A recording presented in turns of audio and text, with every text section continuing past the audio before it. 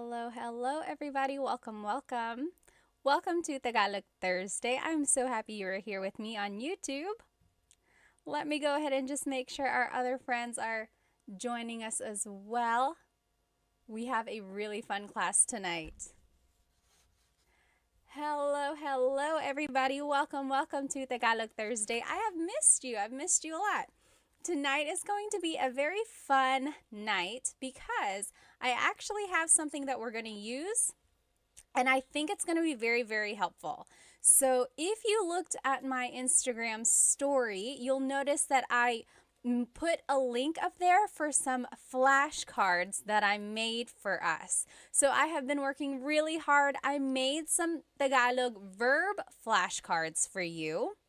And not only are they vocabulary words about the different verbs in Tagalog, but on the back of the flashcards are conjugations of the verbs as well. Oh, TikTok, let me see if I can flip the screen so that you can see it. Is that better? Yeah, there we go. Okay. So these flashcards are so great because they have the word on them, and then on the back is how you conjugate the verb. Okay, a lot of you have said, oh, verbs and conjugation are like some of the most challenging things about Tagalog, and it's true.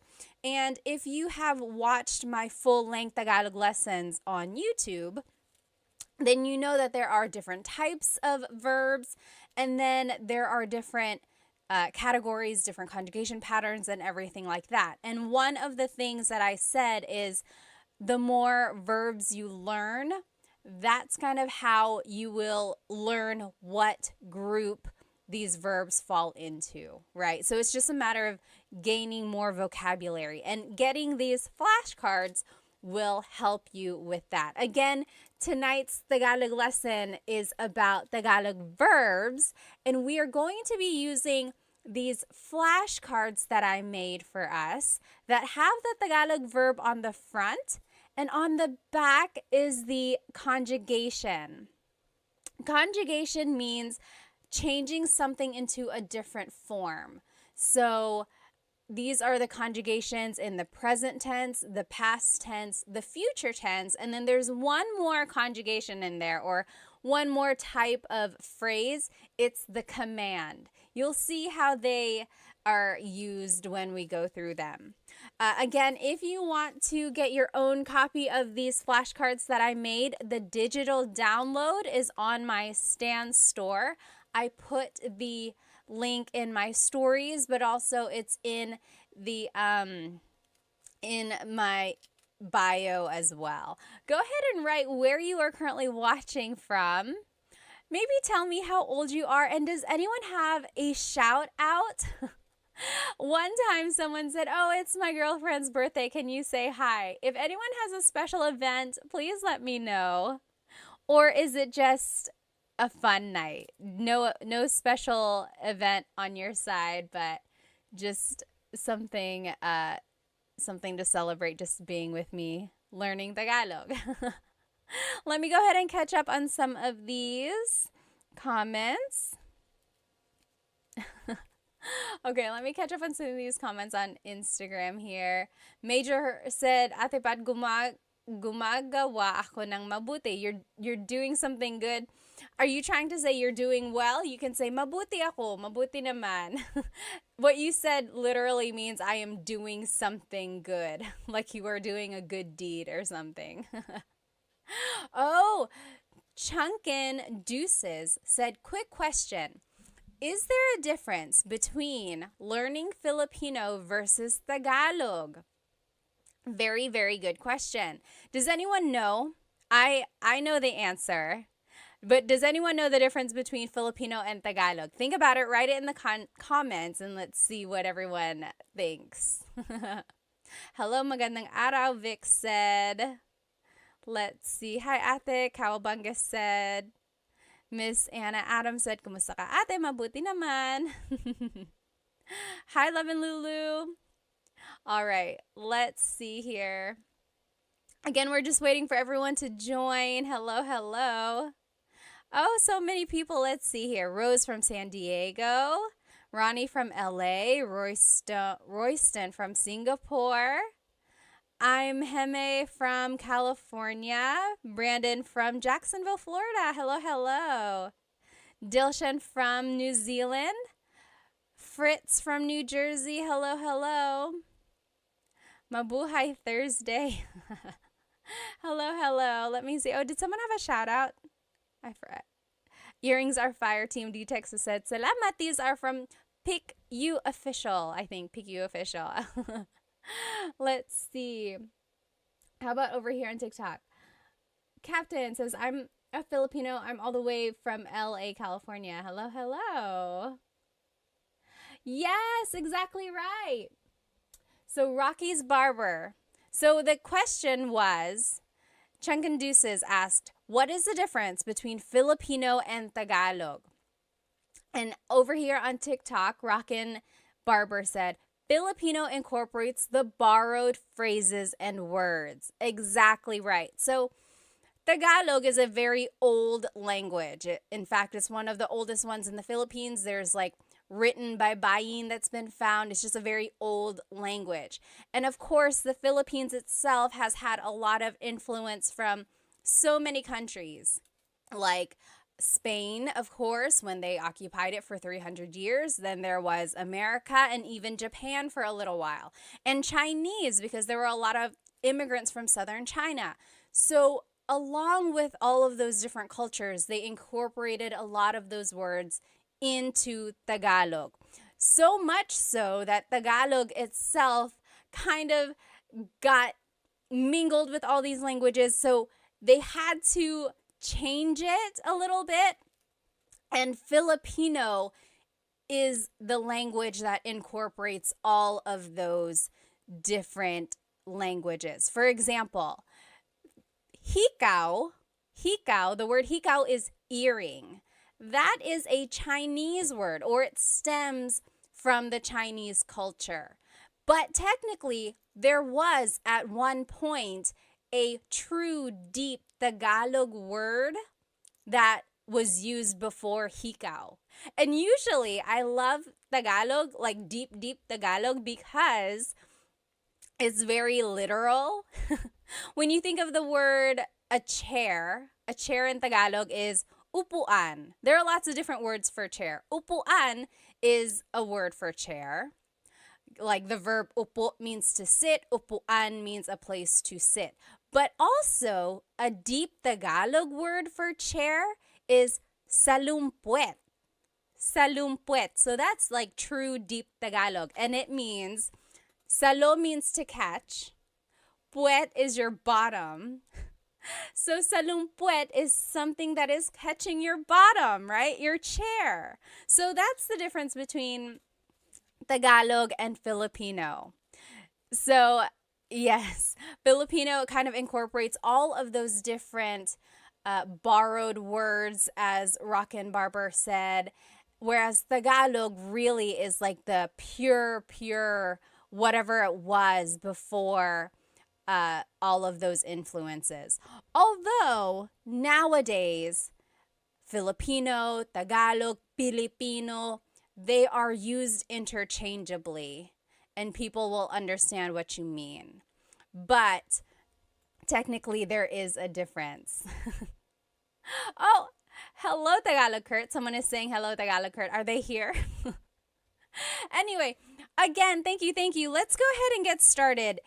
Tonight's lesson is going to be all about Tagalog verbs, okay? So depending on where you are in your Tagalog learning journey, you might already know how to conjugate verbs and you just want to learn more. Or maybe you are a true beginner, you just want to gain more vocabulary. This is a good way to do it. Or maybe you are kind of a little bit more experienced and you just want to quiz yourself, or you just want to make sure you know the right words. We are going to be using these flashcards that I made for us. I'm so happy that I made these flashcards, you guys, because not only do they have the Tagalog word on the front? So this is a picture of a shower. To shower in Tagalog is maligo. And it says that on the front, okay? On the back of the card has the conjugation of the or of the verb. Okay, so it's like there are different ways you can use these cards. One way is to cover the Tagalog word and then quiz yourself. Be like, okay, what is to shower? What is to shower? Then you're like, okay, it's maligo. Now, what if I want to say, I am taking a shower? What is it again? What is it again? Then you look on the back, you're like, oh, naliligo ako. Naliligo ako.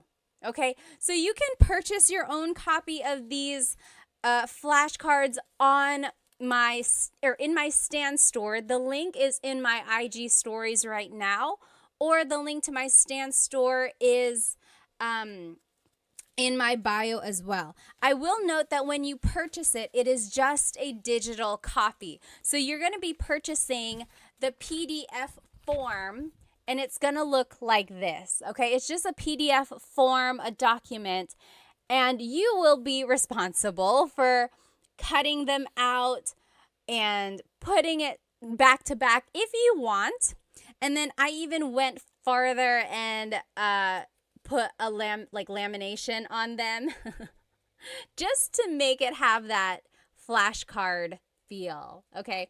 But if you don't want to do all that, you could just print it out, maybe like put holes in it and put it in a 3-ring binder, or even just put a staple in it and call it a day. You know, this is just a really good way to review, I think. Let me check over here on YouTube. Okay. Oh, Saul said, nakakatawa ka. I learned that yesterday from your Insta. Salamat, salamat. Nakakatawa ka rin. You're funny. All right. So let's just go over some basics about Tagalog verbs, okay?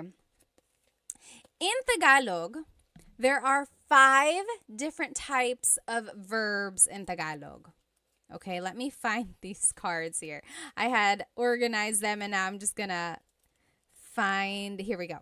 So in Tagalog, there are mag verbs, mag, meaning they start with mag. Mag is their prefix.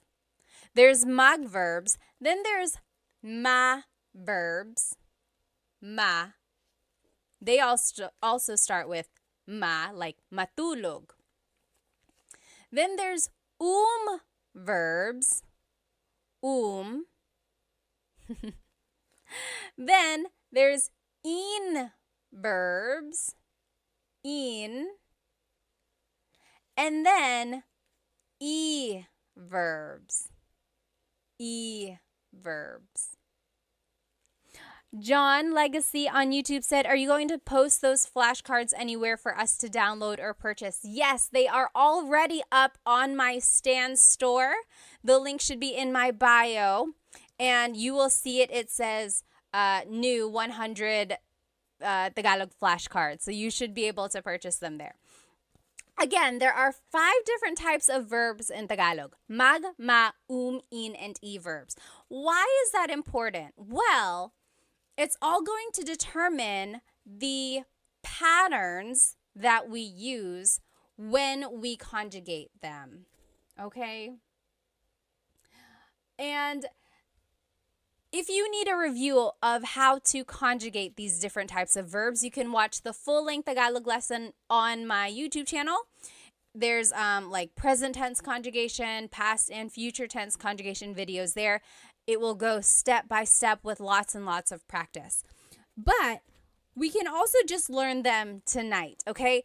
I don't want you to get too bogged down about the patterns themselves, but I do want you to recognize that there is a pattern. Okay, you'll see. There's repeated syllables. There's certain affixes or prefixes or infixes. Okay, so I want you to just listen, and see what we get. Okay, so let's just go through some of these verbs here. If you know the answer, write it in the comments. What is to clap in Tagalog? What is to clap in Tagalog? Do you know? What is to clap? Oh, thank you so much for all the gifts on TikTok. They are going so fast. FJMLV, thank you so much. And I think someone else up there, thank you. What is to clap in Tagalog? To clap, yes, Mr. Mark Tricks. So, palakpak or pumalakpak. Very good. Yes. Oh, Solman, thank you so much for the roses on TikTok. Maraming salamat. Thank you. So, pumalakpak or palakpak. So, technically, the root word here is palakpak. Palakpak. All verbs in Tagalog have a root, and then something is added to them to change the tense. For verbs, sometimes they are referred to as just the root, palakpak. Sometimes they are referred to with the already in it. So if you said palakpak, that is correct. If you said pumalakpak, that is also correct. JB on YouTube said magclap. Yes and no. So I love mag verbs because you can always use mag as a way to turn an English word into a Tagalog verb. If you don't know a verb in Tagalog, turn it into a mag verb and conjugate it that way. So JB said magclap because they couldn't remember what to clap is. So, but technically it's palakpak or pumalakpak. Now let's take a look at how it's conjugated. Oh, Jess, thank you so much for the gift on TikTok. Maraming salamat. So if you want to say I am clapping, it would be pumapalakpak ako. Pumapalakpak ako. So that's just right here. Again, these flashcards are on my Stan store. You can purchase the digital copy and then you can cut them out and laminate it yourself. On the front of it is the verb. On the back are the conjugations. Okay, so in the present tense, it would be pumapalakpak ako. Pumapalakpak ako. Oh, Saul, thank you so much for the badge on Instagram. Thank you. In the past tense, it's pumalakpak ako. Pumalakpak ako. Future tense, it's papalakpak ako. So, it's very interesting.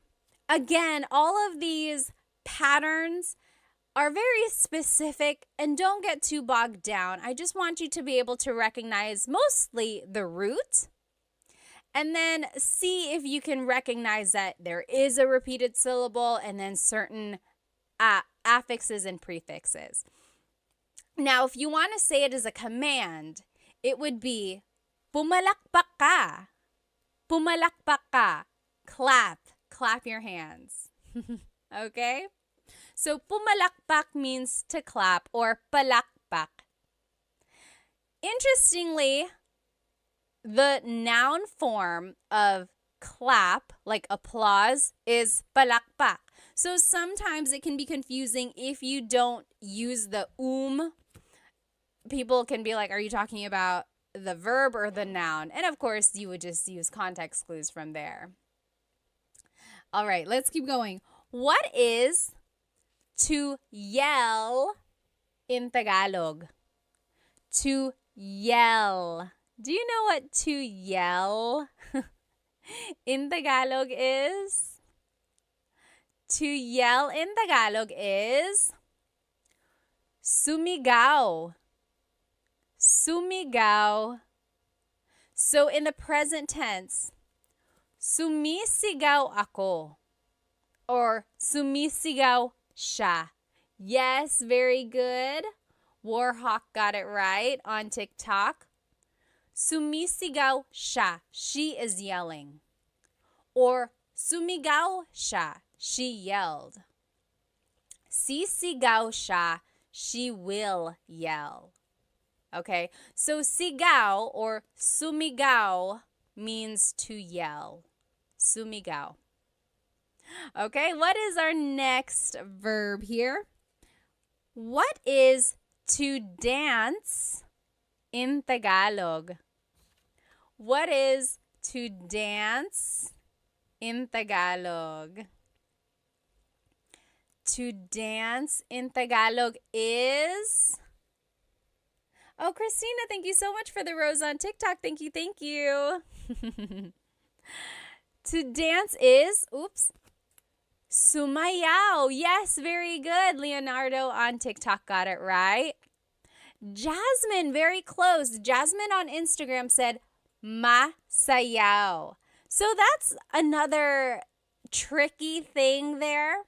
It's like you might know the root, sayaw, but then you have to figure out, is it a ma verb, a mag verb, or an verb? Sayaw is an verb. So sumayaw means to dance. Again, on the back is the conjugation for your review if you do want to learn them. Sumasayaw ako, I am dancing. Sumasayaw ako. Sumayaw ako, I danced. Sasayaw ako, I will dance. And then as a command, it would be sumayaw ka. Dance. Sumayaw ka. Dilshan said, isn't masaya happy? Yes, masaya means happy. Sumayaw is a little different from masaya. Okay? I guess we're in this stack of verbs. What is to cry in Tagalog? What is to cry in Tagalog? Oh, Cam said, where can I get the flashcards? You can download the flashcards from my Stan store. You can, when you download them, they will come as a PDF and you just print them out yourself. And you can cut them, laminate them like I did, front and back, or just print them, maybe put a staple or put holes in it and put it in a 3-ring binder. So however you want to use them, you're going to download it. It'll come like this. What is, yes, JB, you got it on YouTube. To cry is iyak, umiyak, umiyak. Very good, JB. Very good, very good. Umiyak means to cry. So in the present tense, umiiyak ako. Umiiyak ako. Past tense, umiyak ako. Umiyak ako. Future tense, iiyak ako. And then as a command, wag kang umiyak. Wag ka nang umiyak. Don't cry. Don't cry. Okay. So Dilshan said, diba means isn't it? Yeah. Means like right, correct? Or is it not? Yep, that's exactly right. Okay, next verb here on our list. What is to laugh in Tagalog? What is to laugh in Tagalog? To laugh. Yes, very good, Cam. Tumawa. Very good. So to laugh in Tagalog is tumawa. Tumawa. Very good. So tumatawa ako. I am laughing. Tumatawa ako. Or tumawa ako. I laughed. Tumawa ako. That's past tense. Tatawa ako. I will laugh. Tatawa ako. Or as a command, tumawa ka, laugh. Tumawa ka. Okay? Here's another verb. What is to sing in Tagalog? To sing in Tagalog. You might have heard this if your family is into karaoke. People will always make you try to sing. Yes, Cam is exactly right. And Warhawk. Yes. Very good. Kumanta. Kumanta. Yes. Alpoblit. Kumanta. Very good. JB said, once again, where do we download these cards po? It's in my Stan store. So the link should be in my bio, or if you just go to my profile, look for the Stan store link. Again, when you download it, it will be a PDF like this, and then you will print it yourself and turn them into flashcards, or you can just keep it like this, put it in a folder, things like that, okay? So, kumakanta ako, I am singing. Kumakanta ako. Kumanta ako, I sang. Kumanta ako. Kakanta ako, I will sing. Kakanta ako.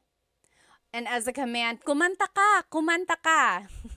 If you've ever gone karaokeing, or if you've ever karaokeed with Filipinos, they have probably said that to you. Kumanta ka, sing, kumanta ka. They leave no one behind with the singing. What is everyone's go-to karaoke song, by the way? I like Crazy for You by Madonna. I like, what else do I like? I don't know. I'm not like an amazing singer or anything. Oh, what's that one song that I like? I'll have to think about it. Yes. Okay. Oh, you might have already seen it. What is to hug in Tagalog? To hug. Oh, Captain said All of Me by J.M. Guzman. Oh, I don't even know what song that is. I'll have to look that up. Hart said Whitney or Mariah, Star Spangled Banner. Number one, do they even have that version? And number two, I need some evidence, please. Yes, very good, very good. Oh, Captain said rap songs by Andrew E. Do you know who Andrew E. is? Andrew E. is a popular rapper in the Philippines. I feel like he was a lot more popular in like the 90s or early 2000s, like just really, really fast Tagalog raps. Are you into Glock 9? Glock 9 and like Ruby Ibarra, of course, Phil Am. There are lots of newer. Oh, and Easy Miller, hello. Like a lot of newer rappers out there. Yes, very good, very good. Yakap or yakapin means to hug. Yakapin.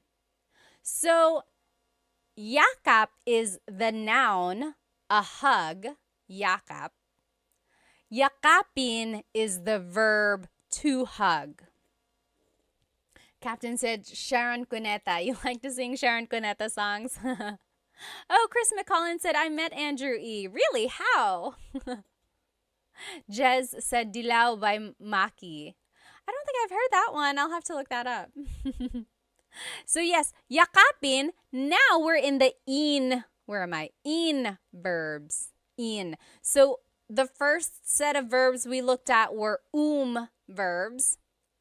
These are in verbs. The difference there is that verbs can be object or actor focused. In verbs are usually object focused. Again, all of that is nitty gritty. If you do want to get into all that, be sure to watch my full length Tagalog lesson videos about present tense conjugation and future and past tense. Oh, Serrano said maybe this time. I love that song. I love that song.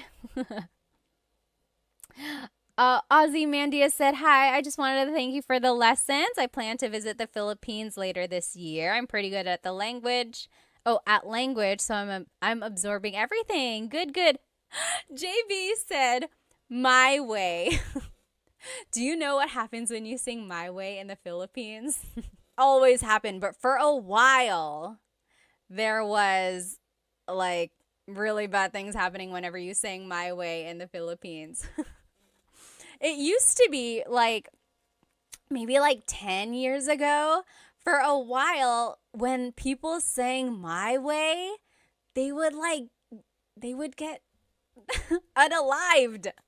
They wouldn't, I don't know what would happen. Like it would be so violent. And then, yeah, so for a while there was just that thing where it was like, don't sing My Way, or it became a joke where it was like, oh, you're going to sing My Way. So be careful with that song. Okay, yeah, so yakap or yakapin means to hug. In the future tense, it's, I'm just trying to think because I don't want to say it wrong. Yinayakap ko siya. I am hugging him. Yinayakap ko siya. Past tense, yinakap ko siya. Future tense, yayakapin ko siya. Okay, so yakap is an in verb. As a command, maybe you can use this on your sweet, lovey, loved one.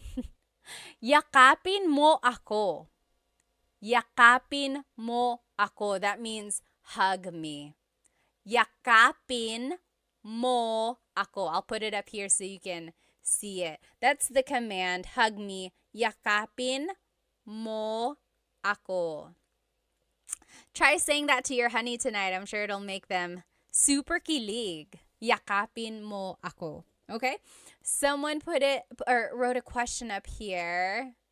Someone asked why. Why is it that when you sang My Way, you would get like unalived? I don't know. It was just like, maybe it just happened to be that when people were singing that, there were like violent people around them. I don't know. But for a while, you should look it up. It was like singing My Way at karaoke was kind of dangerous. Oh, and then someone asked, do you know how to speak Bisaya? No, I do not, but I know someone who does, and I'll be sharing them with you in just a little while, like maybe next week or in a couple weeks. Oh, someone up here asked, Ladorabi said, is Filipino Sign Language the same as American Sign Language? So I feel like either last year or the year before, I posted a video of Filipino Sign Language. And then people commented, oh, it's the same as American Sign Language because American Sign Language actually is universal. So people said it's the same, but I'm sure there might be some nuances. But that is a great question. If anyone knows, like, is there a difference between Filipino Sign Language and American Sign Language? Let us know. Jasmine said, I heard of you sing it badly. So maybe if you sing My Way badly, then that's why it was so violent. Patch said, your tutorials really helped me in my tutoring sesh with my US students. Thank you, thank you, thank you. Maraming salamat. Thank you, din. Oh, interesting. Okay, so PJ said Japanese Sign Language is a little different. Interesting. Okay, so yeah, there might be some similarities between Filipino Sign Language and then like American Sign Language, but also there might be some differences as well. Warhawk said, I'll never sing that song in the Philippines. Yeah, don't sing My Way. You might not want to. Okay, and then someone asked, do I speak Waray? No, I do not, but I'm looking for someone who can teach it. If you know anyone who can teach Waray, send them my way. Okay. What is to pull in Tagalog? What is to pull in Tagalog? Yes, JB, yakapin was an in verb. We're actually in the in verbs now. Tots asked, can you speak Kapampangan? No, I cannot. I wish I knew people who could, though. Yes, Serrano. Hilahin. Very good, Warhawk. Hilahin. Hilahin. Very good. Hilahin means to pull. Hila means to pull. That's the root. Hila.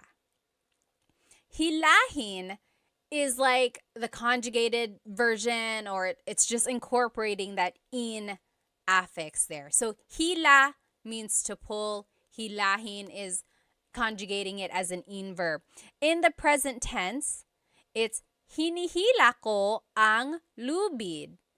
I am pulling the rope. Hinihila ko ang lubid. In the past tense, hinila ko ang lubid. In the future tense, hihilahin ko ang lubid. As a command, it would be hilahin mo ang lubid. Okay, so again, I just want you to notice the root word. I want you to notice that there is a pattern. You don't have to like get into the nitty-gritty of all the exact patterns if you don't know them yet. But see if you can recognize like, oh, that sounds like it's present tense. That sounds like it's past, or that sounds like it's future. Okay. But more than anything, I do just want you to get the root word to be able to recognize that, oh, hila means to pull. Again, these cards, these flashcards are on my stand store. You can purchase them. When you buy them, though, remember that it's going to be the digital download, and it will come as a PDF. When you print them out, you can cut them, you can laminate them like I did, or you can just keep it like this in a folder and use it to study, okay? You said, can you send me that card? Someone said on TikTok. Just go ahead and get it from my stand store. There are 100 verbs. 100! I found 100 verbs for you. But tonight we're only going to do maybe like 25 or 30. I went through and got some of the more common ones for us to learn. But there are 100 verbs. You gotta go get it. Oh my goodness, you gotta go get it. Okay. Now, what is to sweep in Tagalog? What is to sweep in Tagalog? Samurai said there are many Filipino shops and restaurants in our region in Oman. Oh, that's nice. Very good, Serrano. To sweep in Tagalog is walis. Oh, Serrano, you bring up a really, really good point. So in this card, I am showing it to you as an in verb. Walisin. Take a look at the conjugations. Winawalis ko ang sahig. Winawalis ko ang sahig. I am sweeping the floor. Now, Serrano on TikTok said, magwalis. Oh, I love this, you guys. Walis is one of those verbs which can be either object-focused or actor-focused, okay? So there are certain verbs in Tagalog that can take on different types of verbs. So remember, there's magma, in, or i. Walis can be an in verb, or it could be a mag verb. When it's an in verb, it's being conjugated as an object-focused verb. So you can even see it in the conjugation example. Winawalis ko ang sahig. I am sweeping the floor. The focus of this sentence really is the floor. What are you doing? I am sweeping the floor. Now listen to this. When I say, nagwawalis ako, now I'm conjugating it like a mag verb. Nagwawalis ako, that just means I'm sweeping, right? It's a complete sentence. Nagwawalis ako, I'm sweeping. There's no floor, there's no object. It's just about me, the actor. It's actor focused. What are you doing? I am sweeping. Versus, what are you doing? I am sweeping the floor. Do you see the difference there? That is a prime example of a verb that can be object or actor focused. Very good. Very good observation there. Okay. Tim said, I love those cards. Thank you. Thank you. Again, these cards you can get on my Stan store as a digital download. When you purchase them, it's going to come as a PDF form and you can cut them out and laminate them like I did, like front and back. Or you can just keep it in a folder and use it to study that way. There are 100 verbs in this pack. Okay? Okay. Oh no, I have to go, Ryo said. Bye. Salamat. Let's see. This random name said, are you American? Yes, I am. And I'm also Filipino. Okay. What is to tell or to say in Tagalog? What is to tell and to say in Tagalog? Kakak said, how do I get the cards? A link to them is in my bio, the Stan store. Look for the link to my Stan store. Oh, very interesting. String said, magsalita. Very close. Oh, very close, you guys. Yes. Dilshan on Instagram said, nagsasalita. JB said, is the Stan store on your IG page? You can find it in my YouTube channel as well. Just go to the About Me area and then look for the Stan store. Yes, JB actually got it. So it's sabi or sabihin. So very interesting. A lot of you are saying salita. Salita means, it also means to say, but really it means like to talk. Magsalita ka, talk. But also it can mean like say something. So salita and sabi are very similar. It's kind of like saying say, tell, talk, right? They're all kind of similar. Sabihin technically means to tell or to say. Very interesting. Oh, Yahia said, what is the best free app to learn Tagalog? Anyone know what is the best free app? I know of like this one app I made a video for. What is it? Turong Wika. Turong Wika. That means teaching a language. They teach Tagalog. I know other languages or other apps teach Tagalog as well. I just don't think they're free. Oh, Diego said, how do you say I don't know? How do you say I don't know in Tagalog? What do you think? Write it in the comments. That one is easy. There are a couple ways to say it actually. Oh, Mr. Crank said, is there an app that you would recommend to help learn Tagalog? Let's see. So the one I recommended earlier, Turong Wika, that one is a good one. Does Rosetta Stone have an app? I made a video for them. I know they have like an online profile, but I don't know if they have like exactly an app. Does anyone know? And then Ling is an app. I think they have Tagalog as well. Does Duolingo have Tagalog? Does anyone know? Oh, yes, very good. To answer Diego's question, how do you say I don't know? A lot of people on Instagram and TikTok are saying hindi ko alam. Hindi ko alam literally means I do not know. Hindi ko alam. Or an easy way to just say it is ewan, ewan, or ewan ko. Very good, okay?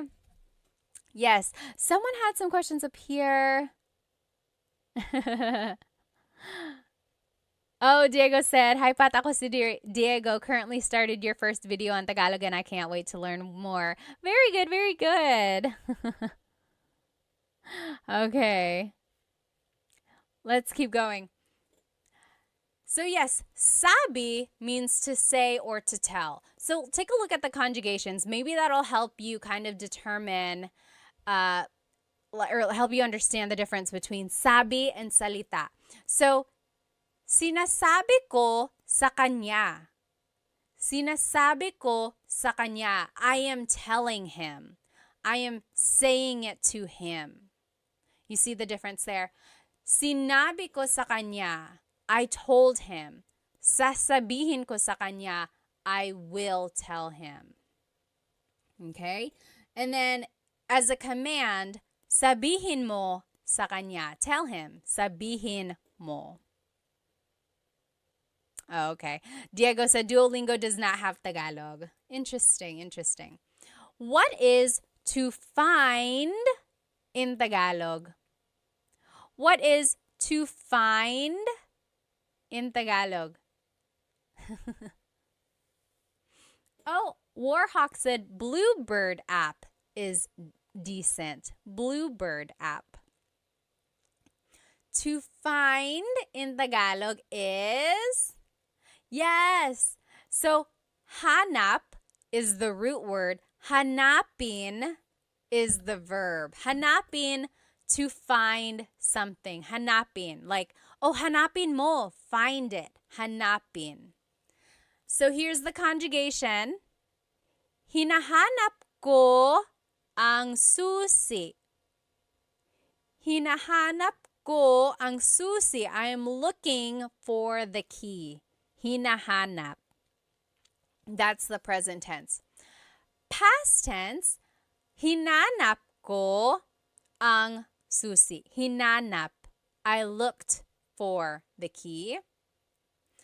Hahanapin ko ang susi. Hahanapin ko. I will find the key. Okay? So again, hanap means to find. Hanap. Oh, JCast said, where do you buy these flashcards? You can buy them from my Stan store. Link is in the bio. Look for my Stan store. You will get the digital download. You will get the PDF form, and it looks like this. And then you can cut it, laminate it like I did, or you can just keep it like this, maybe put it in a folder or in a binder, and then use it to study like that. But I have 100 verbs for you. 100. Oh my goodness. I'm so happy for you guys that you have this resource. But we're only going over like 25 tonight. Oh, thank you so much. John said, I bought them. Salamat. Maraming salamat. Okay. What is to run in Tagalog? What is to run in Tagalog? Oh, Major said, Ate Pat, can you give me a Tagalog tongue twister? Ooh. Let's see. Well, let's see. There's so many. I don't want to say it wrong now. There's that one. It's like Mecánico ni Monica. Minicánico ni Monica. Minicánico ang... I don't even know what it is now. Someone write it in the comments. Minicánico ni Monico ang makina ni Monica. Minicánico ni Monico ang makina ni Monica. That means Mokino, the mechanic, fixed Monica's machine. Minikaniko ni Monico ang makina ni Monica. Oh my goodness. And then there's so many more. Yes, so to run in Tagalog is very good. Blasian, you got it. La, Yesam, and JB, you got it. Tumakbo. Yes, very good. Tumakbo. So, takbo is the root word, takbo. Tumakbo is showing that it's an conjugation. Tumakbo. So, if you want to conjugate it, tumatakbo ako. I am running. Tumatakbo ako. Or, tumakbo ako. I ran. Tumakbo ako. Tatakbo ako. I will run. Tatakbo ako. Julie and Captain both just asked back to back, where can we get these cards? Yes, so these flashcards are on my Stan store, stan.store/Tagalog Time Pat, or you can just go look on my bio. Look for the link that says Stan Store, and it's going to be a digital copy.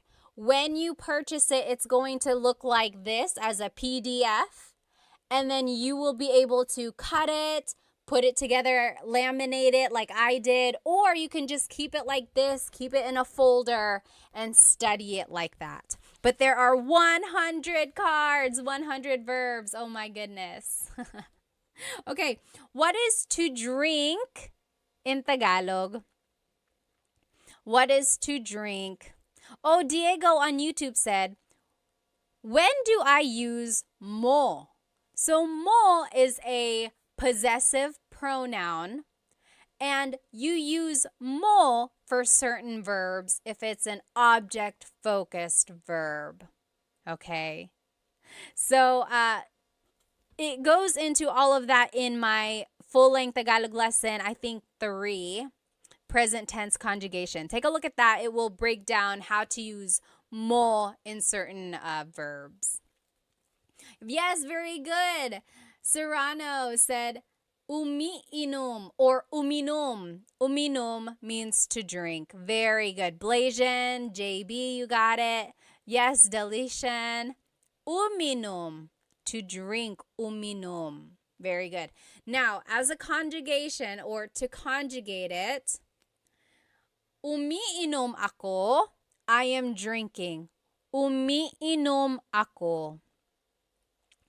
Or, uminom ako, I drank. Uminom ako.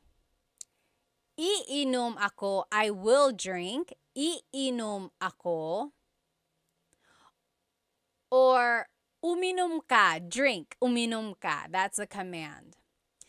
Remember how I told you that some verbs can be object or actor focused. Inom is one of those verbs that can be both. So, uminom means, or it's focusing on the actor. I am drinking. Umiinom ako, I am drinking. But if you want to focus on the drink itself, you actually have to conjugate it as an in verb. So, iniinom ko ang kape. I am drinking the coffee. Iniinom ko ang kape. So, as an in verb, it's focusing on the object. As an verb, it's focusing on the actor. Very interesting. Only a few more will do here, guys, because it's getting kind of late. So here, what is to eat in Tagalog? What is to eat in Tagalog? Yes, Shalona McFarland said, where do we get these cards? These cards, again, are on my Stan store. I made them for you. They are the digital download. So go to my Stan store. The link should be in my bio. When you purchase them, you're going to get them as a PDF form. You're going to get it like this. And you can cut it and laminate it, or you can just keep it like this and study it like this. Keep it in a folder, put it in a 3-ring binder, whatever you want. Or you can cut it out and laminate it like I did. Very good. So, very good. Kain. Kain. Kumain means to eat. Kumain. Yes. Blasian said, pwede bang magtanong? Can I please ask? Why does it change to ininom? Like in the conjugation, iinom as the future tense, that's just the pattern that it is. You have to repeat the first syllable. Or, like, are you asking why does it become an in verb when it's an object-focused verb? It's just one of those things that it's like a thing in the Tagalog language. Some verbs can be actor or object focused, And that's how it would change. It would change by the affix or prefix. And not all verbs are like that, just certain ones. Very good. Oh, La Yesam said, can I get these cards in Canada? Yes, absolutely. When you purchase them, it's just a digital download. So it will go straight to your email, and then you can print it however you want, and then you can cut it out, or you can even just keep it like that. Very good. So kumain means to eat. Let's conjugate it. So kumakain ako. I am eating. Kumakain ako. Or past tense, kumain ako. Kumain ako. I ate. Kakain ako. I will eat. Kakain ako. And then as a command, kumain ka. Eat. Kumain ka. Okay, kumain ka. You might have heard that phrase. A lot of people like to feed their guests. So that is the thing there, the phrase that you might hear a lot. Let's see, what else? Let's take a look at some of these verbs. We didn't get to look at them. How do you say to write in Tagalog? To write. So to write something. I'll give you a hint. It's an verb. To write, Oh, hang on. Who was that? String Hands said, hi, Pat. Your content helped me talk to my mom during her last years before she died. Maraming salamat po. Oh, my goodness. Strings, first of all, I'm so sorry for your loss, but also, I'm so happy to have helped you. Stay strong, okay? I lost a parent too, and it's not easy at all. Oh, Julie said, I can't find your Stan store. Let's see, go to my link or go to my bio, and I think just click on whatever link is there, and then more links should pop up. So go to the Stan store. Someone even put it up here. I think you just type in stan.store/Tagalog Time Pat or Tagalog Time.pat or something like that. You could even try to Google stanstore.com. I'll definitely put a post or make a post about it afterwards so we can all find it. Oh, very interesting. Yes. So Serrano again said magsulat. I have it as an verb, isulat. Yes, Blasian also said nagsulat. So yes, this is one of those things or these are one of those verbs. Again, isulat means to write, but that's focusing on the object. Like, isulat mo ang pangalan mo. Write your name. Isulat mo ang pangalan mo. Write your name. But magsulat just means writing. Like, nagsusulat ako, I am writing. Oh, someone on TikTok said it's only showing the coffee, buy me a coffee. Oh, yeah. So if you're on TikTok, maybe just go open a browser and do stan.store/Tagalog Time with Pat or tagalogtime.pat, or you can go to the links in my Instagram. It'll be there. Stan Store. So, isinusulat ko ang libro. I am writing the book. Or isinulat ko ang libro. I wrote the book. Or isusulat ko ang libro. I will write the book. But again, sulat can be a mag-verb. Nagsusulat ako. I am writing. Or nagsulat ako. I wrote. Okay, let's do another verb. Actually, we'll do two because they're opposites. What is to raise and to bring down? So this one is showing people raising their hand. What is to raise? This one is showing a man putting a box down. So what is to bring down. So to raise and to bring down. What is to raise and to bring down in Tagalog? And I gave you a hint. It's an E verb. To raise in Tagalog is itaas. Itaas. The opposite of that, to bring down, ibaba. So itaas, ibaba. Very good. Yes, exactly right. And you probably heard the phrase like, bababa ka ba? It's one of those things in Tagalog. It's like, baba, just depending on how you put the emphasis, it can mean different things. So bababa ka ba means, are you going down? Like, are you going down the stairs? Are you going down the elevator? So ibaba means to go down. Itaas means to raise, like to raise your hand. Let's take a look at ibaba. So ibinababa ko ang bagahe. I am bringing down the luggage. Ibinababa ko ang bagahe. Or past tense, ibinaba ko ang bagahe. Future tense, ibababa ko ang bagahe. And then as a command, ibaba mo ang bagahe. Bring down the luggage. Okay? Now, let's take a look at itaas, again, to raise. In the present tense, itinataas ko ang bandila. I am raising the flag. In the past tense, itinaas ko ang bandila. I raised the flag. And then in the future tense, itataas ko ang bandila. I will raise the flag. And then as a command, itaas mo ang bandila. Raise the flag. So Love said, spaghetti pababa, pababa ng pababa. Does anyone remember that song?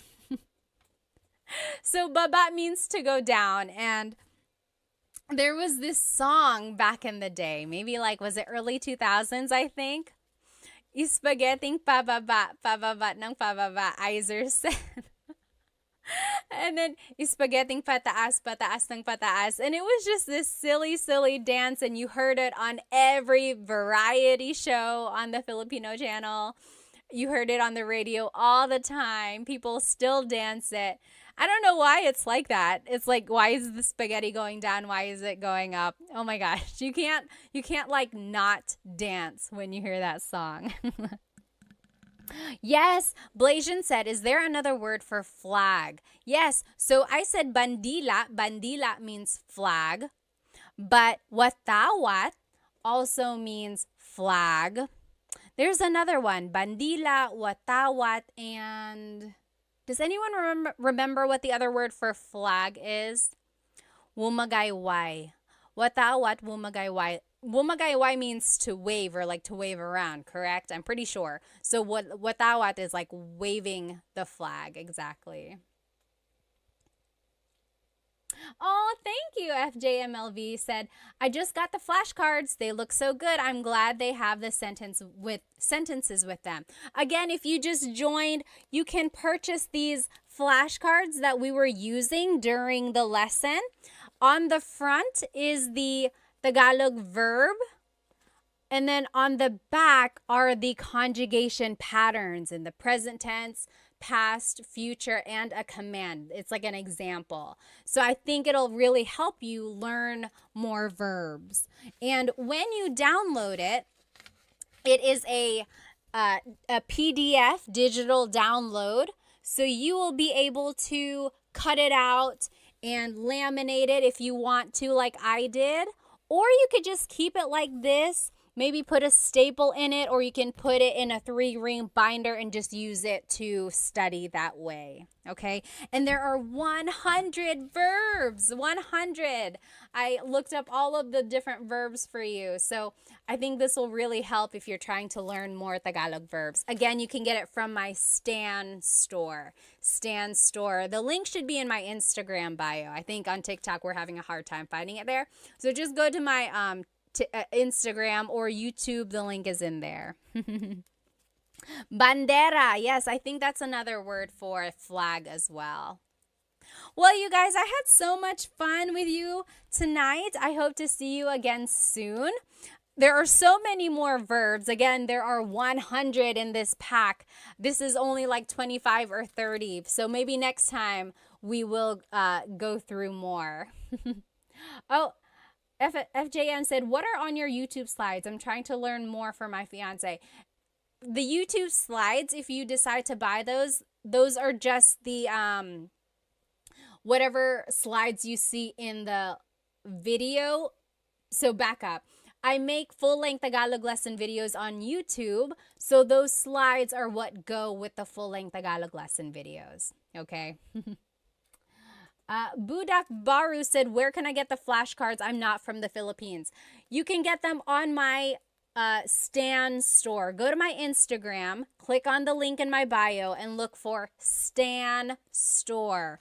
And it will be a PDF download, and you can download them, you can cut them out, you can laminate it, or you can just keep it like this and study it, okay?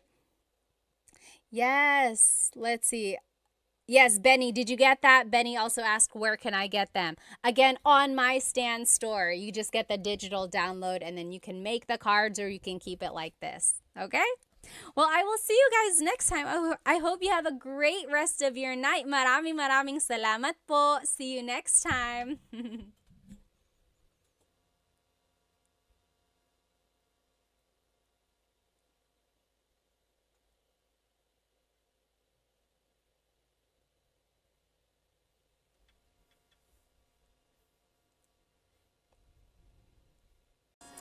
Hello, everybody.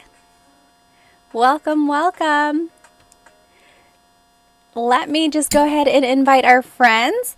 If you can hear me, let me know. Of course, write it in the comments where you are currently watching. And also write maybe how old you are, because I like to see how old everyone is. Also, let me know on YouTube if my mic sounds okay. I was watching the replay last week, and I heard a lot of it didn't sound very good. So if it's too close, I can always scoot back. I just want to make sure it sounds okay for everyone. Let me go ahead and invite our other friends, of course. Hello, everybody. Welcome. You know what day it is. Happy Thursday. Happy Tagalog Thursday, in fact. Let me know if you can hear me okay, especially on TikTok. I'm trying out this new microphone. And actually, it would help if the mics were up here. Okay, again, let me know if you can hear me okay. If I am too close, I will simply push it back. If you can't hear me, let me know. I'll try to make some changes. Let me know if you can hear me by writing where you are currently watching and maybe how old you are. And as always, this Tagalog lesson is up on my YouTube channel. I am live on YouTube, TikTok, and Instagram. Hop onto my YouTube channel, Tagalog Time with Pat, and you will be able to follow along with this lesson. And this is a good lesson. I think you're going to enjoy it. You're going to find it pretty useful. Awesome. Okay, so I see, let's see, Soul Tuiz is from California. John on the Move is from New York. Hello. Hi, Planet Jamie. Hello. Watching from the Philippines, and I'm 15. Oh my goodness. Who is that? What does it say?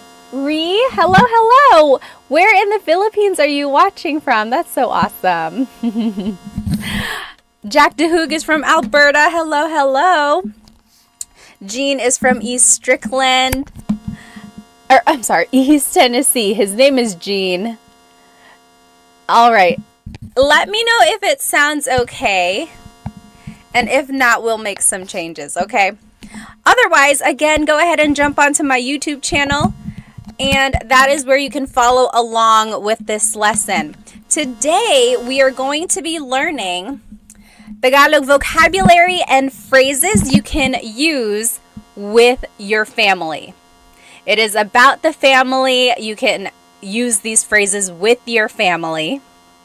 Okay, let me just go ahead and see where everyone is watching from. Mr. Aaron Arnold is from Monterey, California.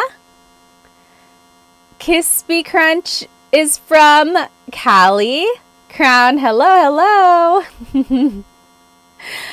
Hello from Texas. TMD Texas said. Gakulka is from Hawaii. Hello, hello. National City, California, Erwin said. Hello, hello, everybody. All right, Santa Barbara, California, Vince said. John said, ang aking pamilya. Yes, again, this whole lesson is up on my YouTube channel.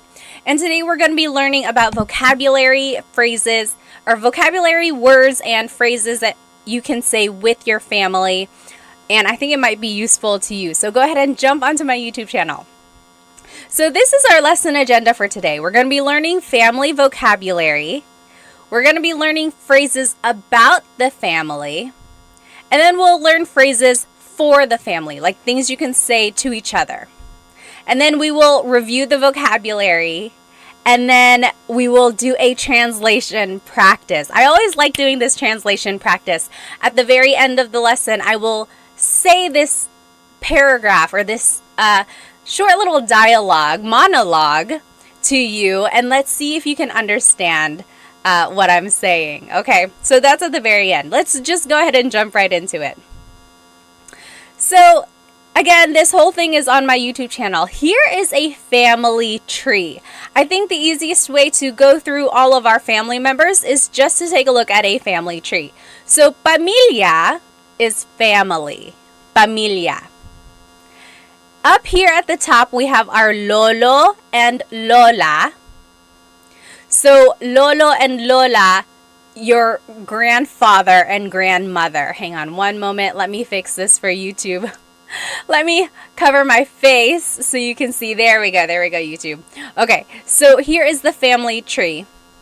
Again, lolo is your grandfather. Lola is your grandmother. Okay, and usually a lot of families distinguish their lolo and lola on one side from the other by giving them a nickname. Like I always called my grandmother Mama Lola. And my other grandmother, she passed away before I was old enough to really get to know her, but she was Lola as well. So some people call their Lolas something else, and their Lolos something else. Kind of like in English, we might call our grandparents like Nana, Papa, or something like that. What do you call your grandparents? Just wondering. Go ahead and write it in the comments. Hello.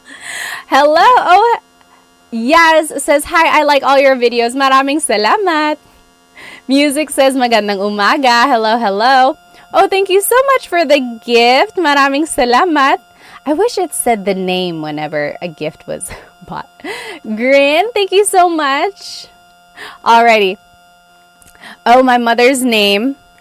My mother's name was Lola. Like Lola? Awesome.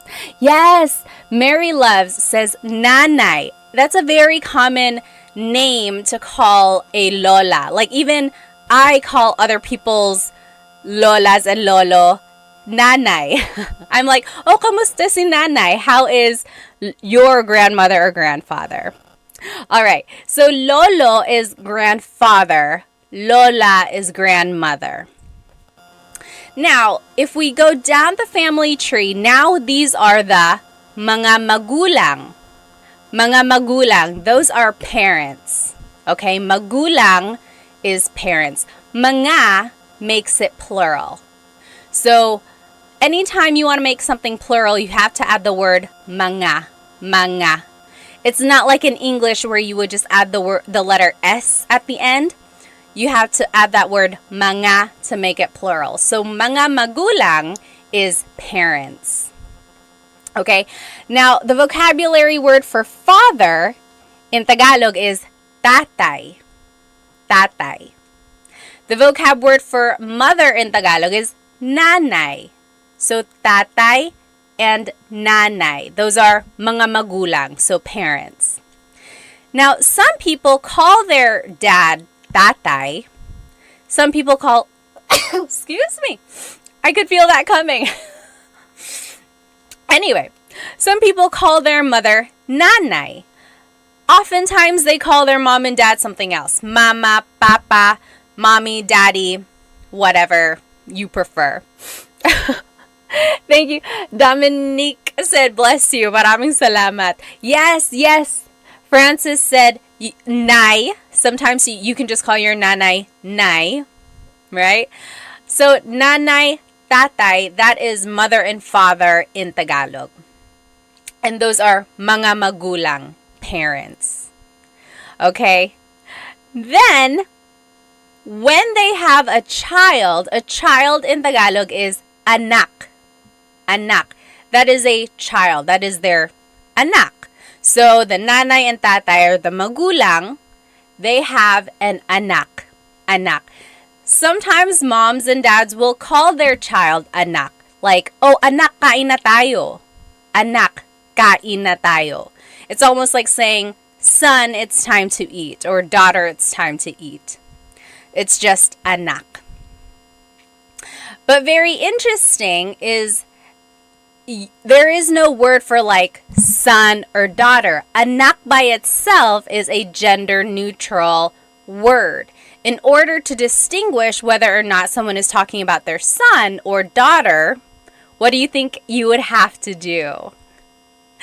We touched on this last week when we played Filipino Jeopardy. We had a question about like gender neutral words. Do you remember what you have to do in order to kind of distinguish what like gender it would be, whatever gender they're talking about? Well, so if you wanted to say son, it would have to be anak na lalaki. Yes! Richard V on YouTube, you got it. Anak na babae is daughter. Anak na lalaki is son. Drake on Instagram, exactly right. You got it. So again, anak is a gender-neutral word. There are a lot of words, actually, in the family vocabulary that are gender-neutral, which I find very interesting. Like, anthropologically, why is that? It's just like one family unit, and it's like, it doesn't really matter if they're talking about a boy or a girl. It's like, yeah, that's just my son. I think it's so interesting. Like, a language will tell you a lot about the values of a culture. Anyway, that's a side note. So again, anak is a gender-neutral word. So in order to say son, you would have to say anak na lalaki. So if someone was like, this is my son, it would be, ito ang aking anak na lalaki. That was a very formal way to say it, but you get what I mean. They would have to distinguish anak na lalaki. Or if they wanted to say like, I am buying this for my son, it would be, binibili ko to para sa anak kong lalaki. Anak kong lalaki. I'm trying to figure out where you add the nang. Anak kong lalaki. I think that's right. Anak kong lalaki. Anak na lalaki ko. No, you don't ever add ko at the end like that. But yes, you get what I mean. Yes, exactly right. A Douglas, babae or lalaki. Babae is woman. Lalaki is man. And then Ricardo said, like, ma'am, sir. Ma'am, sir is a little, it's an interesting thing. Like, whenever someone is shopping in the Philippines, they're like, hi, ma'am, sir. I think just over time, people got used to saying it together. And so it became one thing.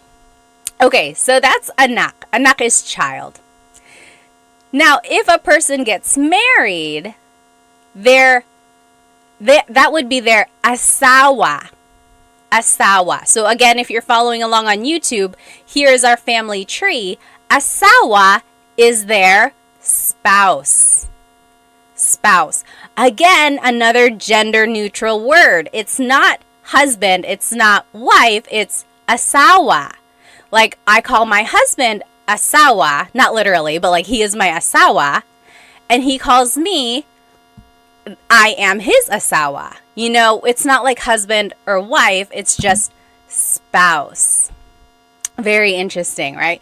So asawa is spouse. It encompasses like the wife and husband gender there.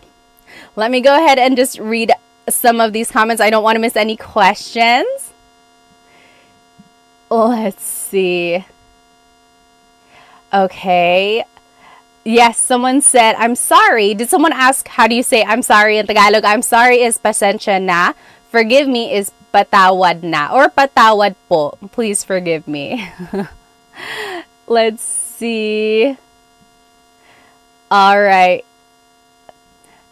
Let's see. And then over here on Instagram, yes, asawa is husband or wife. All right. And then over here on YouTube, yeah, you guys got it. Ricardo said, I don't use asawa. It's too close to aswang. Aswang is a little different. Aswang is the supernatural being in the Philippines, like a vampire shape-shifting type of thing. But it's different. Asawa and aswang, they're different. Okay, so a person and another person get married. They are mag-asawa. Mag-asawa. That means they are husband and wife. Mag-asawa. When they have kids, here are the vocabulary terms for the order of kids, or just like family vocabulary words. Again, here on YouTube. So, ate is the older sister. Ate. Kuya is the older brother. Kuya. Then there's bunso. Bunso is the youngest child in the family. Ate is the oldest daughter, or not even oldest, it's just an older daughter, older sister. Kuya is an older brother. Bunso is the youngest child in the family. It could be a boy, it could be a girl, just the youngest child. They are the bunso. And then together, they are mga kapatid. Mga kapatid. Kapatid means siblings, or sibling. Mga kapatid means siblings. Okay? This was the question in our Jeopardy game last week. The question was, how do you say brother or sister? A lot of you said ate and kuya, but remember, we had to distinguish gender if we were talking about younger brother and sister. So remember, ate and kuya are the older brother, older sister, or older sister, older brother. But if you wanted to talk about your younger brother, younger sister, that would be kapatid na lalaki, kapatid na babae. Exactly right, Francis. You got it right. David Jr. said, my wife has 9 siblings. I feel like that's very common in the Philippines, especially like back in the day. They just had very, very big families. How many aunts or uncles do you have? Like, you write it in the comments. My mom's side of the family has, I think there's 5 of them. And then my dad's side, I think there's 6. So yeah, it's just very common to have big families. My husband's dad, there were 10 children in his family. And then I think on my husband's mom's side, I think there's like 5 or 6, something like that. But yes, it's very common to have very big families there. David Jr. said baby machines. Yes, Pia said 8 on my dad's side, 5 on my mom's. Wow. Yes. Okay, so again, kapatid na babae is your sister. Kapatid na lalaki is your brother. So in order to talk about like your brother or sister who's younger than you have to distinguish by saying babae, woman, or lalaki, man. Otherwise, kapatid by itself is a gender-neutral Tagalog word. Very interesting. Do you know where the words ate and kuya came from? Does anyone know where ate and kuya came from? I'm just catching up on some of these questions here. Major said, what is the English word for ipagpatawad mo, Pat? Ipagpatawad mo means like to forgive, right? Like ipagpatawad mo, forgive forgive it. Or just like forgive me. Yes! Nick said, ate and kuya are from the Chinese culture. They have this idea of respecting their elders, whether it be their older, of course, relatives, aunts, uncles, but also their older siblings. So ate and kuya stem from the Chinese culture there. Yes, exactly right. Dan Santos got it. Richard, you got it. Yeah, very good. And it's interesting because in the Filipino culture, we don't only call our siblings ate and kuya. We use ate and kuya on our older cousins. Also, our older friends. Like if you are maybe like a generation under or like just a little bit younger than a friend, you can call them ate or kuya. We can also call our co-workers ate and kuya as well. So again, it's just kind of like a familial or just like a really courteous thing to address older people with some sort of name like this. But it's not like a hard rule. There are plenty of Filipino families who don't use ate and kuya either. What about you? What about in your family? Do you use it? We use it in my family. For my kids as well, we really try to encourage them to call each other ate and kuya. I think it's just we like to keep that in our family. Okay, so let's keep going. So that is our family tree. Okay, so there's the grandparents, lolo and lola. Mga magulang are the parents, and that's tatay and nanay. Then they have a child, that's anak. They get married, that's their asawa. Then they have kids. There's the ate, the older sister, kuya, the older brother, bunso, the youngest child. Altogether, they are mga kapatid, siblings. Okay, let me catch up on some of these comments here. Oh, Stock Class on Instagram said, or asked, is it rude to say kuya if you're the same age or younger by mistake? No, it's not. It's not rude. It's never rude to try to be polite. The only thing is if they maybe liked you and then you called them kuya, that's an automatic friend zone. It's like, oh, it's like, okay, now I'm only like an older brother. But it's never rude. And, you know, they'll correct you. They might be like, oh, you don't have to call me kuya. Just call me by my name. Or they might be like, hey, I think we're the same age. You don't have to call me kuya. But it's never rude. When in doubt, I would use it. Let's see. Any other questions here? Oh. Yes, Pia said, would not be caught lacking, not calling my sister ate. Have you seen that video floating around? There was someone who, she calls her older sister ate, and then one time she was like, calling my sister by her first name. And then her sister was like, I don't like that. Don't do that anymore. Again, it's just one of those things. It's like respect, but also it's just like a family thing. At some point, it's almost just like something you are familiar with, and it's a bond almost. Okay, someone up here on TikTok also had a comment.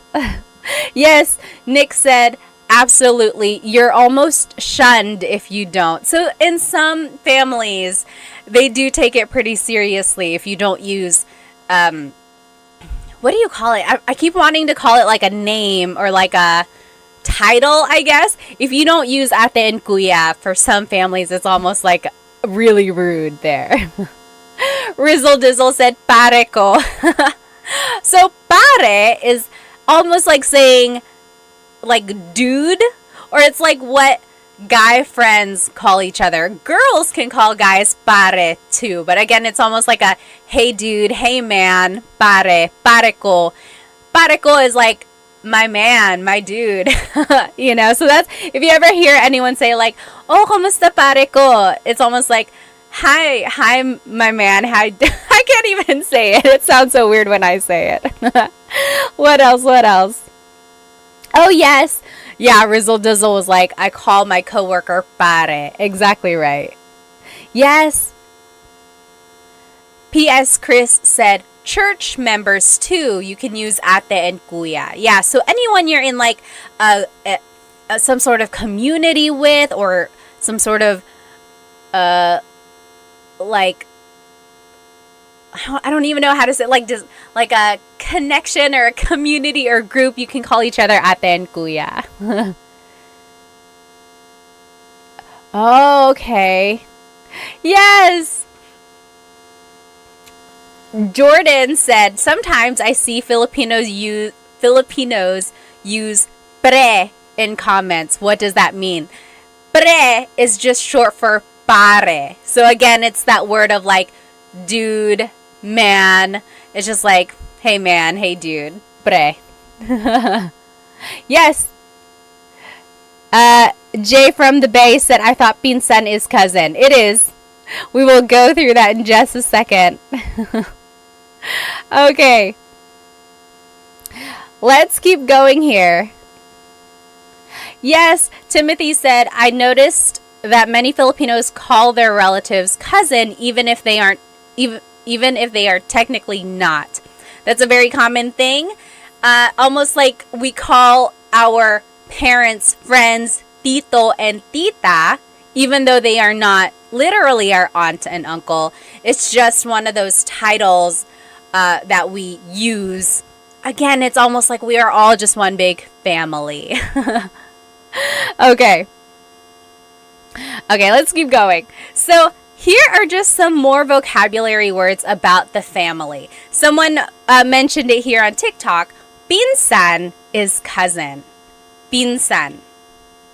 Again, pinsan is one of those gender neutral words. So if you wanted to say my girl cousin, my guy cousin, it would be pinsan na babae, pinsan na lalaki. I guess in English too, cousin is pretty gender neutral. It's not distinguished there. So pinsan is cousin. Then there's pamangkin. Pamangkin is niece or nephew. Pamangkin na babae, niece.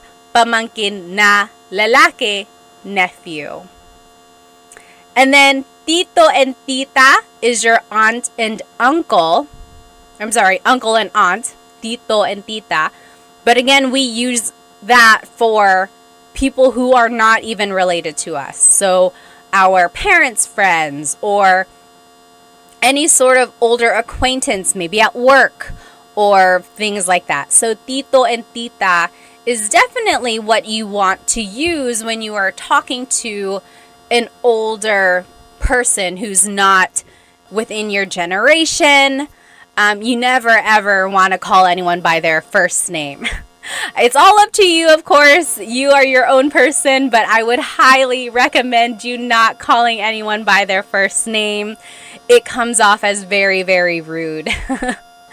Hipag is sister-in-law. Hipag. Bayaw is brother-in-law. Bianan is parent-in-law. And then there's ninong and ninang. Ninong and ninang are godparents. So when a kid gets baptized, usually there are a few ninong and ninangs, and that's just kind of what they would be called from then on. Oh, Mining Life, thank you so much for the badge on TikTok. Thank you. Let me look at some of these comments here. Yes. CV said, I also heard that kaibigan has two meanings. So kaibigan means friend, kaibigan. But if you put the stress somewhere else, like kaibigan, that means lover. So kaibigan is friend, kaibigan is lover because the word ibig means love. Very interesting. It's a homonym there. All right. Let me look here on Instagram. Major Horn said, "Saan ka sa Pilipinas, Ate Pat?" Actually, dito ako sa Amerika. Dito ako sa North Carolina. Pero pinanganak ako sa Maynila. Lumipat kami dito sa States nung 1.5 ako. Dito ako nag 2 years old. Tapos dito na ako lumaki. Dito ako nag-elementary, middle, high school, college. Pero bumabalik kami sa Pilipinas mga every 2 years. Kaya palagi kami nandoon. Sila mama taga Sorsogon, sila papa taga Catanduanes. Kayo, taga saan kayo? Alright. Let me catch up on some of these questions on YouTube. Yes. Let's see. So Civil War guy said, would native speakers ever use kapatid na lalaki or babae for an older brother or sister, or would they always use kuya or ate? I want to say they will usually use ate and kuya, especially if it's an older sibling. That way it just encompasses the idea that, oh, it's the older sibling. Otherwise, it would be kind of a long way to say it if they were like, kapatid na babae na mas matanda sa akin. It's like, why didn't they just say, oh, you're ate? So, yes. Okay, yes. And then people were saying honorific, like to say, to be a little bit respectful, of course, you would say po. It's like an honorific gesture there. Yes, Ricardo said mare is the female version of pare. So again, there's this word pare, which is like dude, man. Mare is the female version of that. So it's like a lot of like godmothers use it with each other. It's like, oh, hey, it's my girlfriend. It's my girl who's a friend. You know, it's almost like equivalent of dude or man on a female side. Okay, let's keep going. So we learned a lot of vocabulary, right? So again, if you are just tuning in now, this whole presentation is on my YouTube channel. And we looked at a family tree. We learned all the different vocabulary words for grandparents and then parents and then all the way down to the children. Now, let's learn some phrases about the family. Okay, so if you want to maybe introduce your family members to someone, or if you're simply just like talking about them, these are some phrases that you might use. Okay? All right, let me just catch up on some of these comments. Need a Nap has a really good question. How should I address my fiance's mother? Should I call her tita? This is an interesting question, of course, because of course you want to make a good impression, right? So number one, you don't ever want to call them by their first name. Tita is a good start. Yes, maybe just call them tita whatever. That will definitely kind of make them smile.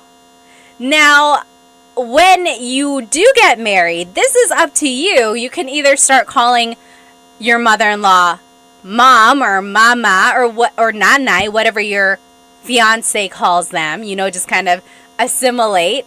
Or you can keep calling them tita. I don't know. What do you guys think? What is your vote? What was your name? Need a Nap. What should Need a Nap call his fiance's mom? I think tita is a good start there.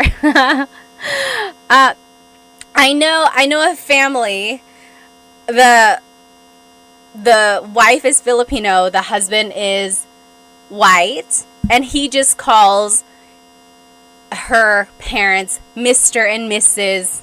blank. You know, he didn't really take on the tita and tito concept. He just kept using Mr. and Mrs., which is fine as well. But if you really do want to kind of assimilate more to the Filipino culture, I would encourage you to use tita and tito. TMD Texas said, call her Lola. Maybe if you want to give her a heart attack. Maybe if you're like, hey, Lola, she's going to be like, are you guys pregnant? So I don't know if you should do that yet. Okay, Ben on TikTok said, call them mom.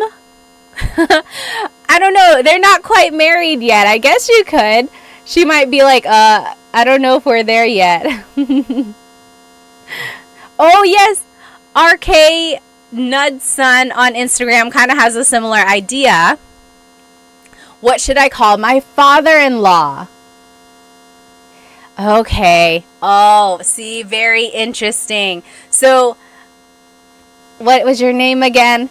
RK Nud was asking, what should I call my father-in-law? My wife calls him tatay.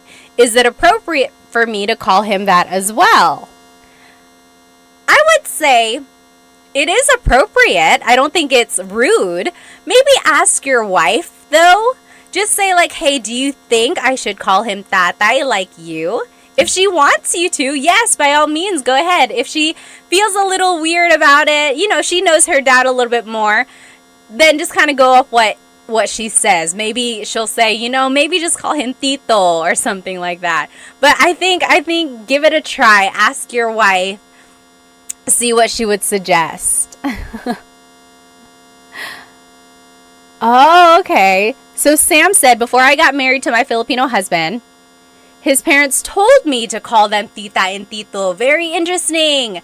So Sam's in-laws told her to call them tita and tito. You could ask. That's a perfectly good question. It's like, what would you prefer me to call you?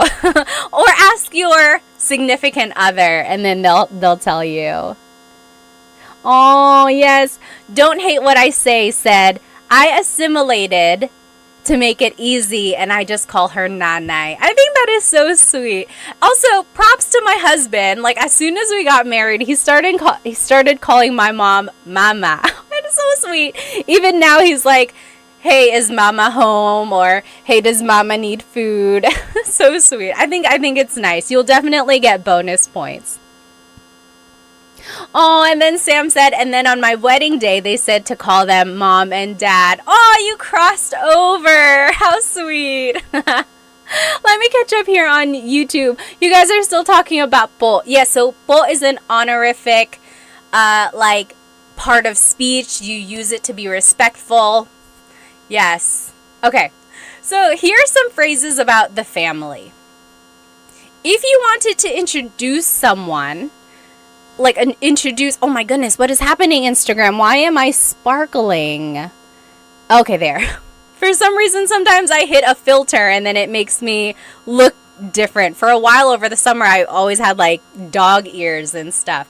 Okay, so if you want to introduce your family member, you would say, ito ang blank ko. This is my blank. For example, ito ang nanay ko. This is my mother. Ito ang kapatid ko. This is my sibling. Ito ang asawa ko. This is my husband or wife, my spouse. Okay, so if you want to introduce a family member, it would be ito ang blank ko. Ito means this. Ang is a part of speech that can take on many different things, but in this phrase, it kind of translates to is. Ko is my. So, ito ang nanay ko, this is my mother. Ito ang kapatid ko, this is my sibling. And you can use that for anything. Like if you're like, oh, ito ang ballpen ko, this is my ball pen, this is my pen. Ito ang cellphone ko, this is my phone. So this is my blank. That's just the sentence structure there. If you want to be specific and you want to add someone's name, you would add this word si. Si. si is a part of speech in Tagalog which is used to introduce a person. So, ito ang nanay ko, si Samantha. This is my mother, Samantha. Ito ang kapatid ko, si AJ. This is my sibling, AJ. Ito ang asawa ko, si Chris. This is my husband, Chris. Okay, so I wanted to show you two different things on this slide. Again, this whole presentation is up on my YouTube channel. First, just get to know, become familiar with this phrase, ito ang blank ko. This is my blank. Ito ang nanay ko.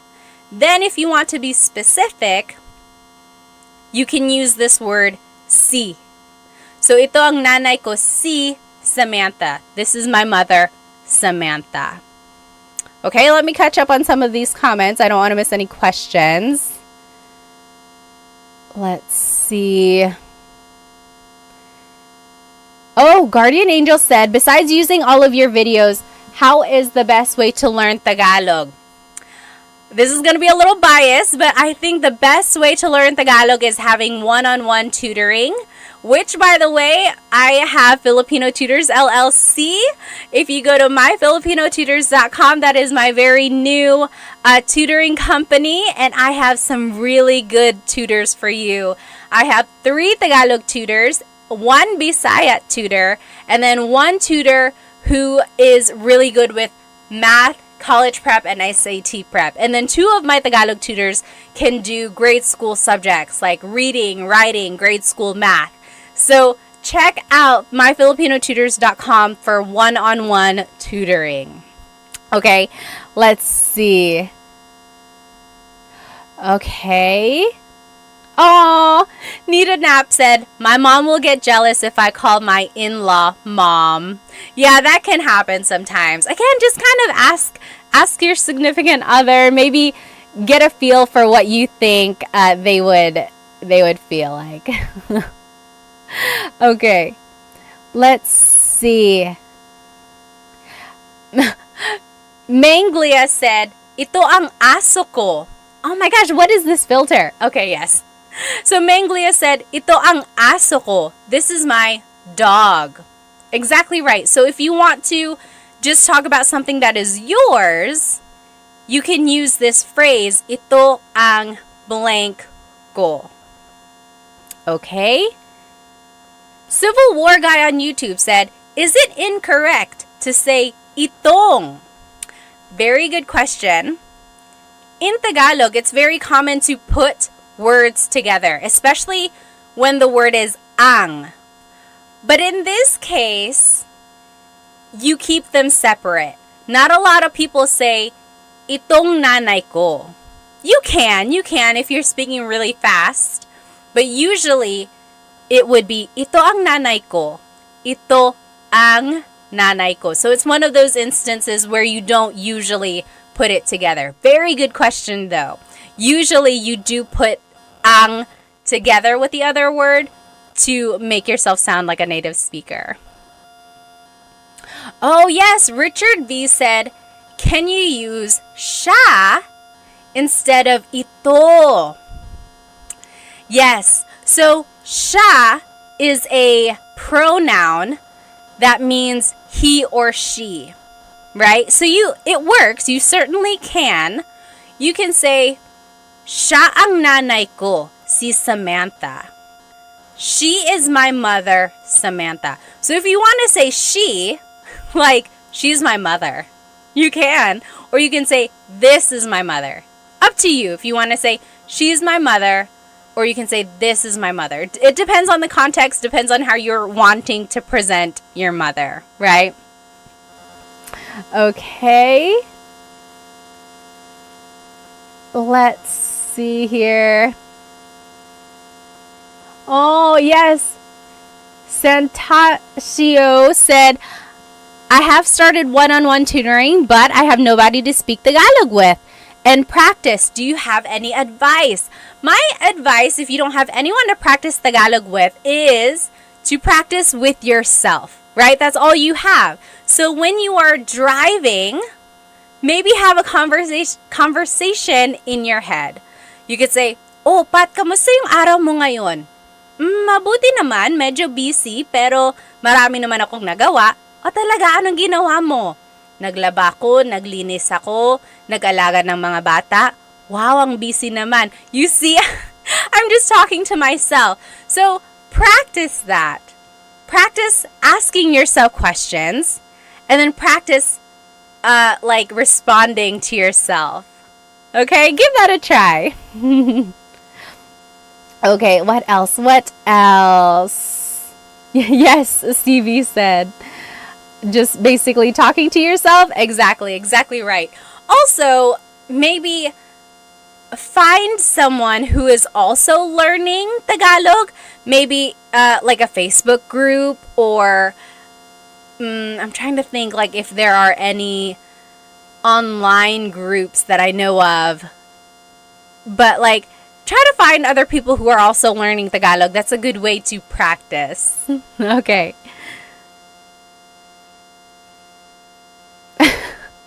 Tim Tactics said, "Masyado ko kasing kinakausap ang sarili ko sa English." He's already talking to himself a lot in English. Yes. Let's see. Nita Knapp said, "My friend says uy a lot. So uy is just an expression that means like, oh. Let's see. CV said, "Should we call our dad's male friends kuya, bossing, or pare?" So if it's your dad's friends, I would usually call them tito, because they're like the same generation as your dad. I guess depending on your relationship with them, they could also be kuya. But like usually it would be tito to me. Yeah, like uncle, exactly right. Tim Tactics said. Okay. Let's keep going here. Oh, Jumpin', my Mercedes said, "I know the basics of Tagalog, but do you have any apps or websites you would recommend?" As for apps, I think was anyone using Ling? I think someone had mentioned Ling. I'm not sure how good that is. I've never used it myself. What are some apps that people use? I don't think there's Tagalog on Duolingo. I don't think so. And then I know Rosetta Stone has Tagalog. Do they have an app? I made a video for them, but I can't remember if they have an app. I think they just gave me a login for their actual program. But, and then websites. What are some good websites? I know, like, I think there's Filipino Pod on YouTube. Of course, there's Tagalog Time as well. But other than that, I think trying to watch movies, that's another good way of trying to get Tagalog vocabulary, but also figuring out the flow of conversation. Oh, yes. Nita Knapp said, "I've been waiting for Tagalog in Duolingo for years." I don't know why they haven't made one yet. Okay. What is that? Pinsler is a subscription, but it's worth it. Interesting. Okay, so let's keep going. So again, that is how you say, "This is my blank. Ito ang blank ko. Ito ang asawa ko. This is my husband or wife." Now, another way to say it, this is the same idea, just a different way to say it, is blank ko siya. Blank ko siya. So, Richard, this kind of goes off of your question. You could say, "Anak ko siya. He or she is my child." Tatay ko siya. He is my father.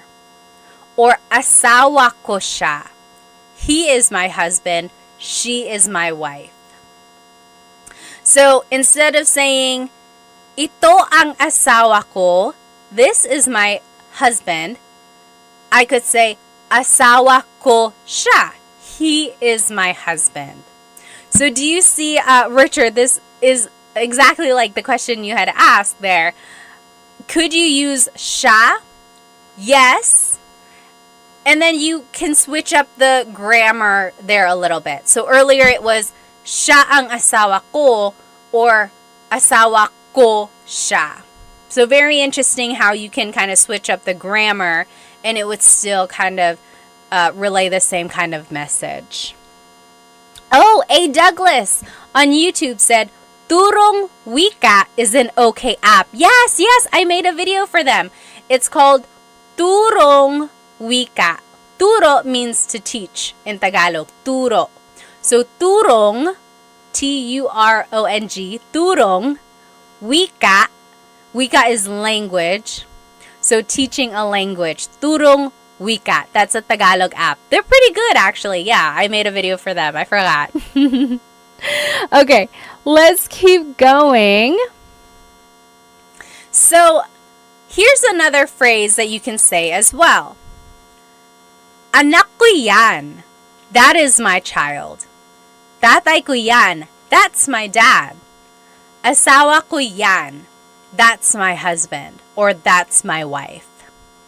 So you can use this demonstrative pronoun as they say yan. Yan means that.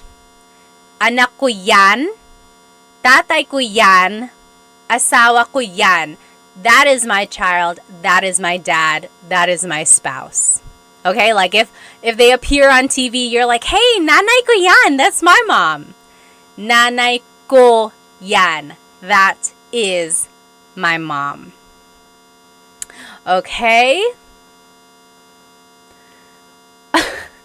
Andy on YouTube said, when are you going to do a meet and greet? I don't even know where I would do a meet and greet. Maybe we can all meet at a Jollibee somewhere. It would definitely not be in North Carolina because there are no Jollibees here. All right, let's keep going. Now, this is an interesting phrase. If you're talking about how many siblings you have, this is the phrase you would use. Blank ang kapatid ko.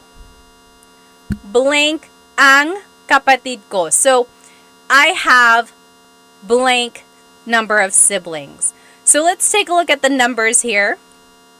Again, if you're on Instagram and TikTok, hop onto my YouTube channel. This is where all of the words are written out. Isa is 1. Dalawa is 2. Tatlo is 3. Apat is 4. Lima is 5. Anim is 6. Pito is 7. Walo is 8. Siyam is 9. Sampu is 10. Okay, so those are just the numbers in Tagalog, 1 through 10. Isa, dalawa, tatlo, apat, lima, anim, pito, walo, siyam, sampu. Okay, so those are just numbers 1 through 10 in Tagalog. Now we're gonna use these numbers in this phrase. So if you want to say I have 3 siblings, it would be tatlo ang kapatid ko. Tatlo ang kapatid ko. So I have 3 siblings. Tatlo ang kapatid ko. Okay? Now, if you want to add like other words to be specific here, you could say like, isa lang ang kapatid ko. Isa lang ang kapatid ko. That means I only have one sibling. I only have one sibling. Lang means only. So, isa lang ang kapatid ko. Or if you don't have any siblings, you would say, wala akong kapatid. Wala akong kapatid. I forgot who it was who asked about putting the 2 words together. This is the case where you can. So, wala ako ng kapatid. You could just say, wala akong kapatid. Right? We're putting the words ako and nang together. Wala akong kapatid. I don't have any siblings. Okay? Yes, Aiden said, akong. So it's just one of those contractions. When you're talking really fast in Tagalog, native speakers will just put it together. Wala akong kapatid. Wala akong kapatid. I don't have any siblings. Let's see. Oh, yes! Melanie, you got it exactly right. Could you say, tatlo ang kapatid ko at babae silang lahat? Tatlo ang kapatid ko at babae silang lahat. The only thing I would change is I think I might add the word mga. Tatlo ang kapatid ko at mga babae silang lahat. You don't even have to really add lahat. You could say, tatlo ang kapatid ko at mga babae sila. Babae silang lahat. But that also works as well. Exactly right. Let's see. Okay. Yeah asked, how do I use siya? So again, kind of like in the last example, siya means he or she. So, siya ang kapatid ko or kapatid ko siya. He is my sibling. He is my sibling. Siya ang kapatid ko or kapatid ko siya. Same thing. All right. Let's see here. Mr. OK said, how old are you? How old do I look? Pop quiz, how old do I look? So, let's look at this. What was I trying to do with this asterisk? Can use for pinsan. Oh, yes. So you can also use this phrase if you're talking about your cousins or your ninongs or ninangs. So, apat ang pinsan ko. I have 4 cousins. Or dalawa ang ninang ko. I have 2 godmothers. Okay? David Jr. said 32. Exactly right. I am 32. 32. All right. Now, those are some phrases that we can use to describe our family, right? We learned how to say, this is my mother, or that's my mother, or he or she is my sibling, and so on. Now, here are some vocabulary words when you're talking about birth order, or like your order in your siblings. So, panganay is the oldest child. Panganay. That can be a girl or a boy. It doesn't matter. Panganay is the oldest child. Bunso is the youngest child. So, panganay, bunso. Panganay, bunso. Now, if you want to go like in the order, like the second child, the third child, go back and think about the numbers we had just learned. This is how you would say it. Pangalawa, the second child. Pangalawa. Pangatlo, third or third child. Pangatlo, pangatlo. And so on. So, pang-apat, pang-lima, pang-anim. And then if you want to just use those words to describe your order in your siblings, you would just add the word ako. So, panganay ako. I am the oldest child. Or, bunso ako. I am the youngest child. Blank ako. Okay? So, pangalawa ako. I am the second child. Pangatlo ako, I am the third child, and so on. Another way to say it, you could say, instead of saying, bunso ako, I am the youngest child, you could say, ako ang bunso. Literally, that means, I am the youngest child. Ako ang bunso. So you could say, bunso ako, or ako ang bunso. Same thing. I am the youngest child. if you want to just be like long-winded and you want to say the whole phrase, you could say, pangalawa ako sa magkakapatid.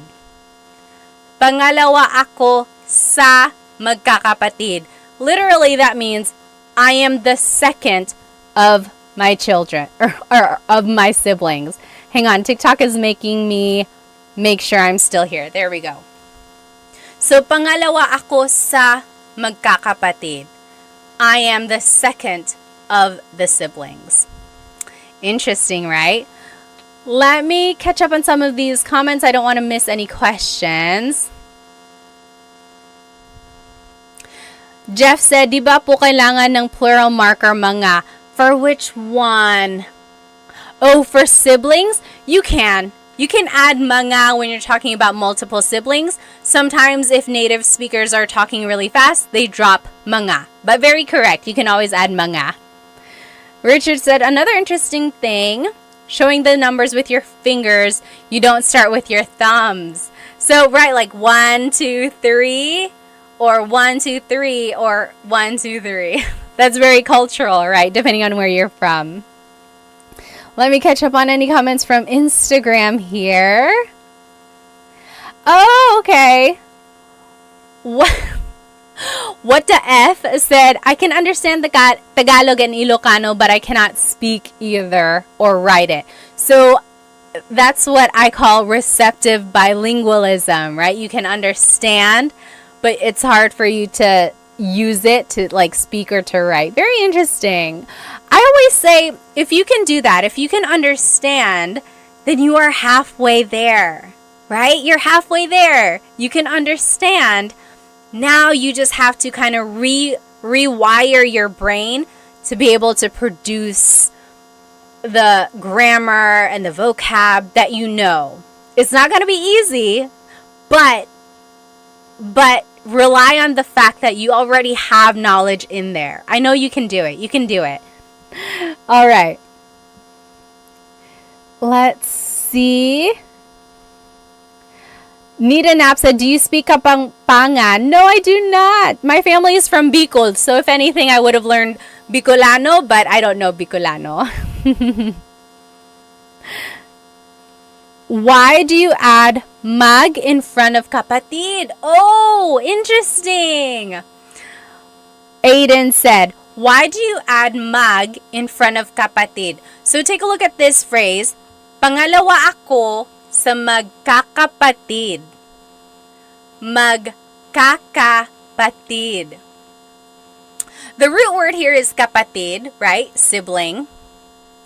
When you add magkakapatid, when you add that prefix, that is saying, I am the second of the siblings. It's turning it into, I'm trying to figure out, is it turning it into like a noun? The noun is the group of siblings. So it's like the noun of being in a sibling group. If that makes sense. Or is it an adjective? Magkakapatid. I think it's an adjective, you guys. It's the description of being siblings with each other. What I want you to get from this is focus on the root word, right? Kapatid. And then use context clues to kind of figure out what the rest is saying. But you are very good at catching this prefix here. And now that you kind of know that it's used in this way, keep an eye out for other patterns like that. Okay, so now you know that the word can be rearranged like this to describe the group of siblings. Another use of this is magkakaibigan. Magkakaibigan. Same idea. That means the group of friends. Magkakaibigan tayo. We are all a group of friends. So it's the same idea, right? Magkakapatid sila. They are all siblings. magkakaibigan tayo. We are all friends. All right. Esteban said, "Are you still in the Philippines?" No, I'm here in the US. I'm here over here. I'm here in North Carolina. Superflative. Is that what it is? Superflative? Oh, Nair Grease said, "I love your YouTube channel. You explain stuff very easily. Salamat." Oh, yes. Learning Tagalog grammar can be very difficult. Okay, let's keep going. Mari said, "Where in North Carolina?" I'm in South Carolina. I'm here in the Raleigh area. All right. Now, just a couple more phrases. These are phrases that you can use with your family. So we learned phrases that you can use about your family, right? If you're describing them. Now, here are phrases you can use with your family. For example, nasaan si blank? Where is blank? Nasaan si nanay? Where is mother? Nasaan si ate? Where is older sister? Nasaan si tito? Where is uncle? So, nasaan si blank. Remember, anytime we use that word si, we are indicating a person is coming after that word, right? So, si is the part of speech in Tagalog that is used to indicate a person coming after. Nasaan si blank. Now, to respond, another way to ask is, nasaan ang blank mo? That means, where is your blank? For example, nasaan ang lola mo? Where is your grandmother? Nasaan ang lola mo? Where is your grandmother? Or nasaan ang pinsan mo? Where is your cousin? Nasaan ang asawa mo? Where is your husband or wife? Now, to be respectful, don't forget to add po, and it would be nasaan po si blank. So if you're talking to your grandparents, you could say, nasaan po si nanay? Where's mom? Where's nanay? Nasaan po si blank? Now, to respond, you would simply use this phrase. Nasa blank siya. He or she is at blank. So, nasa trabaho siya. He or she is at work. Nasa tindahan siya. He or she is at the store. Nasa blank siya. Or to be specific, again, you can use that word si. It would be, nasa trabaho si ate. Ate is at work.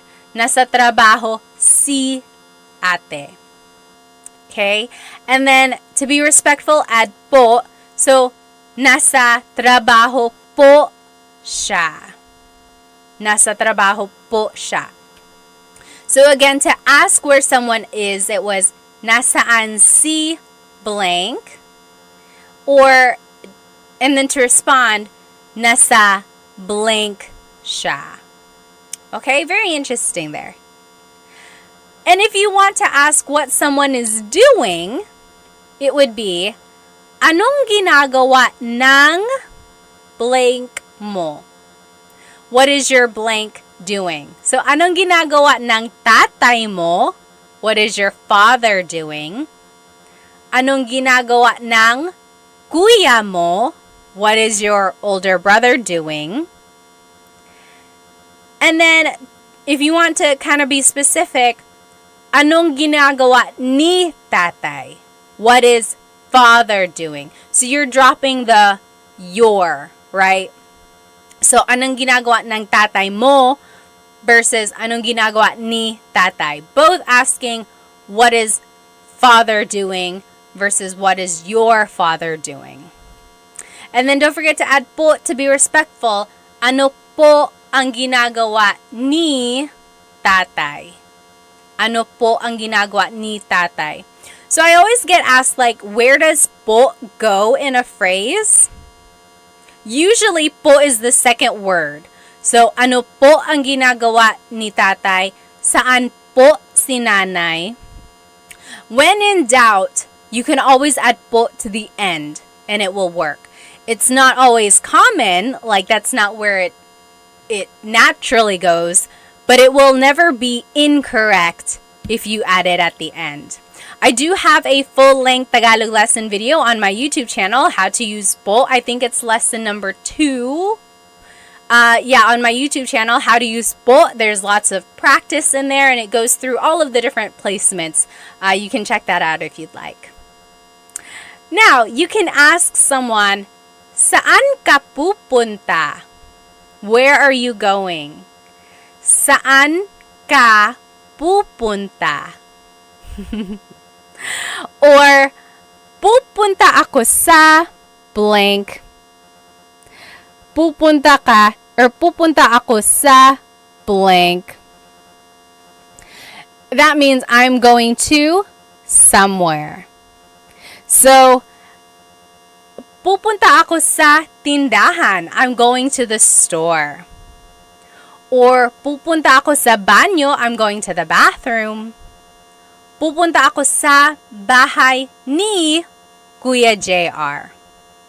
So, I want you to get used to this phrase here. Pupunta ako sa blank. I am going to blank, and then you can fill in the blank there. Let me just catch up with some of these comments. Okay. Let's just keep going here. Oh, CV said, I'm confused with past, present, and future tense in Tagalog. It can be very confusing. The main differences between the tenses in Tagalog is the prefix that is used. And there's a lot of different patterns depending on the type of verb you're using. Again, I have another full-length Tagalog lesson on present tense conjugation, and then another full-length Tagalog lesson on my YouTube channel for past and future tense. And it breaks down how to conjugate the verbs in different tenses depending on their verb types. It can get tricky, but with some practice, I think you can kind of see the differences. Okay, again, if you want to use po to be respectful, it would be, saan po kayo pupunta? Where are you going? Saan po kayo pupunta? Or pupunta po ako sa trabaho. I'm going to work. Pupunta po ako sa trabaho. The opposite of where are you going is where are you coming from? So, saan ka galing? Where are you coming from? Saan ka galing?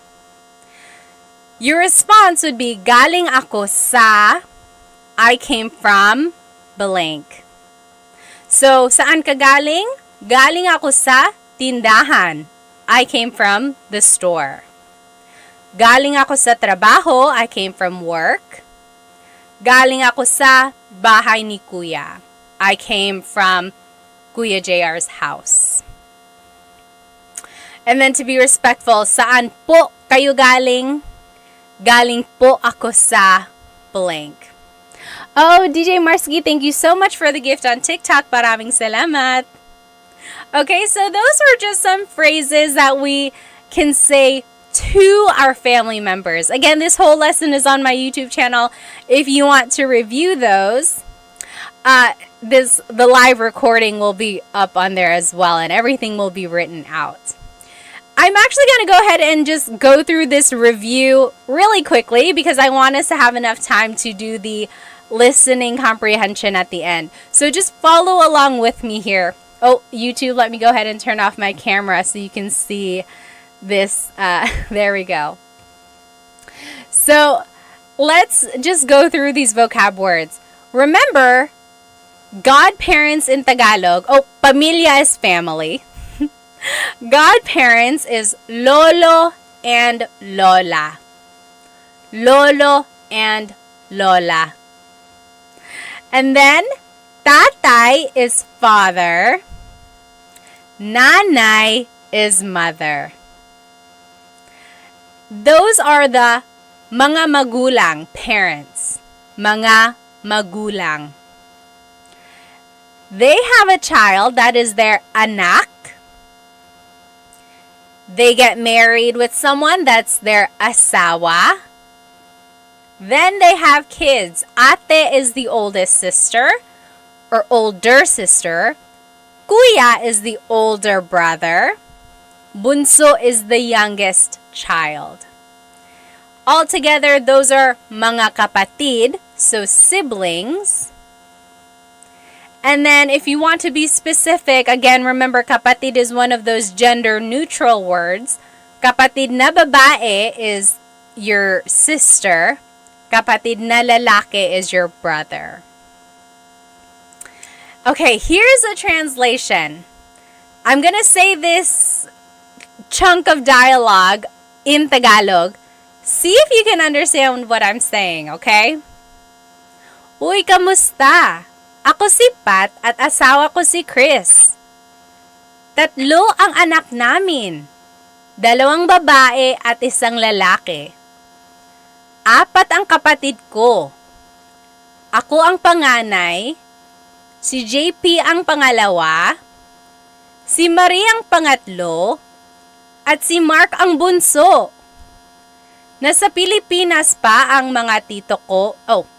Nasa Pilipinas pa ang mga tito, tita, at ang mga pinsan namin. Ikaw, may kapatid ka pa ba? Or may kapatid ka ba? May mga anak ka ba? Did you get it? I'll say it one more time, okay? I'll go slower. David said, "What?" And this is not accurate. A lot of this was just made up so I could use the vocabulary words. Someone was like, "You lost me at 3 siblings." I'll say it one more time, okay? Kamusta? Ako si Pat at asawa ko si Chris. 3 ang anak namin. 2 babae at 1 lalaki. 4 ang kapatid ko. Ako ang panganay. Si JP ang pangalawa. Si Marie ang pangatlo. At si Mark ang bunso. Nasa Pilipinas pa ang mga tito, tita, at ang mga pinsan namin. Ikaw, may kapatid ka ba? May mga anak ka ba? How was that? Oh, yes. Aiden said, "I understand, but it's still hard." Yes, exactly right. I see some people here. You guys are translating it. Very good, very good. Let's go through the translation line by line, okay? Again, it's all on YouTube. Kumusta? Hello. Kumusta? Ako si Pat at asawa ko si Chris. I'm Pat and Chris is my husband. 3 ang anak namin. 2 babae at 1 lalaki. We have 3 kids, 2 girls, 1 boy. And then, 4 ang kapatid ko. I have 4 siblings. Ako ang panganay. Si JP ang pangalawa. Si Marie ang pangatlo. At si Mark ang bunso. I'm the oldest. JP is the second. Marie is third. And Mark is the youngest. Do you see how I used all of those vocabulary words that we learned? Let's keep going. Nasa Pilipinas pa ang mga tito, tita, at ang mga pinsan namin. Our aunts, uncles, and cousins are still in the Philippines. Ikaw, may kapatid ka ba? Do you have siblings? May mga anak ka ba? Do you have any kids? What do you think? Oh, yes, Liana said, more please, I speak Bisaya trying to improve my Tagalog. Oh, good for you, good for you.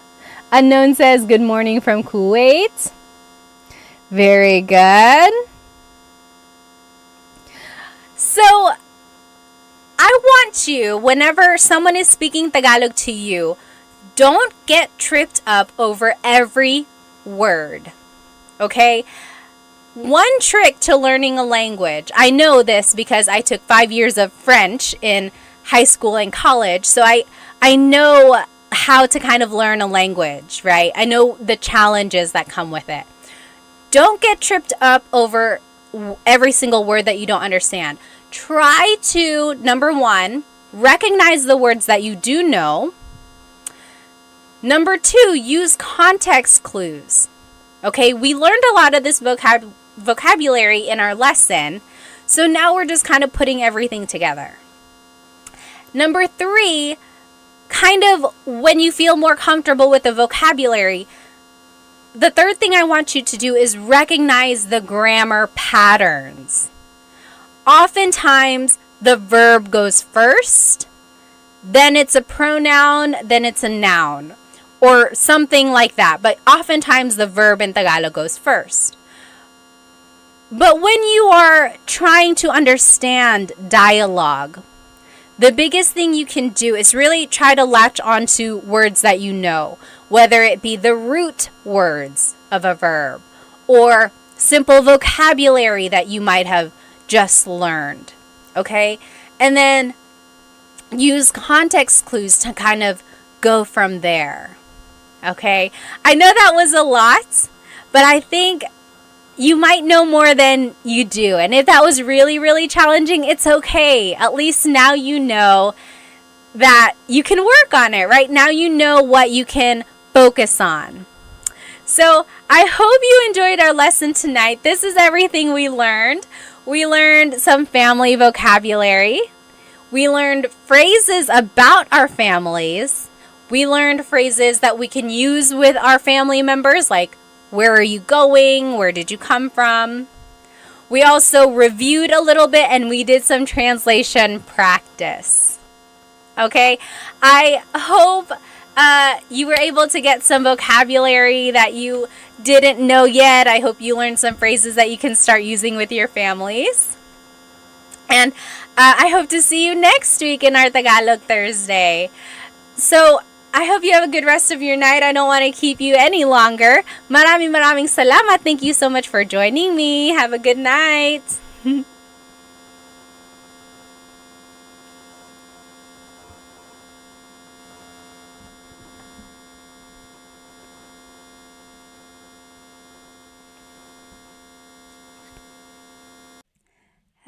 Hello, everybody. Welcome. Welcome to Tagalog Thursday. Let me go ahead and log on to my Instagram here. Hello, everybody on Instagram. If you are joining me, welcome to Tagalog Thursday today. We will be learning some useful phrases that I think you can use every day. So, if you want to see my presentation, go ahead and hop onto my YouTube channel, and that is where you will see my slides and everything written out. There might be some animations in there as well. Hello, everybody. Go ahead and write where you are currently watching, and as always, feel free to write your age or your age range. I like to know my demographics, who's watching. I had Dita on here last week. 12 years old. Oh my goodness. Good for you. Good for you for learning Tagalog. Let me go ahead and just make sure everyone is in here on my YouTube channel. Hello. Oh, aloha from Maui, Caleb said. And Ola from Seth. Hi. Hello. Love and Lulu. Hi. Hello. Good to see you.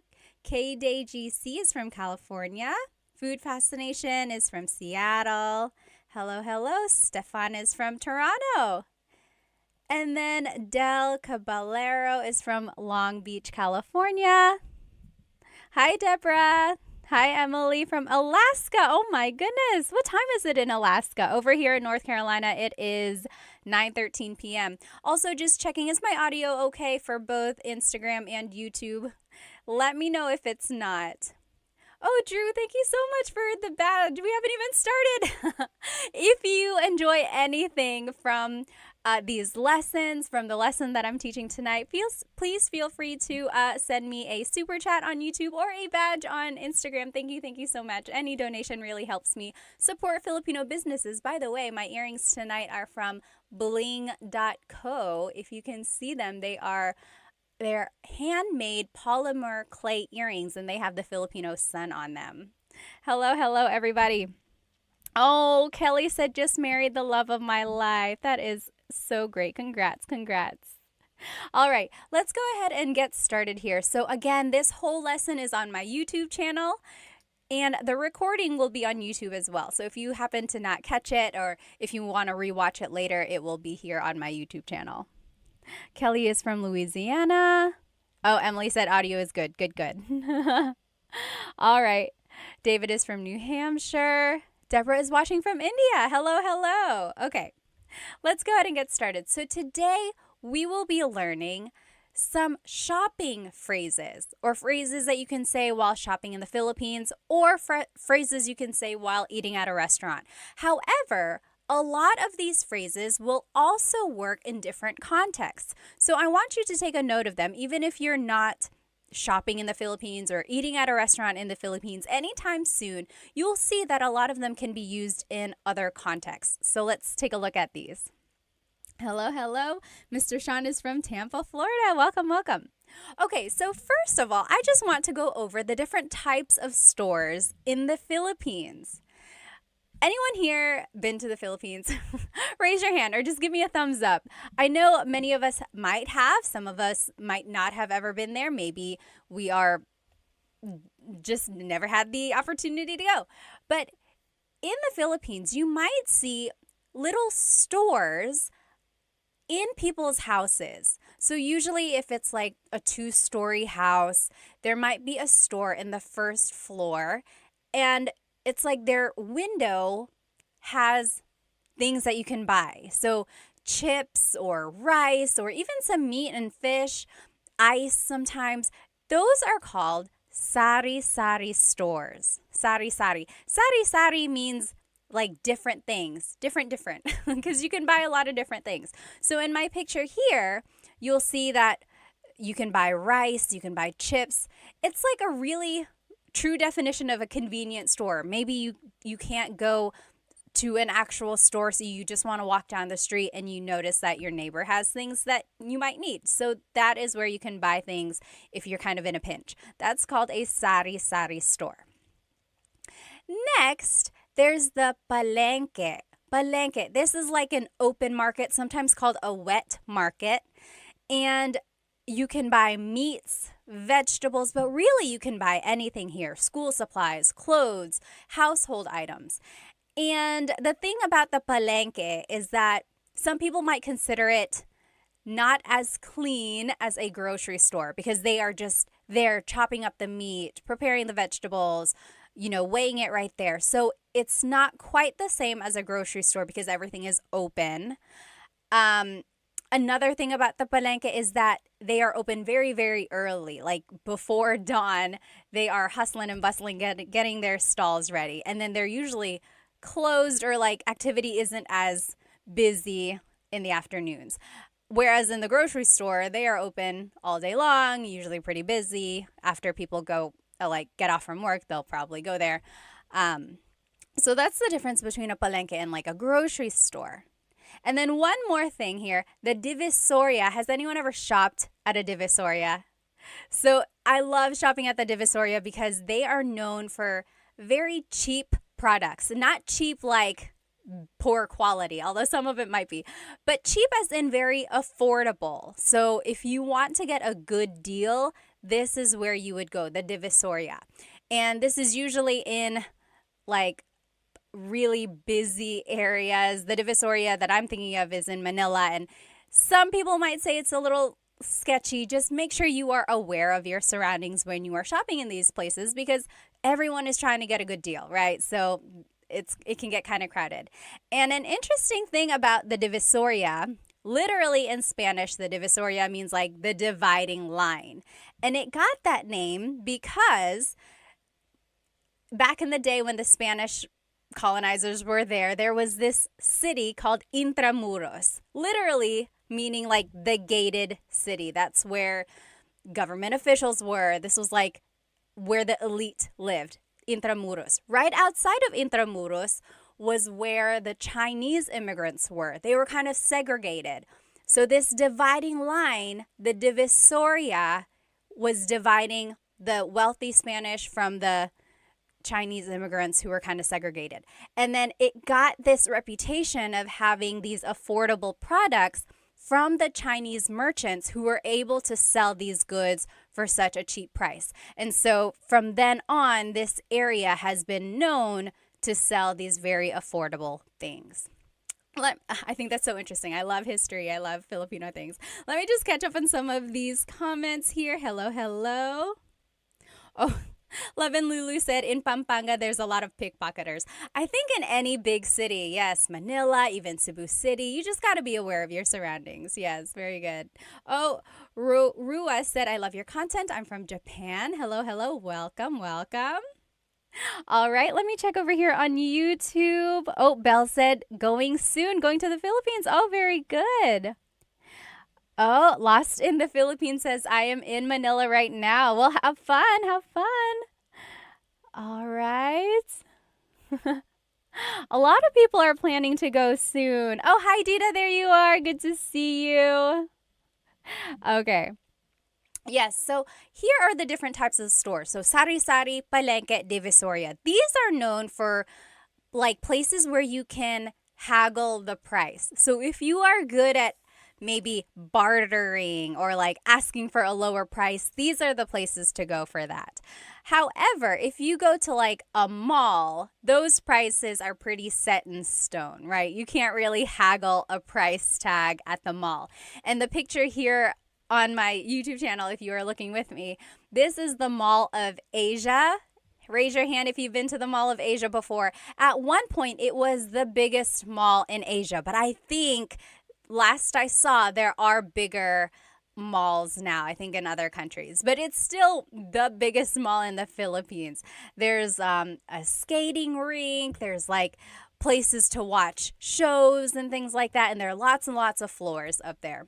If you have been there, what is your favorite part of the Mall of Asia? I haven't been there in a very long time. I think one of my favorite things about the Mall of Asia is the surrounding. Like, it's surrounded by water, and you can get a lot of good pictures over there. All right, so that's the mall. That is another place you can go shopping. And then lastly, nowadays, people can go shopping online. So online selling, I don't know if you've ever seen them. It's much like here in America, or if you're just scrolling through your TikTok, a lot of people will sell things online. They'll just hold up the product, and then whoever says mine in the comments, that will go to them. So those are just some different stores in the Philippines. Okay, awesome. Corner is from North Carolina. Welcome, welcome. Are we neighbors? You must be in my backyard. Yes.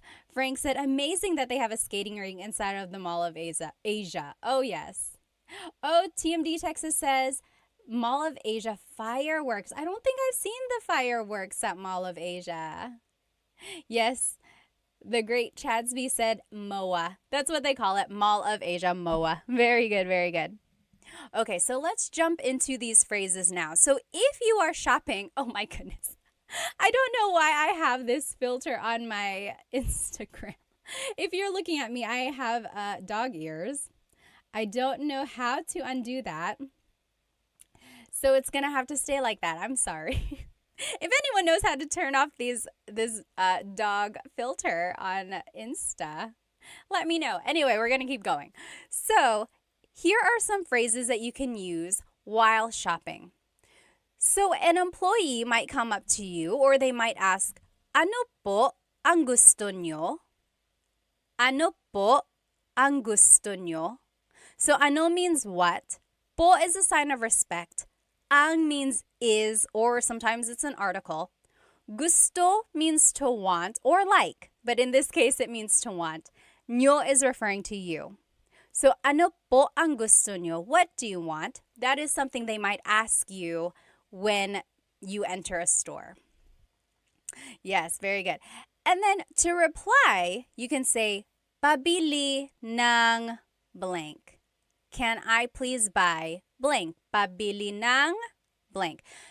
When you're listening to Tagalog, this is one of my biggest tips for anyone who is like very beginner, still trying to get an understanding of Tagalog. Listen for root words. Okay, so let's take a look at pabili ng blank. The root word here is bili. Bili means to buy. Pabili, the prefix pa, is turning it into like a question. Can I please buy? Pabili ng blank. Can I please buy? So here's some things you might ask for. Pabili ng tubig, water, tubig. Pabili ng yellow, ice, yellow. And then pabili ng chocolate, chocolate, chocolate.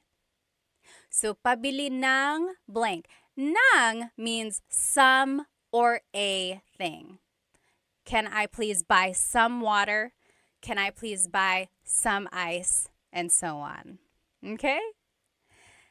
Now, if you want to be specific, you can add an amount or like a number. So, pabili ng dalawang tubig. Can I please buy 2 waters? Pabili ng dalawang tubig. So, let's just take a look at some of these numbers. Isa, 1, isa. Dalawa, 2, dalawa. Tatlo, 3, tatlo. Apat, 4, apat. Lima, 5, lima. Anim, 6, anim. Pito, 7, pito. Walo, 8, walo. Siyam, 9, siyam. Sampu, 10, sampu. So say those with me one more time. Isa, dalawa, tatlo. Isa, dalawa, tatlo.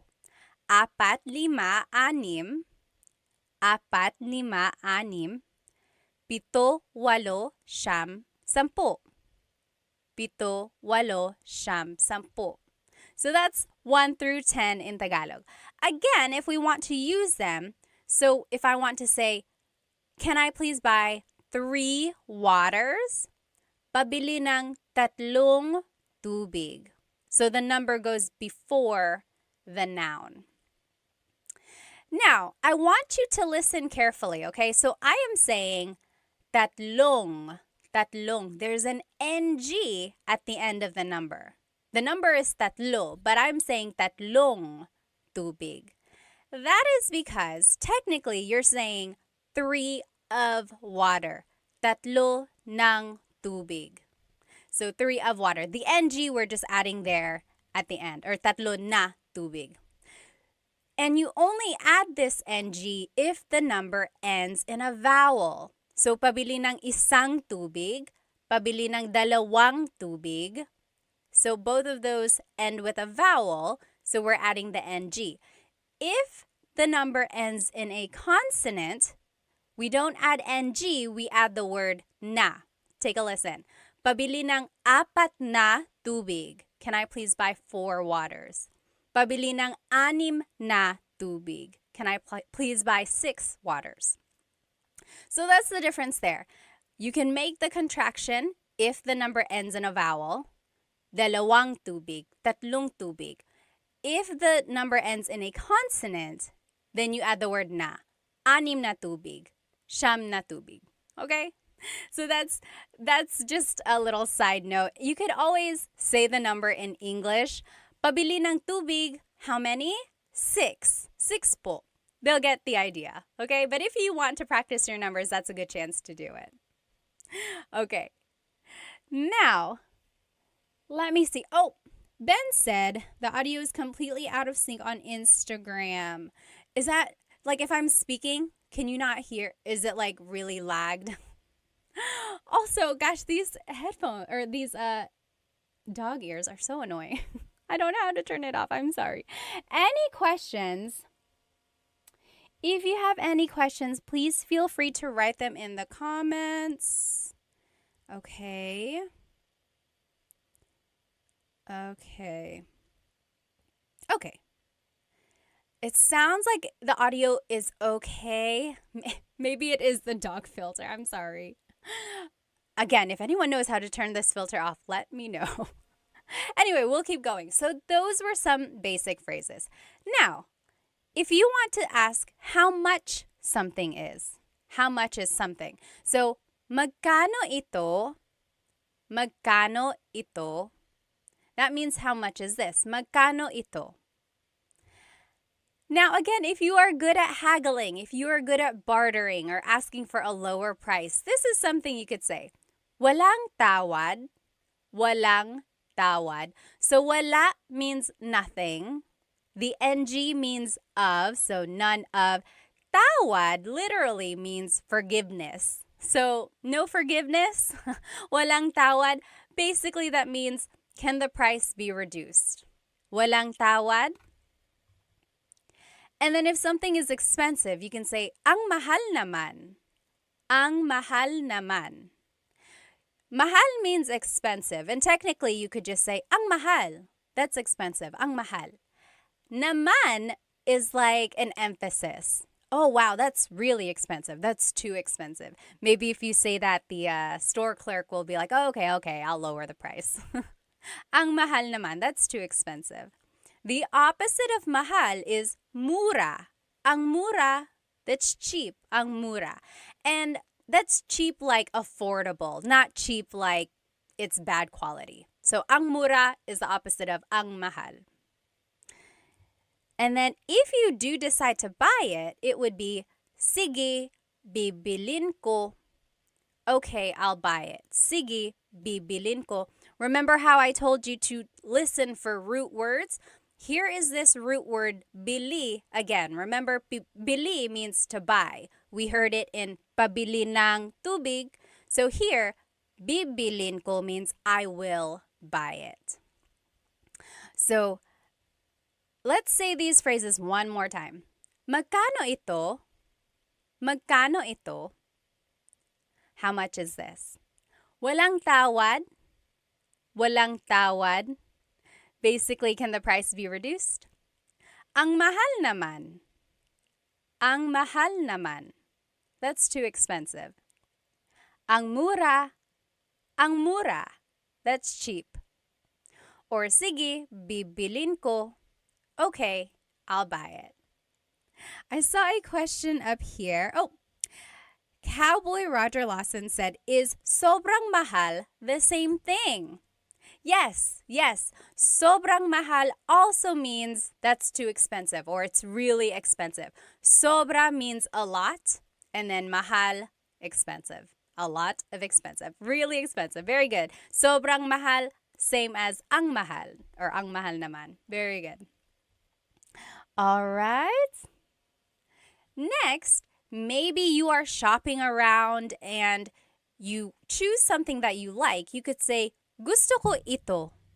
I want this. Gusto ko ito.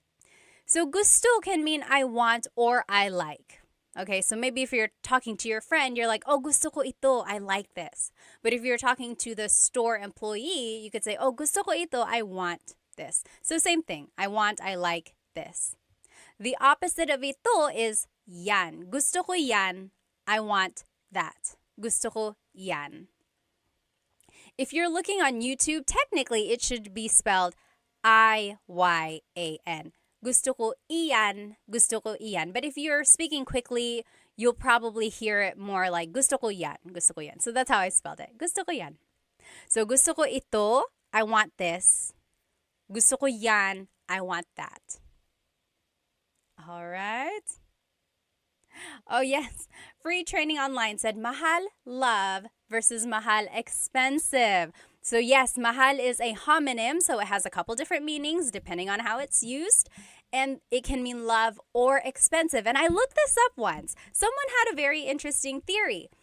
Mahal actually is used in other languages, like in Southeast Asia. Other countries use it. I think Malaysia, don't hold me to that. But like other countries also use the word mahal. And it means expensive for them. Or it means actually valuable. So someone like concluded that maybe if something was valuable, like over time, the person you loved is valuable to you. So that's how mahal came to be, love as well. So I think it originated as being valuable and then meaning expensive and then love because the person you love is valuable to you. Ah, nakakakilig. Okay, let's keep going. So, isa pa means one more. Isa pa. Isa means one. We learned that, right? Isa. Pa means still. So, one still or one more, please. Isa pa. Isa pa. And then, iba na lang. Something else. Iba means different. Na lang means instead. So, something different instead or something else. So, maybe the store employee came out with some options for you and you didn't really like any of them. So you could say, iba na lang, something else, please. Okay, I think someone had a question. Oh, yes. Chris Black on YouTube said, is there a please in Tagalog?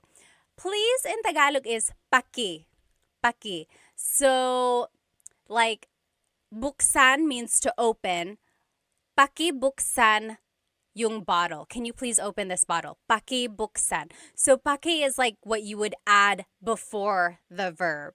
It's not so much like its own word like we would say please by itself. Although I've heard people say, hey, can you do this, paki? But it's not quite the same. Very good question though. Let's see. Yes. Someone asked on YouTube, I don't know your name because it's in characters. But it said, pwede ko bang gamitin yung salita ng, can I say this instead? So can you say, kukunin ko to instead of bibilin ko? Yes. So we learned, sige, bibilin ko. Okay, I'll buy this. Literally, I will buy this. You could also say, sige, kukunin ko to. Kunin means to take. I will take this. Yes, same idea. I will take this versus I will buy this. Very good. Okay. Very good. Good questions.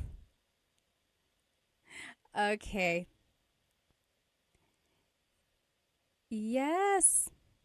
Oh, Gift Palace said mahal means palace in India. Interesting. Okay. TMD Texas said, wala akong pake. Yeah, I guess that kind of makes sense. Wala akong pake means I don't care. I don't give up. Let's see. Kyle said, I had those lumpia from Costco again. Who sells the best lumpia in Toronto? I don't know who sells the best lumpia in Toronto. Okay, let's keep going. Now, I want to show you this phrase. Alin ang gusto mo? Alin ang gusto mo? This might be a question that a store employee might ask you. Alin ang gusto mo? Alin ang gusto mo? Alin means which. Ang means is. Gusto means to want. Mo is referring to you.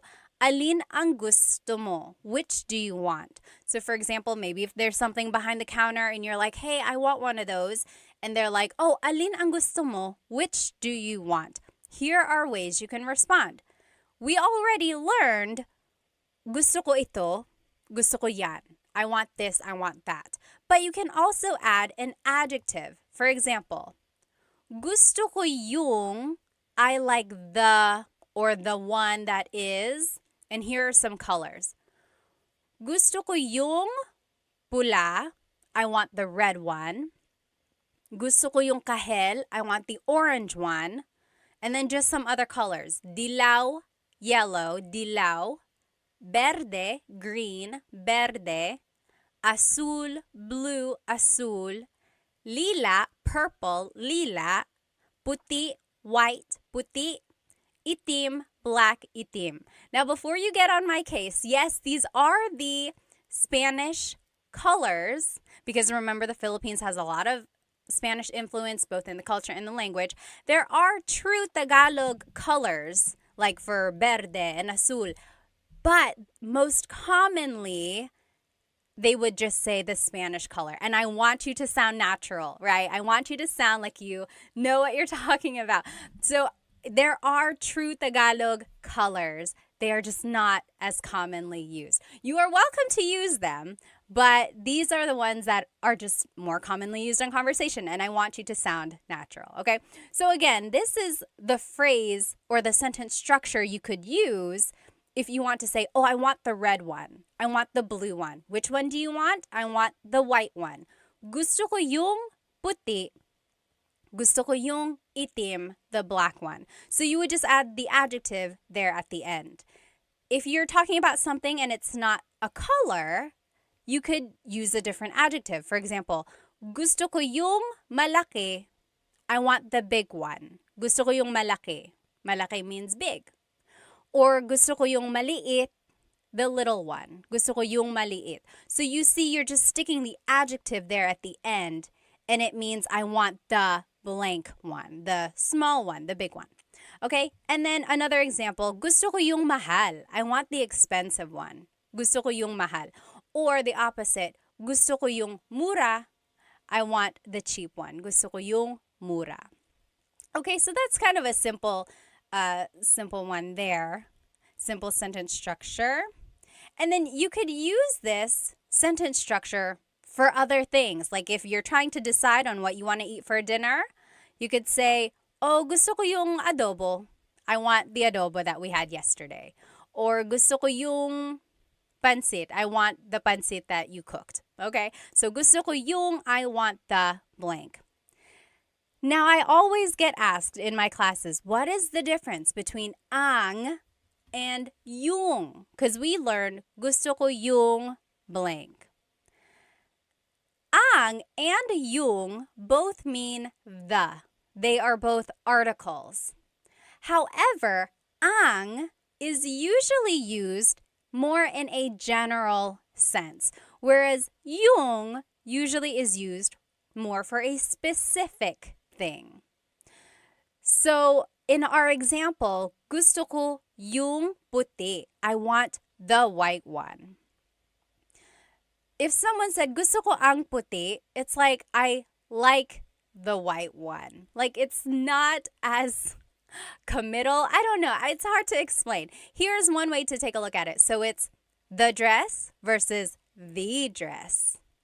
There's the dress, that's ang. Then there's the dress. That's yung. So it's kind of like a different way to think about something. Okay. All right. Let's keep going here. Oh, Chandra said, are you taking online classes? We are just wrapping up class 4 now. So I did 1, 2, 3, and 4. So my class sets are just about done. Hopefully I can start another set in the fall.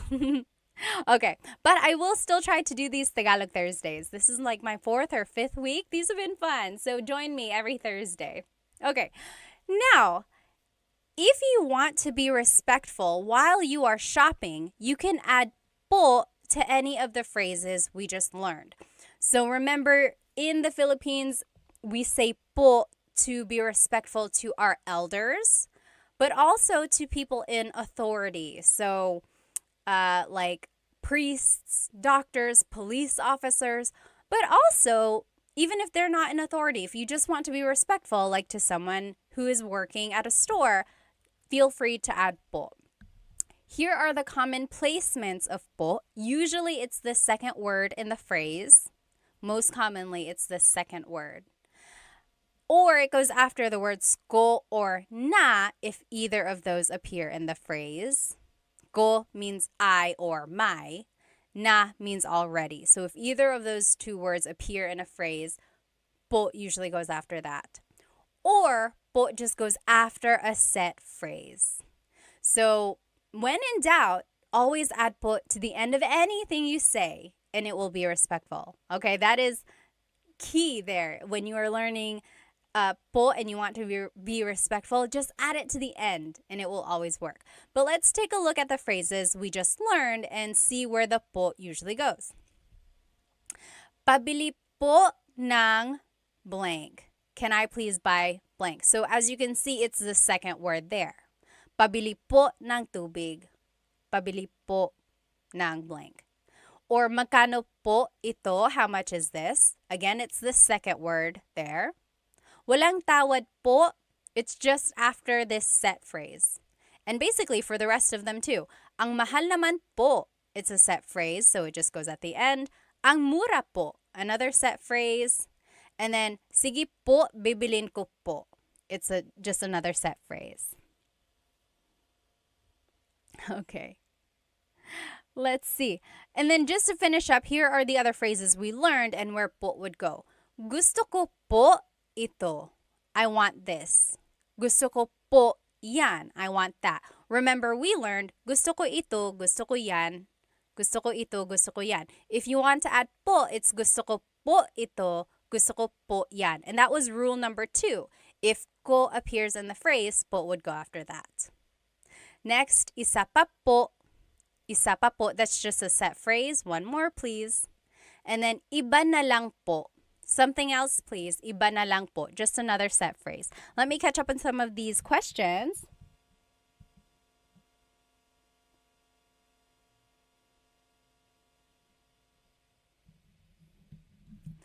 Yes.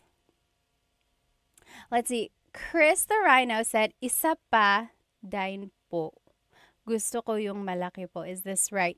It depends on what you're trying to say. Yes, the gusto ko yung malaki po. I want the big one. That one is correct. I'm not quite sure about the first part of your statement. Okay, all right. Yes, let's keep going. So those were just some phrases that you can say while shopping. Anyone have any questions about these shopping phrases before we move on to the restaurant phrases? So a lot of these you can use in other contexts. So like gusto ko ito, gusto ko yan. It doesn't only have to be about shopping, right? You could be talking about a book, or you could be talking about anything, really. The show that you're watching or a song that you're listening to. Gusto ko ito, gusto ko yan. Okay, now let's keep going. Here are some phrases you can use while eating at a restaurant. When you enter a restaurant, the host or hostess will probably ask you, ilan po sila? Ilan po sila? So ilan means how many. Po is referring to you, or I'm sorry, po is a sign of respect. Sila means they. So how many of you are there? How many are they? So how many are in your party? And then this is where you can just use your numbers in Tagalog. So isa, dalawa. You could say like dalawa kami. There are 2 of us. Dalawa kami. Or tatlo kami. There are 3 of us.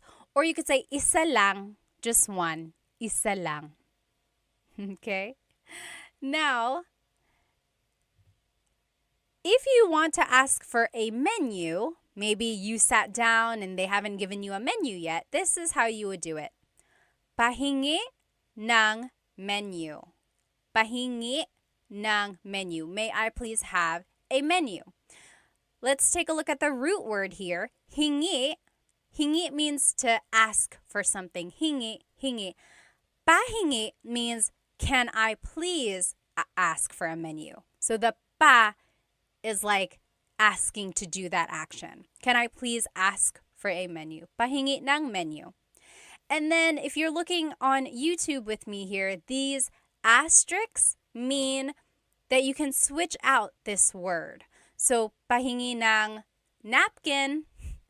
The thing about napkin though, in the Philippines, if you ask for a napkin, they call a napkin the feminine, like sanitary pad. So if that's not what you're asking for, don't ask for it. A napkin that you use to wipe your face, they call that a tissue.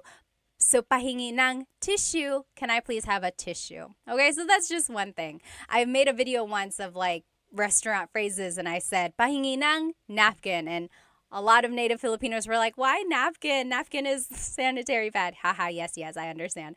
So don't ask for a napkin if you're at a restaurant. Ask for a tissue. Okay, so pahingi ng blank. And again, you can use this phrase for other contexts. Maybe you are at a friend's house and you're cold. You could say, pahingi ng blanket. Can I please have a blanket? Or can I ask for a blanket? Pahingi ng blank. Can I please have something?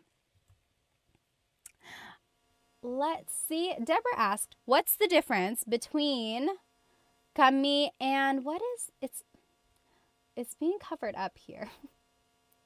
Let me see. Deborah, I'll answer your question as soon as it like moves up. There's like a heart icon that's covering up part of your question. But kami is the subject pronoun meaning us. And there are other pronouns that mean us or we, but they're probably a different type. There's possessive pronouns, there's subject pronouns. Kami is us in the subject pronoun. Oh, I see. Deborah asked, what's the difference between lang and kami? So I said, isa lang, only one. Lang means only. Kami means us. So dalawa kami, there are two of us. So that's the difference, lang and kami. Oh, Tony asked, why did they say ilan po sila instead of ilan po nyo? Nyo is the possessive pronoun meaning your. So that would be like saying, yes, that's a good question, or that's a good point, because technically it's like how many are in your party? That's a good question. I think because sila is the subject pronoun, it's like they're asking about you as the subject versus the possession of how many people there are. I don't know how to explain the difference between possessive and subjective pronouns sometimes, or subject pronouns. And sometimes there's no rhyme or reason, but just keep that in mind. They will likely say ilan po sila. Good question though. Okay, let's keep going. So, meron ba kayong blank? Meron ba kayong blank? The other spelling of meron is mayroon. Mayroon. That means to have. Meron means to have. Ba is a question word. Kayong means you all, you plural. And then adobo, do you have adobo? Maybe you are looking at the menu and you just want to ask or double check, meron ba kayong adobo? Do you have adobo? So that is one question you can ask. And then again, it's underlined because you can always switch that out. Meron ba kayong pansit? Meron ba kayong blank? Meron ba kayong sinigang? Do you have pansit? Do you have sinigang? And then you can use this phrase in other contexts.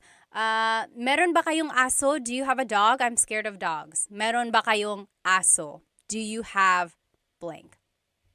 Okay. Next, if you want to ask about the food, you can say, maanghang ba ito? Is this spicy? Maanghang is spicy. Ba is a question word. Ito means this. Maanghang ba ito? Is this spicy? And then they would say, oo or hindi, yes or no. This is a good phrase to know if you are allergic to something. So, allergic ako sa blank. Allergic ako sa blank. I am allergic to, and here are some things you might be allergic to. Allergic ako sa mani, peanuts. Allergic ako sa mani. Or allergic ako sa gatas, milk, gatas. Or allergic ako sa itlog, eggs, itlog. And feel free to fill in the blank with an English word. So, allergic ako sa garlic, allergic ako sa blank. And It doesn't only have to be food. It could be allergic ako sa pusa. I'm allergic to cats. Allergic ako sa blank. I am allergic to something.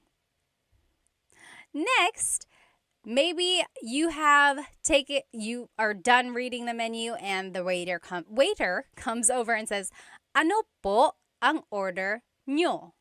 Ano po ang order nyo? Ano means what? Po is a sign of respect. Ang means is or are. Order is order. Nyo is referring to you. So what is your order, or what would you like to order? Ano po ang order nyo? Ano po ang order nyo? Your response would just be, gusto ko ng blank. Gusto ko ng blank. I want blank. And if you want to add a couple different things, the word and in Tagalog is at. So let's take a look at these. Here are some things that you might order. So kanin is rice, kanin. Kape, coffee, kape. Tubig, water, tubig. Tsaa, tea, tsaa. Gulay, vegetables, gulay. And prutas, fruits, prutas. So if I were to ask you, ano po ang order nyo? What is your order? You could say, gusto ko ng kanin at gulay. I want some rice and vegetables. Or, gusto ko ng tsaa at kape. I want tea and coffee. Okay, so that's how you would kind of respond there. Let me just catch up here. All right. The Great Chadsby said, allergic ako sa isda. He is allergic to fish. Yes, that's one way you can use that. Oh, thank you, Spooky. I'm glad you've enjoyed my videos. Thank you, thank you. Yes, Dave asked, nag-stream ba kayo sa YouTube? Yes, this is on YouTube right now, so you can follow along. Okay, any questions about any of these phrases that we have learned so far? So we know how to say how many are in our party. We've learned how to order something. We've learned how to say things we're allergic to. Now, maybe the food is finally here. You can say, ayan na. There it is, ayan na. Ayan na. That's just an expression. And you can use that in other contexts, not just at a restaurant. Maybe you are at a concert and the opening number was taking a long, long time. You're like, where is the people I actually want to see? So you could, when they come out, you could say, oh, ayan na, there they are. Ayan na, there it is. And then a lot of people say, kain tayo, let's eat. Kain tayo, or kain na tayo. Na means already, or sometimes it's like an emphasis. Let's go ahead and eat. Kain tayo, kain na tayo. Now, here are some ways to ask or to talk about the food if it's delicious. So, masarap ba? Masarap ba? Is it good? Is it delicious? Masarap ba? Masarap ang pagkain. Masarap ang pagkain. The food is good. You can switch out pagkain and say masarap ang adobo. The adobo is good. Or masarap ang kape. The coffee is good. Masarap ang blank. The blank is good. To be specific, masarap ito. This is good. Masarap ito. Or masarap yan. That is good. Maybe if you tasted your friend's dish, you could say masarap yan. That's good. And then just in a general sense, it would be ang sarap. It's so good. Ang sarap. Ang sarap. Oh, Chris asked a good question on YouTube. What if you wanted to order 2 adobo? Gusto ko dalawa. It would be gusto ko ng dalawang adobo. Gusto ko ng dalawang adobo. So this is kind of where that, remember if it ends in a vowel, then you could just add ng. Gusto ko ng dalawang adobo. I want 2 of adobo. Very good question. All right. Next, if you want to talk about the food and maybe it's not so good, here are some things you might say. Maalat. It's salty. Maalat. That means salty. If you joined my live a couple weeks ago, we learned how to use adjectives. And there are a couple different ways to use an adjective. So you could say maalat, it's salty, maalat. Or you use the root word and say ang alat. It's salty, ang alat. They both mean the same thing and they are used interchangeably. Maalat, it's salty, or ang alat, it's salty. Sometimes ang alat, that form is a little bit more like it would mean, oh, it's so salty. It's too salty. Like it's a little bit more expressive. Or it's like really that thing. Next, matabang. That means tasteless or it needs more seasoning. Matabang, matabang. And then hindi masarap. It's not good. It doesn't taste good. Hindi masarap. All right, so those are just some ways to say, to describe food if it does not taste very good. Okay? So next, maybe you are on your way home and you are talking about your experience at the restaurant. Here are some things you could say with the people you are riding home with. Nagustuhan mo ba yung pagkain? Nagustuhan mo ba yung pagkain? So the root word again, gusto, means to like. Nagustuhan means to have liked. So it's past tense. Mo is referring to you. Ba is a question word. Yung pagkain means the food. So, nagustuhan mo ba yung pagkain? Did you like the food? And then your response would just be oo or hindi. Yes or no. Oo, hindi.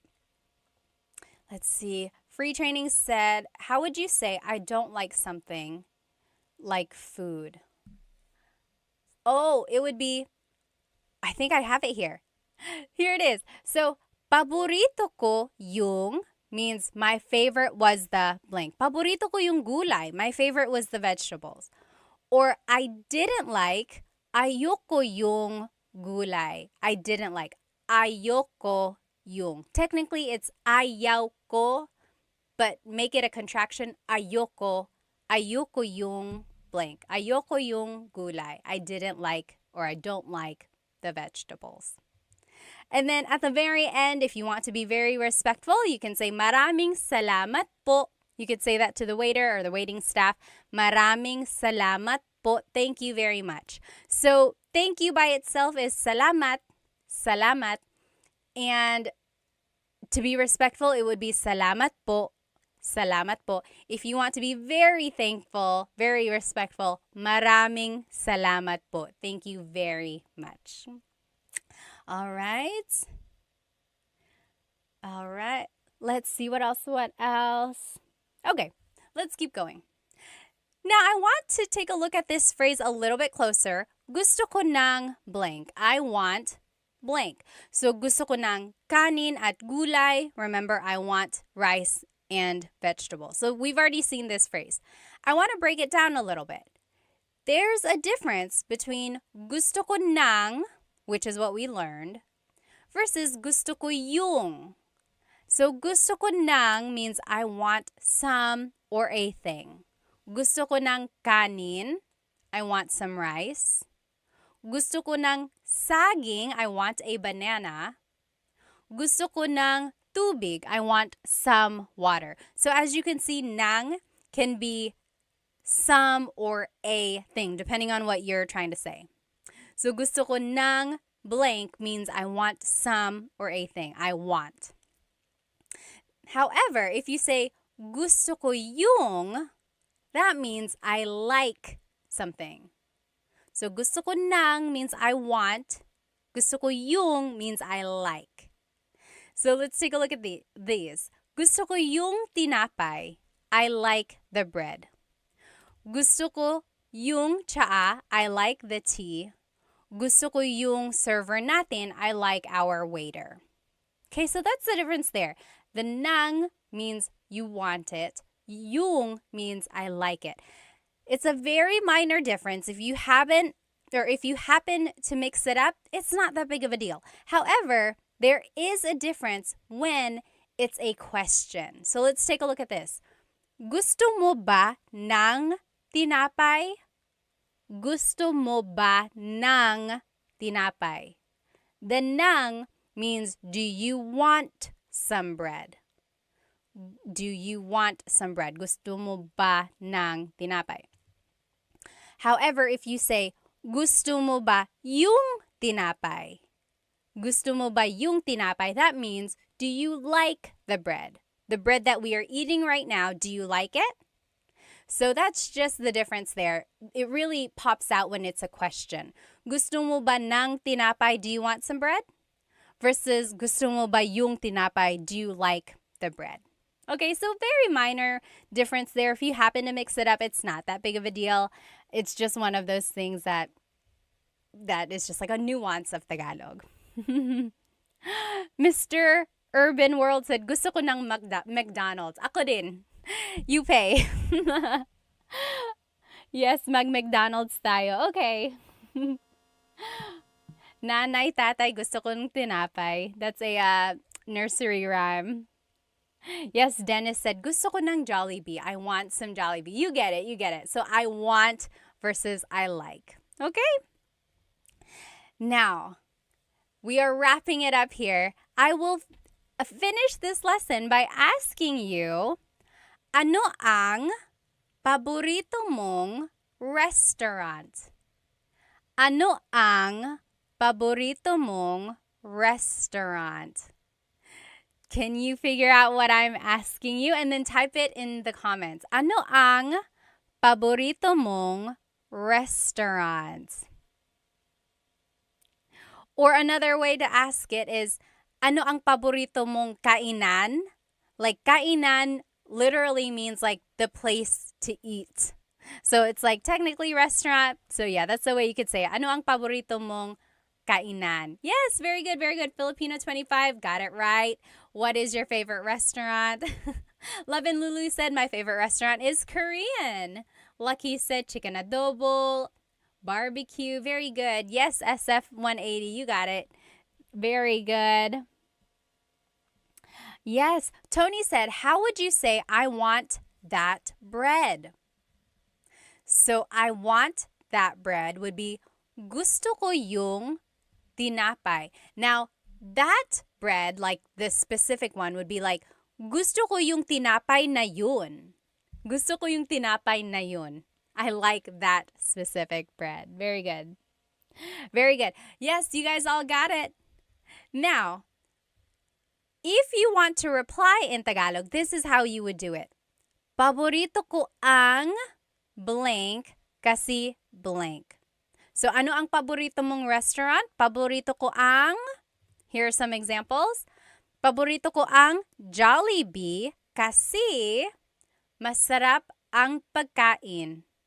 So, kasi means because, kasi.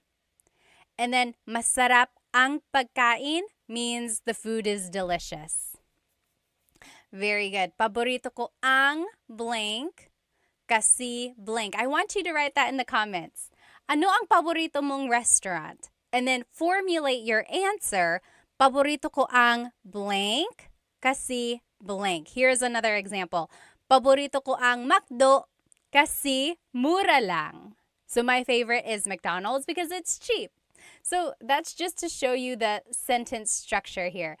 Paborito ko ang blank kasi blank. My favorite is blank because blank. I'm just reading some comments here. So Free Training said, there's that word ba, and if you continue saying it, it becomes many different words. Oh, the ba. Are you talking about like ba? A lot of comedians make jokes about that, right? Like ba. So depending on how you're saying it, it could be ba, chin, ba. Emphasis is on the first syllable, ba. Then there's baba, Baba. Emphasis is on the second syllable. That means to go down. Baba. Like going down an elevator. Baba. Then there's ba, like the question word that we know. So a lot of people say like, bababa ka ba? Are you going down? Bababa ka ba? Are you gonna go down the elevator or going down the stairs? Yeah. Funny. All right. Let's see what people's answers were. Oh, Tony said, paborito kong restaurant, ang Red Lobster. Or, paborito ko ang Red Lobster kasi, because, why? Very good. Paborito ko ang ... So, those are just some phrases that you can use when you're shopping or when you're eating at a restaurant. Parker said, paborito ko ang mesa kasi masarap ang sisig. I've never eaten there before. Saan yan? Where is mesa? Filipino 25 said, love your earrings. Thank you. They are from bling.co. Make sure you find them on Instagram. Okay. So again, just to review, this is what we learned today. We learned the different types of stores. Remember, there are some stores in people's houses. Those are called sari-sari stores. Sari-sari means a variety, like a variety of things, because they sell a variety of things at their stores. So the stores in people's homes, those are sari-sari stores. Then there's the palengke, or the wet market. You can buy produce, you can buy meats, you can buy household items there. Then there's divisoria. That's like an outdoor, it's not even outdoor. It's just like a bazaar, or like a place where you can buy really affordable things, usually clothes or even household items as well. And then there's the mall. Of course, you can't really haggle the price at the mall. Those price tags are pretty set in stone. And then there's online selling, of course.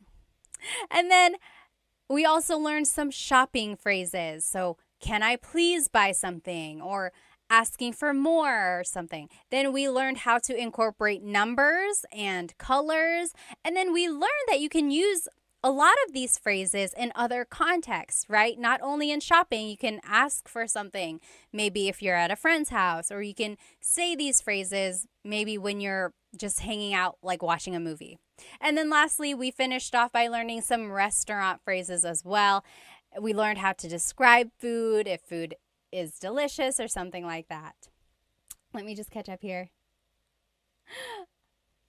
Oh, Hoff Basse said, shout out from Tagaytay, Besh. When my kid gets old enough, I want him taught by you. Sige, kaya mo yan. You can do it. G-Max said, hi from Canada. Hello from Victoria, BC. Hello, everyone. Oh, Deborah said, what's pasalubong? Anyone know what pasalubong is? Pasalubong is, so salubong, the root word salubong means to like meet someone where they are. Salubong. Pasalubong is a souvenir usually brought by someone who has been away. So usually Filipinos who go back to the Philippines have a lot of pasalubong for their families. So chocolates, t-shirts, toys for kids, a lot of the things that they can't afford on their own, or things, just a way to show that you've been thinking of them. Or like if you just happen to go on a business trip, you might bring a pasalubong back for your family because you thought of them while you were away. That's a pasalubong. All right. Jackie said, hey from the Bay Area. Hello. Alrighty. Yes, you meet them and give them a gift, Love and Lulu said. Well, I will see you next Tagalog Thursday. If you joined our lesson midway, I will be redoing this lesson sometime during the week. I like to do my lives twice, just in case anyone wasn't able to join. The recording will be on my YouTube, but I know people like to be in the chat and like ask their own questions. I wasn't able to do a repeat of last Thursday's, so I will do a repeat of that one too. So there will be 2 repeat lessons. Anyway, if you have any questions, please feel free to write them in the comments and then I will try to answer. Have a good rest of your night, everybody. Salamat!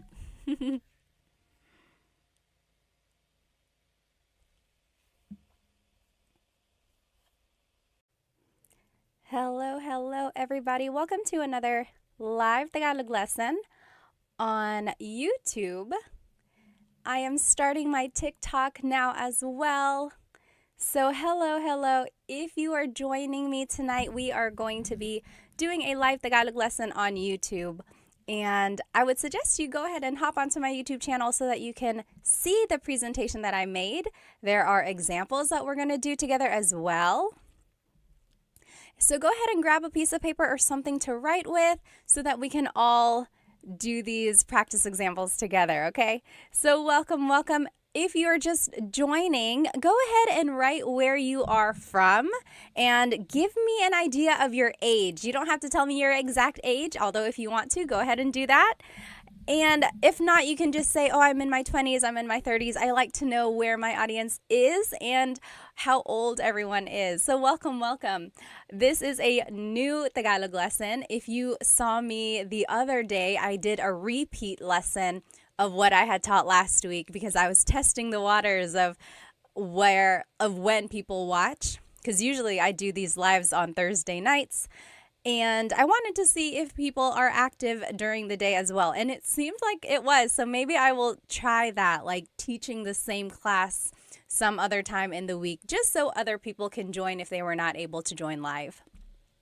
So again, this is a live Tagalog lesson on my YouTube channel, Tagalog Time. And if you want to see the presentation that I made, there are practice examples, go ahead and jump onto my YouTube channel. Otherwise, you're welcome to stay on my TikTok. Okay, so let's go ahead and get started. Hello, everybody. It looks like we have, let's see, Starry Moon is from Calgary, Canada. Killionaire is from Oahu. Hello. Thank you for joining us. David is 64. Taho 0000 is from California. Hello. The Gehring family is from Ohio. Welcome. Let's see. We have someone from Pennsylvania. Kenna Morrow. Hello. David is from Auckland. Who is here with us on TikTok? Let's see where everyone is from. I'm here in North Carolina, the east coast of the United States. So it's about 8:30 p.m. here.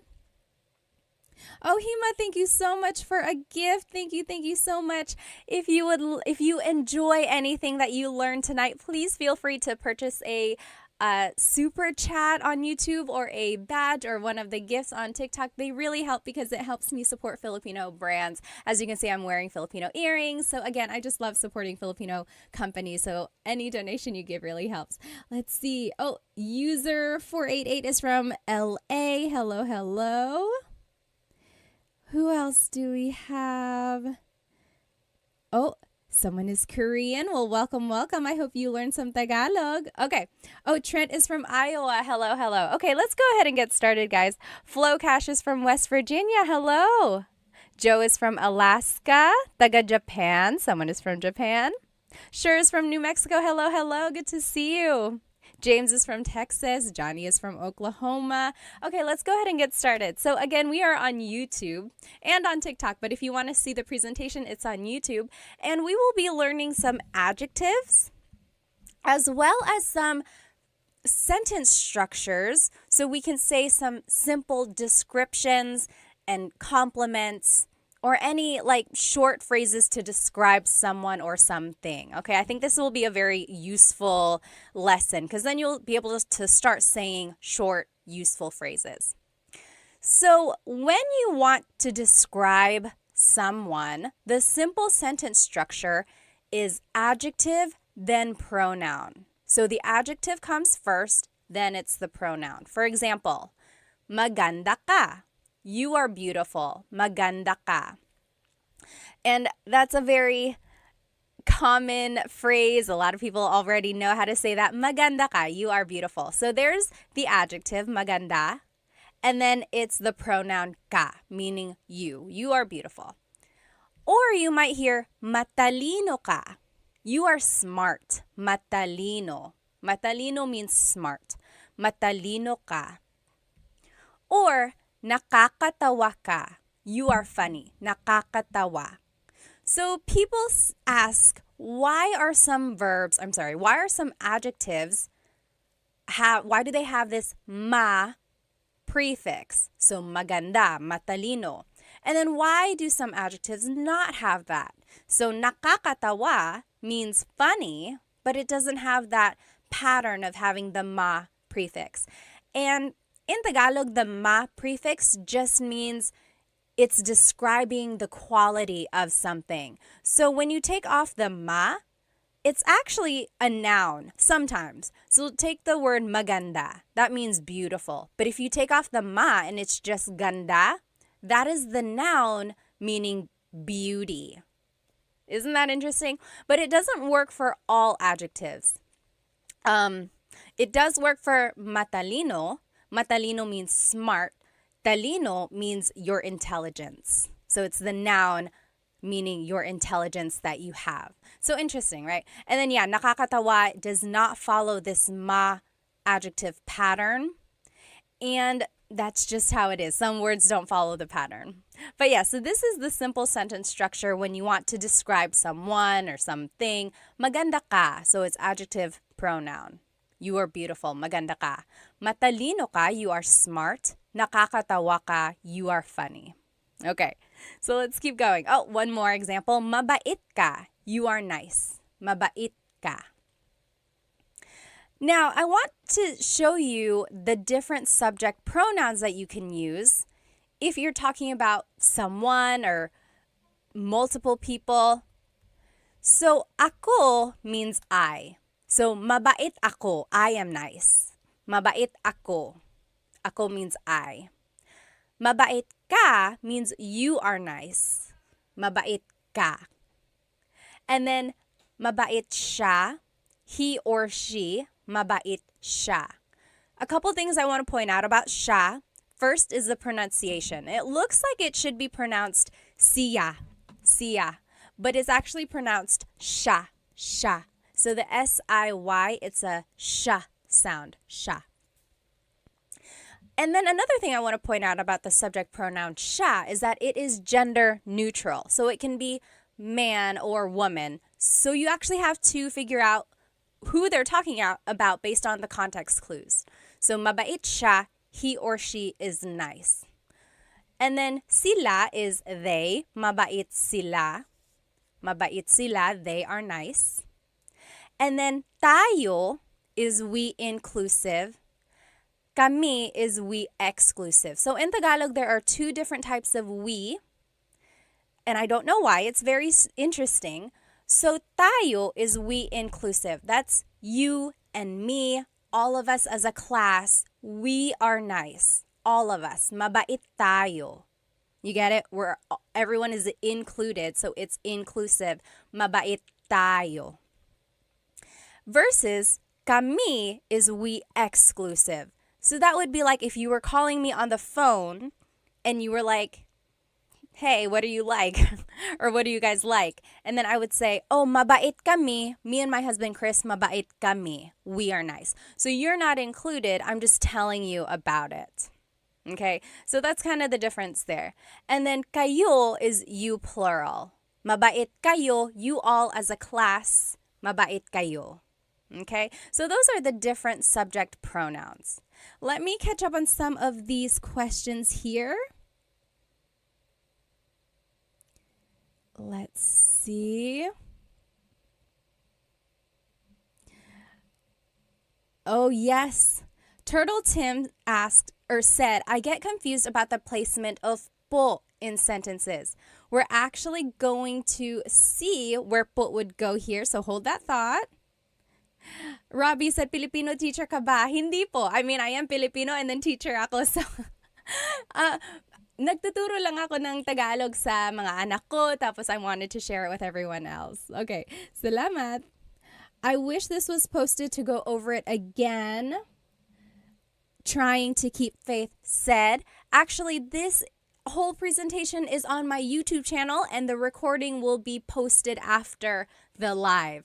And it has all of the examples and the whole presentation up there. So you can rewatch this on my YouTube. Okay. Solomon asked, is there a difference between ka and mo? Very good question. Ka is a subject pronoun, which is what we are using right now. Mo is a possessive pronoun, which we will be using in just a minute. So keep that thought. Let me check these questions on my YouTube. Okay. Doesn't look like anyone has too many questions on my YouTube right now. If you do, please feel free to write them down. So I think it was Tim who asked about the po placement. Let's take a look, actually. So when you use the word po, you actually have to use the plural you pronoun. So we learned mabait ka. You are nice. Mabait ka. But when you're using po to be respectful, when you're talking to someone older than you or to someone in authority, you actually have to use the plural you pronoun. So instead of mabait ka, it will be mabait po kayo. Kayo is the you plural. So it's almost like you're saying you all are nice, but it's just one person. Even if it's just one person, you have to use the plural you pronoun when you're using po. And that's just another way to show respect. Other languages do this as well. I took French in high school and college, and they do that too. Whenever they want to be respectful, you have to use the plural you pronoun. So yes, mabait po kayo. And po is just the second word in that phrase. Usually, po is the second word in a phrase. Or sometimes it goes after the words ko or na if they appear in the phrase. Or it just goes after a set phrase. And then when in doubt, always add po to the end of anything you say, and it will be respectful. Okay, that's usually how kids are taught to use the word po. Just add it to the end. And then as you hear po being used, then you'll start to pick up on where it does go, like the patterns. Okay, let's see. Lori said, where can I start learning Tagalog as a minor? Well, you can follow Tagalog Time. I teach very simple, basic Tagalog. I have some very easy kids videos, and then I have just some like starting with the fundamentals of Tagalog and then moving on. They all build on each other on my YouTube channel. So I would say start there. But then there are also lots of books on Amazon and listening to Filipino music or watching movies. I think those are good ways to learn as well. Okay, so those are some pronouns. Now let's just add more vocabulary to what we know. So here are some Tagalog adjectives. Let me put both of these up. So there are two lists here, and they are opposites. So let's take a look at them. Maganda is beautiful. Maganda. Pangit is ugly. Pangit. Matangkad, tall. Matangkad. Maliit, little or short. Little, maliit. Mabigat, heavy. Mabigat. Magaang, lightweight. Magaang. Mabilis, fast. Mabilis. Mabagal, slow. Mabagal. I'm sorry, I was trying to read some of the comments. Hang on. Yes. Sure said, I made the mistake of trying to skip the basics when I started learning. I know it's sometimes you want to just go fast, but sometimes people can do that. But yeah, if you want to start from the beginning, I have fundamentals of Tagalog on my YouTube channel. Okay, so we did mabilis, fast, mabagal, slow. Malakas, strong, malakas. Mahina, weak, mahina. Tahimik, quiet, tahimik. Maingay, noisy, maingay. Malinis, clean, malinis. Madumi, dirty, madumi. Mahal, expensive, mahal. Mura, cheap, mura. Matalino, smart, matalino. Bobo, stupid, bobo. Bago, new, bago. And then luma, old, luma. So those are just some different adjectives. Fidel, thank you so much for the gift on TikTok. Thank you. It really, really helps. Thank you. So those are the different adjectives that we can use. And again, as I mentioned, usually Tagalog adjectives have the prefix ma. As you can see, a lot of these adjectives have the prefix ma. Maganda, matangkad, mabigat. And when the ma is dropped, sometimes it's the noun form. So like I said, ganda is beauty, maganda is beautiful. But it doesn't really work for all of them. Like mahina is weak. Hina isn't like weakness. Kahinaan is weakness. So you kind of get the idea. If you can kind of recognize root words, that'll help with your translation.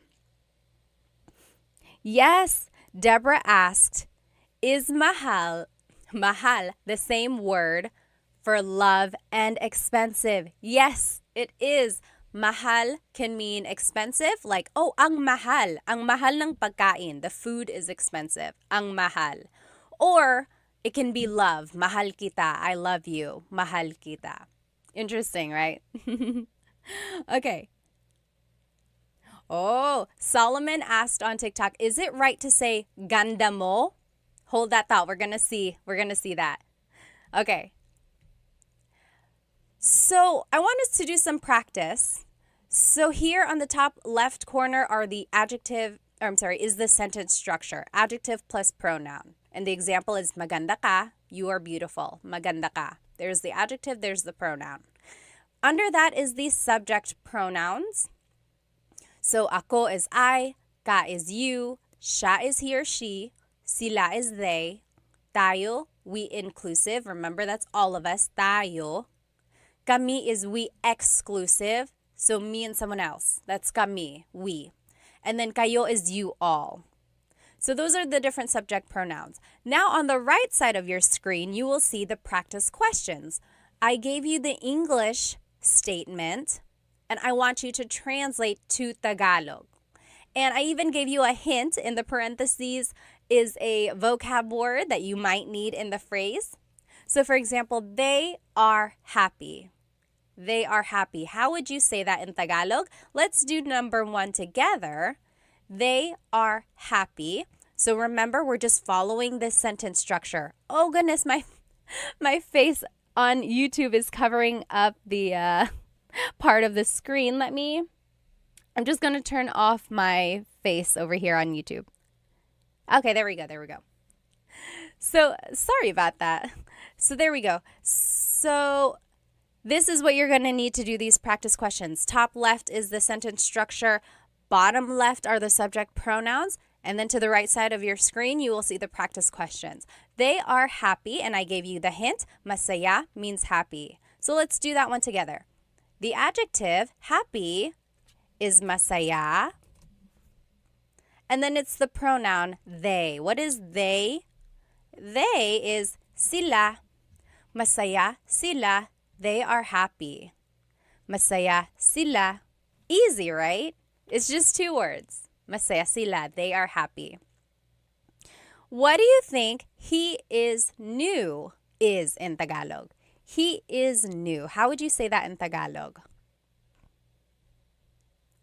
Go ahead and take a minute to answer that. I'm just going to catch up on some of these questions or comments.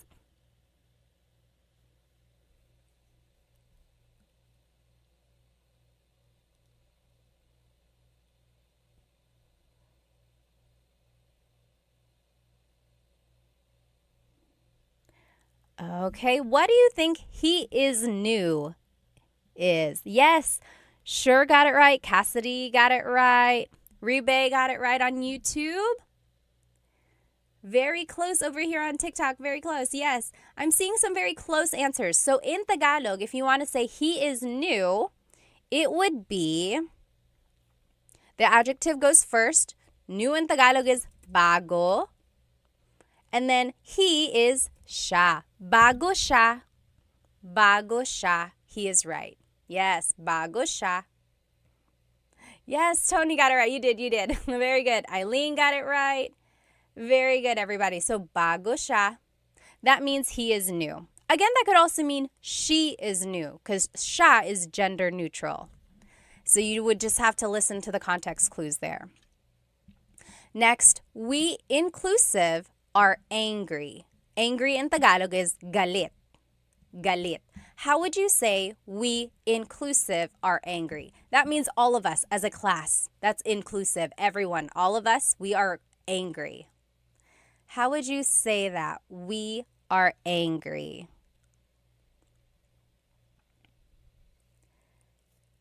Yes, Carl. Oh, Carl is very close. Your pronoun that you are using, Carl, that's not quite the one we're using, but we'll actually see that in just a minute. Sorry, my nose gets so stuffed up. Eileen got it right. Twinkie's got it right. Bonnie, yes. So, galit tayo. We are all mad. Galit tayo. Very good. Yes, sure got it right. Kaz got it right. Yes. Okay. Number 4, I am sleepy. In Tagalog, sleepy is antok. How would you say I am sleepy in Tagalog?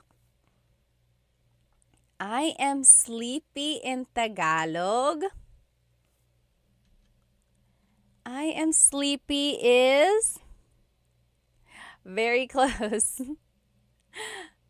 Yes, Eileen, antok na ako. So, antok is the adjective and it goes first. And then it's just ako. Antok ako. I am sleepy. When you add na, like Almarie did and like Eileen did, na can mean already, like, oh, I'm already tired. I'm tired already. Or sometimes it's an emphasis. So like, oh man, I'm tired. Antok na ako. So yes, very good. But you could also just say, antok ako. I am sleepy. Antok ako. Yes, very good. Doctor got it. Sure got it. Very good. Yes, Cassidy asked on YouTube, can I use inaantok ako? And then someone on TikTok said that as well. Yes, inaantok also means sleepy. It's almost like the verb form of I am feeling sleepy, if that makes sense. Machi, thank you so much for the gift on TikTok. Thank you. But yes, basically the same. Inaantok ako and antok ako both mean I am sleepy, I am feeling sleepy.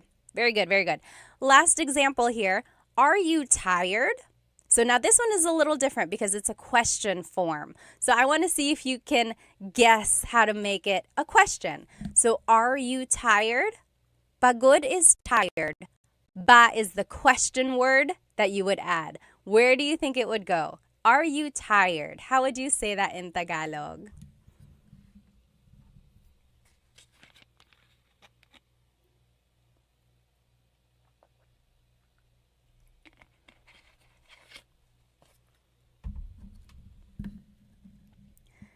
Yes.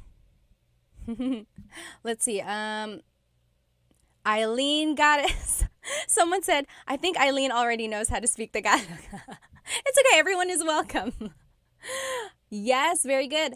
I'm seeing it. I'm seeing the correct answer. Kaz got it. Doctor got it on YouTube. It's These got it on YouTube. Kevin, you got it also. Almarie, yes, Jay. Siswo, you guys are all getting it. So, are you tired in Tagalog? Pagod is the adjective. Remember the adjective goes first. Pagod. Then it's the pronoun you, ka.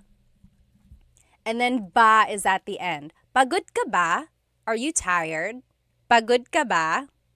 You should say this to anyone you know. Maybe it's your husband or wife later tonight. You just say, pagod ka ba? They're going to be like, yes, I am. First of all, where did you learn that? Pagod ka ba? So if it's just the phrase, pagod ka, you are tired, pagod ka. But when you add the ba, it turns it into a question. Pagod ka ba? Are you tired? Okay? Carl said, do you do live daily? No, usually I've been trying to do Thursdays, so Tagalog Thursdays. And then there was one other time this week when I went live and I did the same lesson that I had already done just to get an idea of who would be watching. So I might do that. I might do the same lesson another time just so people can see it if they weren't able to join live. Although the recording does pop up on my YouTube, but I know people want to be in the live so they can ask questions as well. Hang on, let me catch up on some of these questions. Okay, someone asked, how do you use nang? N-G. So this is not really related to adjectives, but I want to answer this question. So let's look at the word nang, N-G. Nang is actually a preposition. Sometimes it's an article. Sometimes it takes the place of like something else. Sometimes it's just a sentence marker, meaning it doesn't have a direct translation. Here's an example of when nang is used. So let's say, kumakain ako. I am eating. Kumakain ako. Kumakain ako. I could say, kumakain ako ng saging. I am eating a banana. Kumakain ako ng saging. So in this case, it's translating as I'm eating some or a banana. So it's like an article. Does that make sense? So kumakain ako ng saging. Or nanonood ako ng TV. I'm watching some TV. So nang is just an article. Again, sometimes it's a sentence marker. It's usually the word that comes before a noun. Good question, though. Okay, let's move on with our lesson here. So that is one way to use adjectives. It's just the adjective and pronoun. Masaya sila, pagod siya. Easy, right? Just 2 words and you already have a complete sentence. Next, I forgot who it was. Someone on my TikTok said, what is ganda mo? Or could you say ganda mo? Yes, and here it is. So let me make my screen bigger again. There are different ways to say the adjective. So we learned maganda ka, so adjective then the pronoun. But there's this other way to say a compliment or to say a description. It is ang, then the adjective root, and then it's the pronoun. For example, we learned mabait ka, you are nice, mabait ka. But you could also say ang bait mo, that also means you're nice. Ang bait mo. So do you see they are very similar? Mabait ka, ang bait mo. They both mean you are nice. There are some differences here. For one thing, you're only using the root of the adjective, right? We're not saying mabait. We're only saying bait. So we're using the root of that adjective. Another difference is that we are using a different pronoun.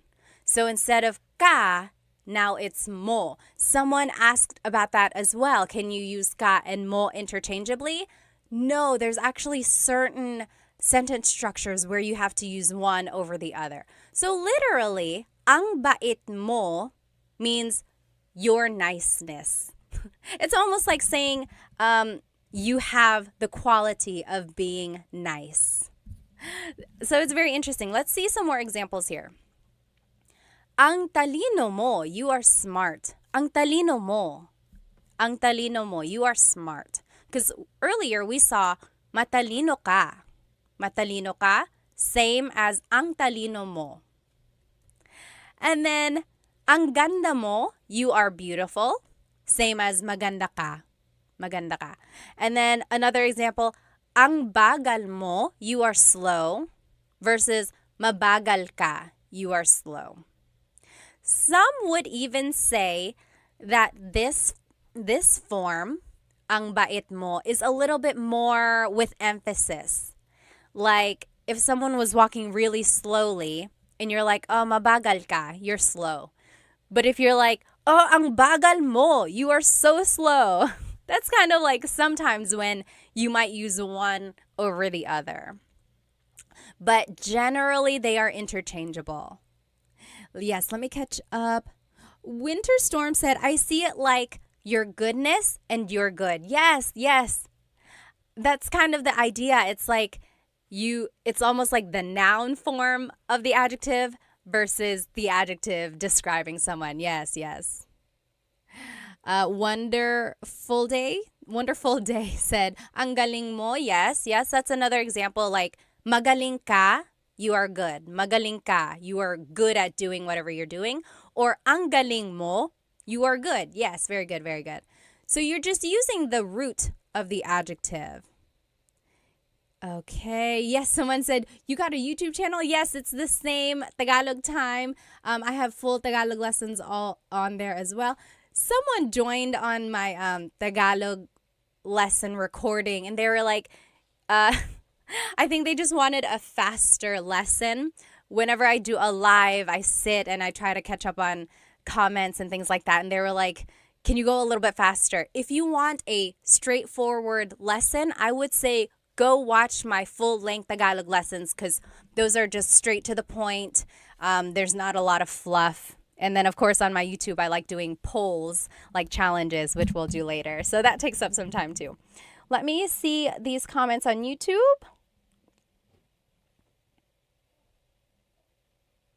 Okay, so Sure said, when asking a question like this, do you always have to add ba?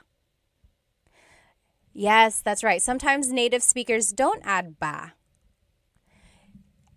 That is exactly right. Sometimes you don't have to add the word ba. You can just change the intonation of your voice, right? Like, pagod ka? Are you tired? Pagod ka? But if you want to emphasize that it is a question, yes, add ba. So as for the question, do you always have to do it? No. But you're welcome to. And then again, it just emphasizes that it is a question. Yes, good question, good question. Okay. Is the ang construction stronger? David asked. Yes, a little bit. So it's kind of like an emphasis. I kind of mentioned that earlier. It was like, oh, mabait ka, you're nice. You're a nice person, mabait ka. Whereas maybe you did something really nice and then someone is like, oh, ang bait mo. You are so nice. Ang bait mo. Yeah, so it's a little bit like it has an emphasis. Sibay says, I have a question po. Yes, what is it? Go ahead and type it out and then I'll answer it when I see it. So let's move on with our lesson. I want to show you the different possessive pronouns that you can use with this sentence structure. So now, ang bait mo is using a possessive pronoun. Earlier, we were using a subject pronoun. So these are the different possessive pronouns. Ko means I. Mo is you singular, ang bait mo. Ang bait niya, he or she, niya, he or she. Nila is they, ang bait nila, they are nice. Natin is we inclusive. Maybe we all did something nice, so I'm like, oh, ang bait natin. We are so nice. Ang bait natin. All of us. Versus, ang bait namin, we or me and someone else, we are nice. Ang bait namin. You're not included. I'm just telling you about it. And then, ang bait ninyo, you all as a class. Ang bait ninyo. Okay. So those are the different possessive pronouns. So whenever you're using the ang sentence structure, you have to use a possessive pronoun. And it's almost like, because bait is a noun, so it's almost like the person in the sentence possesses that quality. That's kind of how I see it. So again, when you're using po, you have to use the plural you pronoun. So instead of ang bait mo, it's ang bait po ninyo. Ang bait po ninyo. And po goes after the word bait here. And that doesn't really fall under the po placement rules that I had mentioned earlier. Usually po is the second word, or it goes after the words ko or na, or it goes after a set phrase. This one is just like a miscellaneous placement. But again, you can always add po to the end and it would work. Okay. Now, let's do some examples. Oh, I just want to show you again these Tagalog adjectives. We just saw these, and I want to show you that you can use them in this ang format. So, mabilis ka, you're fast, mabilis ka. Or, ang bilis mo, you're so fast, ang bilis mo, ang bilis mo. Again, it's not always an emphasis, but that's kind of sometimes when it's used. Or, madumi ang bahay. The house is dirty. Madumi ang bahay. Or, ang dumi ng bahay. Ang dumi ng bahay. So again, same translation there, just kind of a different way to say it. But they are interchangeable. Feel free to use whichever you would like. So let's do some practice questions with this ang sentence structure. So it's the word ang, which technically means the, but sometimes it translates to it is. So ang, and then it's the adjective root, and then it's the pronoun. And then beneath that are the possessive pronouns that we talked about. So over here on the right side are the examples that I want us to do. You are nice. Mabait is nice. But I want us to use the ang sentence structure. So we actually wouldn't use the whole word mabait. It would be ang, and then the root bait, and then you, pronoun is mo. Ang bait mo. You are nice. Ang bait mo. Okay, let me just catch up. You try number 2. I am beautiful, using this ang sentence structure.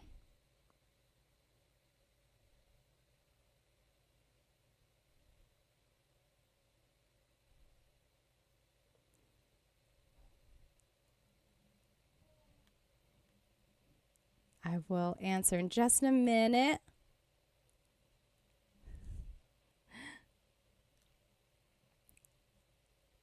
Oh, thank you, Solomon, for the rose on TikTok. Oh, thank you. AJ asked, when was the last time you went back to the homeland, tita? First of all, you don't have to call me tita. And then I went back to the Philippines last July.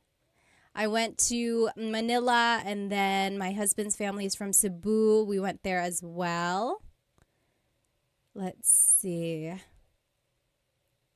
There was one question. Oh, yes. Solomon asked, does Tagalog have to be, like the verb to be, or is it left out most of the time? Or is it I in Tagalog? Yes, AY means is or to be. Yep.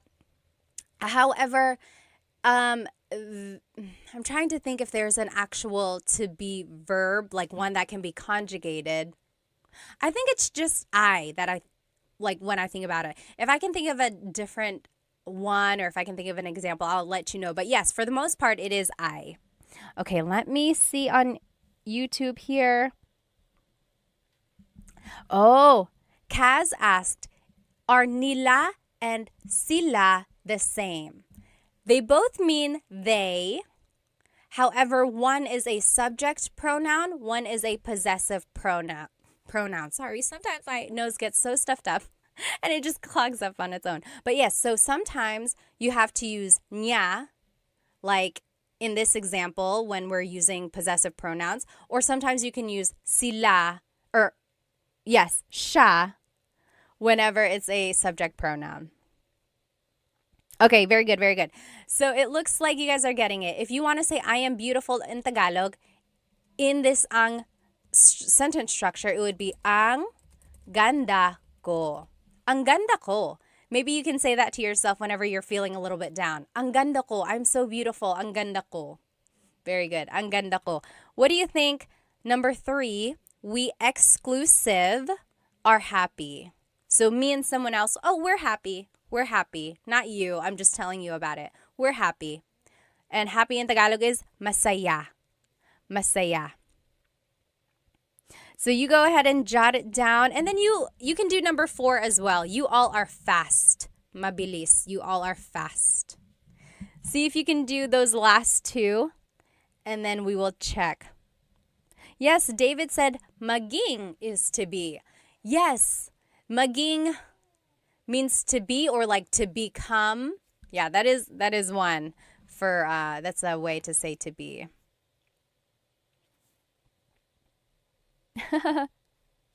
Nez said, mapalad ako kasi guro mo ko po. He feels lucky because I'm his teacher. Oh, thank you po. Masaya kami. Yes. Oh, very close, very close. So, yes, those are good those are good answers. But when we're trying to say it in this ang sentence structure, it would be ang saya namin. Ang goes first, then it's the root of the adjective, and then it's the pronoun we exclusive, which is namin. Ang saya namin. We are happy. And then how would you say you all are fast? You all are fast. How would you say you all are fast? Oh, very close. Kaz said, ang bilis nila. You plural is actually ninyo. Ang bilis ninyo. Maybe you're walking behind some people and you're being left behind. You could say, oh, ang bilis ninyo. You all are fast. Ang bilis ninyo. Very good, very good. I know these these possessive pronouns can get a little bit tricky. I would say try listening to a native Tagalog speaker or watch a movie and you will see when these different pronouns are used. And I think that'll help kind of decipher when to use a subject pronoun, when to use a possessive pronoun. But when you're learning, it's okay to mix it up. It'll come the more you use them. Tony asked, are you a teacher? I am. I used to teach like elementary faith formation, like at church, those like CCD classes. And then I got my teaching license. At one point, I could teach high school, which was very hard because I look very young. But yes, and then I just love teaching Tagalog. You guys on YouTube, why didn't you tell me that my face was covering up part of the page again? I'm so sorry. Next time I'll make sure that's not covering it. But yes, okay, let's go ahead and do this other sentence structure. So those are some ways to use adjectives with a pronoun. Now, if we want to use it with a noun, it would be adjective, then it's the word ang, then it's the noun. For example, mabilis ang kotse. The car is fast. Mabilis ang kotse. Or you could say, mahal ang bahay. The house is expensive, or a house is expensive. Mahal ang bahay. Mahal ang bahay. Or you could say, bago ang mga sapatos niya. So the adjective is bago. Then it's the word ang. Then it's mga sapatos, shoes, mga sapatos. And then niya is hers. So her shoes are new. Bago ang mga sapatos niya. And I wanted to show you the mga sapatos because if you want to make something plural, you have to add this word mga. Mga sapatos, shoes. And then another example, maliit ang pusa. The cat is little. Maliit ang pusa. Okay? Kaz mentioned on YouTube, I've been speaking Tagalog wrong for so long and people don't correct you in the Philippines. Sometimes they don't care. Sometimes they will correct you and help you out. Okay. Oh yes, Nez said make a video of how to use nang as a marker. I will. Maybe some prepositions, a video about that. Let me see on TikTok. Tony asked, do people mostly speak Tagalog or Bisaya? So it depends on where you go. In Luzon, up in like the northern area of the Philippines, sometimes in the central areas as well, those are the Tagalog speaking regions. When you go south, like in Cebu or Leyte, that's where they speak Bisaya. And then all around the Philippines, there are lots of different languages and dialects as well. Let me see. Okay. Yes, Winter Storm said TFC and GMA are TV channels that you can watch. They're Filipino channels. Okay, so those are just some ways to use the sentence structure. Adjective, then ang, then noun. So let's do some practice. Pretty easy, right? You just have to plug in the vocab. Up here in the top left is the sentence structure that we just learned. And then here's some examples. The food is hot. And I gave you some vocab words. Mainit means hot. Pagkain means food. How would you say the food is hot? We can do this one together. So the adjective goes first, which is mainit. Then it's the word ang. Then it's the noun. Food in Tagalog is pagkain. You guys on YouTube, I'm covering it up again. We'll fix that. There we go. So, mainit ang pagkain. The food is hot. You try number 2. The show is scary. The show is scary. How would you say that in Tagalog? Baby Doll said, I love this live. When will you be doing these lives? I try to do Tagalog Thursdays. So, yes, hopefully on Thursdays I'll be here again. And then I'm going to try to do the same lesson on a different day for those who weren't able to join live. So if you happen to catch me like on a random day, it might be the same lesson that you've already seen if you were with me on a Thursday. That's because I like to include people who might have wanted to join. But this recording will be up on my YouTube after the live if you just want to watch it there. Let me see.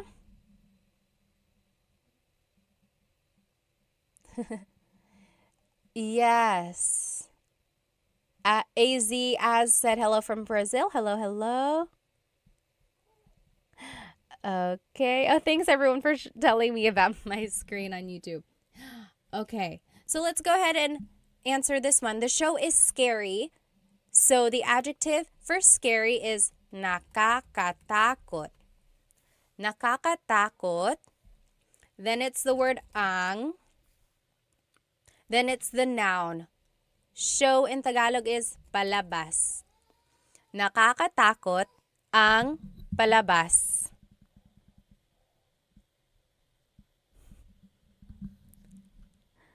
Yes, you're right.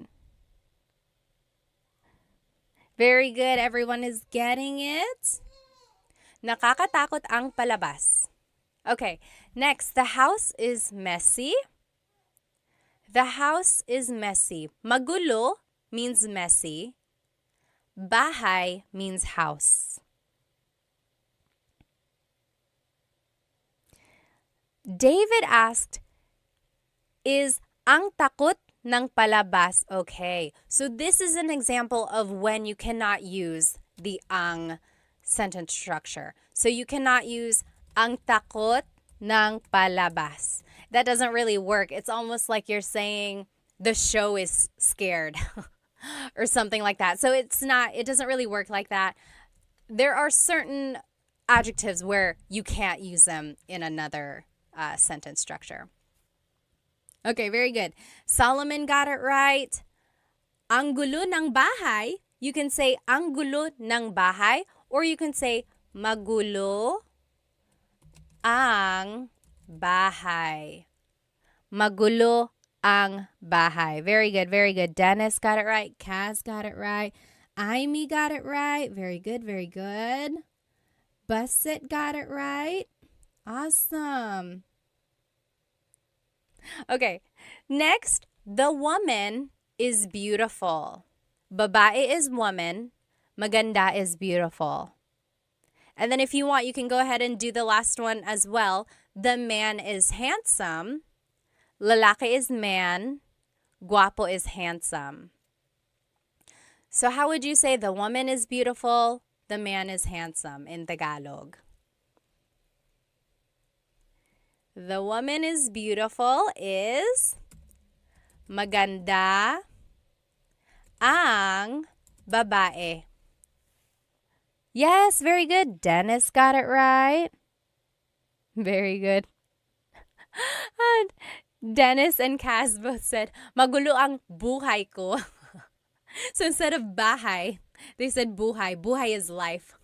Yes, my life is crazy. My life is a mess. So if you want to say the woman is beautiful, it would be maganda ang babae. Maganda ang babae. If you want to say the man is handsome, it would be guwapo ang lalaki. Guwapo ang lalaki. So that's just the simple sentence structure. Adjective, then the word ang, and then it's the noun. Very good, very good. Amy got it right. Base got it right. Filipino kasi ako, ate. Mabuti naman. Okay. So that's another sentence structure. And this is the last sentence structure that we will see here. So now, if you want to be specific about a person and you want to say their name, this is how you would do it. So it's the adjective first, like we've been seeing the whole time. And then it's this word, si or sina. And then the person. So you'll see what I mean. Tahimik si Tita Baby. Tahimik si Tita Baby. That means Tita Baby is quiet. Tahimik si Tita Baby.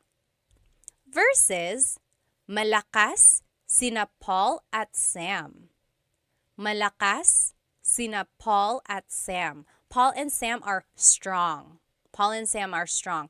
You'll see the difference here. When it's just one person, it's si. Tahimik si Tita Baby.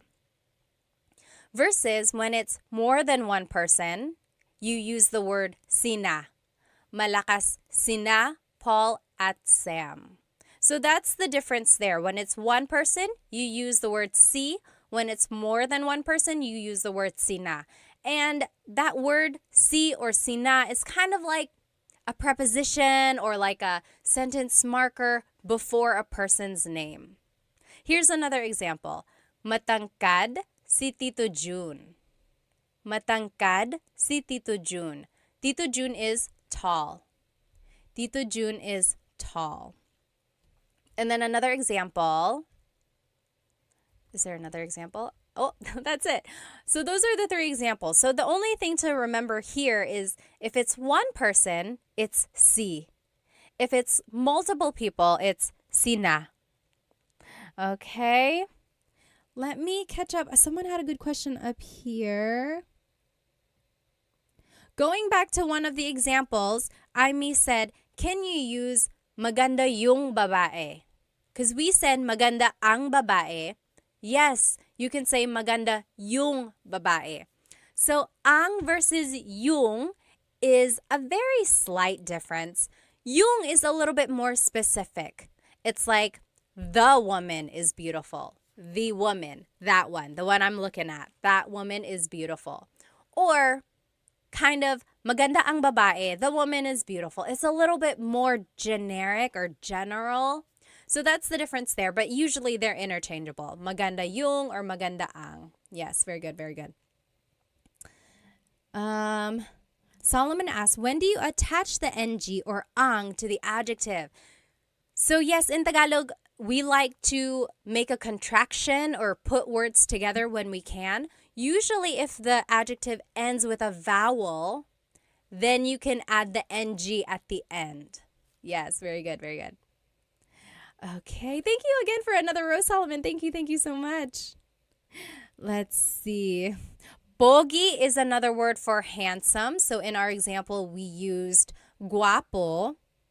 But yes, pogi is another one as well. Let me check here on YouTube. Oh, Manny said, I really enjoy these lessons. Does anyone know of a good translator app for Tagalog?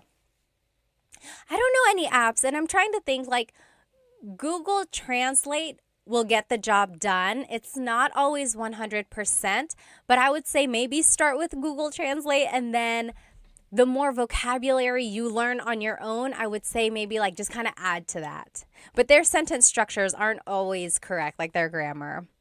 Very good. Okay, let's keep looking. A Kahoot company? A good app for Tagalog. Okay, maybe, yes. Jaina asked, how do you know when to interject po? How to after the words around it. Okay, so basically, like, when do you add po? There are certain placements for po. Usually it's the second word or after certain words or after a set phrase. But when in doubt, you can always add po to the end. So for these examples, tahimik po si Tita Baby. Tita Baby is quiet. Tahimik po si Tita Baby. So it's the second word there. Or malakas po sina Paul at Sam.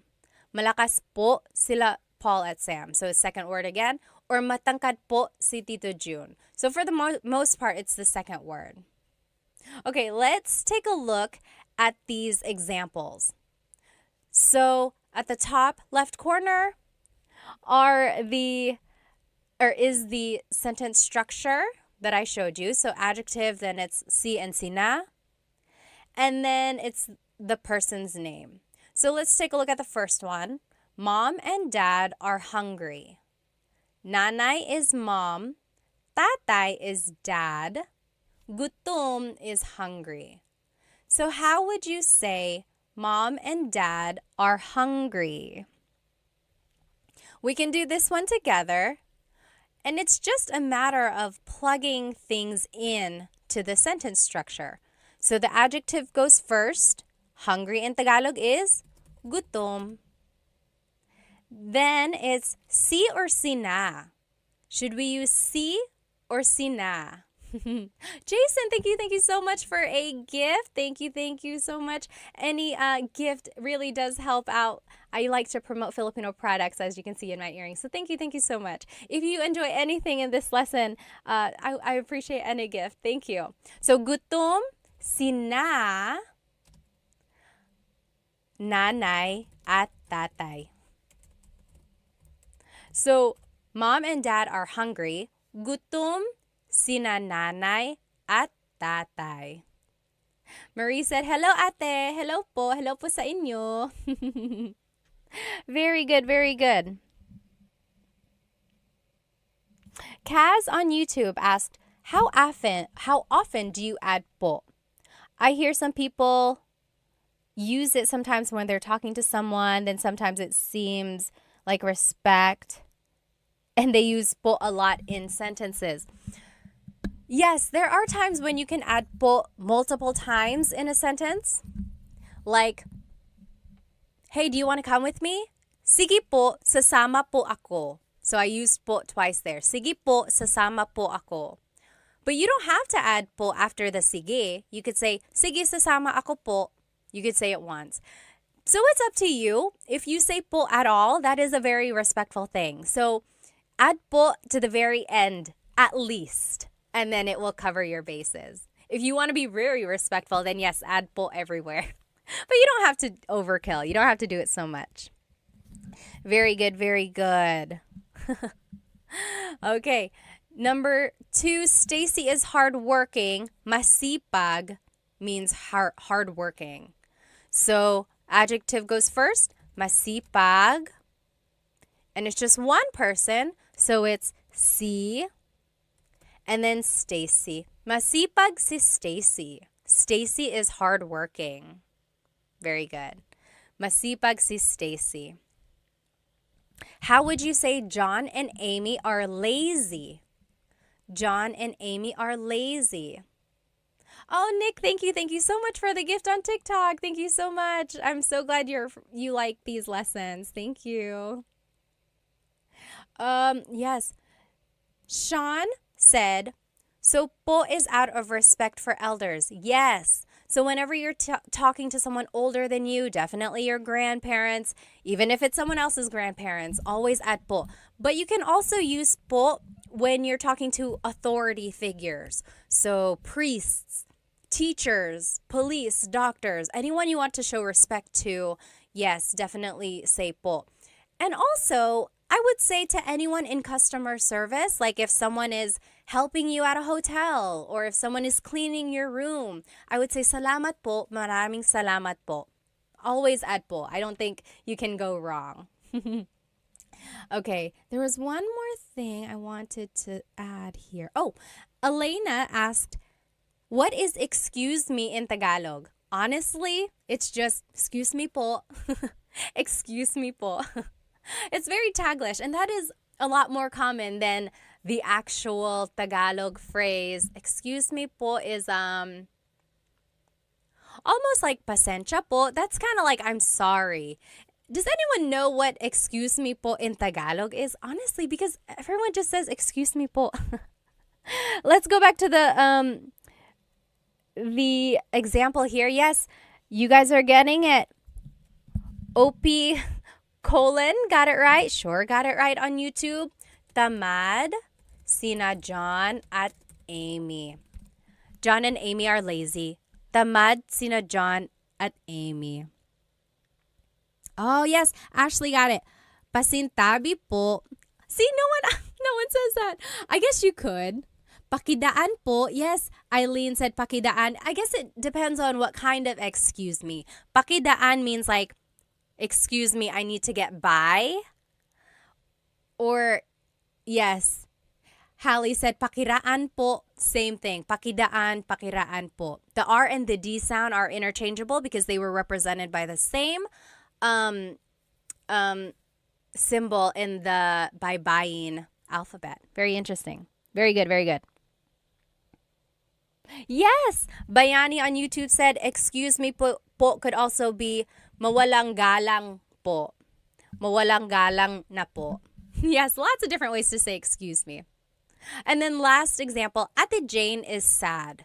Malungkot is sad. How would you say Ate Jane is sad? Very good. Let's see.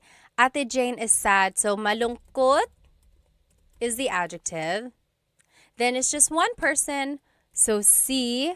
Yes, Millennial Aviation got it right. Malungkot si Ate Jane. Malungkot si Ate Jane. Yes. Crying, Hashira got it right. Eileen got it right. Very good, very good. Awesome. Okay, now here is just a quick review of what we learned today. So we learned some adjectives. We learned a lot of vocabulary words. Hopefully you can start using. Take a look at that list of vocabulary words that I had shown you kind of in the beginning so that you can add these adjectives to your everyday conversation. We also learned the different sentence structures when you're using a pronoun or a noun or when you're adding people's names, right? Sometimes you have to add si or sina. Sometimes you have to add the word nang. And sometimes you can change up the whole sentence structure and it would be ang blank mo or something. So take a look at those different sentence structures. And then we talked about the po placement and then a little bit of question formation as well, right? So those are the different ways to use adjectives. Does anyone have any questions about this lesson before we move on to the poll? Can I do a poll on TikTok? There is a quick poll. Oh, that'll be fun. Does anyone have any questions about this lesson? If you do, go ahead and write it down. And then I am going to share my screen here. Let's do a quick challenge.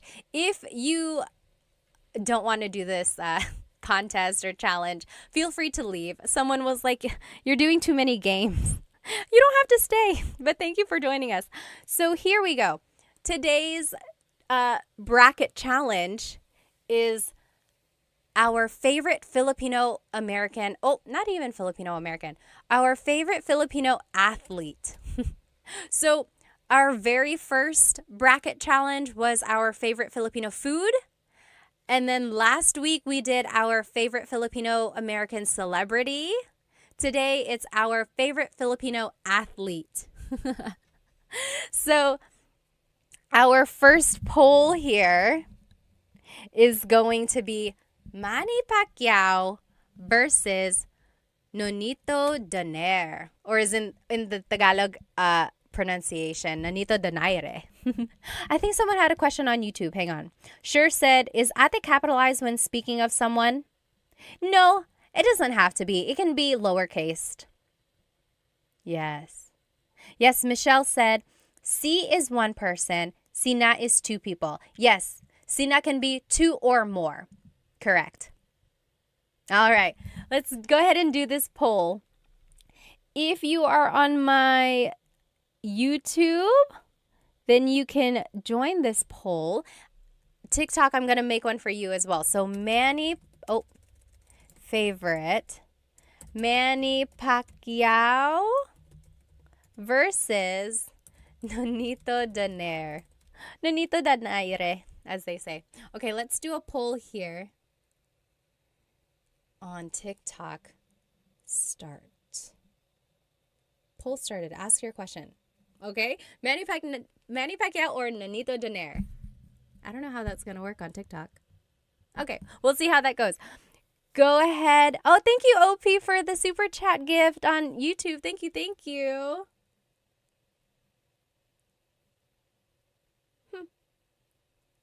Okay. There we go. So take about 30 more seconds. Who is your favorite Filipino athlete, Manny Pacquiao or Nonito Donaire? And then we'll move on to the next part of the bracket. Oh, I see. I see how it's working now. Okay. Yeah, so it looks like Manny Pacquiao is the winner by a landslide. Okay, so Manny Pacquiao is going to move forward in our bracket. You can follow along on YouTube if you're over here on my TikTok. So now it's Jalen Green versus Jordan Clarkson. So these are both Filipino-American basketball players in the NBA. Let's see, favorite. Jalen Green versus Jordan Clarkson. Jalen Green is on the Rockets, and then Jordan Clarkson is Utah Jazz. Oh, Kaz said, do a Jollibee and McDonald's poll. Oh my gosh, maybe we should. Favorite Filipino fast food restaurants. That will be next week's. Very good, very good. Michelle said, when do you do these lives? I just found you today. I'm trying to do Tagalog Thursdays, so catch me next Thursday. But I'm also going to try to do the live on a different day, but the same exact lesson, because I know people want to be in it when it's actually live. Very good. Oh, okay. Bayani said, informal writing, yes, ate should be capitalized because it's like a title. Yes, that's true. It's like Mr. or Mrs. Ate and kuya. Yes. I guess I never thought of it like that. Oh, okay.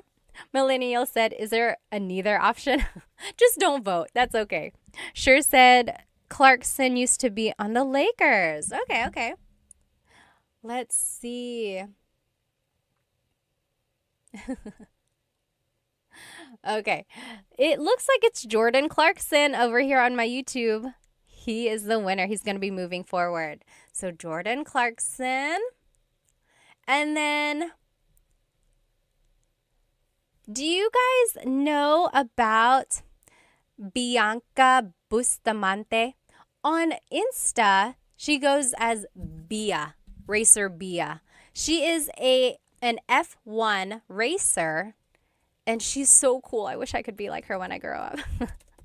She's an F1 racer. I think she's like working with Sephora. She's in Miami practicing. But yeah, she's a really cool racer. So Bianca Bustamante.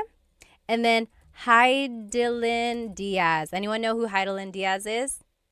She was the weightlifting gold medalist in the Olympics. What was that? Was that 2020? I can't remember now. Yeah, she was the gold medalist in one of the Olympics. Alrighty, so, oh, very nice. Okay. Kaz said, Cebuano Saturdays. Do you know a Cebuano teacher? Because I want to learn. If you know, please tell me who they are. Solomon asked, is it night or day where you are? It is night for me. I'm over here in North Carolina, so the East Coast, same as like New York and Florida. It's 8:38 p.m. Or no, I'm sorry. It's 9:40 p.m. here.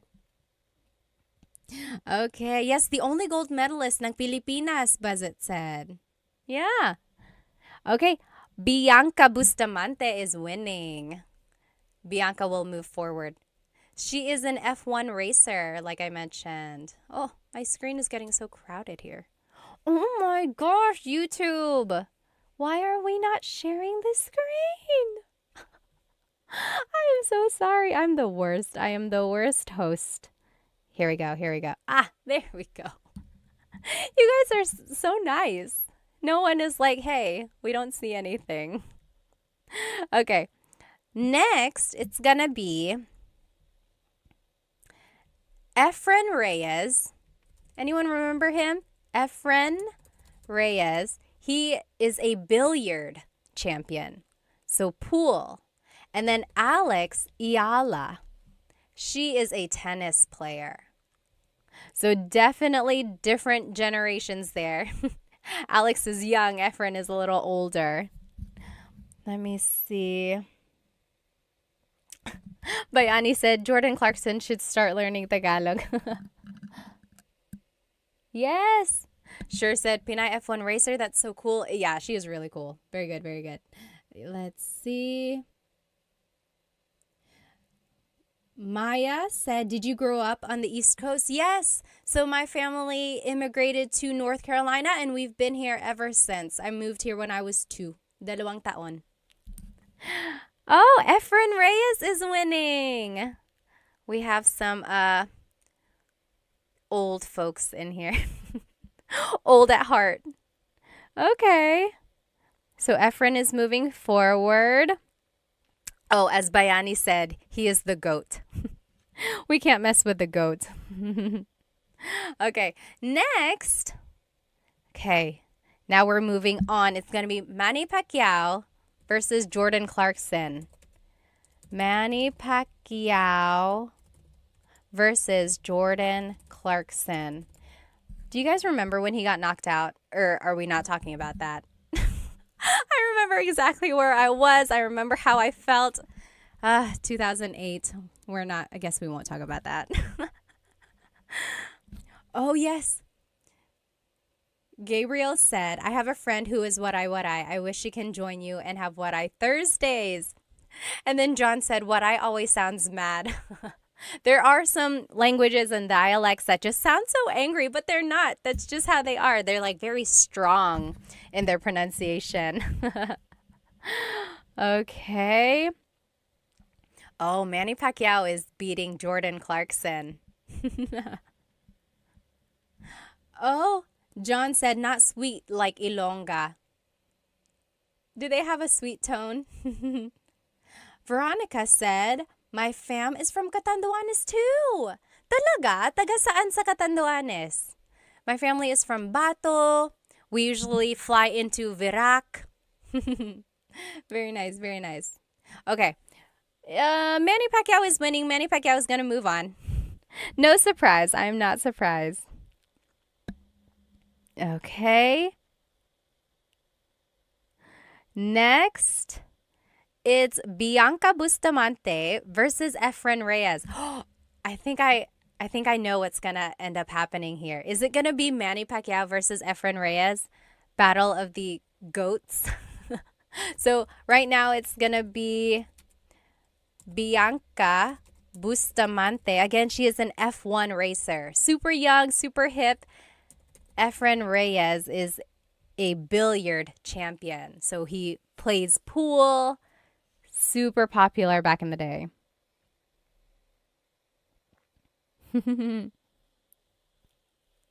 Kaz said, Ilocano is the angry bird dialect. On a scale of 1 to 100, how would you rate your Tagalog in terms of speaking? I would say 95%. I'm pretty confident in my Tagalog speaking skills. There are times when I get nervous.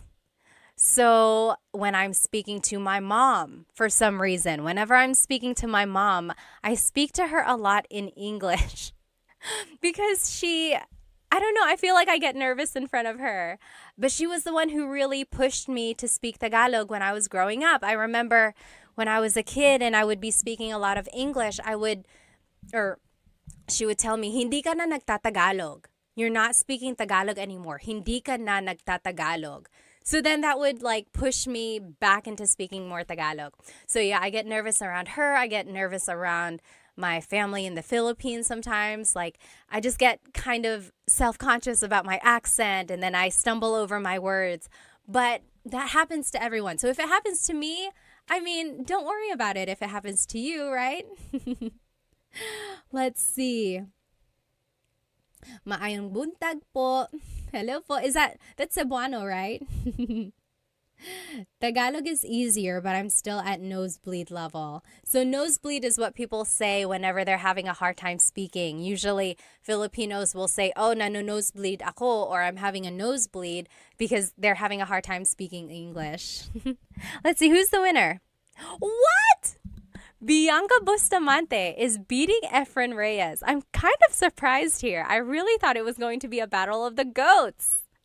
Like a battle of the older male athletes. Wow. Well, go Bianca. Racer B on Instagram, by the way. Let's see. Now it's going to be Manny Pacquiao versus Bianca Bustamante. Let's see here. It's the final one. It's the championship. Favorite. So Manny Pacquiao versus Bianca Bustamante. Who is our favorite Filipino athlete? Someone had a good question up here. Okay. Oh, someone asked, born and raised ka sa US? Hindi po, pinanganak po ako sa Maynila, tapos lumipat kami dito ng 2 taon po ako. Tapos every other year, umuwi kami sa Pilipinas. So umuwi ako nung 5 years old yata ako kasi nabantay yung mama ng papa ko. Tapos after that, mga every other year na kami umuwi. Tapos mayroon kaming TFC, tapos nagtatagalog yung mga magulang ko sa akin. So that's how I kept my Tagalog. Yes, Maya said, me and a lot of my friends that grew up in the US understand Tagalog but can't speak it. Why does this happen? You know, I have very young kids and I am trying to teach them Tagalog. And of course, we're teaching them English because of school. And I know why it happens. I completely understand parents. It's hard. Like, you want your kids to succeed in school, and it's natural for them to kind of get confused or like mix things up. So parents just kind of default to only teaching English because it will help the kids. And I completely understand that. But I think if you push through and just kind of keep teaching it, it will all work out in the end. So I know a lot of people where they can understand Tagalog, but they can't speak it and they really, really want to. If you can understand it, you are halfway there. I think that's a good way to think about it, right? You can understand it. Now all you have to do is formulate sentences and then go from there. So don't feel bad if you can only understand. Think of it as, oh, I only have to make sentences now. Let's see.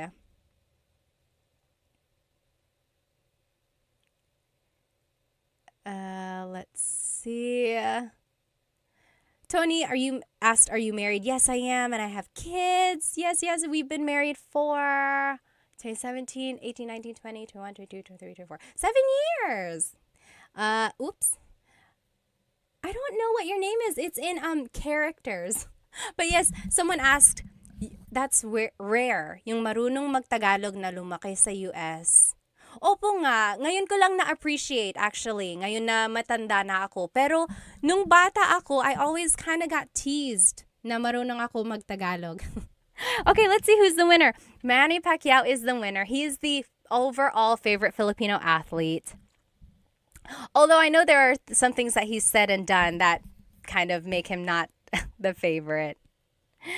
Okay, Kaz said, I'm learning Cam Norte Bicol language. And then there's Sorsogon. Yes, my mom's side of the family is from Sorsogon, actually. Bayani said they forgot the greatness of Efren Reyes. I know, I was so surprised about that, actually. Let's see, does anyone have any questions about anything we learned today? Anything? Hello, hello. Now that we are done with the lesson, I'll just turn on my camera here. Anyone have any questions about adjectives or about sentence structures? Or if there's anything you want to learn for next week, please write it in the comments because I love tailoring my lessons to what you want to learn. Otherwise, thank you so much for joining me, and I will see you next week. If you weren't able to join this live, I will try to teach this same exact lesson another day, or you can watch the recording of this later on, right after this live, actually. Okay? Thank you so much, everybody. Maraming salamat. Thank you for spending some time with me.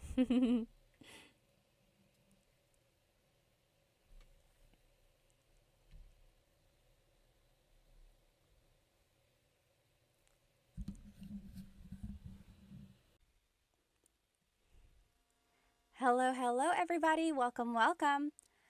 I am live right now on Instagram, on TikTok, and on YouTube. Hello, hello. I hope you have had a great week. My week has been very busy. We finished a playground at my house, and I've just been busy. I've been doing lots of different things around my house. I have a really fun lesson planned for us tonight. If you are joining me on YouTube on Instagram or TikTok, go ahead and jump onto my YouTube channel because I have the whole presentation up here. You will be able to follow along. You can see the words, see any images up there that's associated with the lesson. If you are a paying Instagram subscriber, these slides will be posted on the news feed after the class. I would have done it before the class, but I just finished the slides. Next time I will do it early so that we can post it before the class. Anyway, I'm so glad to see you all. I think it was like a couple weeks ago, I did like 4 or 5 Tagalog lessons back to back to back, and then I took a break, and then now we are back. And the last couple lessons were just like games. We played Jeopardy, we played Filipino bingo. Tonight's class is a true Tagalog lesson. So again, if you are joining me on YouTube, again, on Instagram or TikTok, go ahead and jump onto my YouTube channel where you can see this whole presentation. Let me just make sure everything is set up here. Okay. Hello, hello. Go ahead and write where you are currently watching and how old you are. I always like to know my demographics, where everyone is, how old you are. I always have some people who are super young, like Dita, who's 12 years old, watching from India, right?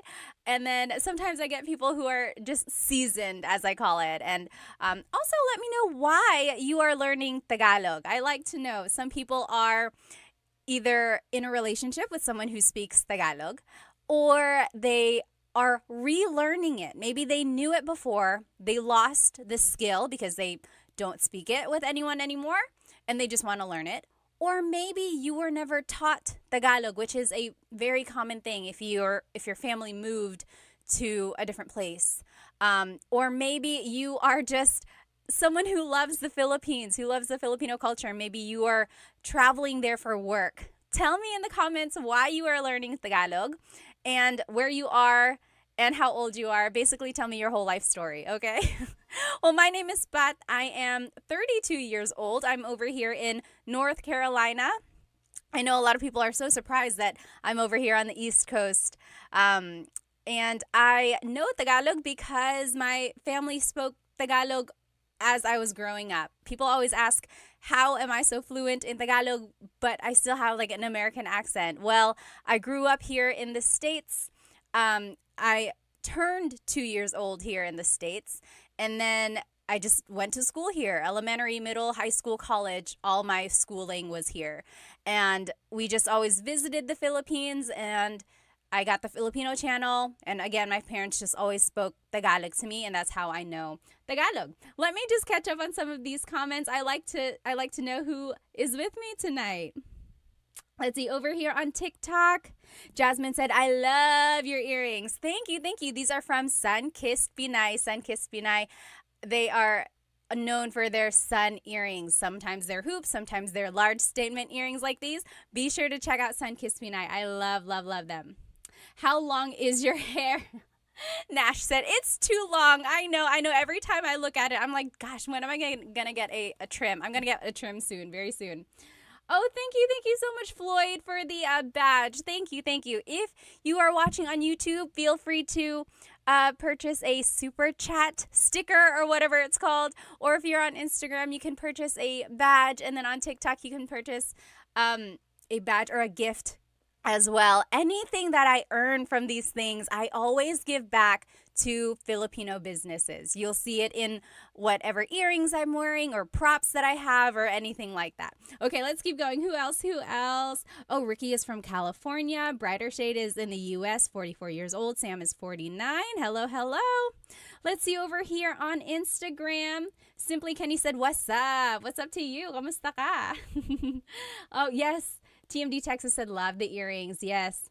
Stone Child said, from Vancouver, Canada, learning Tagalog to connect better with my girlfriend.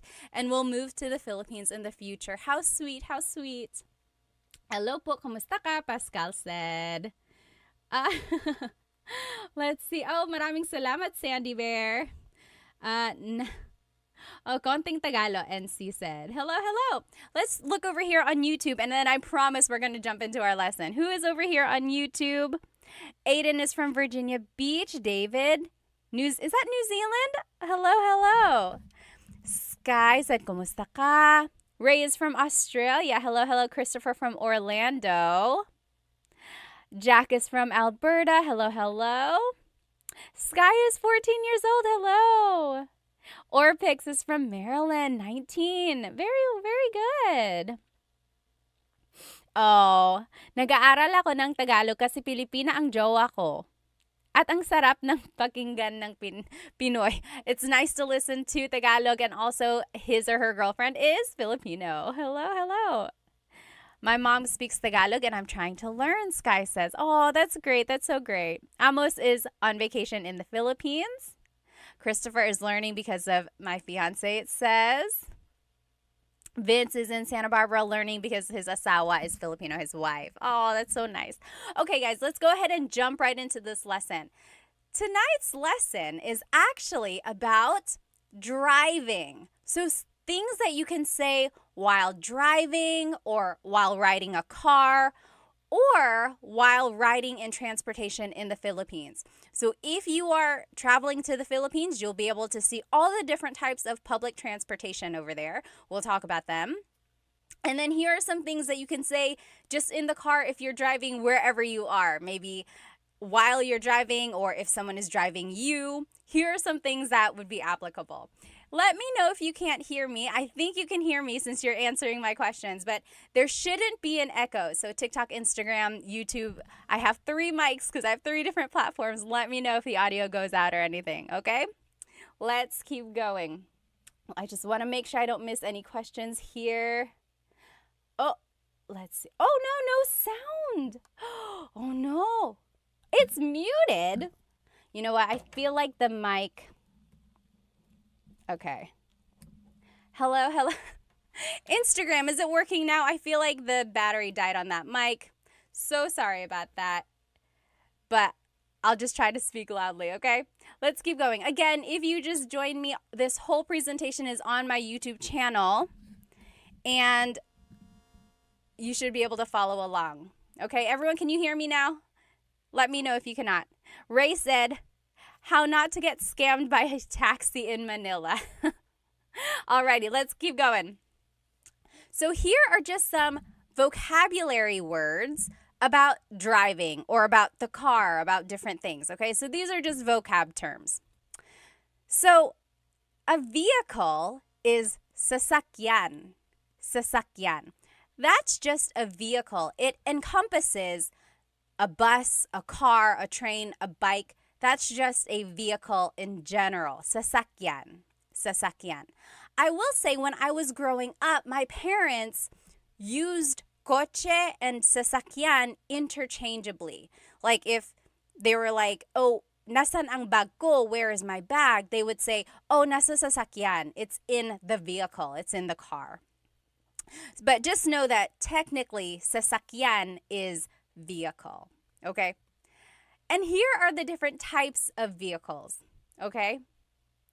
Oh, let me just double check here. Their phone is sira. Whose phone is sira? Can you hear me okay?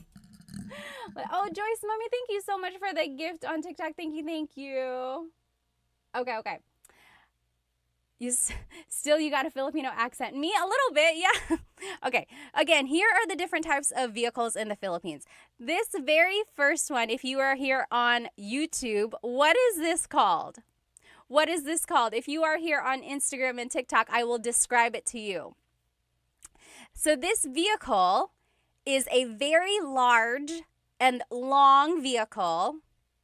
Inside it has benches where people can sit along the sides. There's usually a handrail at the top and you can grab on so that you're not like swinging back and forth. Yes, J-Rod, you got it on Instagram, and Philip Patty, you got it on TikTok. Yes, and over here, Brian, Ray, Miss Signo, Dree, yep, you guys all got it. So this is a jeepney. A jeepney. So the jeepney is this very, very long jeep. It's like a long, elongated jeep.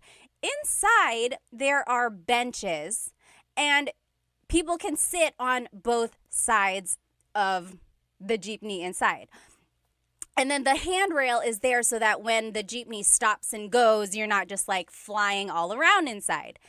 And some people like it, some people don't like it. I personally love riding in the jeepney, and my cousins always tease me for this because I love it. I love the fresh air. I'm doing air quotes because I mean, how fresh can the air be in Manila, right? But I love the breeze that you feel. And then I love being with the locals, but I also love that some of these jeepneys are so decked out. Has anyone been in a decked out jeepney? Some of them have like lights, like it's a disco in there. And then some of them have like music, and not like crazy loud music, but like really jazzy or like OPM music. It's a vibe. It really is. I love it. So I personally love the jeepney. When it rains, if you're looking at the picture here on YouTube, the windows are just open. There's just a big opening on the sides here. When it rains, there's like a plastic tarp that you put down over the windows so that you don't get wet. And I love it because everyone knows that. Everyone knows that when it starts to drizzle, you go ahead, you untie this plastic, and you just pull it down. It's like a known thing. You don't have to wait for the driver to be like, hey, can you pull down the tarps? You just do it so you don't get wet, right? I love it. So again, this is called the jeepney. If you have ridden in a jeepney before, leave me a jeep emoji or like a car, whatever emoji looks like a jeep over there. I love the jeepney.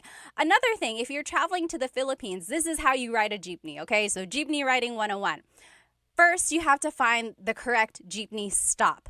There are certain stops where jeepneys will go, and you have to look at the sign that's on the front of the jeepney. Sometimes they're small, so if you don't know what you're looking for, make sure you have someone there who knows how to ride a jeepney. You got to look for the sign, and it'll say like, oh, Cubao or Rosas. So it'll say the location it's going to. Because not all jeepneys go to the same spots, right? It's like a bus. It has a route. So you got to find the right jeepney. Once you get in, they're going to slow down. You hop in, try to hop in as fast as you can. Number one, because there might be someone behind you. Number two, because the jeepney has places to go, okay? Everyone has a place to be. So just kind of run in there. And then when you sit down, that is when you pull out your money, okay? Pull out however much it is. At one point, at one point it was like 8 pesos a person, but it might be different. If you are in the Philippines or if you've traveled to the Philippines recently, how much is it to ride a jeepney? It could depend on like the distance, but just like generally, how much is a jeepney nowadays? Write it in the comments. Anyway, you pull out your money and then you got to pass your money person to person until it gets to the driver, okay? And you don't have to worry about like people stealing your money or taking your money. Usually it's just like a few coins, right? Now, if you do have a big bill and then they have to give you like a big change back, that might be a little iffy. But the general idea is that you pass the money from person to person. You say, bayad po, bayad po. So bayad is payment. Po is, oh my gosh, is it 20 pesos already? JP Hustle said, wow, okay. So yes, you say bayad po, which means payment, please. Okay, so that lets the driver know money is going to come their way. And they're usually facing forward, so they're going to reach back to get the money. Or someone might be beside them, like their assistant or something, grabbing the money. They will usually have like bills in their fingers, or they have a little container of coins and they'll just grab however much they need. Then they will send the change back to you. And again, it will go from person to person to person until it gets back to you. Okay, so that's how you pay. That's how you get your change. Now, if you are getting close to your stop, you really got to pay attention because they might just keep going. And your stop doesn't have to be at a designated stop. You can stop anywhere as long as it's on the route, right? Usually. There might be exceptions. When you get to the place you want to go, you have to say para. That means stop. Or like that's letting the driver know someone has to get off. Para po. Okay, para. So then they will stop. They will go to the side of the road. They'll stop. You just get out the way you came in, okay? Again, try to be fast, grab all your things, make sure you didn't leave anything behind, and then get off because, again, they have places to go. Also, be careful because someone might be trying to come in, okay? So just be aware of your surroundings, definitely. Be careful if you have, like, expensive things. Really hold your bags close to you and things like that. Just be aware. Be aware of your surroundings. And then that is how you ride the jeepney, okay? Another thing about the jeepney, goodness, I love the Filipino culture. I love jeepneys and everything like that. But it's really cool because on the top, on the front of the jeepney is usually a name. So like if a family has a jeepney, they might name their jeepney after one of the children, like Sabrina. It's like, oh, I'm going to take the Sabrina today. Or it's like this one in this picture says, what does it say? I think it says like God is with us. So sometimes it might just have like a saying, or usually there's a name, like a family member's name, just to kind of like how you name a boat or something like that, you know? Okay, so that is a jeepney. Now here's another type of vehicle in the Philippines. If you're looking here on YouTube, what is this type of vehicle in the Philippines? Again, if you're just joining me here, someone said, is this a Tagalog lesson? It is, I promise. We are learning vocabulary and phrases about driving. So right now we're just talking about the different types of sasakyan. Sasakyan is vehicle. So we're just talking about the different types of sasakyan in the Philippines. So we talked about the jeepney. Over here, this is a motorcycle with a pedicab on the side. What is that called? Yes, almost polyglot got it. Steve got it on YouTube. So it is a Mista said a sidecar motorbike. Yes, literally. Yes, Roach Clip said tricycle. Yes, and it's Richard on Instagram. It's called a tricycle. So a tricycle is a motorcycle with a pedicab attached to the side. Sometimes it's not a motorcycle, in which case it's a bicycle. Sometimes in like the province, or if you're just going a really short distance, it might just be a bicycle. It's a little bit more work for the driver in that case, right? But for the tricycle, the pedicab can fit usually 2 people facing forward. In the front of that same sidecar, there might be a little seat facing the other direction. So that's another person who can fit in there. And then there might also be a little seat on the side next to the driver. So that's 4. So if there are very small people or like children, they can fit in those tiny seats. So again, there's 2 seats in the back of the pedicab. There might be a tiny seat in the front. There might be a tiny seat on the side. Okay. And then there are 2 seats behind the driver on the actual motorcycle. So that's another 2 people who can sit there. Sometimes they sit, they're usually sitting sideways so that your feet dangle off. That's just how you would fit there.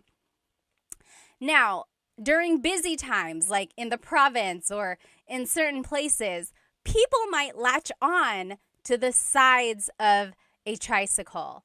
They'll hold on to the sides, they'll hold on to the back. Some of them might even sit at the very top of a tricycle.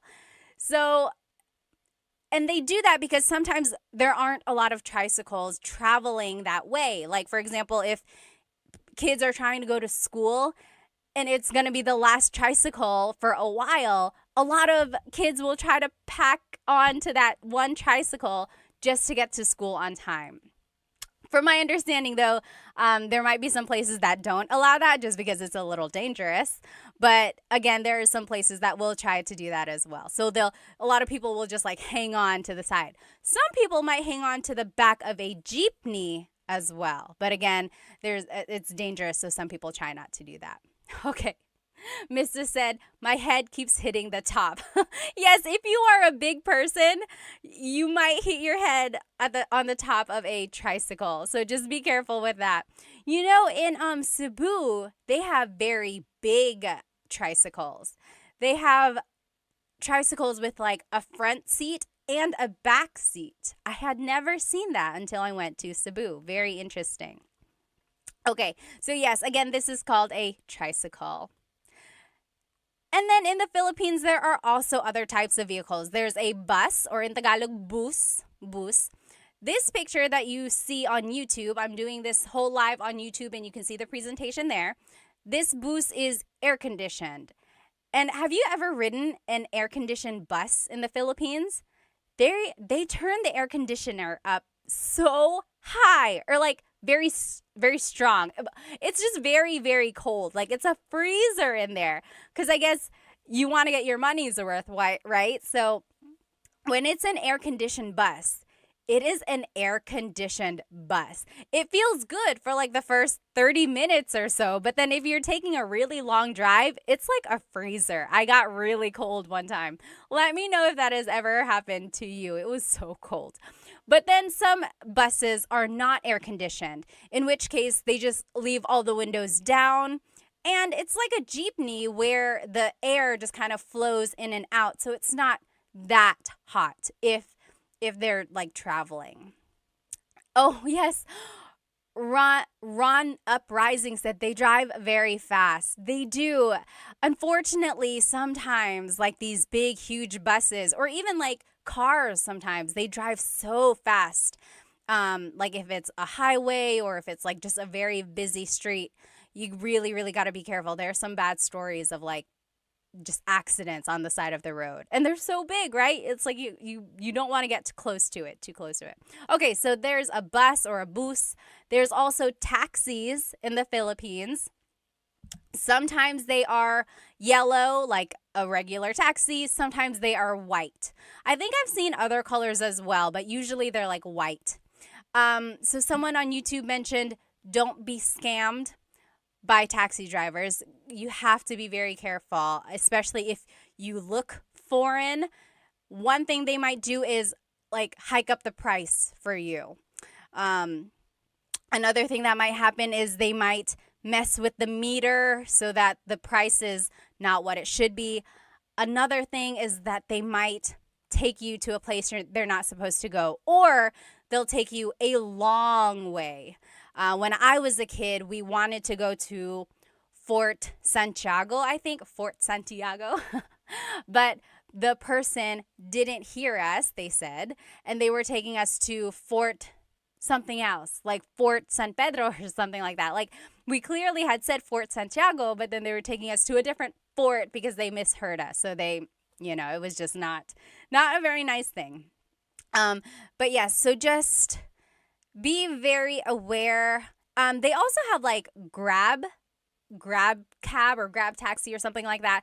That kind of helps with the liability, or like just keeps someone accountable, because there's like the record of you getting that one taxi, right? So just be careful. And then there's also the MRT or the LRT. If you're looking over here on YouTube, you'll see it's like an above the ground subway. So it's like a train. And this is usually in Metro Manila. The difference between the MRT and the LRT is the route that it goes. So the MRT goes one way around EDSA, the LRT goes a different area. Okay, but just know it's like an above the ground subway. So there are lots of different types of vehicles in the Philippines. Again, let's go back to our Tagalog lesson. So vehicle in Tagalog is sasakyan. Sasakyan. Okay? Now, coche is car. Coche. Coche. And again, the difference between coche and sasakyan is that coche is specific. Coche is car. Sasakyan is vehicle. Okay, so sasakyan encompasses lots of different types of vehicles. But my family used sasakyan and coche interchangeably. It's like, oh, nasaan ang susi? Where is the key? Nasa sasakyan. It's in the vehicle. Okay? Now, license plate is placa. Placa. Can you say that with me? Placa. License plate. So it's like, nakuha mo ba yung placa niya? Nakuha mo ba yung placa niya? Did you get their license plate? Like, if something happens and like you need the taxi's information, it's like, nakuha mo ba yung placa niya? Did you get their license plate? Okay? Tire in Tagalog is gulong. Gulong. Gulong. That's tire. That's just one tire. If you want to say multiple, it would be mga gulong. Mga gulong. To make a noun plural in Tagalog, you have to add the word mga. Mga gulong. Steering wheel in Tagalog is manibela. Manibela. Manibela. So it's like, hawakan mo ang manibela. Hold this steering wheel. Manibela. Mirror, like your side view mirror or side mirror, and then your rear view mirror, salamin. Salamin. That's just a mirror. If you know some Tagalog, salamin also means glasses. Salamin. Salamin. That's a mirror or like glasses. Salamin. A window, like the window of your car, that would be bintana. Bintana. Okay? And then headlights. Technically, there's no like real word for headlights that I know of. Usually, it's just referred to as ilaw. Ilaw. Ilaw is light. Okay, so it's like, naka-on ba ang ilaw mo? Is your light on? Are your lights on? Naka-on ba ang mga ilaw mo? Okay, so you see how I'm just using ilaw. Okay, let me just take a look at some of these comments and questions. If you have any questions at all, feel free to leave them. HM94 said, isn't that Spanish? Yes, absolutely. You will hear Spanish words in a lot of these vocab because there's a lot of Spanish words in Tagalog from the colonization period. Yep. Metch said, are you Bisaya or Tagalog, ma'am? Tagalog po, hindi po ako marunong mag-Bisaya. Okay. Travel with local or a girlfriend. Always ride with a local. Yes, yes, yes. Okay, any questions over here on Instagram? If you have any questions or comments, please feel free to leave them. How about over here on YouTube? Oh, yes. Yes, again over here. Everyone on YouTube is like, yes, that also sounds like Spanish. You're right. You're right. Sleepy Time said, did you talk about pajak? Pajak is the tricycle that has a bicycle instead of a motorcycle. Yep, we did talk about that. We mentioned it. Very good.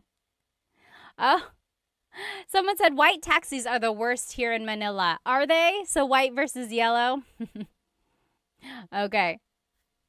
Let's keep going here. Oh, yes, someone talked about the UV Express.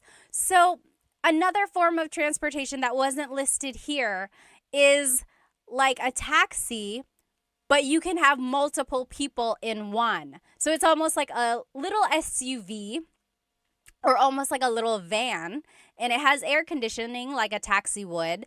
And it just picks up multiple people and makes multiple stops. Kind of like a jeepney. It's a cross between a jeepney and a taxi, right? It's like multiple people, but it still has air conditioning and it's making multiple stops like a jeepney would. Yep, that's like a UV Express.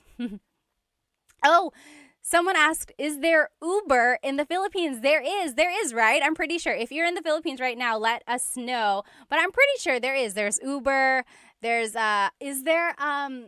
what is the other one? Not Uber. What are the rideshare? Grab. Oh, Grab. Okay, so someone was saying Grab. Grab is like the Uber there, right? Mr. Talk said. Okay, let's keep going. Oh, yes. Someone said, I kind of like the rideshare. I like it too. Yeah. Sometimes, if you are trying to go to a place really, really fast, you might not want to do a rideshare. Very good. Okay, yes. Everyone is saying it's Grab. So instead of Uber, it's called Grab. It's an app, right? You just have an app. Lyft. Is there Lyft in the Philippines? Yes? No?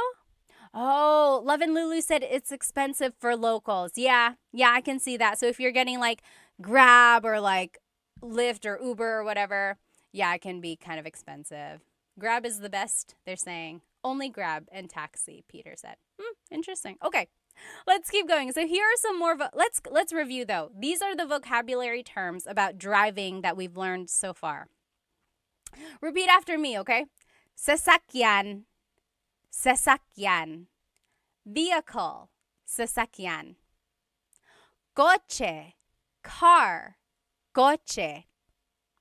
Placa, license plate, placa. Gulong, tire, gulong. Manibela, steering wheel, manibela. Salamin, mirror, salamin. Bintana, window, bintana. Ilaw, headlight or like light, ilaw. Okay? Very good, very good. So, now a license, like the license, the ID that you carry, that is lisensya. Lisensya. So it's like, nasaan ang lisensya ko? Where is my license? Nasaan ang lisensya ko? Lisensya, that's license. Ilaw, light. So again, we used ilaw for like headlight. Now you can say ilaw for like the stop light. It's like hinto ka dun sa ilaw. Stop at that light. Okay? And then gasolina, that's gas, gasoline. Easy, right? Gasolina. Kanto is the corner or like, so for example, if I wanted to say turn left at that corner, I would say kaliwa ka dyan sa kanto. Kaliwa ka dyan sa kanto. Kanto is corner. Okay? And then here's just directions. Kaliwa is left, kanan is right. Kaliwa is left, kanan is right. Okay? Now, is my audio okay? I don't know if someone mentioned that on TikTok here. So, the way I remember kaliwa and kanan is that kaliwa has an L for left. Kaliwa has an L for left. Oh, thank you, Blue. Said audio is good. Awesome. So, kaliwa and kanan. Kaliwa, kanan. Kaliwa is left because it has that L. Kaliwa, left. And then kanan, right. Grace said, do you guys have an alphabet? Yes, there is a Tagalog alphabet. Abacada. Okay. So kanan is right, kaliwa is left. Now, mabilis is fast. Mabilis. The opposite of mabilis is mabagal. Mabagal. Oh, Ms. Fernini had a great question. Can you use kanan like saying, yes, right? No, very good question. So kanan is the direction right. If you want to say right as in correct, that would be tama. Tama. Correct. Tama. Very good question. So again, kanan is right, the direction. Tama is right as in correct. Very good question. Okay, let's keep going here. So let's review these words again. So licencia is your license. Licencia. Ilaw, stoplight or just light. Ilaw. Mabilis, fast. Mabilis. Mabagal, slow. Mabagal. Gasolina, gas. Gasolina. Kanto, the corner. Kanto. Kaliwa, kanan. Left and right. Kaliwa and kanan. Remember, how are we going to remember kaliwa? Kaliwa is left because it has the letter L. Kaliwa is left. So kanan has to be right. Okay. Now, here are just some verbs. Okay, so here are some verbs. One thing about verbs that I want you to get from this lesson is that all verbs have a Tagalog root. Okay, so for example, maglakad is to walk. Maglakad. If I want to say I'm walking, it's naglalakad ako. Naglalakad ako. Do you hear the root word lakad? Okay, so for all of these verbs, I'm going to give you the root word. So if you can recognize the root word in a conversation, that'll kind of help you with the translation of what someone is saying. Okay, so it's okay if you don't know how to conjugate them. It's okay if you don't know how to use them in a sentence exactly yet, but just try to use this to gain vocab so that you can recognize them in a conversation. Okay. Oh, thank you so much for the gift, Will. Thank you so much on TikTok. Thank you. Okay. So, stop in Tagalog is hinto. Hinto. Okay, so stop in Tagalog is hinto. If I wanted to say stop here, or one way I could say it in Tagalog is huminto ka dito. Huminto ka dito. Stop here. Huminto ka dito. So do you hear the root word hinto? And then just kind of use that as a way to recognize how something is being conjugated or how the verb is being used in a phrase. Okay? Huminto ka dito. Stop here. So hinto means stop. Next. We learned this a second ago. There's another way to say stop. Stop, if you're in a jeepney, would be para. Para. Remember, if you're riding in a jeepney and you want to stop, you would say para po, para. That means stop the jeepney. But you only use that in the jeepney context. If you're riding with your friend, you wouldn't say para. I guess you could. But usually I've heard it in the jeepney setting, okay? So just know there are two different types of stop, hinto and para, okay? Tuloy means go. Actually, tuloy means continue. Like, tumuloy ka lang, keep going. Continue on. Tumuloy ka lang. Tuloy means go. Try saying these words with me. Hinto, stop. Hinto. Okay, so hinto means stop. Huminto ka dito. Stop here. Another way to say stop is para. Para. Stop the jeepney. Again, remember, para is usually used in the jeepney context. The Raffy Taffy said, this is my first live session. I love it. Salamat, salamat. That's why I said session. Do you do this regularly? I do Tagalog Thursdays. Yes, Tagalog Thursdays. And then I try to do the lesson again, like I do a repeat of that lesson another time during the week, just in case someone wasn't able to join. But the recording is always up on my YouTube channel, but I know some people like to be in the live comments, so I like to do it a couple times. Okay, so tuloy means go. Tuloy. Try saying that with me. Tuloy. Okay? Now, magmaneho is to drive. Magmaneho. Magmaneho. So you could say like, nagmamaneho ako. I am driving. It's like, oh, I can't answer my phone right now. Nagmamaneho ako. I am driving. Magmaneho means to drive. Sakay means to ride. Sakay. Sakay na, get in, or come on for the ride. Sakay. Baba, to get down or to get out. Baba. You might have heard the joke like, bababa ka ba? Opo, bababa ako. Right? So baba is a homonym, as they call it. A homonym has a couple different meanings depending on its context.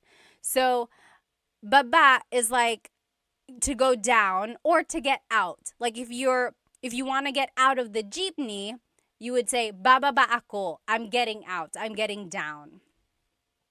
Or if you're riding in your friend's car, you could be like, oh, hinto ka dito. Stop here. Bababa na ako. I am getting out. Okay. Liko means to turn. Liko. Liko. So it's like, lumiko ka dito. Turn here. Lumiko ka dito. So it's an verb. If you've been watching some of my lessons, you know that verbs come in 5 different categories. Mag, ma, in, and e verbs. Liko is an verb. Lumiko ka dito. Turn here. Atras is to back up. Atras. The opposite of atras is abante, to move forward. Atras, to back up. Abante, to move forward. Very Spanish, right? Going back to these different types of verbs, number 1, I have a full-length Tagalog lesson on my YouTube channel, and it just goes through how to use verbs in the present tense. And then I have another one in the past and future tense. So if you want to learn how to specifically use different types of verbs and how to like conjugate them for sentences, go ahead and watch my full-length Tagalog lessons on my YouTube channel. I think that's lesson 3 and 4. Maybe 4 and 5. I think 3 and 4. Okay. So let's try saying these verbs one more time. Again, just focus on the root, okay? These are all the root of the verb. So if you can recognize these roots in a conversation, that should help with the translation, okay? Try saying them with me. Hinto, stop. Hinto. Para, stop a jeepney. Para. Tuloy, go. Tuloy. Magmaneho, to drive. Magmaneho. Sakay, to ride. Sakay. Baba, to get down. Baba. Liko, to turn. Liko. Atras, to back up. Atras. Abante, to move forward. Abante. Okay? So now we're just going to finish off with some common phrases that you might hear or say while driving. Okay? We already talked about this one. Nagmamaneho ako. I'm driving. Nagmamaneho ako. Okay? Next, sakay na, get in, sakay na. So if you are picking someone up, you could be driving and you're stopping right there next to them. You could say, hey, sakay na, get in, sakay na. Or if you are trying to get your kids in the car and they are taking so long, you could say, sakay na, get in the car, sakay na. Next, if you're out of gas, you can say, ubus na ang gasolina. Ubus na ang gasolina. So it's out of gas. And then if you want to say, I'm going to get some gas, it would be maggagasolina ako. Maggagasolina ako. I'm going to get gas. It's almost like you turned that noun, gasolina, into a verb. You are doing the noun. But you could also say, kukuha ako ng gasolina or bibili ako ng gasolina, meaning like I'm going to get gas, I'm going to buy gas or something like that. Okay? Next, repeat these phrases with me. Nagmamaneho ako. Nagmamaneho ako. Or sakay na. Sakay na. Ubus na ang gasolina. Ubus na ang gasolina. Or maggagasolina ako. Maggagasolina ako. Okay? Someone said, ang mahal ng gasolina. Ang mahal ng gasolina. That means gas is expensive. You're right. Here are just a few more phrases. Susunduin kita. Susunduin kita. So the root word sundo means to pick someone up, driving, like you're driving to pick them up. Susunduin kita means I will pick you up. Susunduin kita, I will pick you up. Okay? Now, malapit na ako, I'm close. Like I'm nearby. Malapit na ako. Malapit na ako. The opposite of malapit is malayo. Malayo pa tayo. We are still far away. Malapit na ako means I'm close, I'm nearby.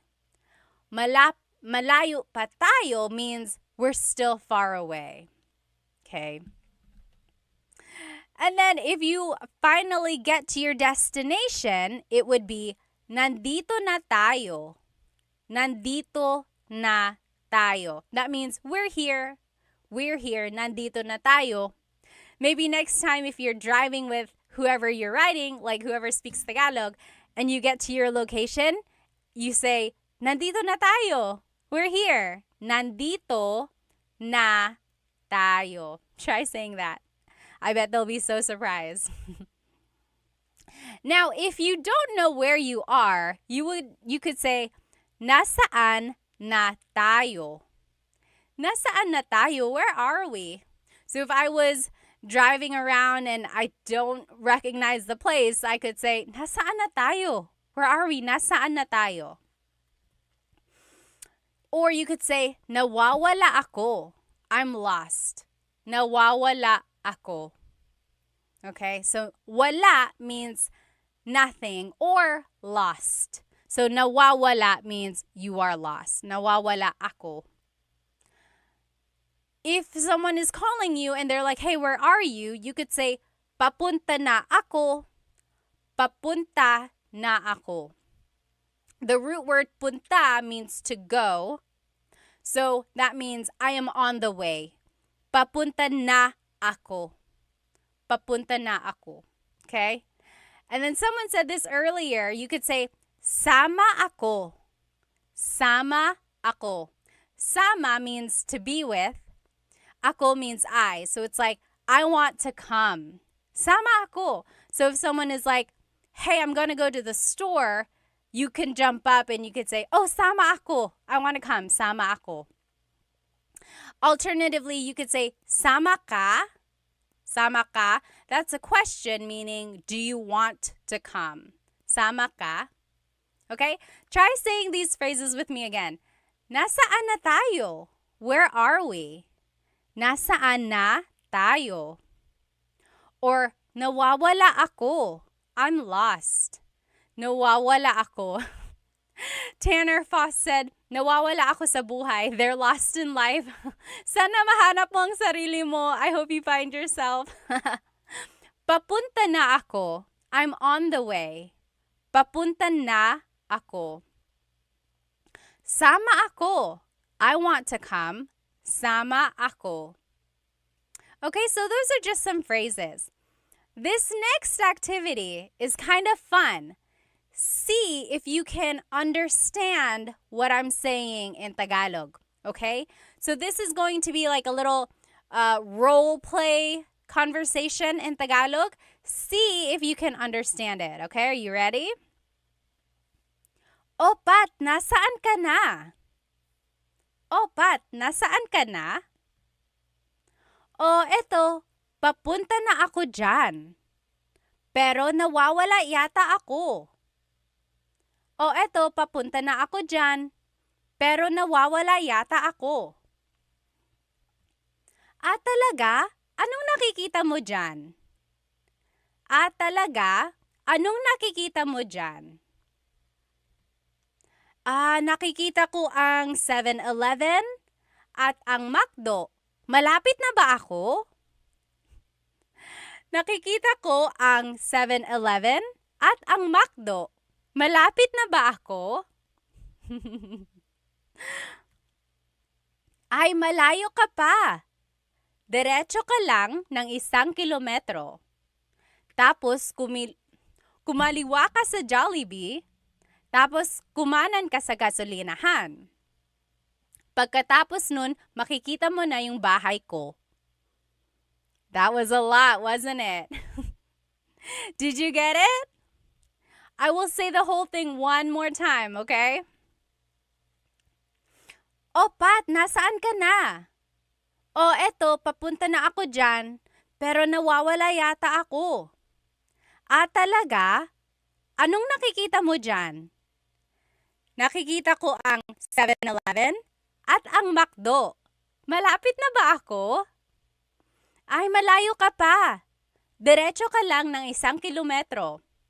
Tapos kumaliwa ka sa Jollibee. Tapos kumanan ka sa gasolinahan. Pagkatapos nun, makikita mo na ang bahay ko. What did I say? If you are just joining me, you're probably like, what are you talking about? So we are doing a Tagalog lesson about driving, directions, vocabulary, and just common phrases about like driving.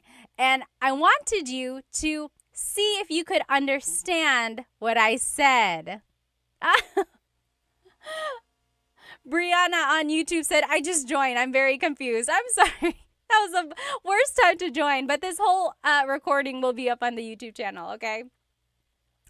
Let's go ahead and see. Yes, I see some of you guys got some of the phrases. Yes, you're writing it in the comments right now.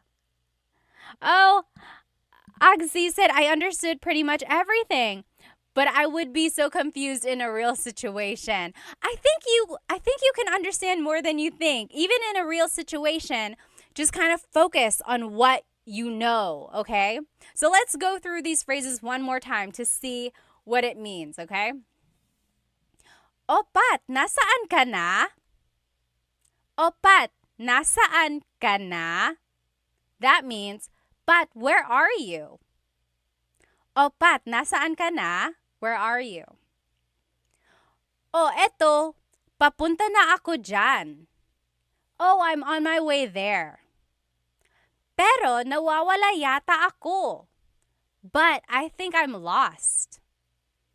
Yes, very good. You guys are writing it in the comments as we go. Very good, very good. Yes. J3 said, what is your YouTube channel? It's Tagalog Time. Same name, same name. Okay, very good. So I asked, or the question was, Pat, where are you? And I said, oh, I'm on my way there, but I think I'm lost. Okay, let's keep going. Ah, talaga? Anong nakikita mo dyan? Oh, really? What do you see there? Ah, talaga? Anong nakikita mo dyan? What do you see there?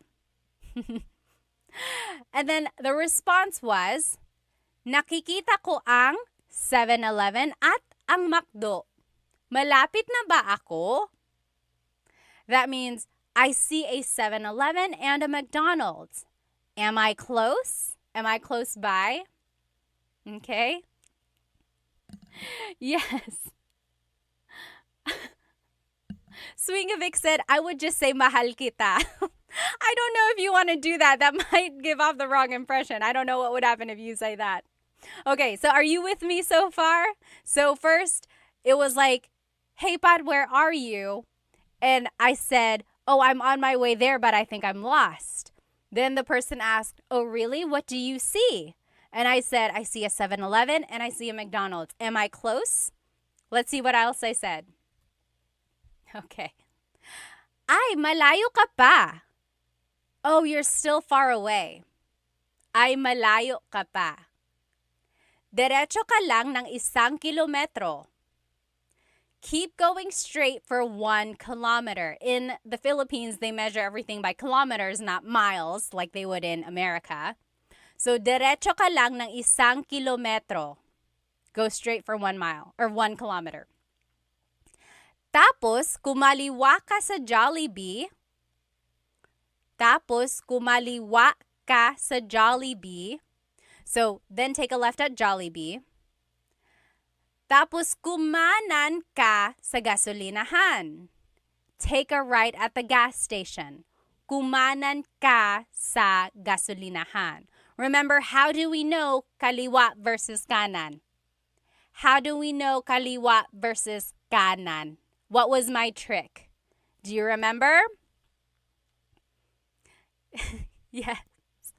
Kaliwa is left because kaliwa has the letter L. Kaliwa is left. Kanan is right. Okay? So let's keep going. Pagkatapos nun, makikita mo na ang bahay ko.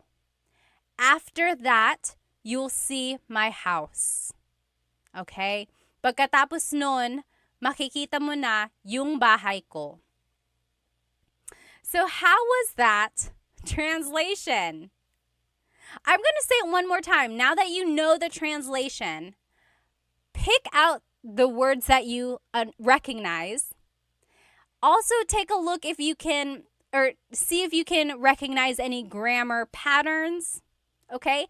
And then use all of that in the future, okay? It's okay if you don't understand right now, but that's why we're learning, right? Use this as an opportunity to take pieces, keep it in your pocket, and use it again in the future. Here's that conversation one more time. Oh, Pat, nasaan ka na? Oh, eto, papunta na ako dyan. Pero nawawala yata ako. Ah, talaga? Anong nakikita mo dyan? Nakikita ko ang 7-Eleven at ang McDo. Malapit na ba ako?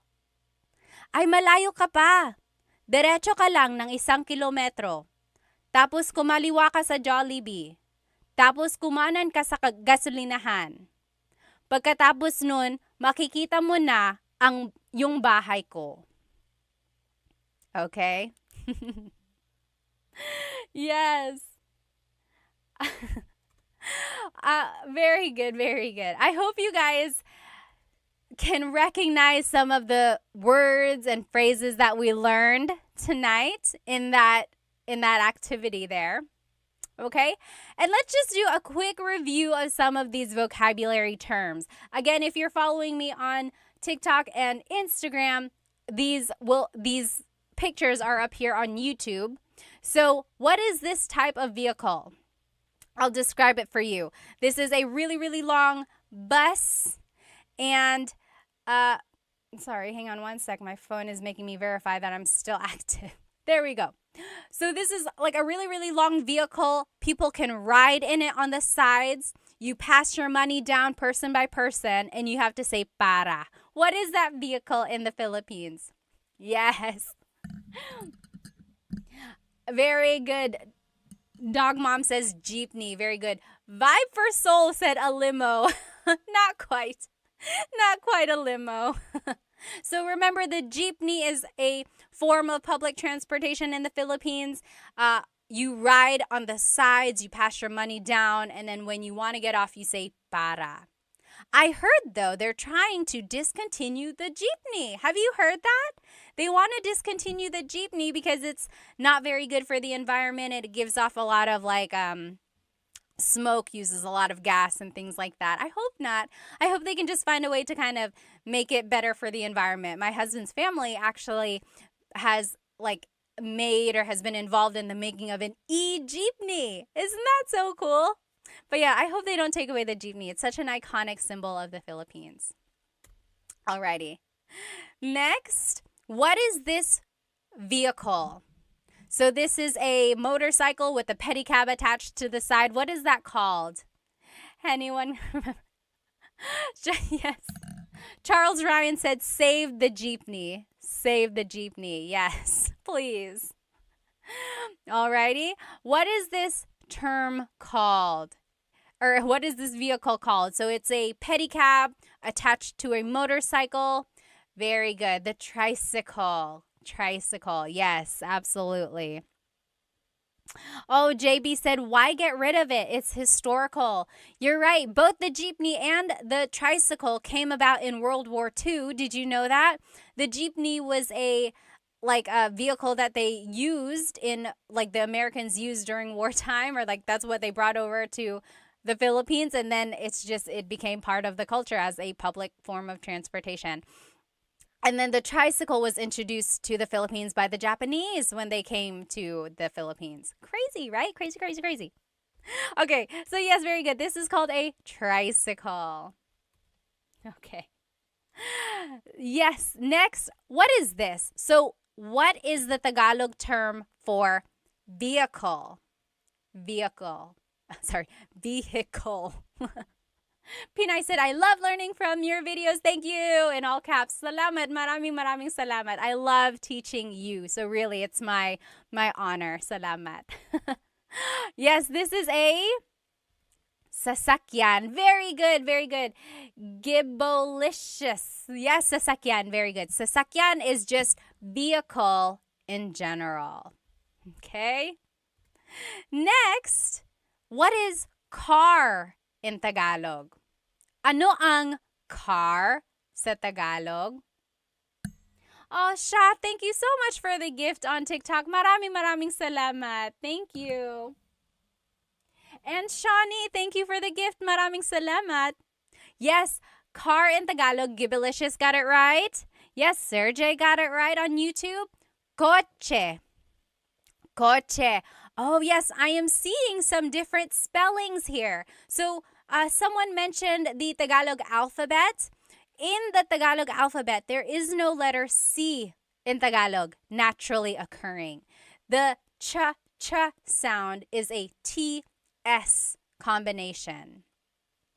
Coche, coche, car is coche with a TS spelling. Very good. Ano ang license plate sa Tagalog? Ano ang license plate sa Tagalog? Do you remember license plate in Tagalog is? Placa. Placa. Salamat, Charles Ryan. Very good. Placa. Very good, very good. Ano ang tire sa Tagalog? Ano ang tire? Yes. Very good. Almost Polyglot said it's like the word tsaa. Tsaa in Tagalog is tea, like the tea that you drink, and it's spelled T-S-A-A. Tsaa. Tsaa. That's such a Tagalog spelling. I love it. There's the TS sound and then the double vowel pronunciation. Chaa. It's so Tagalog. Yes, very good. What is tire in Tagalog? Gulong. Gulong. Oh, Tampa Souls said pagod. Pagod is tired. Tired. I said tire. Like the tire on a car. The tire on the car is a gulong. Tired, like feeling tired, is pagod. Common mistake. Easy mistake there. Very good. What is steering wheel in Tagalog? What is steering wheel in Tagalog? Oh, Big Boss on YouTube also said pagod. Sorry for the confusion there. Steering wheel, yes, very good. Oh, I don't know your name because it's in different characters. But yes, Manibela. Manibela, very good. Jean got it on TikTok. Gibalicious, you got it. I mean on Instagram. Very good. Manibela is the steering wheel. Okay? What is the mirror? So the mirror, like to see the back or like your side, and then the rear view mirror. What is a mirror in Tagalog? It's also the Tagalog word for glasses.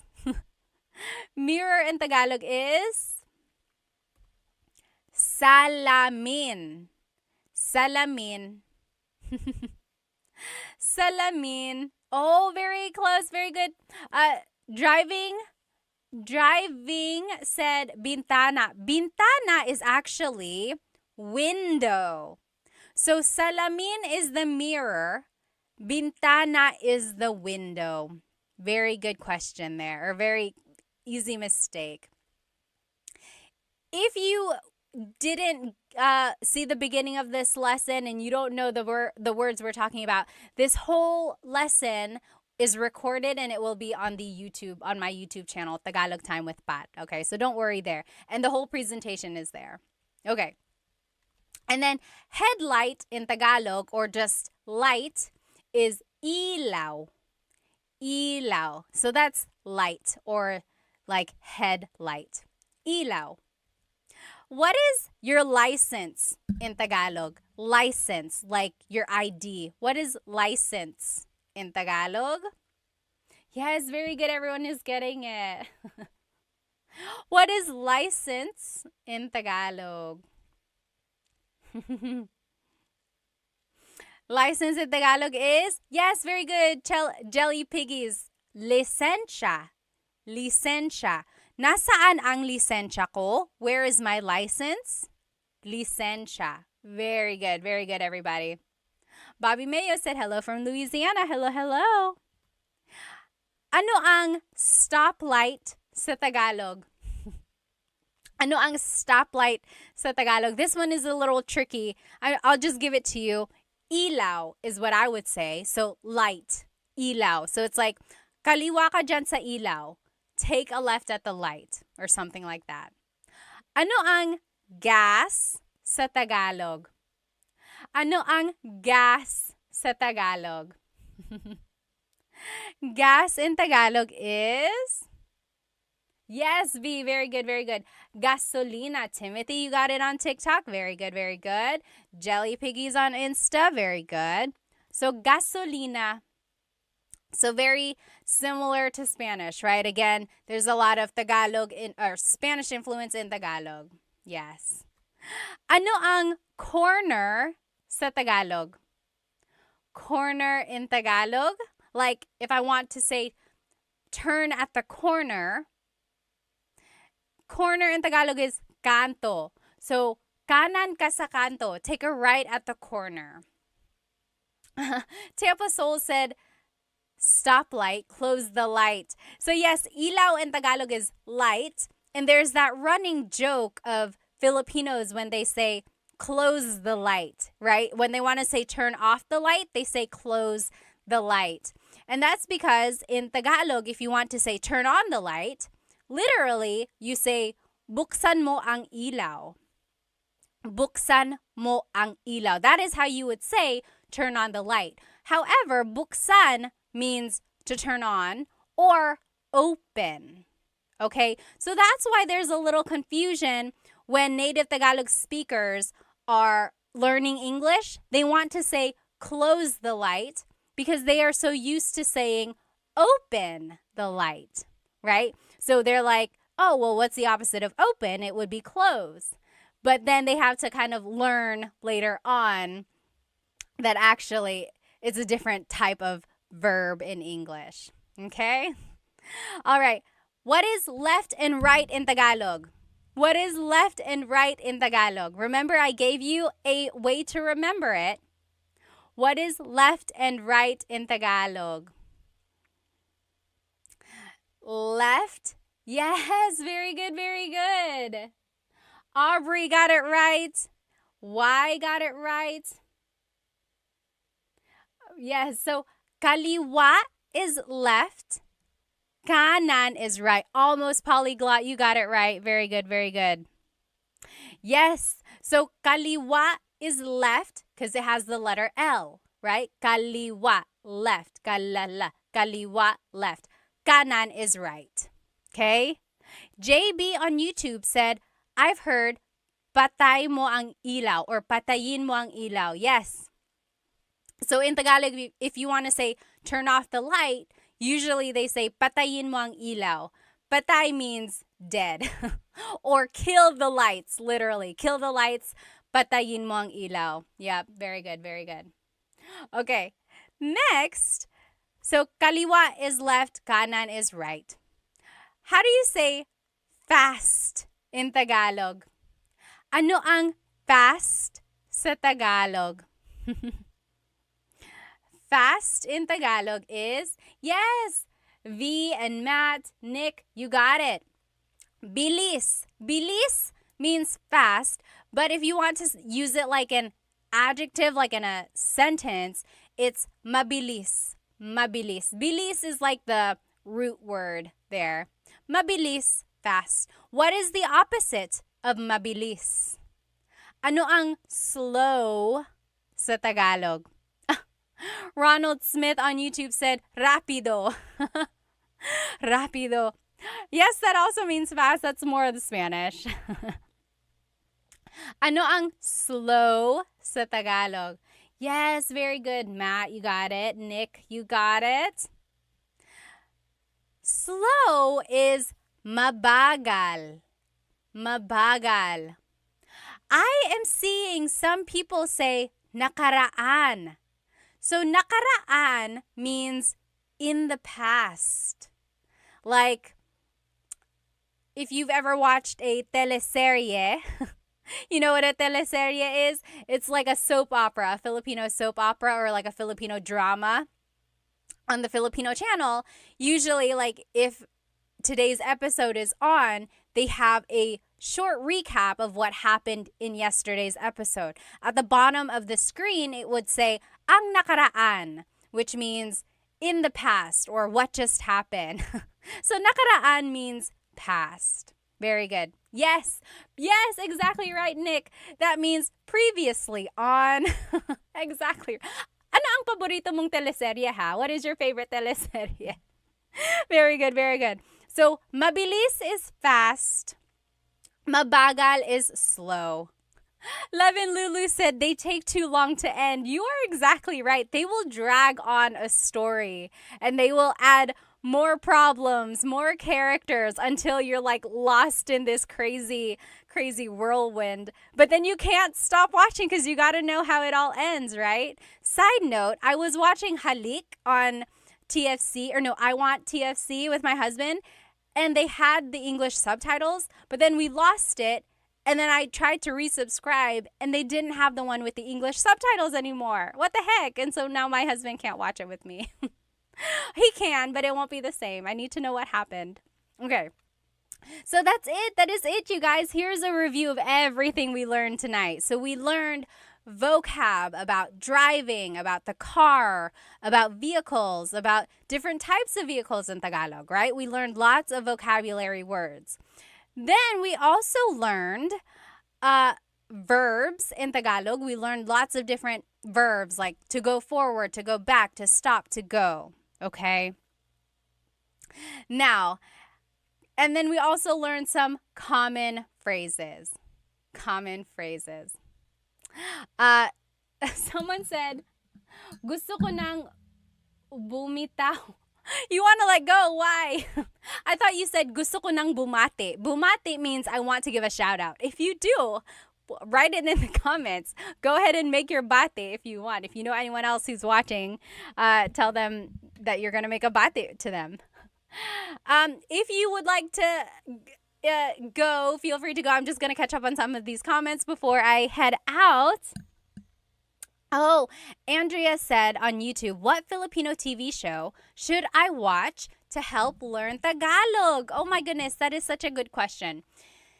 If you want to learn Tagalog, like in real time, or like about current events, I would say watch the news, right?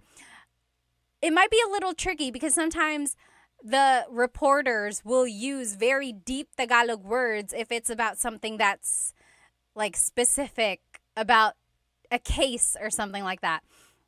But it's also very like it's in a context that you can use every day, like something that has happened around you or around people. So the news is good for learning kind of phrases and words like that. Now, if you want to learn like funny phrases or romantic phrases, go watch movies, like romantic movies or comedies, things like that. You'll learn like funny punchlines or like one-liners that are quick and witty. Those would be good. As for like shows, honestly, I don't watch a lot of shows lately. Anyone have any good show recommendations? But another good one is like Showtime. So Showtime is just like a variety show that comes on every afternoon. And it's good because there's a lot of dialogue between people. It's just like ways to get to know people. They're introducing each other. Also just like funny one-liners again. So anything you watch, I think, will be useful there. JB said, oh, totally immersing myself in Tagalog. That's great. That's great. Yeah, just like surround yourself with Tagalog movies, shows, or music, things like that. Very good. Salamat, Jay. Maraming salamat din. Oh, Hank said, I enjoyed watching your brain multitask. Talaga, I hope you don't see it. I have a lot going on sometimes. Is Vice Ganda still on Showtime? David Jr. said. I believe so. Yes, I believe so. Oh, Ate, General Daughter, Filipino drama. What is the new one with Kim Chu? What is that one called? I haven't been watching it. Love and Lulu said Coco Martin and his drama show. So Coco Martin had a show that went on for years and years and years. Ang Provinciano, FPJ Ang Provinciano. It's like I remember starting to watch it and then I kind of just stopped watching it. And then I would check back and it was still on, and then it was still on, and then it was still on. But finally it ended. Yes, you're right. B said FBJ was so long. I don't know why. They just kept like changing the storyline. Oh, yes. What is your name? It's in different characters. But over here on TikTok, someone said OPM songs are too good for learning. They are really good. They are really good for learning. Okay, awesome, everybody. Let's see. Any more questions here? Oh, Maging Sino Ka Man. It's a pretty corny series. So the thing about Filipino shows and movies, if you're not used to them, you might find them to be corny or like the jokes are cheesy, right? And my theory for that is because Filipinos just love lighthearted things. A lot of us have things going on in our lives. Sometimes they can get really, really heavy. So what do we like to do? We like to laugh. We like to watch light-hearted things. So if things come off as corny or cheesy, it's just because Filipinos like cheesy and corny things because it's an easy laugh. Okay, so that's just my theory about why some things are really cheesy like that. I mean, when you think about it, sometimes life in the Philippines can be very hard if you don't have a lot of resources. So if you can watch something nice on TV, that's just one way. Oh, V said, what's the best way to learn to speak Tagalog if I already understand it perfectly? So you can understand, but you cannot speak. Is that correct? I would say congratulations to you because you are already halfway there. I know people always say like, "Oh, I can only understand, but I can't speak it." In that case, all you have to do is practice what you already know. I think you know more than you might think. Like a lot of us get embarrassed. We don't want to try speaking. We don't want to say anything wrong. We don't want to make a mistake. But just jump right in, start speaking it. What's the worst that can happen? Someone will laugh at you, so what? Who cares? At least you are learning, right? Really have a thick skin. Toughen up your mind. Focus on what you want and practice and practice and practice until you get better. And when people see that you are really trying, hopefully they'll stop laughing at you and they'll get on board and try to help you. If they keep laughing at you, turn your head, keep studying, go back and talk to them in Tagalog when you are better and show them what they are missing, or just show them what you have learned, okay? So you got it. Keep going, okay? Oh, again, I don't know your name because it's in terms or it's in characters. It says, on a scale from 1 to 100, how would you rate your Tagalog in terms of speaking? I would say 95%. The 5% is because sometimes, a lot of times even, I still trip over my words or I get embarrassed. I get too caught up in my head and I don't say what I want to say perfectly, right? Like if I'm speaking to my cousins or my aunts, even to my mom, I get very nervous sometimes and I revert back to Taglish or I just answer in English. But when I really push myself, I know I can speak Tagalog at a 95% level. I'll save the 5% at like, there are still some words that I can't say correctly or I have to think about it really hard or again, just the jumbling. What's the word? Like bulol? Bulol in Tagalog is like when tongue-tied. Like if you trip over your words sometimes. And it happens to everyone. If it happens to me, I mean, it's okay if it happens to you because it happens to everybody. Okay? I have to go now. I will see you next Tagalog Thursday for a brand new lesson. And I will do a repeat of this lesson another time, okay? Maybe, I don't know when. Just one of these other nights before Thursday, I'll try to repeat this lesson in case you weren't able to join me.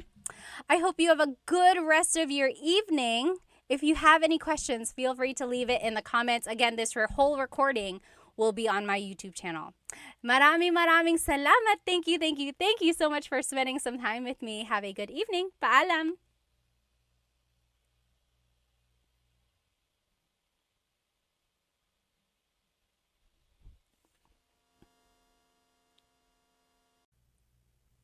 Hello everybody. So sorry for the delay, but I'm so glad you're here with me now. Okay, I'm turning on my TikTok now. Let me go ahead and just make sure I can see all the comments because I do want to see you. Hello everybody.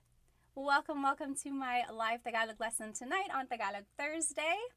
I think you're going to enjoy today's lesson. So today we will be learning some vocabulary. Last week we learned a lot of grammar. If you joined me last week, we learned adjectives and then we learned some simple sentence structures so that we can use those adjectives in sentences to describe people or to describe things. Today we will be focusing less on sentence structure, so less grammar, and this time more on vocabulary. I know a lot of you guys wanted to learn more useful phrases, so I think tonight will be a fun lesson for you. Hello everyone. If you are joining me on TikTok, you are welcome to join me on YouTube where you will see my presentation. And if you are on YouTube, hello, hello. I know there's a little lag on YouTube. So if you are like listening to me on TikTok and then joining me on YouTube, there might be a little delay there.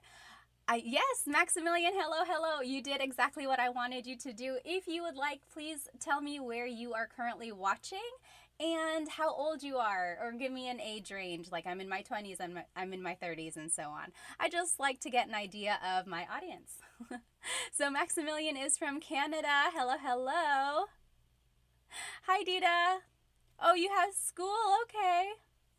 Oh, you don't have school. Awesome, awesome. I'm so glad you're here. Hello, hello. Yes. Oh, thank you. Yes, my earrings are from Sunkissed Pinay, my favorite. Be sure to check them out on TikTok, Insta, everywhere. Sunkissed Pinay. Hello, hello. Dita is from Singapore, 12 years old. My goodness, Dita. Well, welcome, welcome. Sure is 33 from their house. James is in their 50s. Hello, hello. Aaron, thank you so much for sending me a badge on TikTok. Sorry. Any donation or anything you all give, I love giving back to Filipino businesses. Thank you, thank you. So if you like anything that you see in tonight's live, go ahead and either do a super chat or a donation on TikTok, but you don't have to. Thank you, thank you. Okay, so tonight we will be doing a Tagalog lesson about some vocabulary. So let's take a look here. Here's tonight's lesson agenda. We will be learning some house vocabulary. So we'll be talking about parts of the house. We'll be talking about the kitchen, the bathroom, and the bedroom. That's all we have time for today. There's so many words and so many things to talk about the house. We'll save the other rooms for another night. But tonight we will be talking about the kitchen, the bathroom, and the bedroom. And then some related phrases about those vocabulary words. Let me just catch up on some of these comments. If you have any questions, be sure to write them in here because I do want to make sure I catch them. Oh, yes, meeting you said, what about you, Pat? Where are you from? Good question. So sorry I didn't mention it. I am here in North Carolina on the east coast of the United States. It is 9:19 right now over here. So sorry for the delay. Ikwa is from Brunei, 26 years old. Ikwa is currently watching in class. You should probably pay attention to class, whatever class that is. Okay, let's go ahead and jump right into this lesson, okay? So, house in Tagalog is bahay. Bahay. Try saying that with me. Bahay. Bahay.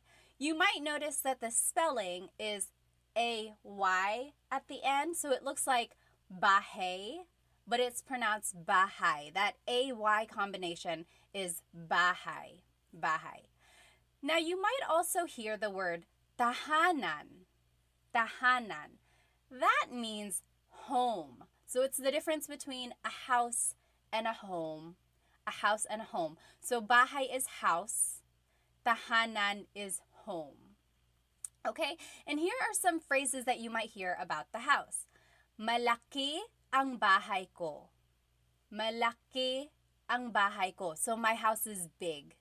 Malaki ang bahay ko. The opposite of malaki is maliit. Maliit ang bahay ko.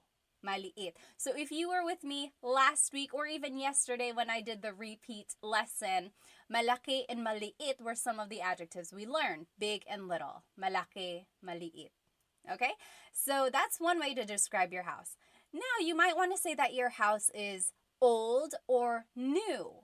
So if you want to say your house is new, it would be bago ang bahay ko. Bago ang bahay ko. My house is new. If you want to say your house is old, it would be luma ang bahay ko. Luma, that means old. So bago is new, luma is old. And it's just the same sentence structure all throughout. And we learned this last week, if you remember. So it's adjective, then it's the word ang, which means is or are. Technically, it's an article. It's all different. And then bahay, which is the noun, and then the pronoun ko. So bago ang bahay ko. My house is new. Okay? And then the last thing you might want to say about your house is the distance of it. So, malayo ang bahay ko. My house is far. Malayo. Malayo. And then, malapit ang bahay ko. My house is near or it's close by. Malapit ang bahay ko. Okay? So those are the different things you can say about your house. Let me just see if there are any questions. Oh, Little Duck said, ang bahay ko ay malaki. Yes, so you can say, malaki ang bahay ko, or you can say, ang bahay ko ay malaki. Both of those mean my house is big, right? They are the same. They just have a different sentence structure. Little Duck, I will say your phrase is a little bit formal. It's not like what is commonly used in common conversation, but it's not wrong. It's like almost too correct. But you can say that if you would like. Yes, yes. Okay, let me see. Let me catch up on some of these questions here. Tony on TikTok said, my house is pangit. Pangit means ugly. I'm sorry. Let's see. Johnny said casa. Casa is house in Spanish. So not quite. Almost. All right. Yes. One initiative said, is she streaming on YouTube too? Yes, I am. So this whole lesson is on YouTube. The recording will also be on YouTube afterwards. And then I will also redo this lesson next Wednesday, hopefully. So I tried to do this lesson a couple times. All right. So these are just some things you can say. Try repeating it after me. Malaki ang bahay ko. Malaki, my house is big. Maliit ang bahay ko. My house is small. Bago ang bahay ko. My house is new. Luma ang bahay ko. My house is old. Malayo ang bahay ko. My house is far. Malapit ang bahay ko. My house is near. Okay, so those are things you can say about the house.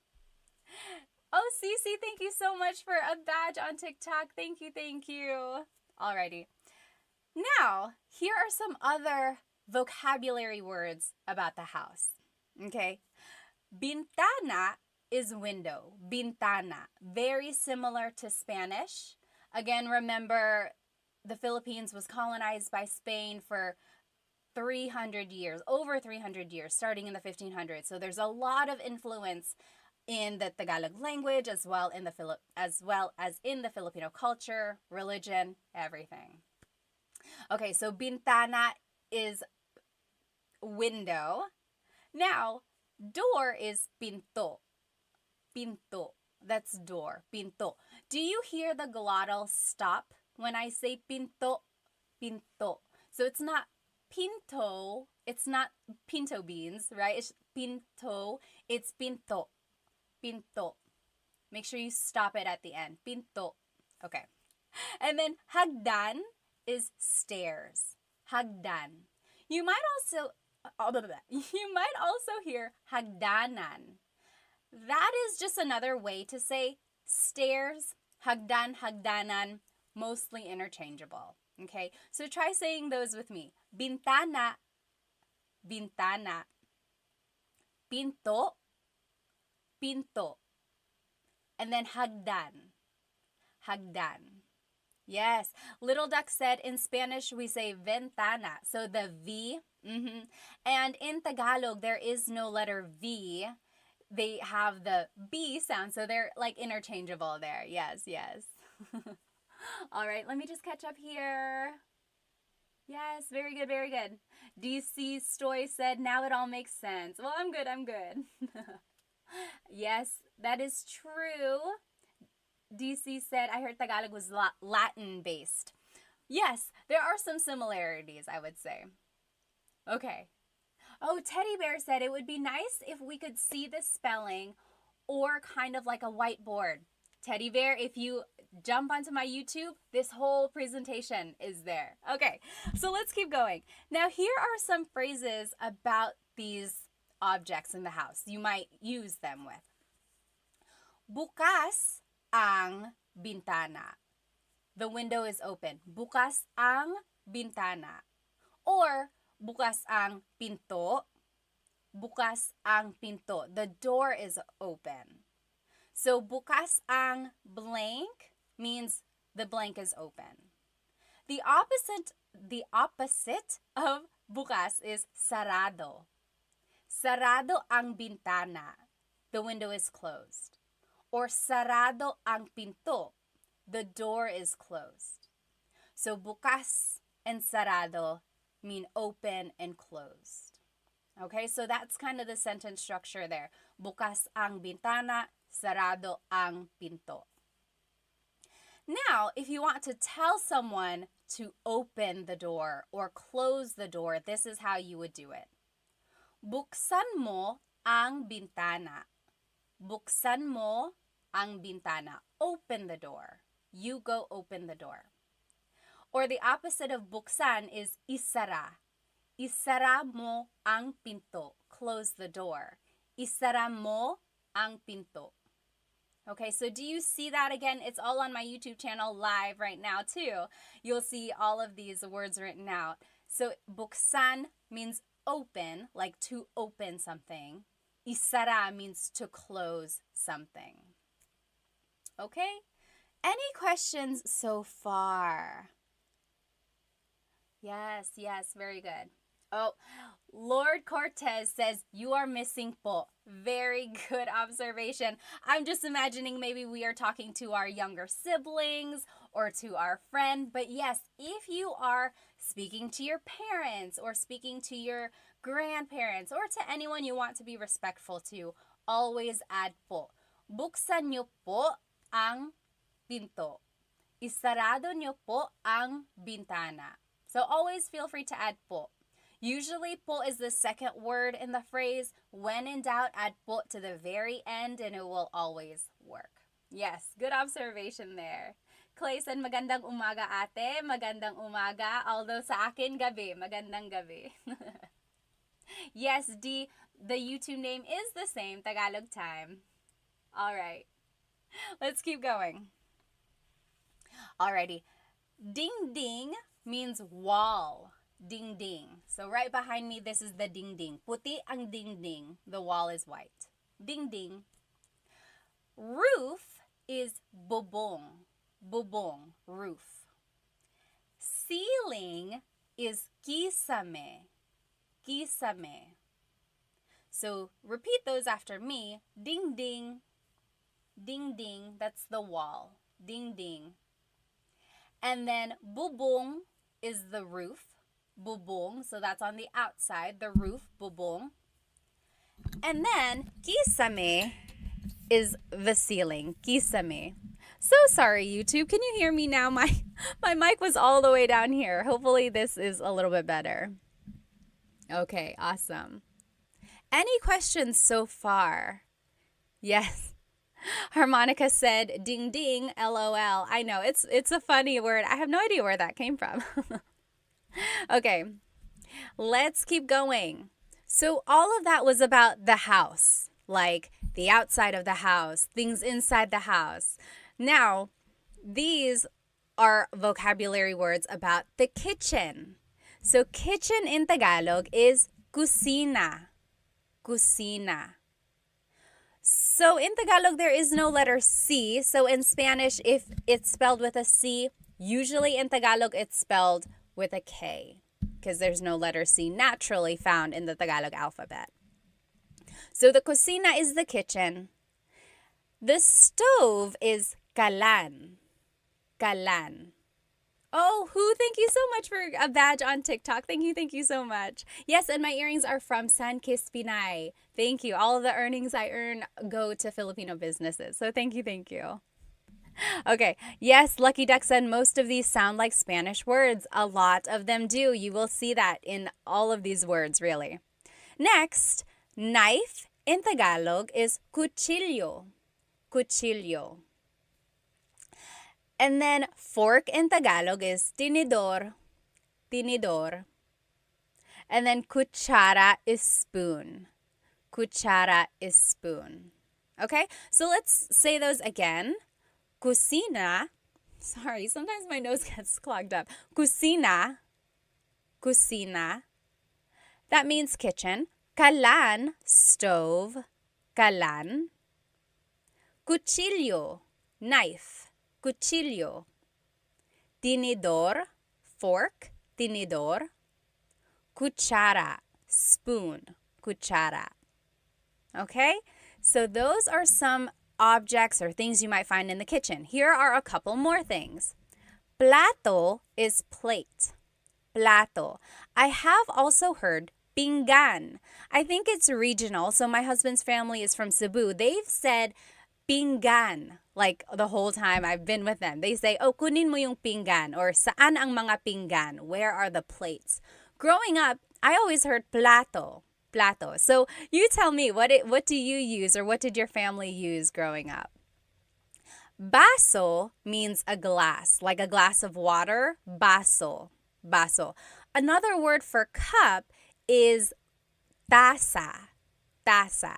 So that's like a cup or like a little mug, taza. Whereas a glass is baso. Baso, okay? Now, pagkain is food. Pagkain. And then ulam is specifically the entree or the dish, the meat dish. So if you're looking on YouTube right now, anyone know what this dish is? What ulam is this? Anong ulam ito? Does anyone know? Anong ulam ito? You write it in the chat and then we'll check. So ulam, again, is the dish, like adobo, pansit, sinigang. Pansit isn't really an ulam. It's like the meat dish, okay? Whereas pagkain is just food in general. Okay. And then over here, kain is the verb to eat. To eat. Yes, sure, you got it right. Deborah, you got it right on YouTube. This is adobo. If you are watching me on YouTube, I have this presentation on here. This dish is adobo. That is the ulam right here. Okay. So, kain means to eat. Kumakain ako. I am eating. Kumakain ako. Okay? So now here are some phrases about eating or things that you might hear or say in the kitchen. Nagluluto ako. I am cooking. Nagluluto ako. Nagluluto ako. So the root word luto means to cook. Luto. So I am cooking is nagluluto ako. And you can always switch out the pronouns. Nagluluto siya, he or she is cooking. Nagluluto ka, you are cooking.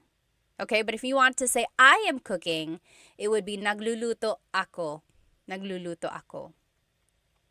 Oh, Rui said my favorite dish is dinuguan. I like that too. Do you know what dinuguan is? Dinuguan is a dish usually made of pork. There's ginger, long green beans, but the main ingredient is pork blood. Dinuguan. Dugo means blood. So dinuguan means made of blood or bloody. And a lot of people call it like chocolate meat if you see it at Filipino parties. But I like it. It's one of those iconic Filipino dishes. You write it in the comment. What is your favorite Filipino dish? TikTok Pocket, thank you so much. Oh, Tick Pocket, thank you so much for the badge on TikTok. Thank you. All right. Okay.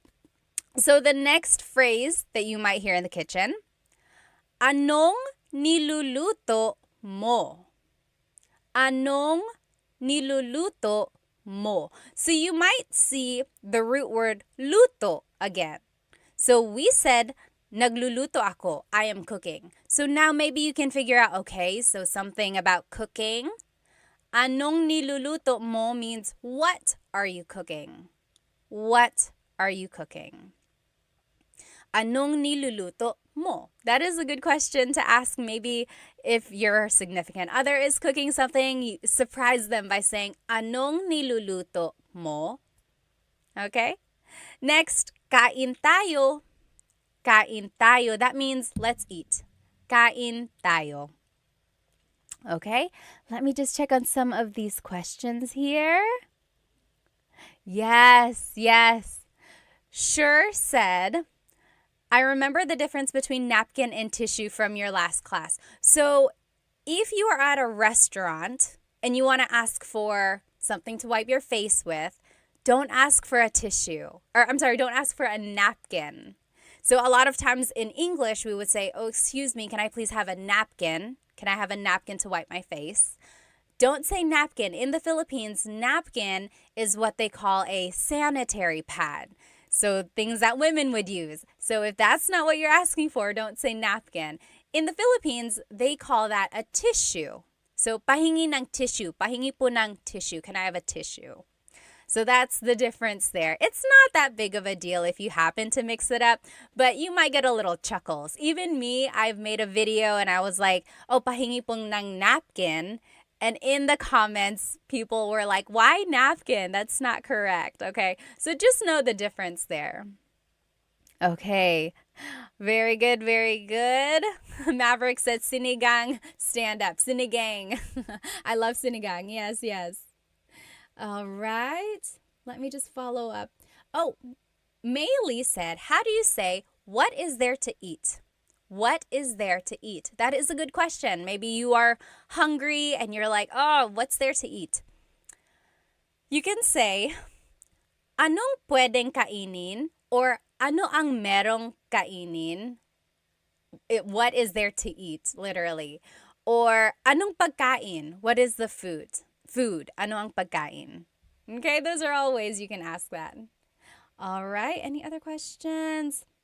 Tickpocket said, do you have lives that teach people Filipino alphabet? I have not yet. No, I haven't taught the Filipino alphabet. I'll add that to my list of things to teach. All right. Yes.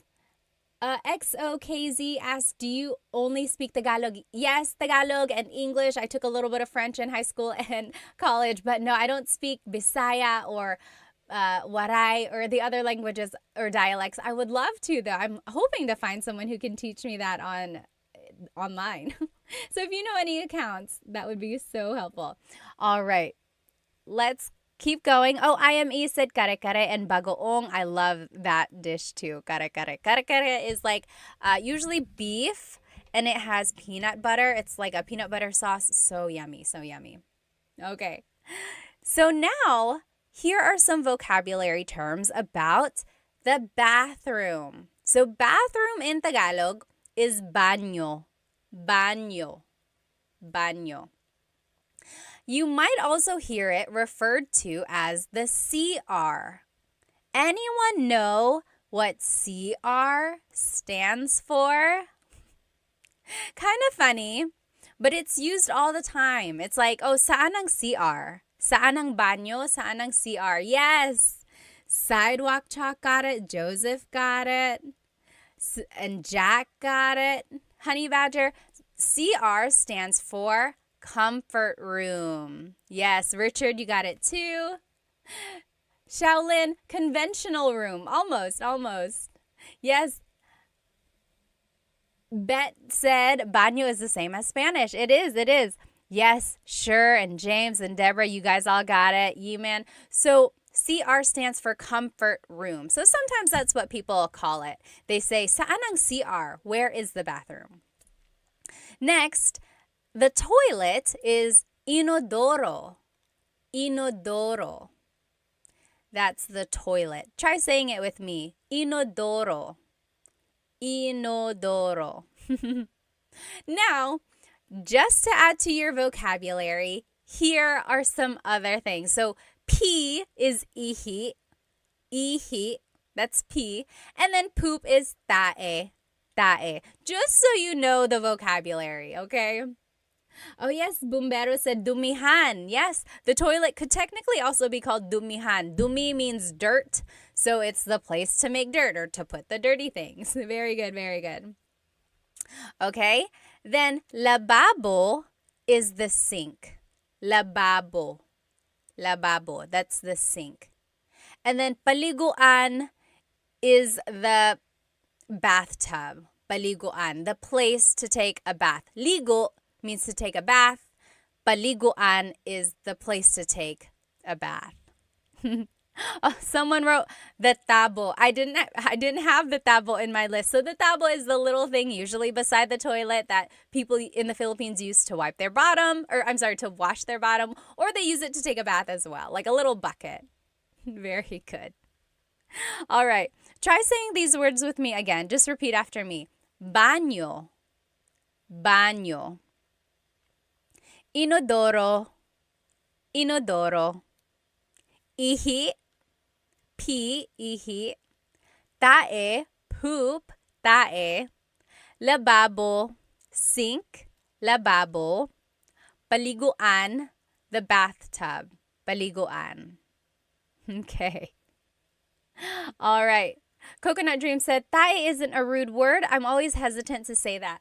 It's one of those things like read the room or like see if it's a little bit okay to be casual about it, right? So tae is like poop. If you don't want to say poop, a lot of people say like dumi, so dirt. That's another way to say it. Yes, Sidewalk Chalk said paliguan is shower too. Yes, basically anything or anywhere you can take a bath or take a shower. Yes, yes. Okay, very good.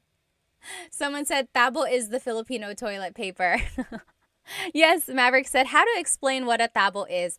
A tabo, I would say, is like something in the Philippines or in some countries, they don't use toilet paper. Instead, they have to use water to clean themselves. And that is what the tabo is for. They use the water to wash themselves off after they've used the restroom. Or they also use it to take baths as well. Okay.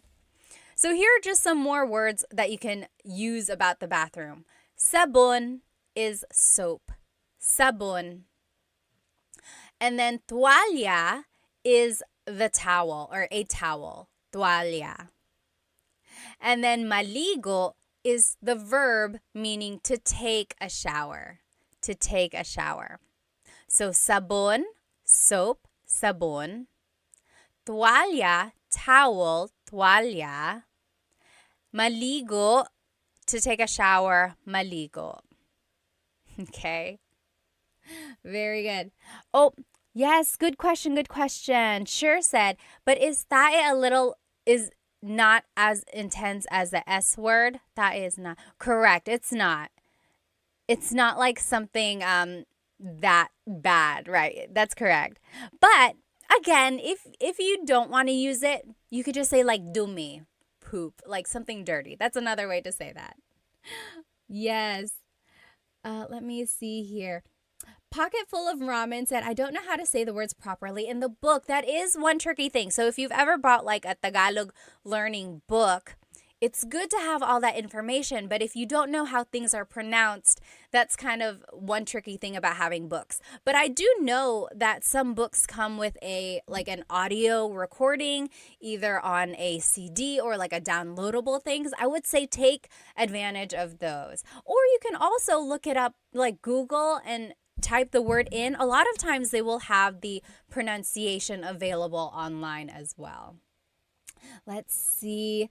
Mo Money said, do you teach intermediate to advanced classes? Not yet. Not yet. I only have the basic, really simple, from the beginning Tagalog classes right now. But hopefully I can have some though.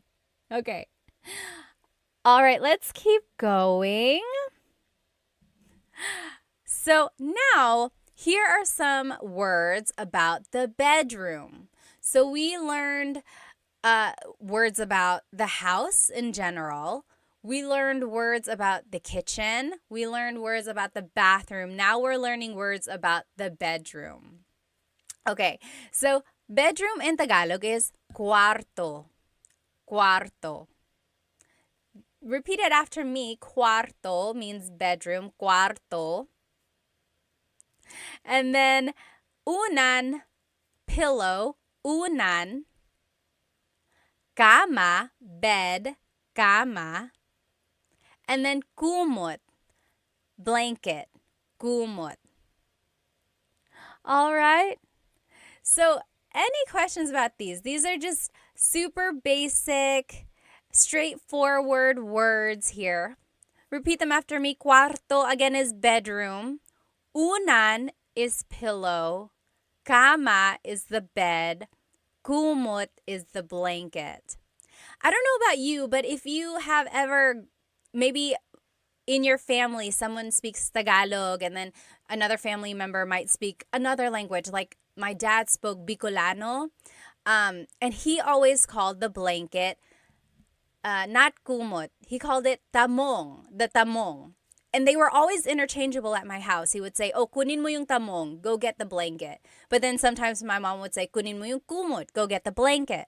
So to me, tamong and kumot were both blanket. And then I went to the Manila. I visited my cousins. Only a couple of my cousins speak Bicolano. And I said, oh, pahingi po ng kumot. Or no, I said, pahingi po ng tamong. And my cousins looked at me like I was an alien. They were like, what are you saying? I was like, pahingi ng tamong. Can I please have a blanket? And they were like, you mean a kumot? I was like, yes, that's exactly what I mean. And they're like, why are you saying that? They had to call their aunt over, their mom, my dad's sister. And she was like, she's speaking Bicolano. She's getting that from her dad. I was like, oh, I'm sorry. I didn't know. They were two different things. But so there you go. That's just one thing about kumot. All right. Now here are some other words about the bedroom or about going to sleep. So the verb for to sleep is matulog. Matulog. So matulog means to sleep. Hilik is snore or snoring. Hilik. Humihilik ka. You are snoring. Humihilik ka. And then panaginip is a dream. Panaginip. So, oh, nananaginip ako. I am dreaming. Panaginip is the noun. Nananaginip is the verb. Panaginip, that's a dream. Let me just catch up on these comments. Hang on, you guys are blowing it up. I don't want to miss any. Hang on one moment. Oh, that's so sweet, Mia. My boyfriend is Filipino and I'm trying to master Tagalog before we have kids. Good luck, good luck. I know you can do it. You can do it. Nikki, thank you so much for the gift. Thank you. Yes, Julia said very similar to Spanish. It really is. Mocha said, do you teach waray? No, I don't. Oh, Bungie said, what is your opinion on people speaking traditional Tagalog, like maybe no English and minimal Spanish? That would be great. You know, I'm very guilty of speaking Taglish a lot. Like when in doubt, I always put in English. And I fully support people who want to speak Tagalog. I wish I could. Maybe I'll practice that a little bit more. I think it's great to preserve Tagalog in its traditional form. Yes, very good. Okay. Oh, happy and healthy said very similar to Portuguese. Yes, I bet it is. Okay. Oh, FJ Miv, thank you so much for the badge on TikTok. Thank you. Oh, Maverick, thank you. Miss Pat is the best. Oh, thank you. Ben, any tips on rolling the R? So it's hard to teach the R roll. It's one of those things.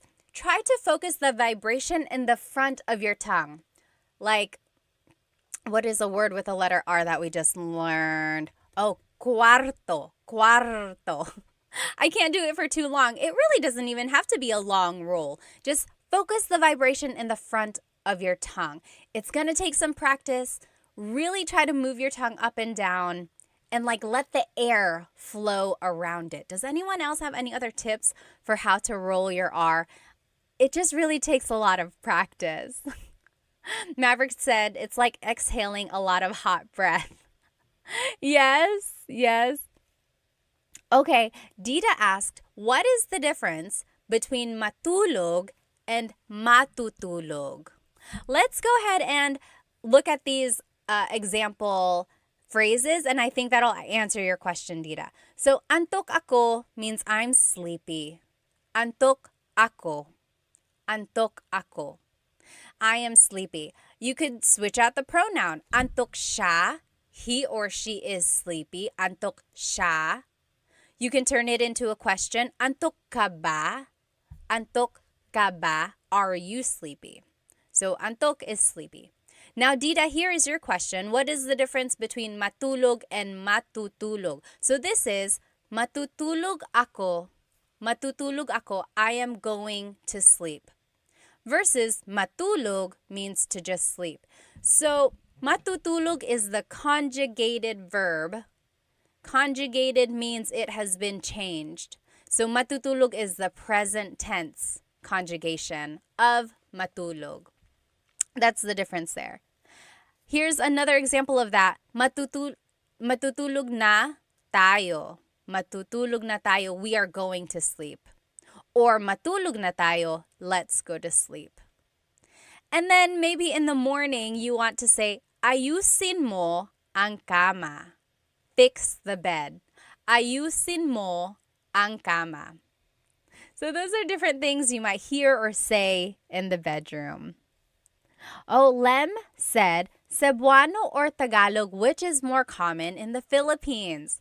Very interesting question. So Tagalog is mostly spoken in like the Luzon area, maybe in the Bicol regions as well. And then Cebuano or Bisaya is spoken in the southern parts of the Philippines. From what I've seen, it looks like there might be a little bit more Tagalog speaking areas, but Cebuano and Bisaya are also very, very popular in the Philippines. It's funny because my husband's family is from Cebu, so we visit there sometimes, and they don't speak Tagalog there. They know how. They are taught it in school, but they would much rather speak to you in English because that's just what they are more comfortable with. Very, very interesting. And I don't understand Cebuano. Like even when his family speaks it around me, it is a very, very different language / dialect, whatever you choose to call it. In my head, I call it a language, but I know people call it a dialect. And sometimes I've said it other ways, like, oh, I've called it a dialect, and people call it a language. You choose what you want to call it, and then stick with that. Yes, sure said, if I'm not mistaken, there are over 1,000 dialects in the Philippines. Yes, I don't know the exact number, but I know there are a lot. Yes. Oh, Coconut Dreams said, what is the difference between panaginip and pangarap? Very good question. So we learned panaginip is your dream. Pangarap is also a dream. The difference is whether or not you're awake. Panaginip is the dream you're having when you're sleeping. Pangarap is like your dreams and your goals in your life. Things you want to happen. Oh, pangarap ko yan. It's like, pangarap ko to have a Range Rover. It's my dream to have a Range Rover, right? Versus panaginip is like, oh, I woke up and I was having a good panaginip. I was having a dream. Or is like, panaginip ba to? Is this a dream? That's the difference there. Pangarap is like your dream achievements in the future. Good question. Yes. All right. Oh, Dita said my mom is Filipino and my dad is Indian. That's why I'm learning Tagalog. Well, good for you. Good for you. Net said, thank you so much for creating these videos. My son has speech delay and I will try for him to view your videos. Yes, yes. All righty. Very good. Let's go ahead. Oh, yes. Is the third example the right translation? Yes, yes. You're right, Alu. I just read that. Matutulog na tayo means we are going to sleep. Let's go to sleep is matulog na tayo. Yes, you're right. All right. Sure said, baka pangarap ko to win the lottery. Me too, me too. Is it Cebu? Oh, southbound. How do you say Cebu? So Cebu, spelled C-E-B-U, is it Cebu or Cebu? So technically, in the Tagalog alphabet, the letter E can be pronounced E or E, like the letter I. So I say Cebu, Cebu. And I know some people say Cebu, but usually it's either Cebu or Cebu. Good question. All right, so now we are going to review. So we learned all of those vocabulary words about the house, like the structure of the house. We also learned vocabulary words about the kitchen, then the bathroom, and then the bedroom. And then we also learned different phrases about those things. Hang on one moment. Momani said, taga saan ka sa Pilipinas? Pinanganak ako sa Maynila. Yung mga magulang ko po, taga Bicol. Si Papa taga Catanduanes, si Mama taga Sorsogon. All right. Oh, Liv said, do you have any references for learning Kapampangan? I wish. You know Chris Punsalan, the caregiver, he knows Kapampangan. So maybe we could ask him to make some teaching videos. All right. Let's keep going. So let's review now. Now these are the slides, the same slides, but they are blank. So you have to tell me what these are, and then let's fill it in together. Okay? So, ano ang house sa Tagalog? Do you remember? Ano ang house sa Tagalog? Yes, Dita got it right on YouTube. Dita says bahay. Very good, bahay. Do you remember what home is? So, house versus home. Bahay is the house. Tahanan is the home. So it's just the difference between like my house versus my home. Okay? How do you say my house is big? How do you say my house is big? Malaki ang bahay ko. The opposite of malaki is maliit. So malaki ang bahay ko, my house is big. Maliit ang bahay ko, my house is small. How do you say my house is new or my house is old? How do you say my house is new or my house is old? It would be, yes, Dita, you got it right. Bago ang bahay ko or luma ang bahay ko. Sure said, I always make a mistake with bahay and buhay. So bahay is house, buhay is your life. Yes, so malaki ang bahay ko, not malaki ang buhay ko. Very good. Yes, bago is new, luma is old. Very good, very good. Now, how do you say my house is far or my house is near? What is the difference between far and near? Oh, thank you, Hima. Thank you so much for the badge on TikTok. Thank you. Oh, user 413 said, where did you get your earrings? These are from Sunkissed Pinay. Sunkissed Pinay. Be sure to check them out. So pretty, so pretty. Yes. Oh, Brooks Cooper, you're welcome. You're welcome. Said, thank you so much for the lesson. Very good. Luma is old. Bago is new. Now we're talking about my house is far, my house is near. Malayo ang bahay ko or malapit ang bahay ko. Yes. Very good, Coconut. So if you were in my lesson last week, if you attended the class, we learned a couple different ways to use adjectives. And those recordings are on my YouTube channel if you weren't able to catch it. But if you want to say malayo, you could also say ang layo ng bahay ko. Yes. Very good, very good. Okay. Now, what is window in Tagalog? Ano ang window sa Tagalog? Artsy, how do we join the lesson? It's on YouTube. Jump onto YouTube right now and you'll be in it. Shadi said, do you do one-on-one? I really want to learn. Not right now. I don't have any one-on-one classes. And my group classes are finishing up right now. We're on lesson 3 and my group classes. We're going to do lesson 4 next week. Oh, Shell, right there. I'm Kapangpangan. There you go. Shell, maybe you can teach us. Do you make lessons on somewhere? We would love to watch those. Yes, very good, very good. Sure. And Gabby. Harmonica, I think you might have just missed one letter. Window in Tagalog is bintana. Bintana. Tiny pancakes, you got it. Bintana, that's window. Very similar to Spanish, remember. Ano ang door sa Tagalog? Ano ang door sa Tagalog? Diego, you're welcome, you're welcome. Door in Tagalog is pinto. Pinto. And remember, don't forget the glottal stop. Don't forget to stop the sound at the end. That's called a glottal stop. Pinto, pinto. It's not pinto, it's pinto. Stop it at the end. That's just a word on pronunciation there. Alrighty, and then stairs, hagdan, hagdan. Stairs is hagdan.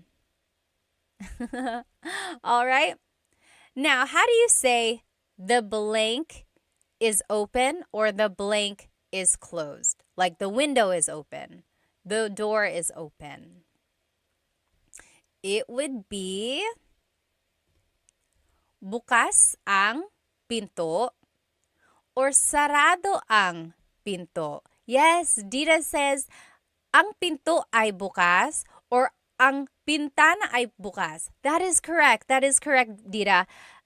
Again, whenever you use I, it's kind of formal. It's not what is commonly used.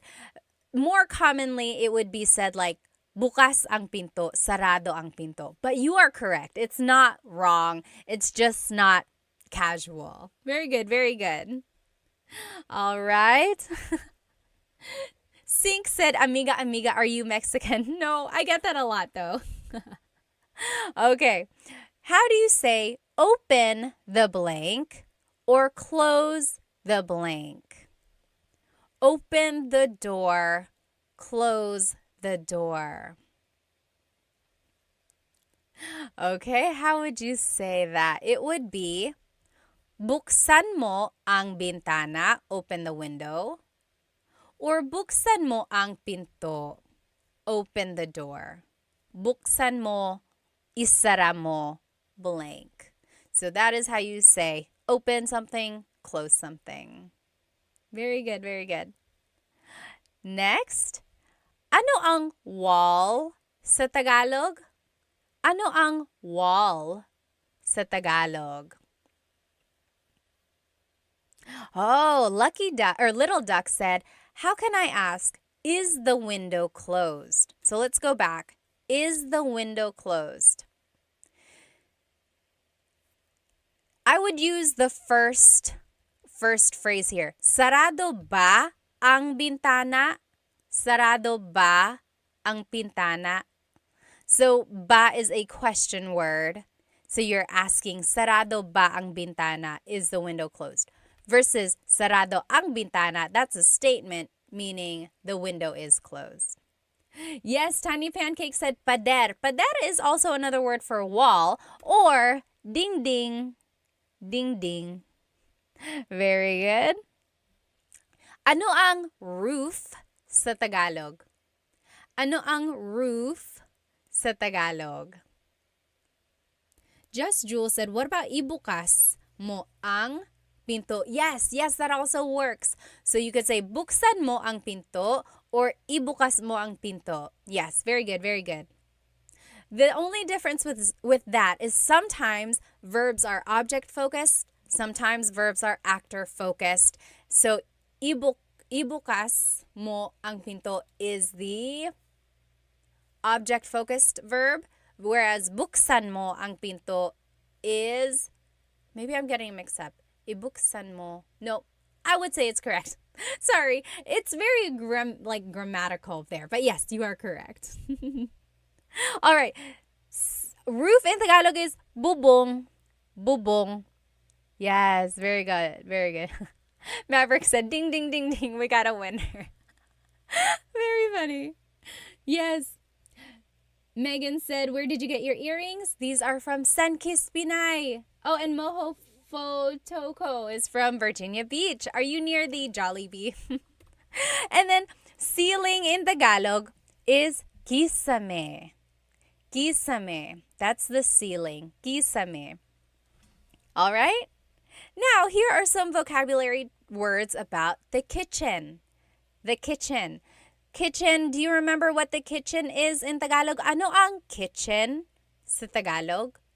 Ano ang kitchen sa Tagalog? Kitchen in Tagalog is, yes, Dita, you got it. Whoops. Kusina.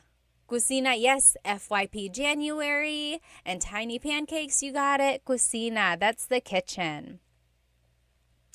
Manal on YouTube said, is bukas? Does that mean tomorrow too? Yes. So, bukas is tomorrow. Bukas means open. So it's a homonym. Homonym means it has more than one meaning depending on the context or depending on the pronunciation. If you say bukas, bukas, the emphasis is on the second syllable, that means open. If you say bukas, bukas, emphasis is on the first syllable, that means tomorrow. Very interesting. Like, oh, may work ako bukas. I have work tomorrow. May work ako bukas. Or, bukas ang bintana. The window is open. Bukas ang bintana. Very good, Manal. Very good observation there. All right.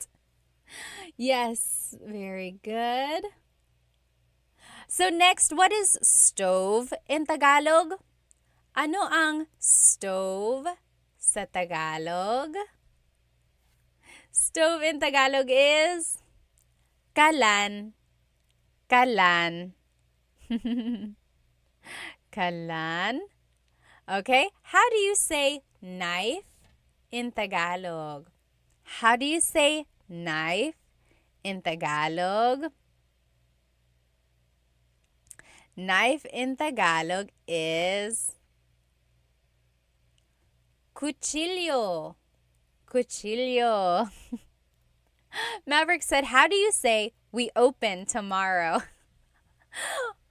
Bukas kami bukas. Bukas kami bukas. Funny, funny. Very good, Gabby. You got it. Cuchillo. That means knife in Tagalog. How do you say fork and spoon in Tagalog? How do you say fork and spoon in Tagalog? Very similar to Spanish. Yes, Shal, you're right. How do you say fork and spoon? Fork in Tagalog is tinidor. Tinidor. Yes, Elizabeth, you got it. Cuchara. Cuchara. Elizabeth is spelling it with C's. So instead of C's in Tagalog, it's K's. And the TS makes the ch sound.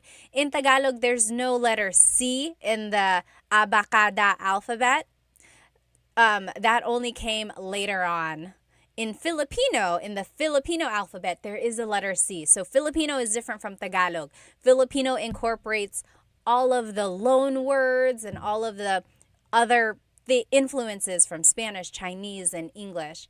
So yes, the Filipino alphabet has the letter C, but the Tagalog alphabet, abacada, does not. Very interesting, very interesting. All right. Oh, Isa said, how do you say see you tomorrow in Tagalog? Kita tayo bukas. Kita tayo bukas. Kita means to see. Kita, tayo means us. And then bukas is tomorrow. Very good, very good. Very good. Tinidor is fork, kutsara is spoon. Next, what is plate in Tagalog? Ano ang plate sa Tagalog? Ano ang plate sa Tagalog? What is plate in Tagalog? Plate in Tagalog is, yes, madapaka and...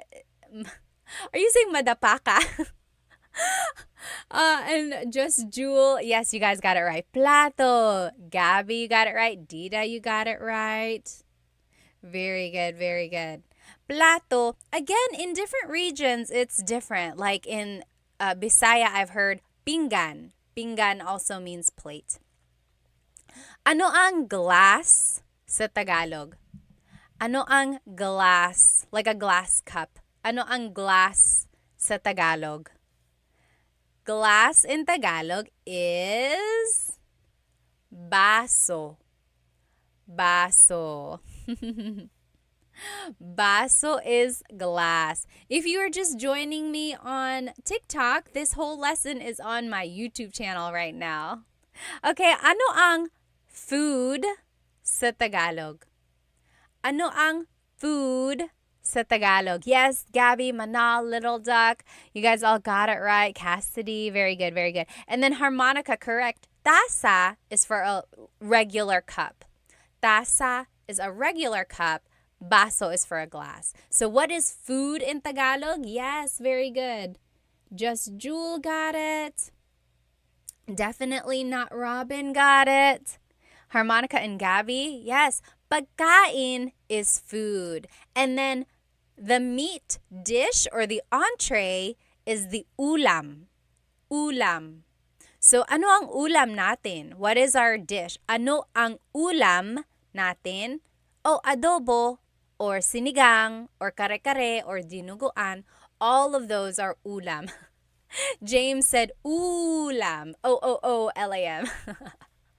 Very good. And then what is to eat in Tagalog? To eat. To eat in Tagalog, what is the verb to eat? To eat in Tagalog is kain. Very good. Just Jewel, kumain. Yes. So you could say kain or you could say kumain. Kevin said kakain. So all of these are different conjugations or different ways to use kain. Very good, very good. Someone had a question up here. Oh, Sure said, I always mess up pagkain and kumain. Yes, so pagkain is the noun food. Kumain is the verb to eat. Very good. Someone else had a question up here. Hang on one moment. Oh, Cody Paul said, do you visit the Philippines much? I do. I try to go every couple years, every 2 to 3 years. When I was younger, my family visited every other year, and I think that really helps me retain Tagalog. Yes, yes. Okay, very good. Alrighty. Now, how do you say I am cooking? I am cooking. If someone walks into the kitchen and they're like, oh, what are you doing? You say, I am cooking. It would be, nagluluto ako. Nagluluto ako. So, luto means to cook. Luto. Nagluluto ako means I am cooking. Very good. Oh, Gabby said nagluto ako. Very close. Nagluto ako means I cooked. Past tense. I cooked. There's a repeated syllable there. Nagluluto ako. Yes, very good. Sure got it. Cassidy got it. David, very good, very good. Awesome. And then how do you say, what are you cooking? What are you cooking? It would be, anong niluluto mo? Anong niluluto mo? What are you cooking? Ano means what. Niluluto means cooking. Mo is referring to you. Very good, very good. And then how do you say, let's eat? Let's eat. Let's eat. A lot of people say this. You might hear it. Kain tayo. Kain tayo. Oh, Gio, thank you so much for the badge. Thank you, thank you. Let me catch up on some of these comments here. Let's see. John asked, where are you from in the Philippines? Taga Maynila ako. I was born in Manila. Let's see. Oh, Panda World said, is the Philippines a safe country? I hear 1 in every 5 Filipinos is a criminal. I don't know about that statistic. I would say it's like, if you go to Manila, which is a big city, it's like any other big city. You just got to be aware of your surroundings. If you are a foreigner, I would say maybe don't stay out too late. Be aware of like where your wallet is and try not to get too close to people who may not look very friendly. But if you are in the province, if you are in like just the rural areas, a lot of people there are quite nice. Even in the cities, people are nice. And it's just the way it is everywhere, I think. If you're in a big city, just really be careful. Oh, Marvel said, how do you say I'm back Hang on one moment. Okay. How do you say I'm back? So maybe you came back from somewhere. It would be, there are a couple ways to say it. You could say like, andito na ako. I'm here already. Andito na ako or nandito na ako. Or bumalik na ako. I came back. Bumalik na ako. Anyone else have any other suggestions for how to say I'm back? All right. Yes. Very good. Very good. Gabby said, how often do you do live lessons? I'm trying to do Tagalog Thursdays. So every Thursday, there's hopefully going to be a new live. I've done it for like 3 or 4 weeks now, Tagalog Thursdays. And then I try to do the lesson again live another time during the week. It's the same exact lesson, just for those who weren't able to join the live the first time. So I try to do the live twice with the same lesson. Yes, Cassidy said, babalik na ako or bumalik na ako. Sure said, back na ako. That also works. Back na ako. All right. Blockmaster Scott said, is there a time to use kasi and dahil, or are they totally interchangeable? So this is off topic, but kasi and dahil mean because. So if someone asks you bakit means why, usually your answer is because ... So kasi is casual. You can use it with friends anytime you want to be casual.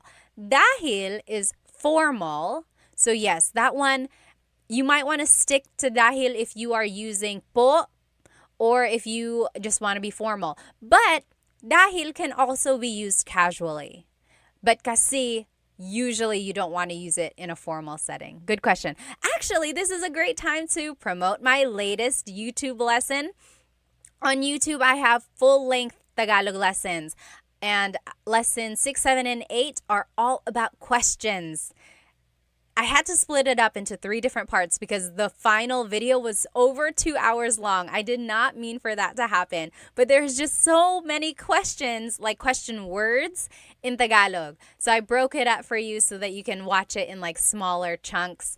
Go take a look at that. And I talk about the words dahil and kasi in there. All right. Let's get back to work here. Okay. Shell said Tuesdays and Thursdays for Tagalog lessons. Usually it's Thursdays. Sometimes the repeat is on Wednesdays.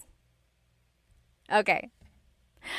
Now, how do you say bathroom in Tagalog? How do you say bathroom in Tagalog? Anyone know? Bathroom in Tagalog. There are 2 ways. Bathroom in Tagalog is? Yes, you guys got it. Just Jewel, Gio, Aaron, you guys are getting it. Yes! And Avalon. So, banyo or CR. Yes, Sergey, workout, got it. Maximilian, you guys are getting it. Harmonica, palikuran. Yeah. Paliguan, maybe. Very good. Gregory and Dita. Yes, Blockmaster. Very good. Okay. So, how do you say toilet in Tagalog? How do you say toilet in Tagalog? So, CR, remember, stands for comfort room. Comfort room. So sometimes people say, saan ang CR? Where is the bathroom? Saan ang CR? Same as saan ang banyo. Inodoro. Inodoro. Toilet. That means toilet. Inodoro. Han Solo said, are you American? I guess technically I am. I'm an American citizen. I was born in Manila, so Filipino-American. And remember, just so you can have the vocabulary, ihi is pee, tae is poop. Now, what is sink in Tagalog? What is sink in Tagalog? Sink in Tagalog is? Yes. A lot of people on TikTok are saying, oh, it's so similar to Spanish. It really is. A lot of these words are so similar to Spanish. Oh, Tony, thank you. Thank you so much for the badge. And to Full Hound, thank you. Thank you so much. Yes, very good. Sink in Tagalog is lababo. Lababo. I always thought that was a fun word to say. Lababo. Lababo. Very good.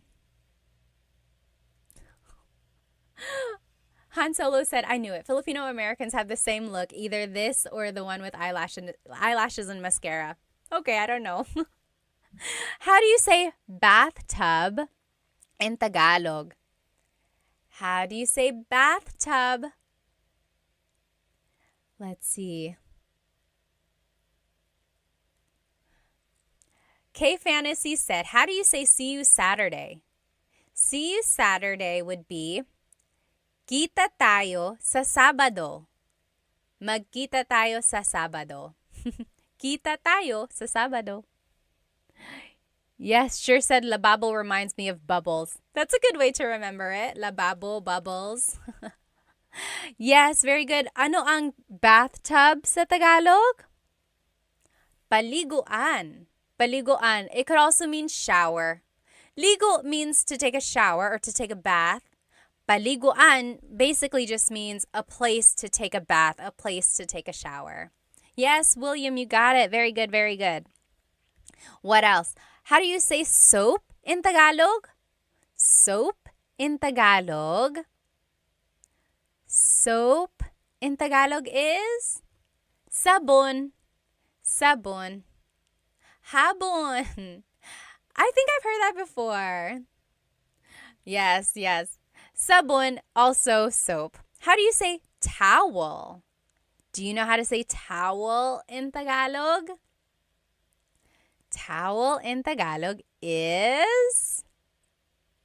Yes, Little Tuck, you got it, you got it. The Mantis, you got that too. Yes, toalla. Toalla, towel, toalla. Very good. And then how do you say to take a shower? The verb to take a shower. Yes, Annalise says, so similar to Spanish. It really is. To take a shower is maligo. Maligo. Very good. Very good, everyone. And let's just go through these phrases together. I am taking a shower. I am taking a shower. Naliligo ako. Naliligo ako. And then, are you done yet? Tapos ka na ba? Tapos ka na ba? And then, hurry up, dalian mo na.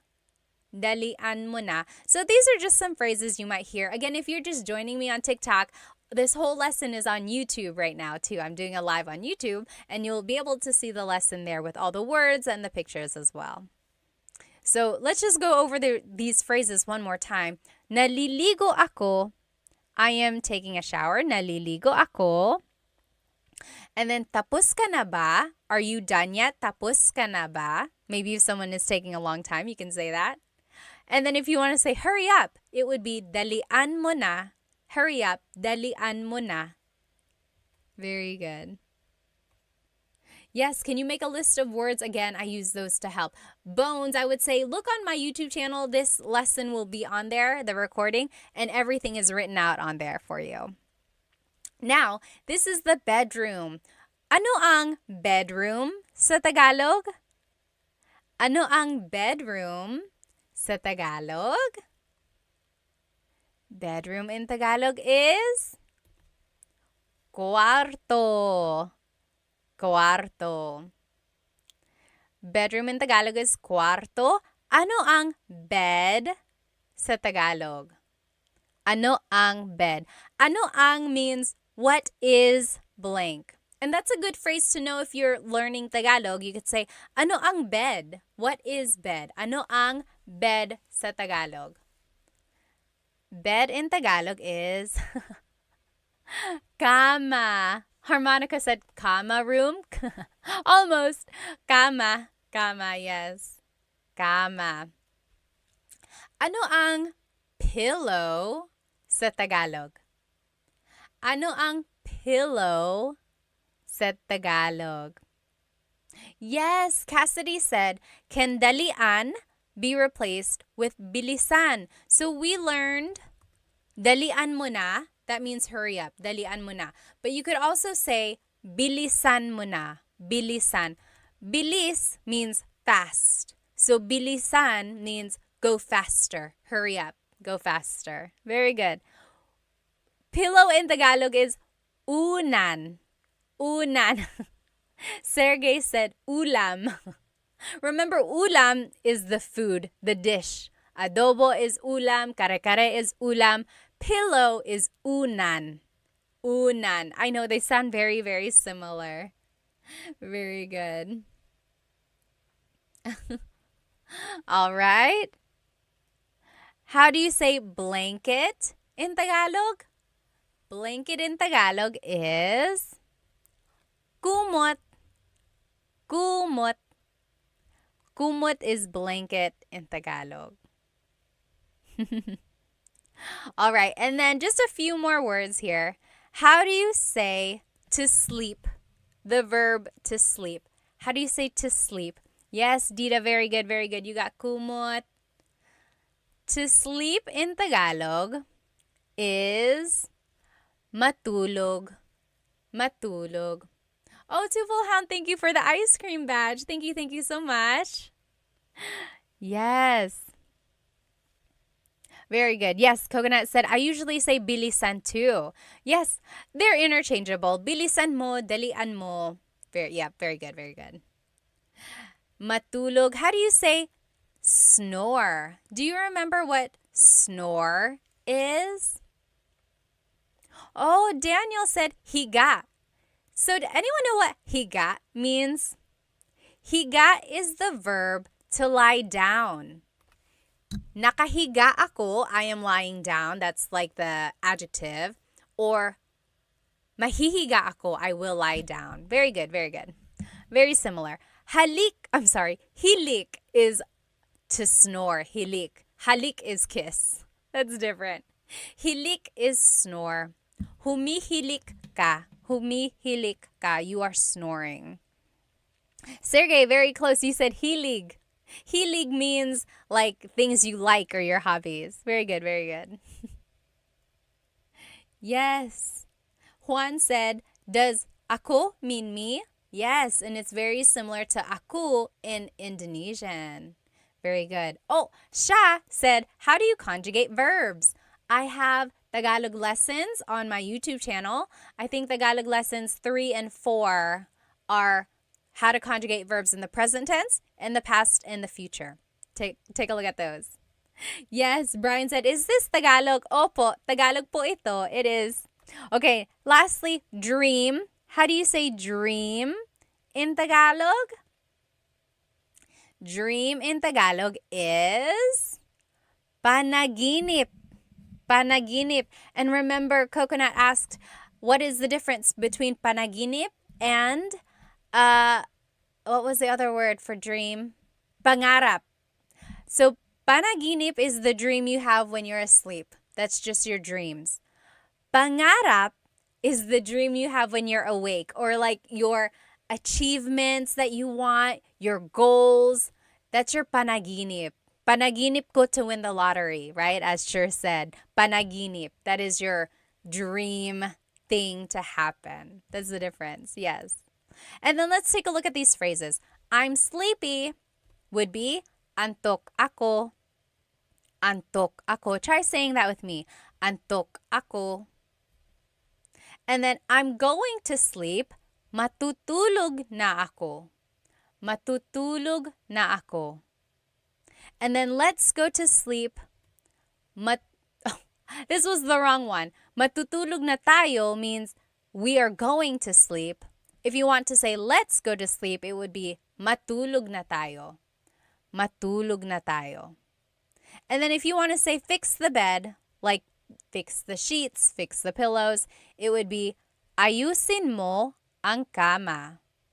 Ayusin mo ang kama. Very good. Oh, Sha said, can you omit ako? Can it be assumed? It depends on what you're trying to say. So like, antok ako, you need the ako there. Otherwise, you're just saying antok, antok. That means sleepy, sleepy. So it's not really a phrase. Also, with matutulog na ako, you need the ako there. Again, because you're saying, I am going to sleep. If you say matutulog na, you could say matutulog na if someone asks you, anong ginagawa mo? What are you doing? Oh, matutulog na. I'm going to sleep. But usually you do need ako. So I would keep ako in there.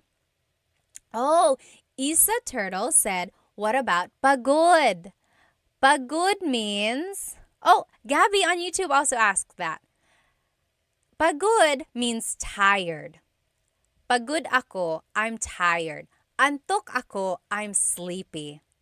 Very similar, but just a little bit different. All right. William said, is Tagalog a strange language? I guess it depends on what you think is strange. It is a little tricky just because the grammar is different from English. Also, the conjugations of the verbs or how the verbs are changed can be a little bit tricky. Jay said, why is my cousin teaching Tagalog? Are you my cousin? Pinsan ba kita? All right. Yes, very good, very good. And I think that's it. So now here is the lesson review, just to go over everything we learned today. Again, if you are catching me on TikTok, this whole lesson is on my YouTube channel. I'm doing a simultaneous live on my YouTube account, and you are welcome to watch the recording on my YouTube channel, and all of the writing and pictures are on there. So just to review, we learned vocabulary about the house. We learned vocabulary about like the structure and like the windows, the doors, everything like that. So just about the house in general. Then we learned vocabulary about the kitchen. And then we learned vocabulary about the bathroom, the baño. Then we learned vocabulary about the bedroom, the cuarto. And we learned about related phrases that you can start using about those places in the house, right? Oh, Sha, thank you so much for the badge. Thank you, thank you. So if you have any questions, feel free to write it in the comments of this recording or just write it wherever you would like, and I'll try to see if I can find it, okay? And if you only joined for part of this live and you want to watch it, the recording will be up on my YouTube channel right after. But I will also try to teach this lesson again live sometime next week. So just catch me. If you subscribe to my YouTube channel, you should get the notification when I go live. I think that is set. But otherwise, I hope you have a good rest of your night over here where I am, or day wherever you are. Thank you so much for joining me tonight. I hope to see you next time. Paalam.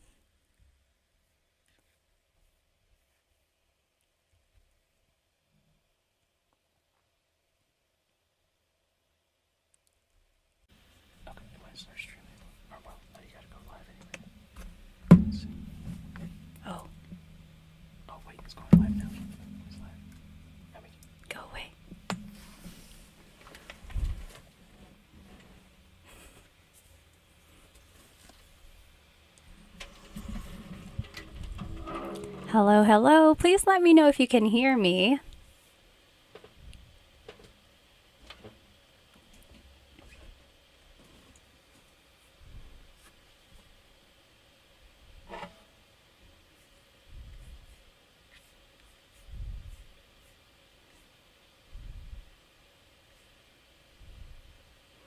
Hello, Maximilian. Are you the same one from last week? If you are, hello again. Hello from Canada. Nice to see you.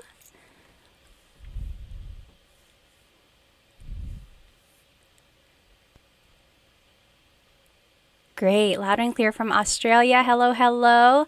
Let me go ahead and share my screen again, like I did last time.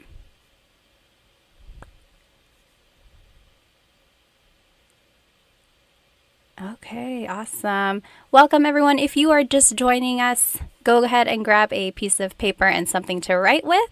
Today, we're actually going to be learning how to use gusto ko and ayaw ko phrases. So you'll be able to say things like what you like, what you don't like, or what you want. Let me see here.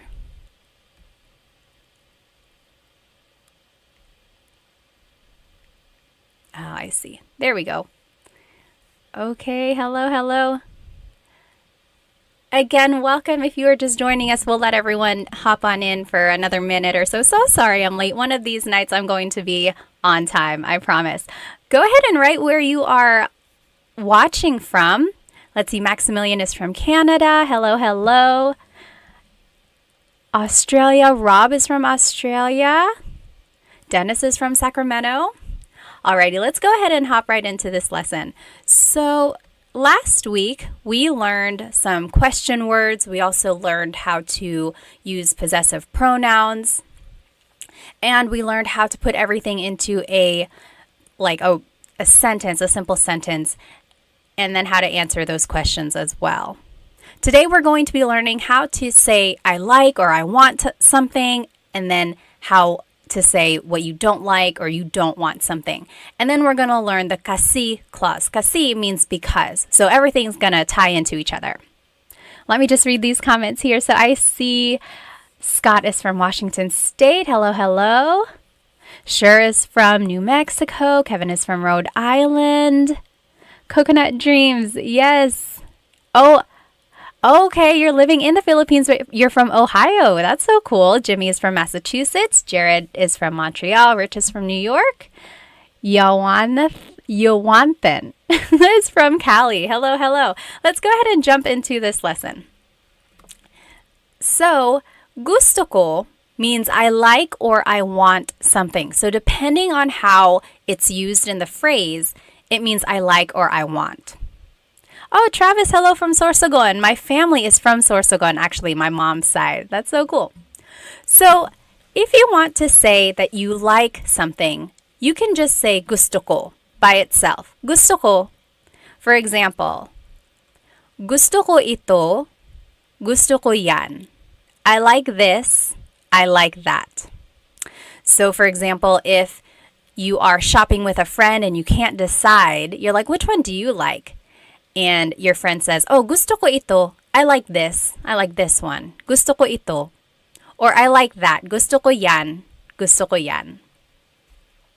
So you could just say it by itself. Gusto ko ito, gusto ko yan. You could also add a pronoun. Gusto ko siya. I like him or her. Maybe if there's a new employee at your workplace and you're like, oh, he was really nice. Gusto ko siya. I like him. Gusto ko siya. Also, romantically, you could use it like that as well. Gusto ko siya. I like him. I like her. Gusto ko siya. So that means I like him or I like her. So that's the first way you can use gusto ko. You can use it by itself or you can add a pronoun or a demonstrative pronoun as well. So gusto ko, I like it. Oh, Travis, you're from Don Sol. Yeah. Have you swam with the whale sharks? I know you can do that over there. And then Stellar's from Italy. Hello, hello. Kawika from California. Welcome, welcome. Now, if you want to say that you want something, you would say gusto ko ng plus a noun. So the word ng is just a sentence marker. It's something that goes in front of a noun usually. It doesn't really have a direct sentence, a direct translation. It does mean some or a thing. So it could be either one of those, but technically it's just kind of a sentence marker is what they call it. Okay. So gusto ko ng pagkain. I want some food. Gusto ko ng pagkain. Or gusto ko ng aso. I want a dog. So gusto ko ng plus a noun is I want some or a thing. Gusto ko ng blank. All right, so that's the second way to use gusto ko. Now, if you want to say you want to do something, it would be gusto kong plus a verb. Gusto kong plus a verb. Kong, K-O-N-G, is actually ko plus ng put together. And this ng, N-A-N-G, is different from this ng, N-G. Remember up here, ng is just a sentence marker, or it means some or a thing. Kind of like an article, but sometimes it has different purposes as well. So that's ng. But nang here is actually an adverb. It always goes with a verb. So even though they sound the same, it is spelled differently and it has different purposes. So gusto kong plus a verb means I want to do something. For example, gusto kong matulog. I want to go to sleep. Gusto kong matulog. And some people say gusto ko nang matulog. So you could separate the ko and the nang. But usually people just put it together. Gusto kong matulog. I want to sleep. Or gusto niyang bumili ng kotse. She wants to buy a car. Gusto niyang bumili ng kotse. So if you know the different pronouns in Tagalog, here is a different pronoun. So in the first example, it was ko plus nang. In the second example, it's niya plus nang. Niya means he or she versus ko means I. So whatever pronoun you are using, you are welcome to just put it together with the word nang and make this contraction. So gusto kong matulog, I want to go to sleep. Gusto niyang bumili ng kotse, she wants to buy a car. All right, so that's the third rule for gusto ko. Oh, Travis, that's cool. Okay, awesome. You have swam with the whale sharks. I swam with the whale sharks in Cebu. That was a lot of fun too. Stellar, thank you. I'm so happy that you and your daughter are watching. That's so fun. Okay, now next, you can say gusto ko si plus a person. So if you want to say I like a person, it would be gusto ko si blank. For example, gusto ko si Tita Baby. I like Tita Baby. She is a great cook. Gusto ko si Tita Baby. I like Tita Baby. Or, only one example. Gusto ko si blank. So anytime you have a person's name following, you have to use this preposition si. So that's what would go before a person's name. Now, if you want to say I like it in a place, gusto ko sa, then the place. So now the word is sa. That's the leading word there. Gusto ko sa Japan. I like it in Japan. So gusto ko sa Japan because it's very historical. Gusto ko sa Japan. Versus gusto ko yung plus a noun. That means I like something. So the difference here in rule number 2, gusto ko ng plus a noun versus gusto ko yung plus a noun. So very similar, but the leading word is different there. Remember up here in number 2, gusto ko ng plus a noun means I want something. I want some food. But gusto ko yung means I like something. For example, gusto ko yung buhok mo. I like your hair. Gusto ko yung buhok mo. So yung means you like it. Nang means you want it. Right? So we're not saying I want your hair. You say I like your hair. Gusto ko yung buhok mo. And then gusto ko yung damit mo. I like her dress. Gusto ko yung damit niya. Gusto ko yung damit niya. I like her dress. So gusto ko yung and gusto ko nang are very similar. And if you happen to mix it up in conversation, it's not a big deal. People will understand what you mean. But technically, there is a difference there. Oh, thanks, Basil. Gusto ko yung this channel. I love it. Gusto ko yung channel na ito. Thank you. All right. Any questions about these gusto ko grammar rules? So these are essentially how gusto ko can be used. There may be other ways, but these are the main ways gusto ko is used. So just depending on what you want to say, you have to think about the preposition or the leading word that would go before it. Go ahead and write any questions in the comments, and then we will go ahead and hop into these practice questions in the meantime. So up here on the top left corner are the rules that we just learned. Remember, gusto ko means I like it. Gusto ko ng plus a noun means I want something. Gusto kong plus a verb means I want to do something. Gusto ko si plus a person means I like a person. Gusto ko sa plus a place, I like it in a place. And then gusto ko yung plus a noun, I like something. So now let's go ahead and do these examples.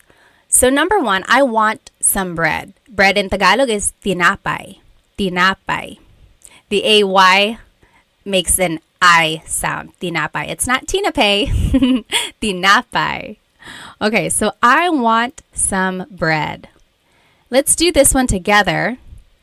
Take a look at all of the rules here. Which one is I want something? So number one is I like it, so that's not it. Number two, I want some or a thing. Yeah, that could be it. Number three, I want to, but then it's a verb, so that's not it.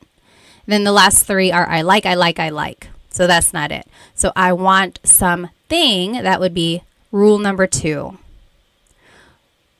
Gusto ko ng plus a noun. Oh, I'm seeing the correct answers in the comments. What do you think it is in Tagalog? I want some bread. So we are just going to follow the rules here. Gusto ko ng tinapay. Gusto ko ng tinapay. So remember, I want some bread. Gusto ko ng tinapay. Now, if we had said,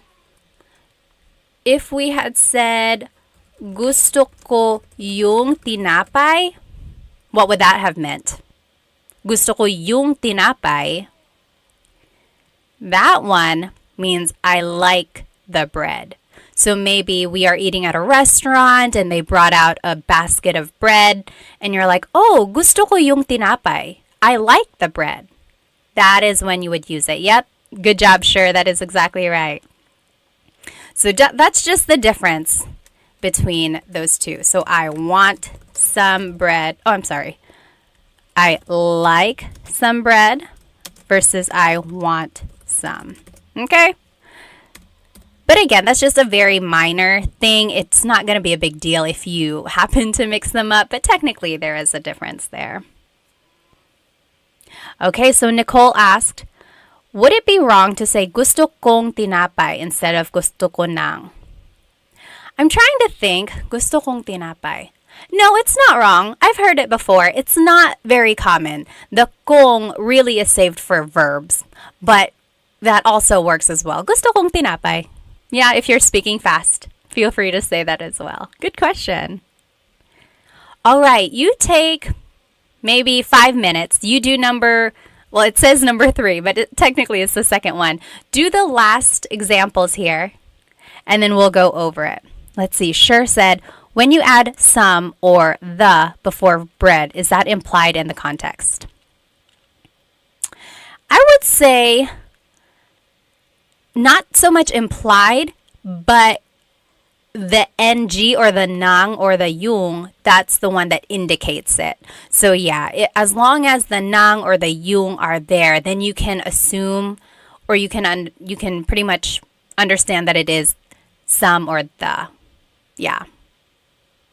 Okay, very good. So so Jimmy is already answering it. Go ahead and answer these on your own. Feel free to write it in the chats. If you want to do it by yourself first, don't read the chats. And then we'll go over it in about 3 minutes.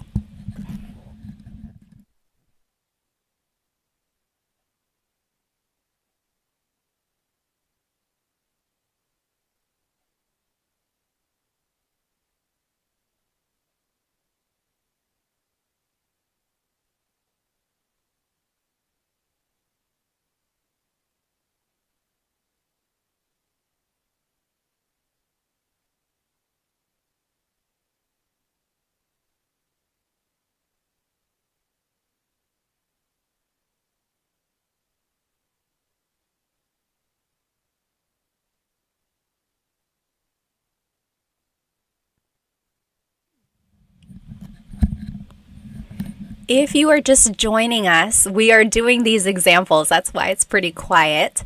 So we are learning how to say gusto ko, or I want, or I like something in Tagalog. And then here on the left side are the rules we just learned. So depending on what you want to say, there are certain prepositions or leading words before the rest of the phrase. And then we are doing these examples by just plugging in the vocabulary into the sentence structures. So go ahead and maybe take a few more minutes.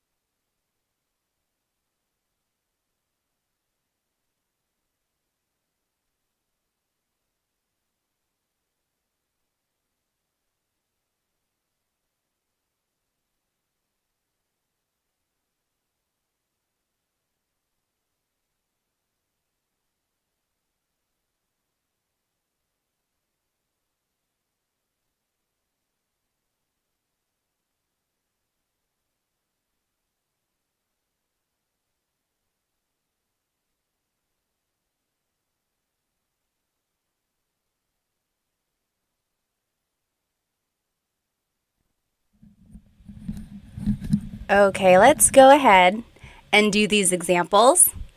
I just turned on my live on Instagram as well.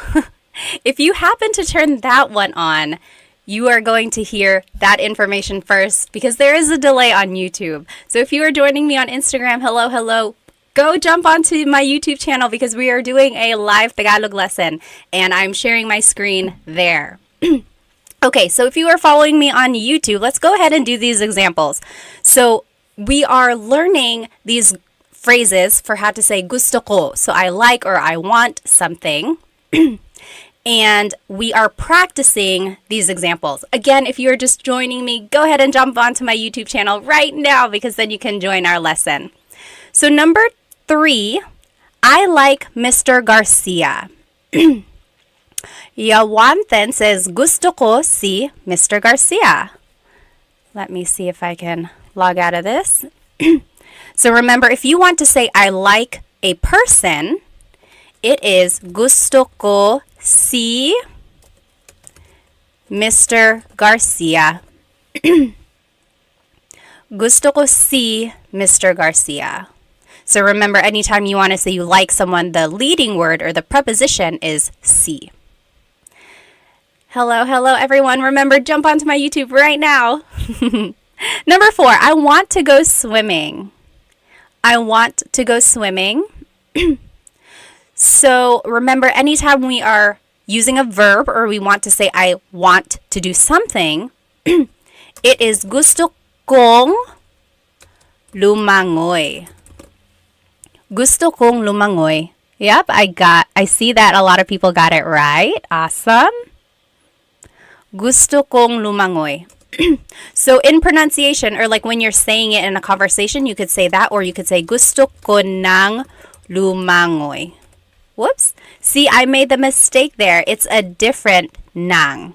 It's N-A-N-G because it's an adverb. Good. Oh, Ribe or Ribe said, gusto kong swimming. I love a good Taglish tip. So yes, you could easily just say, gusto kong mag-swimming. So if you do not know a word in Tagalog, always feel free to just use Taglish. Yes, because the more you can use Tagalog, even if it's in small parts, I mean, that's better than nothing at all, right? All right, whoops. All these numbers are all off, but number 7, I like it in Australia. How would you say I like it in Australia? Hello again. Remember, if you are joining me on my Instagram, hop onto my YouTube channel. We are doing a live Tagalog lesson. You are able to see my screen that I'm sharing. Yes, so I'm seeing the correct answer in the comments here. I like it in Australia is gusto ko sa Australia. I like it in Australia. So you could be like, oh yeah, I've traveled there before. There are so many cool animals. Gusto ko sa Australia. I like it in Australia. Very good. I see the correct answers in the comments. Now, number 8, I like your house. Your house is bahay mo. I like your house. So I like a place. Oh, okay. So if you see number 8 and 9, they are very similar. Which one do you think it is? It's either number 5 or number 6, right? I like your house. Yes, very close. I'm seeing some close answers. Sure, got it right. Gusto ko yung bahay mo. Gusto ko yung bahay mo. I like your house. So in this case, bahay mo is like a noun. Gusto ko yung bahay mo, it's very pretty. Gusto ko yung bahay mo. So it's acting more like as a noun. Versus number 9, I like it at your house. That would be gusto ko sa bahay mo. So maybe if your house is too loud, you could be like, oh, can I go to your house where it's quiet? Gusto ko sa bahay mo. Very good, yes. So that's the difference there between 8 and 9. I like your house as a thing versus I like your house as a place. Anyone have any questions about that? Very good. All right. Again, if you are just joining me on Instagram, hop onto my YouTube channel. This is where the lesson is. Any questions about what we just learned? Well, go ahead and type it in if you do have a question. Let's take a quick intermission, and you know I love a good poll. So our poll last week was, what is your favorite Filipino food? And it was between like lechon and adobo at the very end. Today, we are going to do who is your favorite Filipino American celebrity? Okay, so if you are a big like Hollywood fan, or if you just love the Filipino culture like I do, you probably know a lot of these people. I mean, who doesn't? Hang on, let me see if I can make this bigger. Okay, it looks like that's as big as it's gonna get. Hopefully you can read it okay. So who is your favorite Filipino American celebrity? Let's do this one here. Oh, someone had a quick question. Let me see. David said, is gusto ko ang bahay mo wrong? Gusto ko ang bahay mo. Oh, I see. If you want to say, I like your house, gusto ko ang bahay mo. Yes, that is correct, actually. That's correct. I didn't mean yes, that's wrong. Yes, that is correct. Gusto ko ang bahay mo versus gusto ko yung bahay mo. Very similar. The only difference between ang and yung is that yung is more specific. Like yung kind of means that. I like that house that is yours. That is a whole lesson in itself. But yes, to answer your question, gusto ko ang bahay mo. That is correct. So let's go ahead and do this poll. R said, Bruno Mars is Filipino? Yes, yes, he is. He's half. I think his mom is Filipino and his dad is Puerto Rican, I think. I should know. I'm a big Bruno Mars fan. I've seen him in concert twice. Okay, so Bruno Mars versus Olivia Rodrigo. So I am starting this poll in the comments. Go ahead and vote. Who between Bruno Mars and Olivia Rodrigo? You have 1 minute. Put your vote in. Oh my gosh, it's already a landslide here. Go ahead and put your vote in. Everyone on Instagram, hop on to my YouTube channel so you can put your vote in. Who is your favorite, Bruno Mars or Olivia Rodrigo? Oh, wow. Right now, Bruno Mars is winning. I mean, I love Olivia Rodrigo, but I love Bruno Mars. Let's see. Riwe said, sorry, I don't know Filipino Americans. I don't live in the USA. I like Kim Domingo. Yeah, she is a very funny actress. Ako din, gusto ko siya. Yes, Bruno Mars is from Hawaii. Okay, you have 10 seconds. Put your vote in. Bruno Mars or Olivia Rodrigo? Oh, Jim has never heard of them before? Oh, goodness. Well, you got to look them up. They have some really good songs. Okay, 3, 2, 1. Bruno Mars is the winner. 77% voted for Bruno Mars. Oh, 78%. So Bruno Mars is going to move forward. Oh no, it's frozen. Let's see if I can fix it here. In the meantime, let's do the next poll. So now it's going to be between Vanessa Hudgens and Shay Mitchell. Do you guys know who they are? If you are younger, you might or might not know them, actually. Vanessa Hudgens, she was in High School Musical. She's also been in a lot of other things like after that. And then Shay Mitchell, she's known for being in, what is it called? Nah, I keep wanting to say Easy A. It's not Easy A. But there was that A in there. What was she in? Pretty Little Liars. Yes. Okay. Is there an American Filipino cubing world record holder? I don't know, Kira. Cubing? What is cubing? Like the Rubik's Cube? Okay. Go ahead and put your vote in. Wow. Oh, I guess I'm not too surprised. Right now, it's Vanessa Hudgens winning. Let me see if I can fix my poll here. Or not my poll, my bracket. Hello again. Remember, if you are joining me on Instagram, please jump onto my YouTube channel because that is where I am doing this lesson. Except right now, we're not doing a lesson. We're taking a break and we are doing our bracket challenge.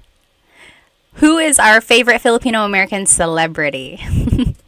Hop onto my YouTube channel right now. Okay. As soon as I finish this thing in my bracket, we're going to stop the poll. Go ahead and put your vote in. 3, 2, 1. End poll. Vanessa Hudgens won. All right. We'll finish.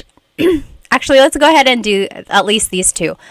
So, oh yeah, Multi-Archangel said, didn't know that Vanessa Hudgens was Filipino though. Yep, cubing is solving the Rubik's Cube. Okay, let's do this next one. So who is your favorite Filipino-American comedian? Favorite. So, Joe Coy or Christine Gambito. I am proud to say that I have met Christine. She is Happy Slip on YouTube.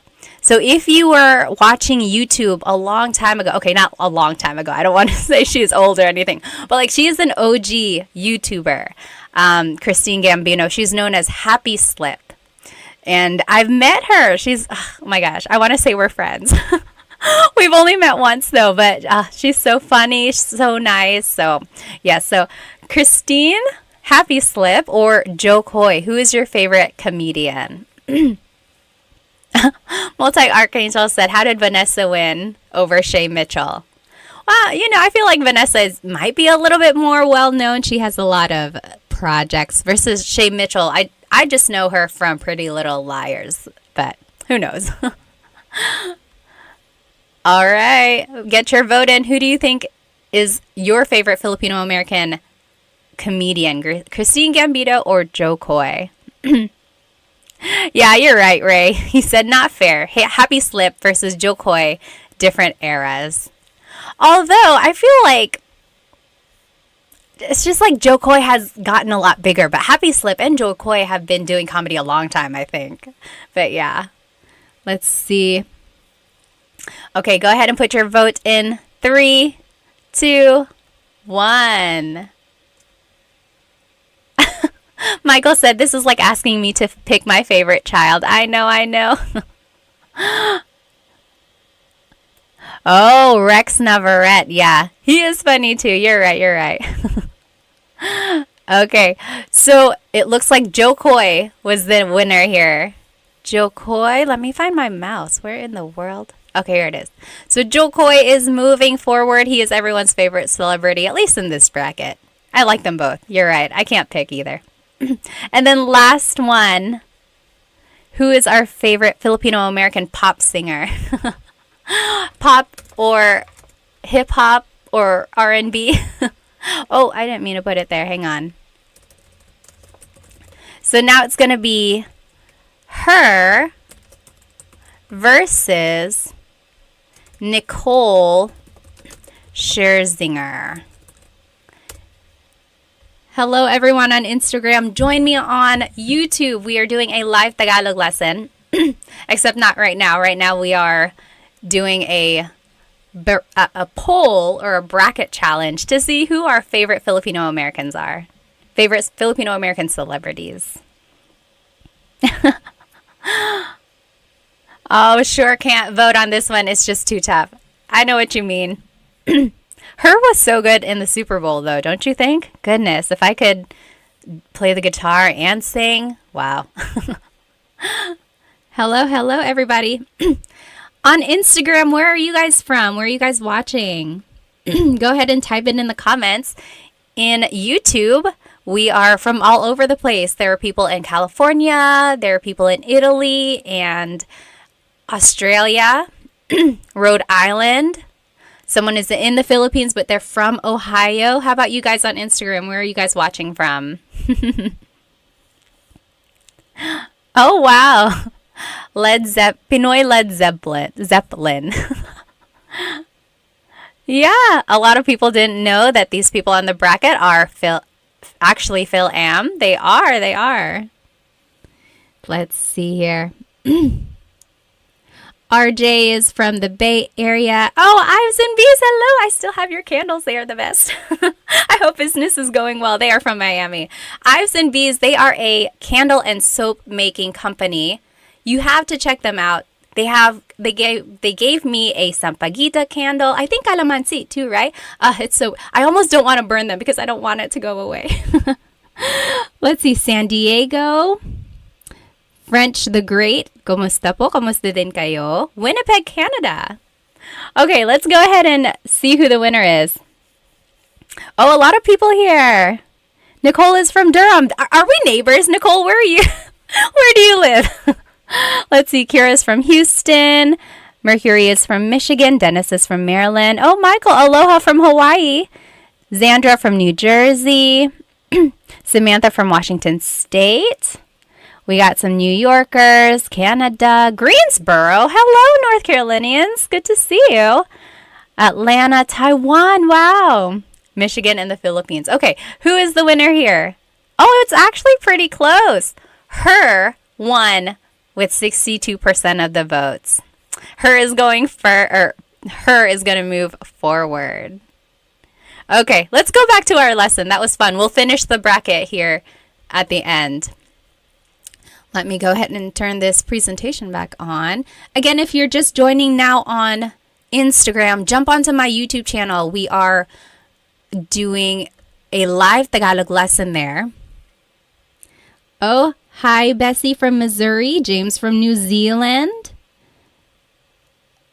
Albert from Seattle, Washington, Darla from Chicago, Adventure Foodie from Arizona. Hello, hello. Okay. So let's go ahead and jump right back into this lesson. So we just learned how to use gusto ko phrases. Before we move on, I want to actually show you that all of this can actually be used with ayoko or ayaw ko. So if you are following along here, I just typed in ayaw. Ayaw, excuse me, means I don't like something. So see, for the rule number 1, now it says gusto ko or ayaw ko. I don't like it. Ayaw. Or gusto ko or ayaw ko ng a thing. So, ayaw ko ng pagkain. I don't want any food. Ayaw ko ng aso. I don't want a dog. Same with the next rule. Ayaw kong plus a verb. I don't want to do something.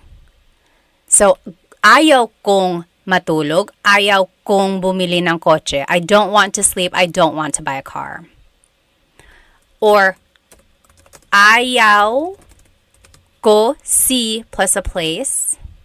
So, that's all I'm doing. I'm just adding this word ayaw in the beginning. And that just means I don't want or I don't like something. So, that is the opposite of gusto. It's ayaw. Okay, so now you have it. So someone asked, where can I get a copy of these slides? I don't have them posted anywhere. Maybe I'll try to figure out a place where I can post them. But if you sign up for one of my Tagalog classes, which start this weekend actually, you will get a copy of these slides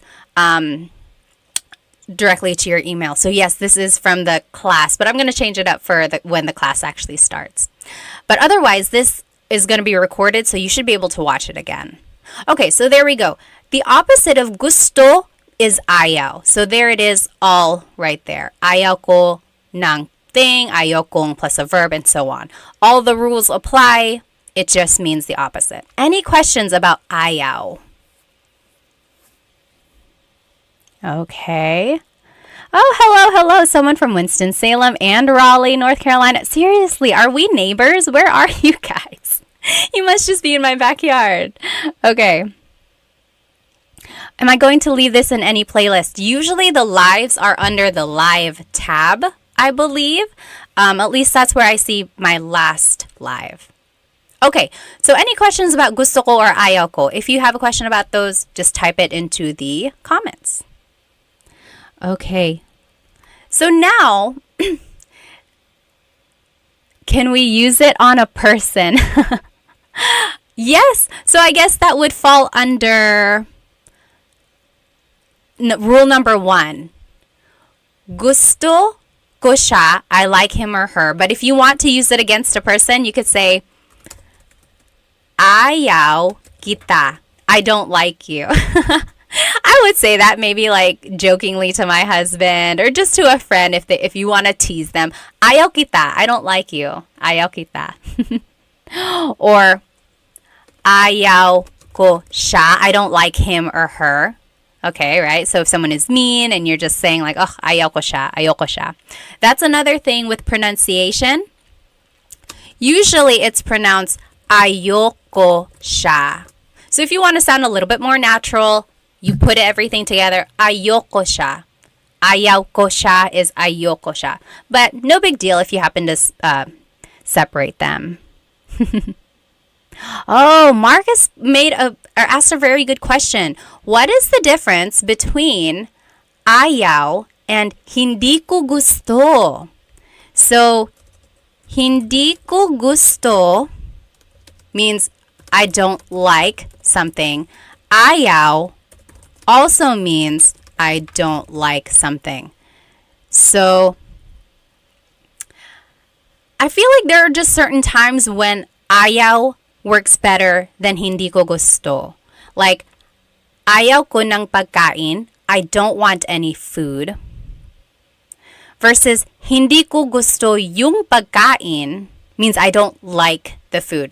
So it's like, ayaw can be I want, or I'm sorry, I don't want, I don't like, whereas hindi ko gusto just means I don't like. So I'm going to make that distinction here. Ayaw means I don't want or like, whereas hindi ko gusto only means I don't like. Does that make sense, Marcus? That is a very good question. Let's see. Bug Bubble said, I always knew ayaw, ayoko. Is that the same thing? Yep, ayoko. That's just a pronunciation thing. Ayoko ng pagkain. I don't want any food. Yeah, but technically it's ayaw ko ng blank. Nicole said, is using hindi gusto more common? When would we use ayaw versus hindi?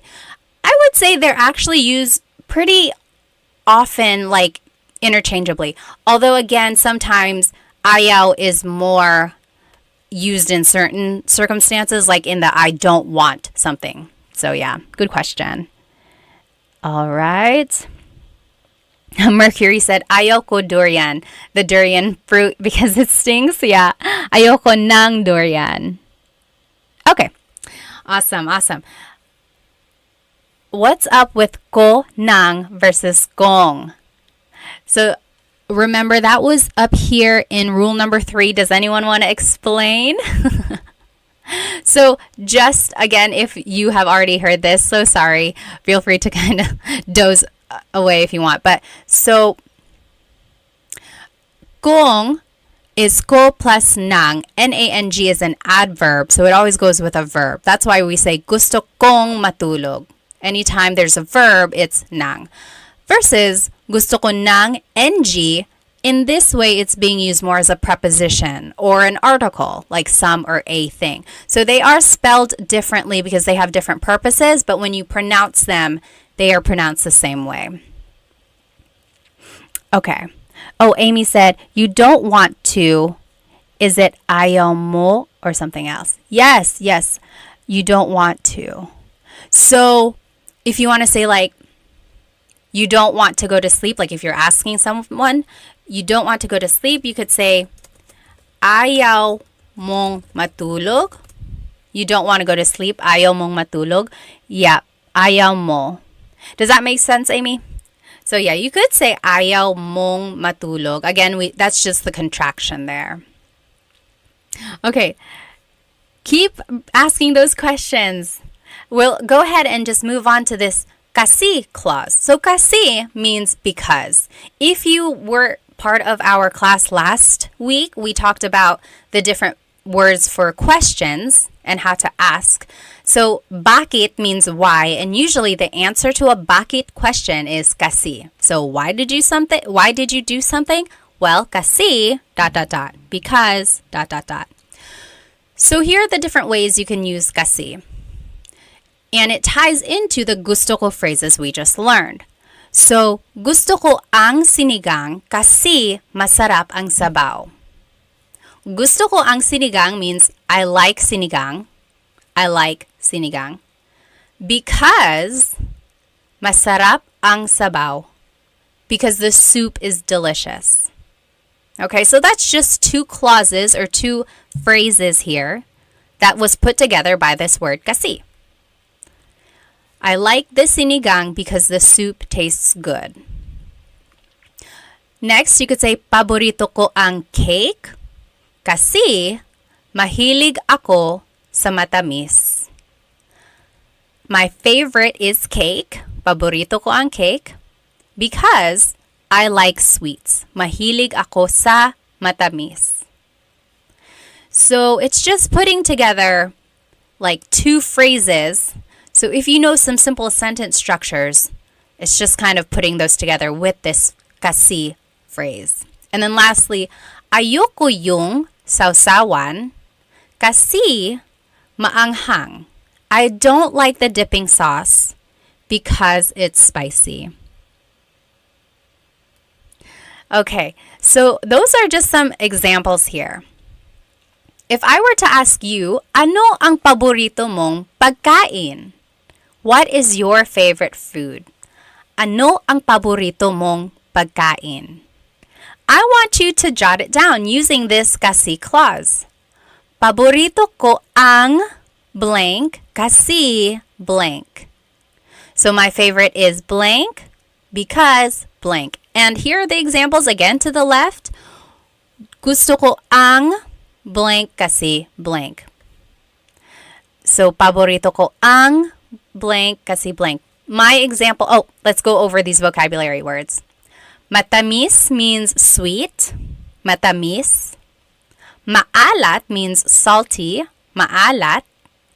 Maanghang means spicy. Maanghang. Maasim means sour. Maasim. Matabang means bitter. Matabang. Mainit means hot. Mainit. And then malamig means cold. So for example, I would say, on a hot summer day, paborito ko ang ice cream kasi malamig. My favorite is ice cream because it's cold. Paborito ko ang ice cream kasi malamig. Or I guess a more fitting statement would have been like, gusto ko ng ice cream kasi malamig. Okay, go ahead and jot it down, or you can write it in the comments here. What would be your answer to this question? Ano ang paborito mong pagkain?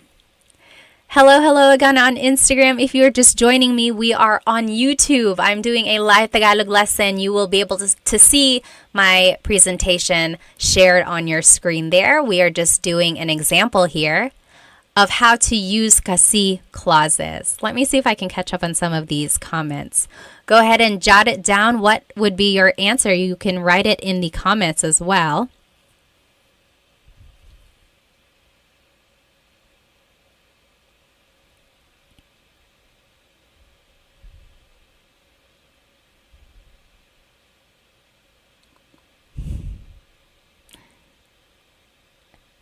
Okay. Let's see. Ano ang paboritong mong pagkain? Let's see what people said. Kira said, gusto ko ang boba kasi matamis. I like boba because it's sweet. Me too, me too. Sure said, oo, gusto ko sausawan kasi maanghang. You like spicy dips? Gusto ko ng sausawan na maanghang. David said, paborito ko ang sarsyado kasi matamis at maasim. Ano ang sarsyado? Sarsyado. Can you describe that? I'm not sure I know what that is. Elijah said, paborito ko ang sinigang kasi maasim. Ako din. Wendy said, paborito ko ang tamales kasi mainit. Do you mean maanghang, spicy, or hot? Like warm in temperature? Aldo said, paborito ko ang nasi goreng kasi maalat. I don't know what that is either. Bayani said, what's boba? So you can get like a cold, refreshing drink. Sometimes it's a smoothie. Sometimes it's a milk tea. Sometimes it's just a fruit tea. And they have little like balls or like jelly balls or like big tapioca balls. That's boba. Paborito ko ang adobo kasi maanghang. Maanghang ba ang adobo mo? My adobo isn't maanghang, but I guess it could be. Paborito ko ang mango kasi matamis. Yes, the mango is the national fruit of the Philippines. Let's see. Oh, warm. Yep. Okay. And then Ilocano dish, fish with sweet and sour sauce. Oh, I see. Okay. How do we say comfort food? I don't think there is a phrase for comfort food. I would just say paborito kong pagkain, my favorite foods. Alrighty, let's see if anyone wrote their answer on Instagram. Oh, someone asked a very good question. Maldonado, I think his name was, asked, what is mahal kita sobra? What does that mean? Did someone say this to you, Maldonado? Mahal kita sobra means, anyone know what that means? Mahal kita sobra.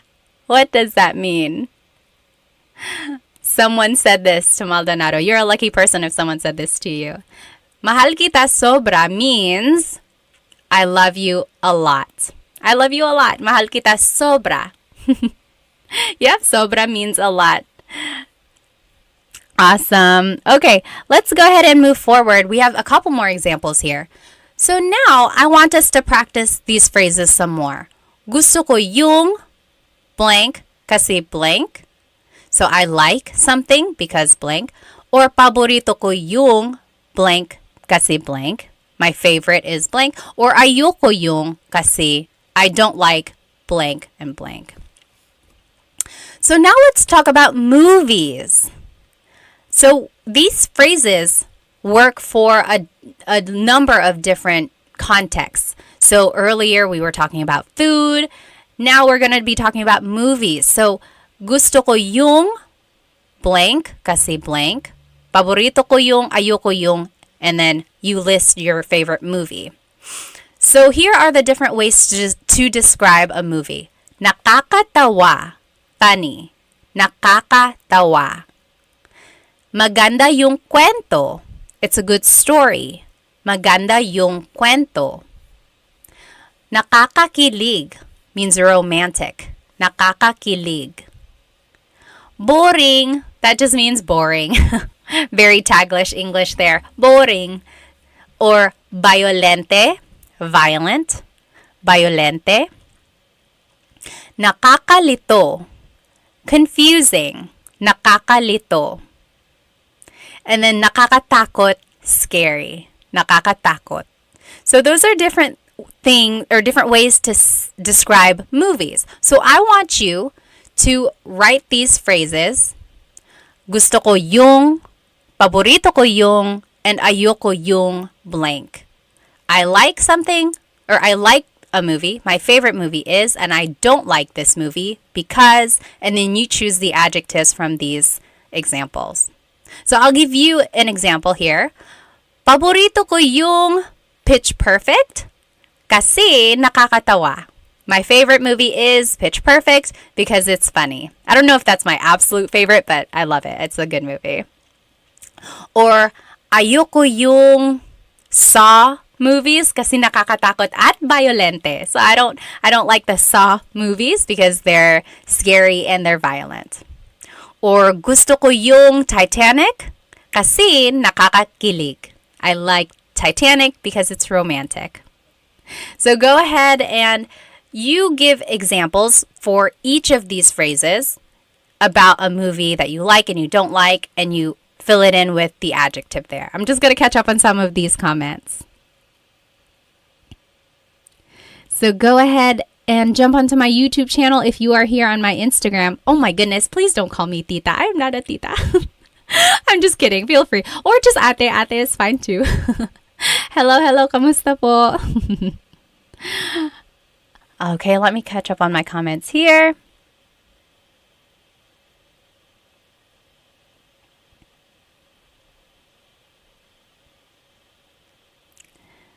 Let's see. Someone asked,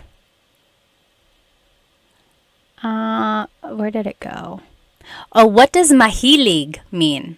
Mahilig means you like to do something or you like something. So, mahilig ako magbasa. I like to read. Mahilig ako magbasa. Or mahilig ako sa strawberries. I like strawberries. Mahilig ako blank. That just means I like. EJ said, saan ka sa US? Pinoy here living in Miami. Dito ako sa North Carolina. So hello sa mga North Carolinians dyan. Okay, if you want to share your example, go ahead and type it into the comments. Let's see. Sure said, ayoko yung paranormal activity kasi nakakatakot. Ako din. Ayoko sa nakakatakot na pelikula. EJ said, ayoko yung Cannibal Holocaust kasi nakakadiri. Yeah, I've never seen that. Nakakadiri means gross. So oh, vomit, nakakadiri, or something like that. Yeah, gross. So FF Noob said, I just joined. Can I watch this later can I watch this video on your channel? Yes, it will be recorded and it should be under the live tab. So it should be there. Mooney said, gusto ko yung Friday kasi nakakatawa. David said, ayoko ang mga action movies kasi boring. Oh, really? Some people would think it's actually not boring. But yes, sometimes it's boring too. Mooney said, paborito ko yung Hello, Love, Goodbye kasi nakakakilig. Okay. Royden said, gusto ko Kung Fu Panda kasi nakakatawa. Very good, very good. So again, you can use these phrases and these, like the kasi clause, in different contexts. So that was about movies, but you could also use it for a place. So, excuse me.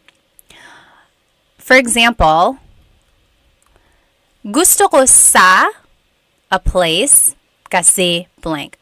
Paborito ko sa kasi ayoko sa kasi blank. So as you can see now, we are using the preposition sa. Remember a couple slides ago, anytime we're talking about a place, like you like it at that place, you use the preposition sa. So now we're talking about places. Here are the adjectives you can use to describe a place. Maganda ang mga tanawin. So gusto ko sa Japan kasi maganda ang mga tanawin. It has beautiful views. Or masarap ang pagkain. Good food. Food is delicious. Nakaka-relax. It's relaxing. Mura lang. It's cheap. Madaming tao. Too many people. Madaming traffic. Lots of traffic. Masyadong mahal. It's too expensive. So if I were to give an example, I would say, gusto ko sa Pilipinas kasi mura lang. I like the Philippines because it's cheap. Gusto ko sa Pilipinas kasi mura lang. Or paborito ko sa New York kasi masarap ang pagkain. That's not true. I mean, I love New York, but I don't know if the food is the best there. That's just an example. So, paborito ko sa New York kasi masarap ang pagkain. Or ayoko sa Manila kasi madaming traffic. I don't like Manila because there's a lot of traffic. I mean, I love Manila. I just don't like traffic. So there you go. Go ahead and fill in these examples. Talk about a place you do like, maybe your favorite place, and a place you don't like. And then give a reason why you feel that way. Oh, the mantis. Thank you so much. I didn't even know. So the mantis just donated. Thank you so much. Oh my goodness. Thank you. I love teaching. I really do. So any donation or any sort of likes or shares, those are just icing on the cake. But thank you so much. It warms my heart. Let's see. I already see some examples here. Go ahead and take a couple minutes. We are just filling in these examples. Gusto ko sa, paborito ko sa, ayoko sa, kasi blank. Okay? And then here are the adjectives that we were using. Let's see. Cool guy, Albert, said, do you know any puto flavors? Puto is something I want to try. So puto is a rice cake. And yeah, there are lots of flavors. Usually it's just in the plain vanilla, white, or just like the rice cake flavor. But I've seen it in pandan. I've seen it in ube. Usually there's a slice of cheese on the top. Lovin Lulu said, I'm getting nosebleed. Bakit ka na nosebleed? Nagtatagalog tayo dito. So usually Filipinos, whenever they're speaking English a lot, they say, oh, I'm getting nosebleed, or nosebleed ako. And that's just a silly way of saying, my brain can't take it. I don't know how to speak English. But yes. Any questions on what we're learning so far? So if you are on my Instagram, go ahead and jump into YouTube. That is where the lesson is. You'll be able to see the presentation on your screen. Okay, so I am seeing some good examples. Let's see. Kevin said, paborito ko sa Jollibee kasi masarap ang pagkain. Yes. So it can work for a place or it can work for a restaurant. That is exactly right, Kevin. Sure said, gusto ko sa bahay ko kasi masarap ang pagkain. Sure likes it at their house because the food is delicious. I totally get it. Me too. And it's cheap. David said, gusto ko sa Pilipinas kasi sobrang mabait ang mga tao. Oh, how nice. He said, I like it in the Philippines because the people are really nice. I'm glad you had a great experience there. Yes, Filipinos are known for being welcoming. They really are. And just being so happy and smiley all the time. Kevin said, ayoko sa New York City kasi madaming tao. Yeah, I don't like it in New York because there's a lot of people. Elijah said, how do you pronounce masyadong? Masyadong means a lot. So the S-Y-A is a sha sound. Masyadong. Yep. EJ said, gusto ko sa Miami kasi parang Boracay na may pagka-Metro Manila. He said, I like it in Miami because it's like Boracay with a little bit of Metro Manila. So Boracay is this nice, beachy, like touristy place, white sand, clear waters. And then Metro Manila, of course, is known for being bustling and exciting, lively. So it has that city feel, but also a nice, relaxing feel. Nice. Okay. Kira said, ayoko sa England kasi hindi masarap ang pagkain. Really? I've been to England. I don't remember the food being terrible. Let's see. Royden said, ayoko sa Honolulu, Hawaii kasi madaming traffic. Talaga? Maraming traffic pala sa Honolulu. I've never been there. Let's see. Maximilian said, what is the difference between mahilig ako or mahilig ko and gusto ko yung? Let me think. When you say mahilig, it's more like you're describing that you like something in a continuous way. I don't know how else to say that. It's like you could also say it with hobbies. I would say actually they're comparable. Mahilig and gusto ko. Like, mahilig ako mag-swimming. I like to swim. Or you could say gusto ko mag-swimming. I like to swim. So yes, I would actually say they're comparable. They're almost the same. I'm sure there are times when one is more preferred over the other.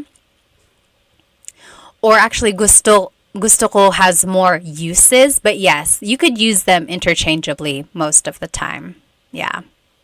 Samantha says, gusto ko sa Tagaytay kasi maganda ang mga tanawin. Yes, I like it in Tagaytay because the views are beautiful. So Tagaytay is in the Luzon area and you can see these volcanoes over there. Ah, so nice. Gusto ko sa Minnesota kasi ito ay tagsibol. What is tagsibol? Brandon said, paborito ko sa Japan kasi masarap ang pagkain. Yes, I bet. The only time I've been in Japan was for a layover. I've been there many times, but only for layovers to the Philippines. Hopefully one day I can go see the sights and stuff. Gusto ko sa Korea kasi magaganda ang mga babae. Talaga, EJ, yun talaga. He said, I like it in Korea because the women are beautiful. Wendy said, gusto ko kapag sinabi ng kaibigan ko, na babush dahil nakakatawa. Babush. Ah! Babush. So she likes it when her friend says babush kasi nakakatawa. Paborito ko sa pizza kasi masarap ang tanawin. Sa pizza? Did you... I think you meant to say... I don't know what you meant to say. You said, I like it at pizza because the views are delicious? Let's see.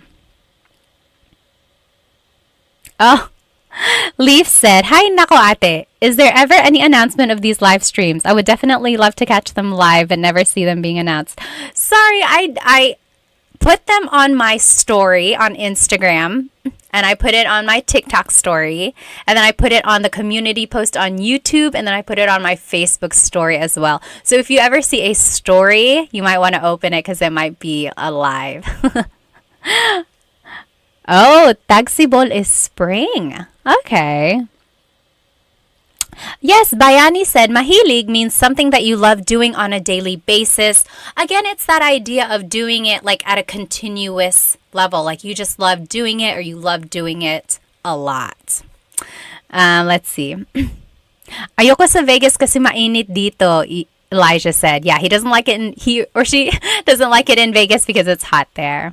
Okay, let's move on now. Let's see. Let's finish up our poll. Back up. Anyone have any questions on these kasi phrases? So, kasi just means because. So remember, if someone asks you a bakit question, so why, you can always ask kasi. Bakit ka umiiyak? Why are you crying? Kasi masakit ang ulo ko because my head hurts. Or why, bakit ka galit? Why are you mad? Kasi dot dot dot. Kasi hindi ka nakikinig because you're not listening. Okay? So that's what kasi is. And then we were able to put together the gusto and ayaw ko phrases that we learned. Any questions about these things? Feel free to write them in the comments. Otherwise, I'm going to go ahead and pull up our bracket challenge here. If you are joining me on Instagram, jump onto YouTube because then you can join our poll, our contest here. So we are choosing our favorite Filipino American celebrities. And let me show you what we got so far. So first, we were doing Bruno Mars versus Olivia Rodrigo, and Bruno Mars won that. Then we did Vanessa Hudgens versus Shay Mitchell. Vanessa Hudgens won that. Then we did comedians, so Christine Gambino or Happy Slip, and Joe Coy. Joe Coy won that. And then there was her and Nicole Scherzinger. Her won that one. That one was a pretty close one, actually. Let's do Bruno Mars versus Vanessa Hudgens. Let me see. I am starting a poll. So go ahead and sign into your YouTube account and then join our poll if you would like to vote. So Bruno Mars versus Vanessa Hudgens. So this is where it gets a little unfair because they're all different genres now, right? Because Bruno Mars is a singer, Vanessa Hudgens is an actress. But I mean, who's your ultimate favorite Filipino American celebrity? Go ahead and vote Bruno Mars or Vanessa Hudgens. I'm just reading up on some of these comments here.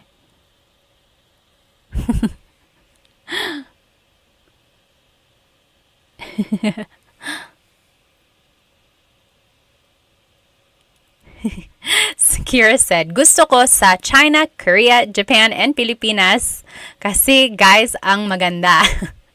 Or you could say kasi guwapo ang mga lalaki because the guys are handsome. Liza on Instagram is voting for Bruno Mars. Jump onto my YouTube so you can cast your vote in. So we are doing a live Tagalog lesson on my YouTube channel here. Actually, now we're not doing a live.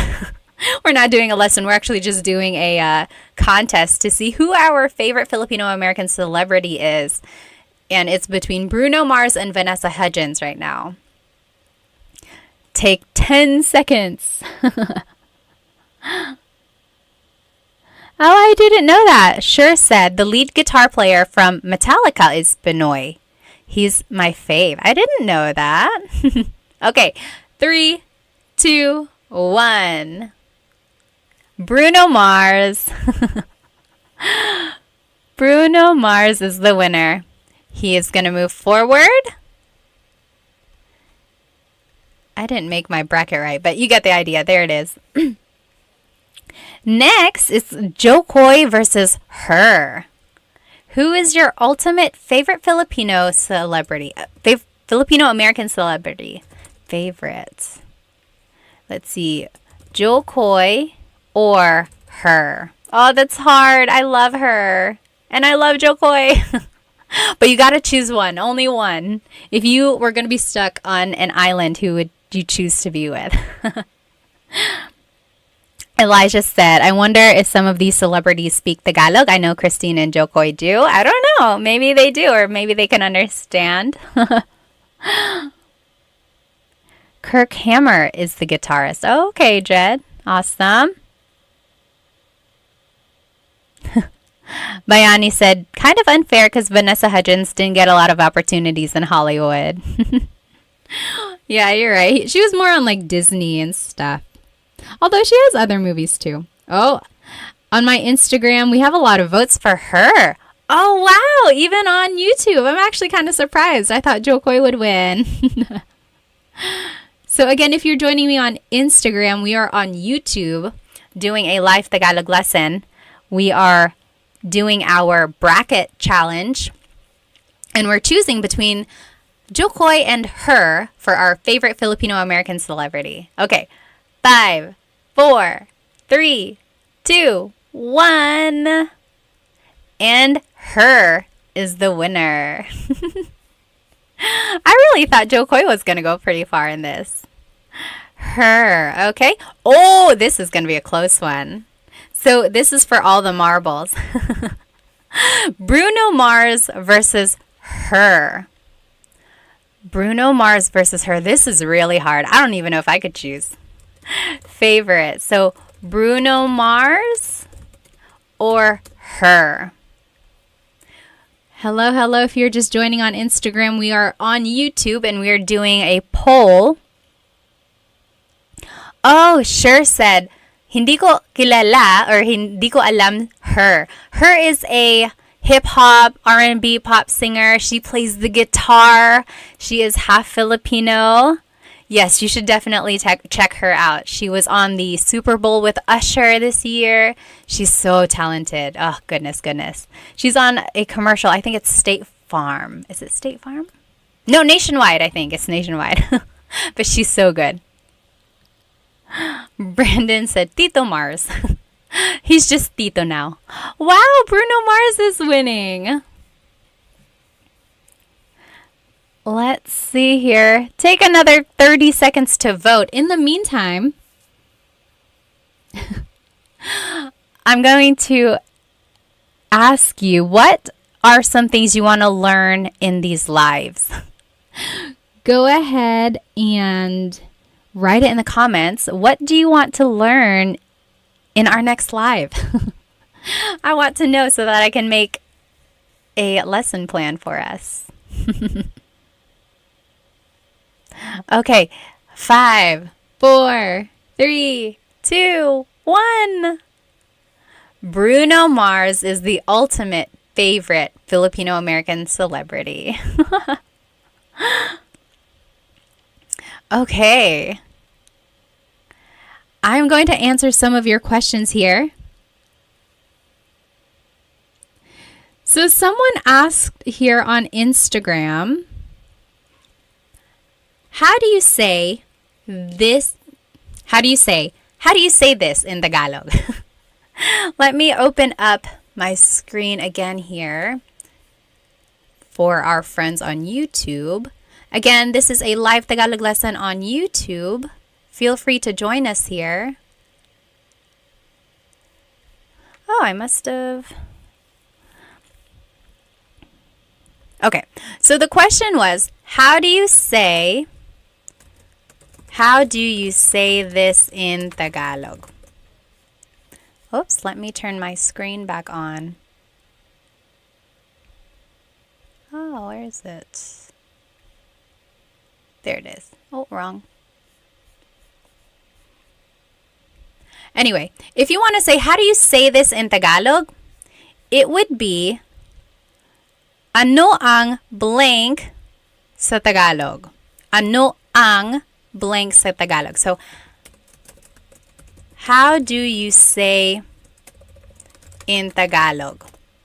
So, someone asked that on my Instagram here. How do you say blank in Tagalog? It would be, ano ang blank sa Tagalog? That is a very good phrase to know, because if you're traveling in the Philippines or even if you're just trying to learn more vocabulary, always ask this phrase. So I would say like, ano ang car sa Tagalog? Ano ang car sa Tagalog? Kotse. Kotse, right? So ano ang blank sa Tagalog? Or ano ang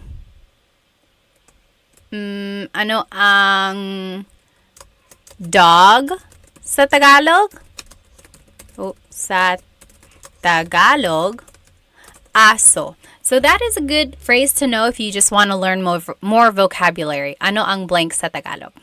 Yes. Let's see.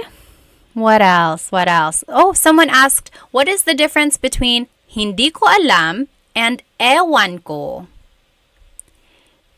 Hindi ko alam, ewan ko.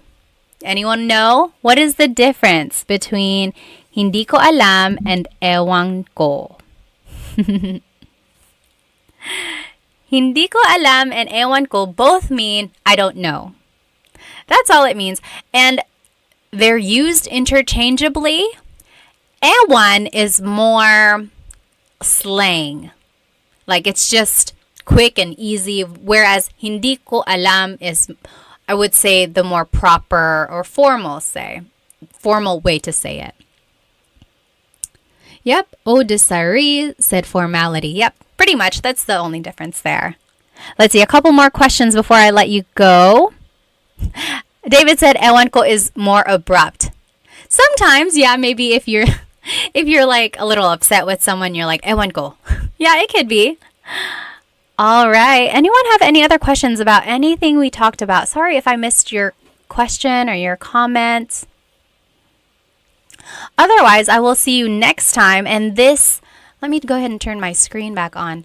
I will make sure that this recording is up on my YouTube channel. Hello.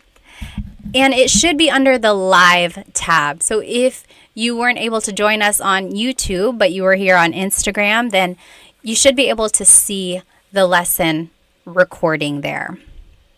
Okay, well, I will let you guys go. I hope you have a good rest of the night, and I hope to see you next time. Paalam! Hello, everybody. Welcome to another live Tagalog lesson. Let me go ahead and start my Instagram as well. You know I like to do a couple different platforms. Hello, everybody. Welcome to another Tagalog Time live lesson. You are joining me on Instagram right now, but if you would like, you can jump onto my YouTube channel, but actually there isn't a presentation. Today, we're actually going to be doing something fun. We're going to be playing Tagalog Bingo. I'm sorry, not Bingo. Jeopardy, Tagalog Jeopardy. So I'll let everyone come in and we will get started by playing Tagalog Jeopardy. I'm so excited for this. In the meantime, go ahead and write where you are currently watching and your age and maybe a fun fact about yourself. Let me know if you need any audio changes or anything like that. My name is Pat. I'm 32. I'm currently here in North Carolina. It is 8:54 over here where I live. What time is it over there? Oh, it's backwards on the cam. Let me see if I can fix that. Hang on. I know there is a way to do it. I'm going to log off and log back on. Okay, hang on one sec. Wait, maybe I can do it from here. Oh, yes, I did it. Is that better? Can you see? Yes, that should be good, right? Okay, awesome. Okay, let me see where everyone is currently watching from. Oh, hi, Love and Lulu. Good to see you again. Oh, I like your dress too. Thank you. Let me see. Mick Buck is from Boston. Hello. Joe Markin is from Washington. It's Ash is from Texas. Hello. Callie is from South Carolina. Hello. Grace is from Canada. Subi is from Hawaii. Hello. Mr. QN is just said, ayos galing. Salamat. I'm in South Carolina, Callie said. And M. Daly is from San Diego. Hello. Fred is from Talisay, Cebu. That's so cool. Married to a lovely Filipina, Bumper says. Watching from Singapore, Aubrey says. Hello, hello. And then Gully is from Chicago. Dilshan is from New Zealand. Rombaloon is from Quebec. Hello, hello. Rob is from California. Mari is from Australia. All right, let me go ahead and just check from YouTube. Where is everyone watching tonight? Let's see. Crowfish said fun. Yes. Sure said Jeopardy. Yes. Oh, from New Mexico. Hello, hello. Amos is from Guam. Conan is from Texas. Kinamaro is from Pennsylvania. Robert from San Antonio. Vince from Santa Barbara. Hello, hello. Rolando from Vegas.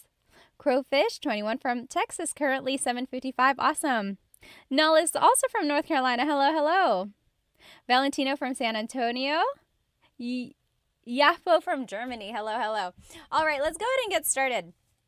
So tonight there is no presentation, so you don't have to follow along on YouTube if you don't want to. We're actually going to be playing Tagalog Why do I keep saying bingo? Tagalog Jeopardy. Tagalog Jeopardy, all right? So here are the different headings or the different categories that you can choose from. So there's, where am I? Over here. Tagalog facts. Okay, Tagalog facts. Then there's nouns. It's hard to see in reverse here. Nouns. Then there's verbs. Common phrases.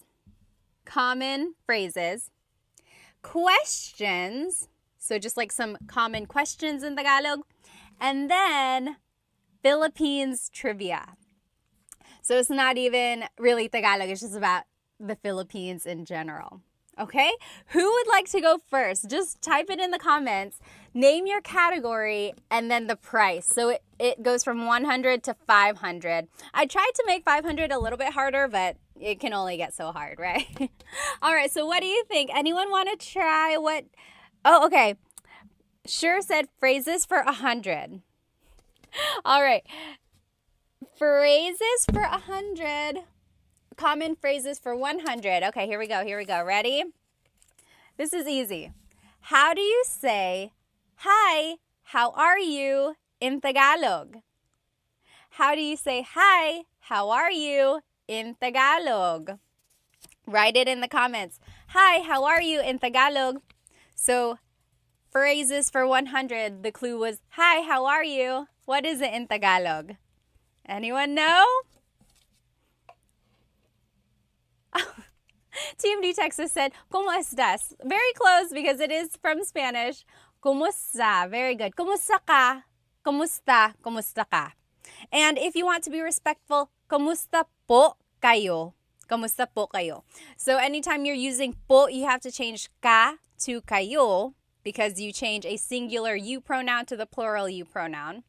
So, ¿Cómo po kayo or ¿Cómo ka? Very good. Sure said, what is kumusta ka? Yes, if you want to be official, make sure your answer is in a question format. If not, it's okay. All right. What is the next question that we should do? Hang on, I saw some up here. Okay, TMD Texas said, trivia for 500. Okay, go big or go home, obviously. Philippines trivia for 500. Let's see what it is. Where is it? Right here. Oh, can I get it? Trivia for 500. So, see, this one's not very hard. What is the national animal of the Philippines? What is the national animal of the Philippines? So we're doing Philippines trivia for 500. What is the national animal of the Philippines? Yes, TMD Texas said carabao. Calabao in Tagalog, calabao. Carabao in English. Carabao, caribou, water buffalo, all of that is the same thing. Calabao. So that is the national animal. Thalamomo said pusit. Pusit is a squid. Very good, very good. Williams said the Jollibee. Almost. Oh, Amos on YouTube said the eagle. So the Philippine eagle is. I'm trying to think now because I guess it depends on who you ask. Some would say the Philippine eagle is the national animal. Some would say the kalabaw. But I can see either way. Yes, good answer, good answer. Nay Hidden said aso. Aso is dog. No, not quite. Okay, what should we choose next? So if you're just joining us, we are doing Tagalog Jeopardy. And here are our categories: Tagalog facts, nouns, verbs, common phrases, questions, and Philippines trivia. And it goes from 100 to 500. Okay, Brandon said verbs for 300. Verbs for 300. Here we go. I want you to give me a Taglish version of how you would say walking. Like, I want to go walk. I want to take a walk. How do you say it in a Taglish version? Anyone know? If you've taken my class, you kind of know what I'm asking for. So I'll give you like two chances. You could either say the Tagalog phrase for to walk, or you could say the Taglish phrase. How would you say? Oh, very good. So Thalamos has the idea. He or she said, mas strolling ako. Very close, very close. David Jr. said, walk mo. Very good. Yes, sure said, magwalking. So if you've attended some of my classes or even here on these lives, I've given you the hint to use Taglish when you can. So if you don't know a verb in Tagalog, turn it into a mag verb. So magwo-walking ako. I will go walking. Mag-cook ako. I will cook. Or magsisleep ako. I will sleep. So in that way, you're using the English verb, but you're kind of doing the Tagalog conjugation. Okay, so magwo-walking. That was kind of what I was looking for. Anyone know what to walk is in Tagalog?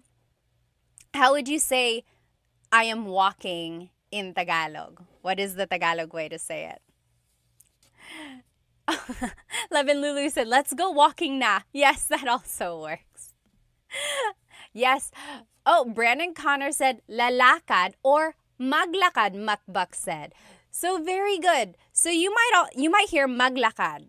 So maglalakad ako or naglalakad ako. But you might also hear the verb lalakad. Lalakad ako. I've heard that as well. They are used interchangeably. Some might prefer one over the other.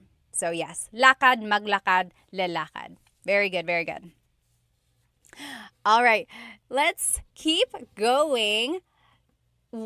What is our next question? Someone choose. So Tagalog, what is it? Tagalog facts, nouns, verbs, common phrases, or questions. I'm going to scroll up and see what people suggested earlier, just so you don't have to keep writing it in. Let's see. It's too far to scroll back. Okay, Tagalog facts for 300, KFXXO said. Tagalog facts for 300. Here we go. Are you ready? Name 3 languages that have influenced Tagalog. Name 3 languages that have influenced Tagalog. So there's been lots of influences in Tagalog, like not just 3. I'm sure like lots and lots, there are lots of components of Tagalog that have been, from different areas. But yes, name 3 that have had like a very major impact in the language. Very good, very good. So I'm seeing Spanish. Oh, Arabic. I didn't think of that. That wasn't one on my list. Yes, English. There's one more. Yes, there it is. So grub down Chinese. So I'm seeing Japanese in there as well. Yes, my main 3 from what I've kind of looked up is Spanish, then Chinese, actually, and then English. So those are 3 main influences in Tagalog. And of course, Tagalog itself is an Austronesian language, as they call it. So there's a lot of overlap in languages in the Southeast Asia region. So there's a lot of like similarities there. Very good, you guys.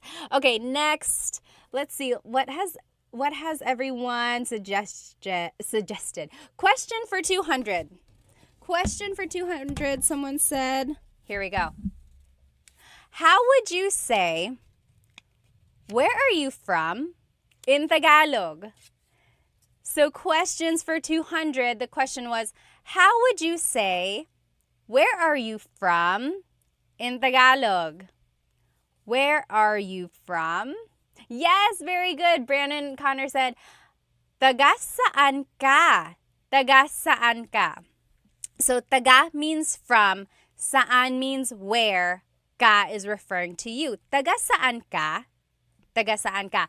Now, how would you reply? Very good, very good. Almost polyglot said on YouTube, taga saan ka? Conan said, saan mo? Not quite, not quite. Yes, taga saan ka? And then how would you reply if you wanted to say, oh, I'm from Manila? Yes, Brandon Connor, you got it right. So, taga California, ako. Makpak said, taga Boston. And then you could say, ako. Very good, very good. Ria Rossi, taga Tondo. Talaga, you must be tough. TMD Texas said, taga dito. I'm from here. Very good, very good. And David Jr. just said, San Diego po. You could say that. Very good. So if you want to say, where are you from? It's taga saan ka? Taga saan ka? Where are you from? If you want to reply, it would be taga blank ako. So taga Manila ako, and so on. Okay, very good, very good. Someone suggested verbs for 100. Verbs for 100. Here we go. Easy peasy. How do you say to eat in Tagalog? How do you say to eat in Tagalog? What is to eat? Anyone? What is to eat in Tagalog? To eat in Tagalog is kain. Kain, yes. Mari said kain na. Very good. Julia Chu, kumain. KFXXO said kaon. Kaon is actually Bisaya. I hear that a lot from my in-laws. Kaon. Very good, very good. Very close. Mukbak, kumain. Yes, very good. Everyone got it right. Kumain, kain. Yes. Kain, magkain. So, Sean said magkain. So, kain is actually not a mag verb. It's an verb, sometimes an in verb. So, yeah, you wouldn't really use mag with the word kain. But I see where you're coming from.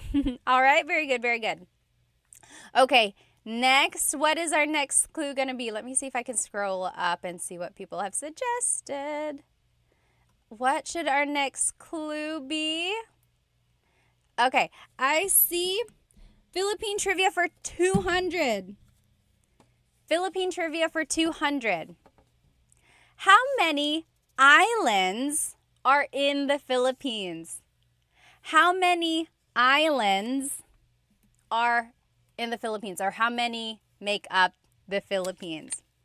This one is tricky, depending on who you ask. Yes, so Ria Rossi says 7,107. So that's a very common number. I think it's in like some songs. It's just like the trivia that everyone knows. 7,107. And then, see, R. Woody said 7,109. Some people are saying 7,000, 7,100. It really depends on whether or not it's high tide or low tide. This is what the internet says, and the internet is never wrong, right? Just kidding. Well, when it's low tide and all of the islands are out, yes, Samantha, you got it right, 7,641. So when it's low tide and all of the possible islands are out, it's 7,641. But the common number that everyone knows is 7,101, right? So it kind of just depends. Just know that there's over 7,000. Crazy, right? Crazy, crazy. Okay. Sure said trick question. It was a trick question. If you got over 7,000, I'm going to call it right, correct. Okay, next, what should we... Oh no, I'm getting a phone call. We'll have to skip that one. Okay, what should our next question be? So we have Tagalog facts, we have nouns, we have verbs, we have common phrases, questions, and then trivia. I think my nouns is falling down here. Okay. Oh, Kenneth said, how many of the islands are inhabited? That is a very good question. I don't know the exact number, but I know it's not all of them. Like a very large amount are just almost like rocks in the sea, and they count that as an island. Very good question. Okay, let's see here. Tablamo Game said nouns for 100. Nouns for 100. This is going to be easy. Ano ang dog sa Tagalog? Ano ang dog sa Tagalog? Easy, right? Easy 100. Ano ang dog sa Tagalog? Ano ang dog sa Tagalog? Yes, Going Banana said aso. Mukbuk said aso. Very good. You all got it right. Yes, Adriano, Lainey, Brandon, Connor, you got it right. Very good. Yes, almost. Polyglot on YouTube. Very good, very good. So dog in Tagalog is aso. Did you hear my question? Ano ang dog sa Tagalog? What is blank in Tagalog? Keep that question in mind the next time you want to say something in Tagalog. Don't get stumped by not knowing a vocabulary word. Just ask, ano ang blank sa Tagalog? And that's a good way to kind of get some vocabulary. Yes, Sure said, what is aso? Every time I see your question, I'm like, oh, are they asking? But no, you're just answering in the Jeopardy format. Yes, very good. Okay, Gatu said, Tagalog facts. Let's just do Tagalog facts for 100. Tagalog facts here.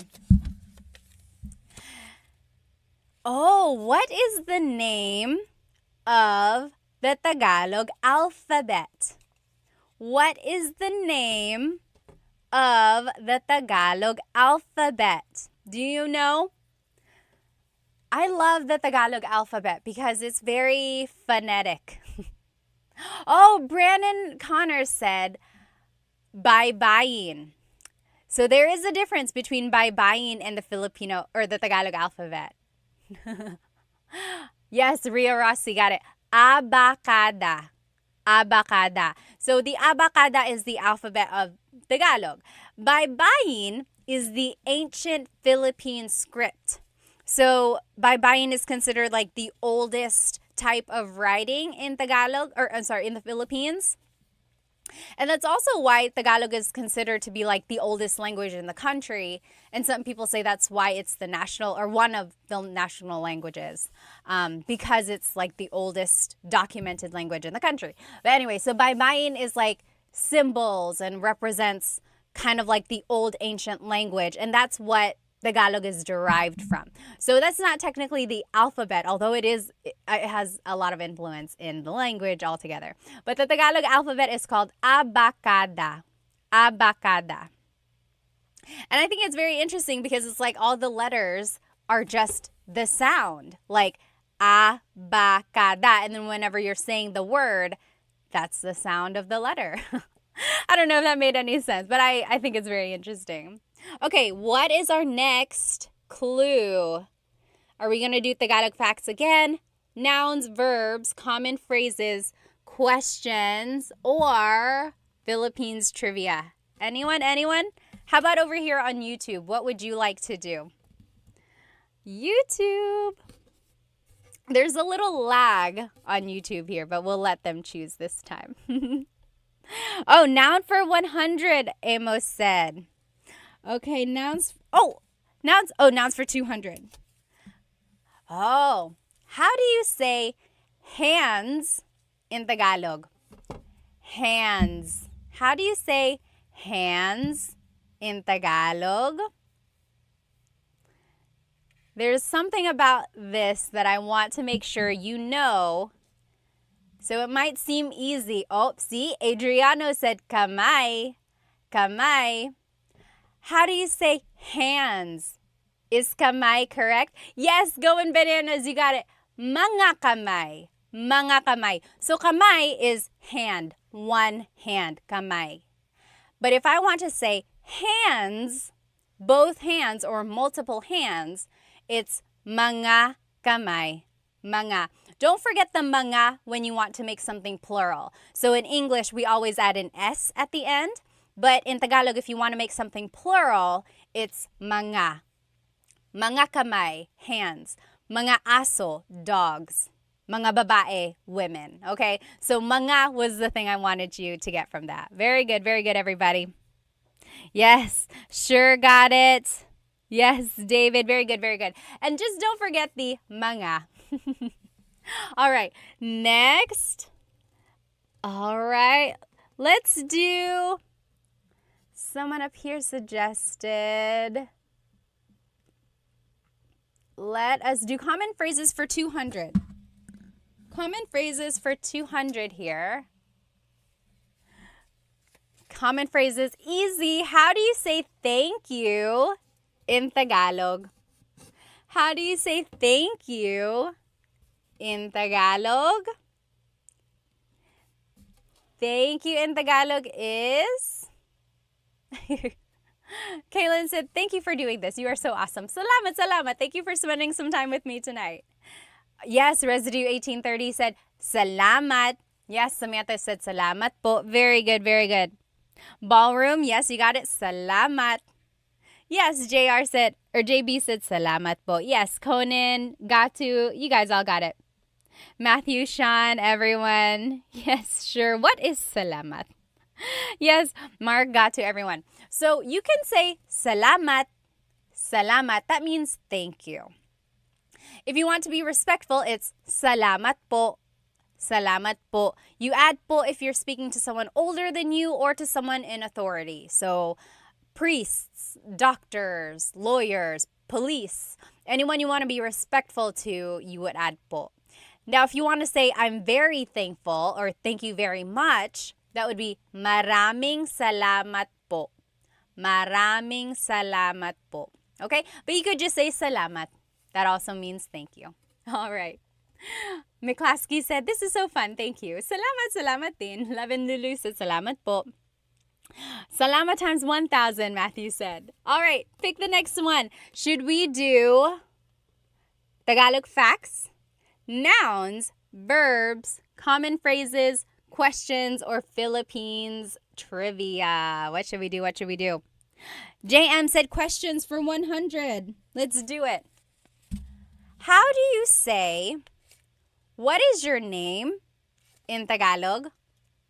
How would you say, what is your name in Tagalog? So we are doing questions for 100. How would you say, what is your name in Tagalog? What is your name in Tagalog would be? Yes. Urkaz said, anong pangalan mo? Anong pangalan mo? So anong is ano ang, what is. Pangalan is name, mo is referring to you. Ano ang pangalan mo? What is your name? Very good. Almost got it. Ballroom. Very good. You guys all got it. JB, Matthew. Got you very close. Oh, yes. I think you just got some words put together yet there. Yes, sure. You guys all got it. Ano ang pangalan mo? Now, how would you reply? How would you say, my name is blank? My name is blank. So if you wanted to reply, there are a couple different ways. I would say, ako si Pat. Ako si Pat. I am Pat. Now, if you are looking at like a Tagalog learning book, they would say, ang pangalan ko ay Pat. Ang pangalan ko ay Pat. So that is technically correct, but it's really formal. No one ever really speaks like that. Yes, very good. Mukbang got it. Ang pangalan ko ay McKenna. So that is correct. It is absolutely correct. It's just not very natural. If you were to say it in a common conversation, people would be like, it's like Shakespearean almost. So it's easier to just say, ako si Pat. Ako si Pat. I am Pat. Very good, very good. Okay? Very good. Next, I saw verbs for 100. Oh, we already did 100. Verbs for 200. Let's do that. Verbs for 200. How do you say to cook in Tagalog? To cook. How would you say to cook in Tagalog? To cook in Tagalog. To cook in Tagalog, let me see. Urkaz said, why don't we say, ikinagagalak kong makilala ka anymore? So do you know what see, I can't even say it without reading it. Ikinagagalak kong makilala ka. That means, like, I am happy to meet you. It's like great meeting you almost. But I think because it's just so formal, maybe we don't say that. Very good. Yes, Mukbak said magluto. Travis on YouTube got it. Sean got to. Very good. So to cook in Tagalog is magluto. Magluto. If you wanted to say I am cooking, it's nagluluto ako. Nagluluto ako. To be specific, it would be nagluluto ako ng adobo. Nagluluto ako ng pansit. So, ng means some or a thing. Nagluluto ako ng blank. Okay? Very good. Next, what should we do? This verbs one is gonna fall off. So, we have Tagalog facts, nouns, verbs, common phrases, questions, or Philippines trivia. What should we do? Should we do Tagalog facts, nouns, verbs, common phrases, questions? Okay, we should do facts. McClaskey said. Let's do Tagalog facts for 200. Tagalog facts. Oh, what fraction of Tagalog comes from Spanish? So, like, what fraction of all the words in Tagalog have a Spanish origin? Is it like half of the words, 3/4 of the words? What do you think? How much of the Tagalog language comes from Spanish? What do you think? Oh, McClaskey said half. Oh, Urkaz said 30%. Mukbak said 3/4. So there is a lot of influence from Spanish in the Tagalog language. So according to my research, of course, the internet never lies. Just kidding. It's 1/3. 1/3 of Tagalog has Spanish origins. And it's interesting because different dialects, different languages in the Philippines have different amounts of Spanish in them. So my in-laws are from Cebu and they speak Bisaya. And there is a lot of Spanish words there. Like, there's a lot in Tagalog, but it's like there are some things that they would say that Tagalog they don't say. And it's just very, like, a lot more Spanish in what they're saying. All right. Yeah, so it's 1/3. 1/3 of Tagalog has a Spanish origin. 1/3 of all the words. Okay. I saw Philippine trivia. Let's do Philippine trivia for 100. Name 2 countries that colonized the Philippines. Bonus points if you can give a time period. Name 2 countries that colonized the Philippines. Sean said, no way, it's as high as 33%. According to my research, again, the internet never lies. Well, it's 1/3. 1/3. And again, there's some variations because it's like, even though there are Spanish words, sometimes people prefer to use the true authentic Tagalog word for a certain thing. Yes. Oh, very interesting. TMD Texas said Spain and Japan. KFXXO said Spanish and the US. Oh, Japan and Spain. I'm seeing, Spain and India. I've never heard that one before. Yes, I'm seeing a lot here. So Spain, Japan, the US. Oh, let's see here. So E. Christ said Spain from 1800 to 1930. It's actually way before the 1800s. I'll give you that hint. Yes. JB said Spain for 333 years, US from 1989 to 1946. Sure, Spain for 300 years, US after World War II. Yes, very good, very good. Okay, so Spain colonized the Philippines in the 1500s. And the oldest city in the Philippines is Cebu City. So Magellan and his crew all landed in Cebu. Magellan was actually killed by Lapu-Lapu. So Lapu-Lapu and his team kind of kicked Spain out. And Spain kept returning. And it wasn't for a while that Spain actually colonized. So like Lapu-Lapu killed Magellan. Their fleet kind of left and tried to keep coming back. But then they just kept getting like attacked by the natives. But then ultimately, maybe like with more and more weaponry and the development of war and everything like that, eventually Spain was able to colonize the Philippines in the 1500s until the early 1900s. Then in the early 1900s, late 1800s, like early 1900s, the U.S. came and colonized the Philippines. The U.S. bought the Philippines from Spain, and then the U.S. was there until World War II. So now people are saying Japan, right, in the comments. That's because during World War II, Japan occupied the Philippines. It was very, very sad. They were very, very mean. If you talk to people's grandparents or great-grandparents, they have some really, really bad stories of things that the Japanese did to Filipino natives there. There's like the Bataan March, and then just things they did to kids, and just a lot of torture. And then a lot of towns and cities were destroyed. So that's why Japan is being listed here. But technically, they didn't colonize. I don't think it's not really considered. Yes. McClaskey said Japan tried. They tried. They really did a lot of things there.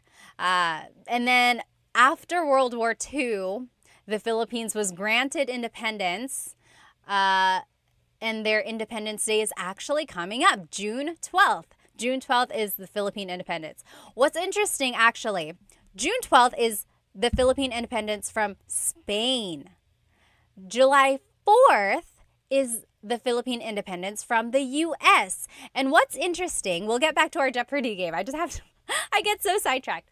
I remember in high school, I took AP U.S. history, and my teacher asked, when is the Philippines Independence Day? And I was so confident that it was June 12th. I know for a fact that it is because I was in the Philippines on June 12th one year when I was a kid, and there was a big celebration for Philippine Independence Day on June 12th. So I shouted it out. I was like, June 12th.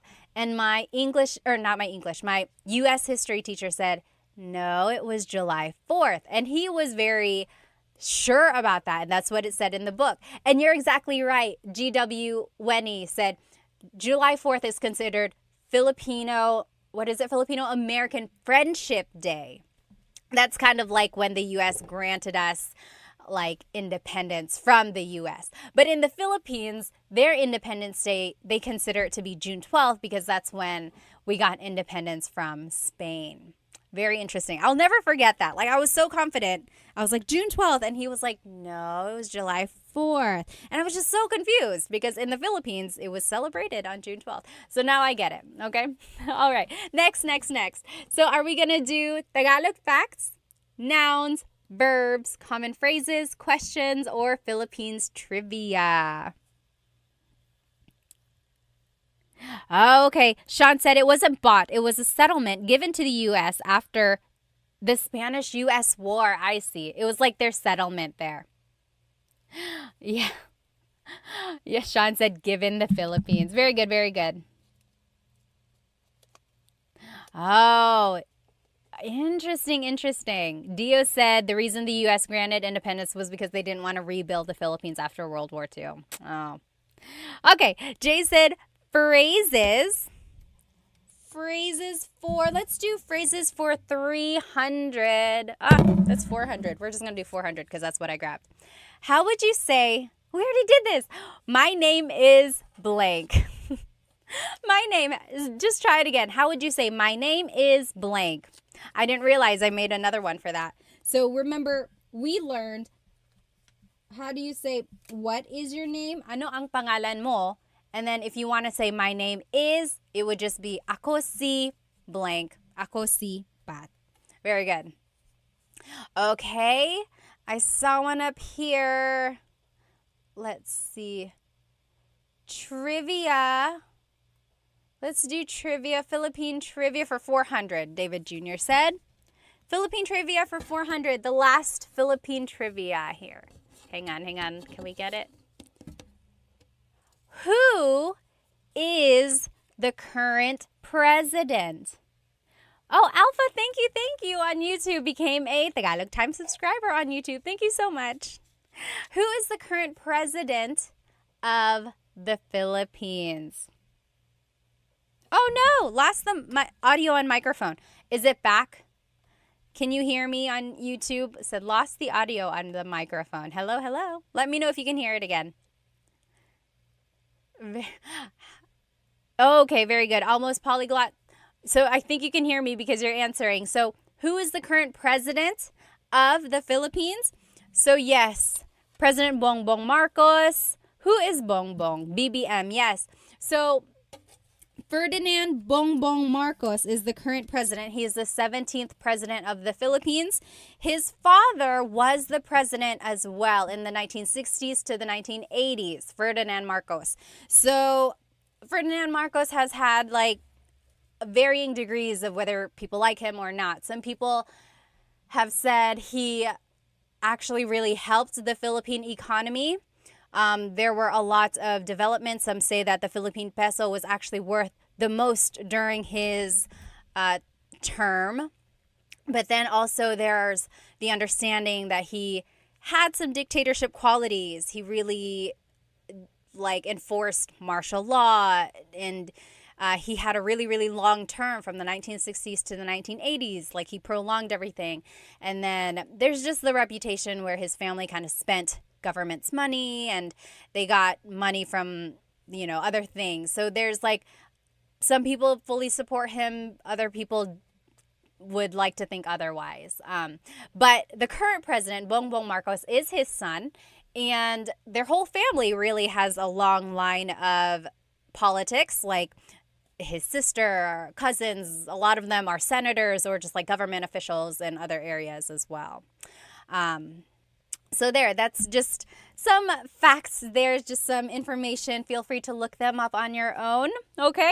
So next, are we, oh gosh, and there it goes. There's the verbs.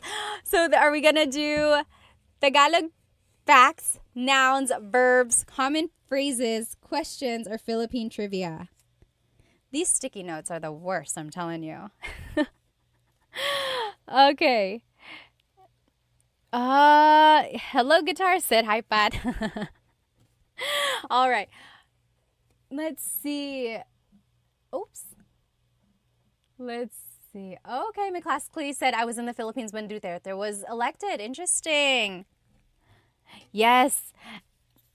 Annabis said only 17 presidents. That's wild. When you think about it, so if the Philippines got its independence in the late 1900s or mid 1900s, and now it's to 2024, and then you had a president who had a really long term, that doesn't really leave a lot of time for the other presidents, right? Yeah, so 17 presidents for the Philippines. Okay, nouns 300, Mari said. Nouns for 300. Oh, this might be a word you don't say a lot. Ano ang cloud sa Tagalog? Ano ang cloud sa Tagalog? Ano ang cloud sa Tagalog? Do you know? What is cloud in Tagalog? Valentino said, you're doing great even with those stubborn sticky notes. I know. Next time I'm going to like tape them or something. I wanted to do it like virtual or like on the computer, but then it was hard for me to figure out how to have my camera on and have it big enough to enjoy the actual game. You know what I mean? Oh, remind me to show you the back of this board. It's very interesting. Yes, very good, very good. McClaskey, Urkaz, you got it. Ulap. Ulap. Sure said mug cloud. So the mug prefix only works for verbs, unfortunately. Very good. Almost polyglot. Cloud is ulap. Ulap. Chibis Cheryl said, my husband is Filipino and doesn't even know. Cloud in Tagalog is ulap. Ulap. Yes. Again, it's one of those words you don't say a lot, like unless you have to or unless you like come across it. So ulap is cloud. Ulap. Ulap. All right. Next clue. Let's see, where are we at? Let's finish up Tagalog facts for 400. It's the last one in that category. Then we'll take off this sticky note. Ta-da! It's gone. Tagalog facts. I love this fact, you guys. I love this. Where did the name Tagalog come from? Where did the name Tagalog come from? Oh. Ray Patson said, has anyone used sticky notes, like used the method of putting sticky notes around your house for learning Tagalog, and has that work? So I love that trick as well. Like if you are trying to learn vocabulary words, just put sticky notes on things around your house. Okay. Yes, Christ, you got it. So anyone else know? Yes, Annabus got it. Ballroom. Very good. Yes. Jay, you got it. Yes, Annadelle. So my question was, where does Tagalog get its name? So back in the day when the Spaniards colonized the Philippines, they heard native Tagalog speakers talking near a river. And they were like, what is this language? Ilog in Tagalog is river. So the Spanish called it Taga-ilog, like the people living there, Taga-ilog, from the river. So like river dwellers. So then the people speaking it were considered Taga-ilog, and they just considered their language Tagalog. So it comes from the phrase Taga-ilog, from the river, and then it just kind of became the name of the language spoken there. Tagalog, Taga-ilog. Very good, very good. Oh, Jonathan said, try Kahoot for a Jeopardy game. Yeah, I'll try that. I know Kahoot, they use that in schools. Okay, very good. Now, all we have left are nouns, verbs, common phrases, questions. Oh, we're all out of Philippine trivia, so that's gone. Nouns, verbs, common phrases, and questions. What should we do? Let's do... Anyone? Sure said, what a great lesson. I know, right? I love trivia, and I love learning things. Okay, we're gonna do, anyone? Nouns, they are tough, McClaskey said. Okay, so if you joined me, you might hear some thunder. It's thundering hard now. So nouns for 400. Tell me 2 ways to say bed in Tagalog. 2 ways to say bed in Tagalog. So the past couple weeks I've been doing lives and like repeat lessons, and I did a lesson on vocabulary words about the house. Do you remember what the Tagalog word is for bed? Bed. And there are 2 words or 2 ways to say bed. Yes, Going Bananas said kama. Oh, there are 3 ways. So Christ said tulugan. Tulugan. Tulugan means a place to sleep. Yes, that wasn't included in our lesson. So there's kama, which means bed. Christ said tulugan. Tulugan means a place to sleep. There's one more. Yes, McClaskey, you got it. Higaan. Higaan. Higaan is a place to lie down. Very good, very good.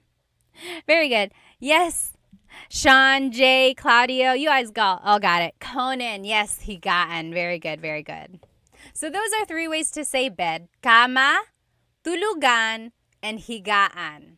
I like that in Tagalog, you can just kind of turn a verb into a noun. So tulog is to sleep. Tulugan is a place to sleep. Higa is to lie down. Higaan is a place to lie down. Yes, Sir David R, you got it right. Very good. Let's finish off nouns since there's only one left. What is our last noun clue? Oh, this is kind of similar. How do you say chair in Tagalog? How do you say chair in Tagalog? Chair in Tagalog, 2 ways. 2 ways. I like this second way to say chair. It's not used a lot. Oh, yes. Binyeves said silya. So, okay, we'll say 3. That wasn't on my list. Yes, Mukbak said upuan. Upuan. Christ, you got it right. Oh, Annabis, it's tulog. Tulog means chair. Tulog. Not tulo. Tulog. Very close, very close. Yes. Yes, Mark said upuan. Jay, maupo means, oh, manupo. It's almost like you're saying manupo. It's not quite manupo. Yes, silya, upuan. And then there's another Tagalog word. It's considered like a very deep Tagalog word. What is like a deep Tagalog word for chair? Anyone know? The deep Tagalog word for chair is salumpuet. Salumpuet. Literally, salo means to catch. Salo. Puet is your bottom. So something to catch your bottom. Salumpuet. Salumpuet. That's like the deep Tagalog word for that. Okay? Now, do we want to do verbs, common phrases, or questions?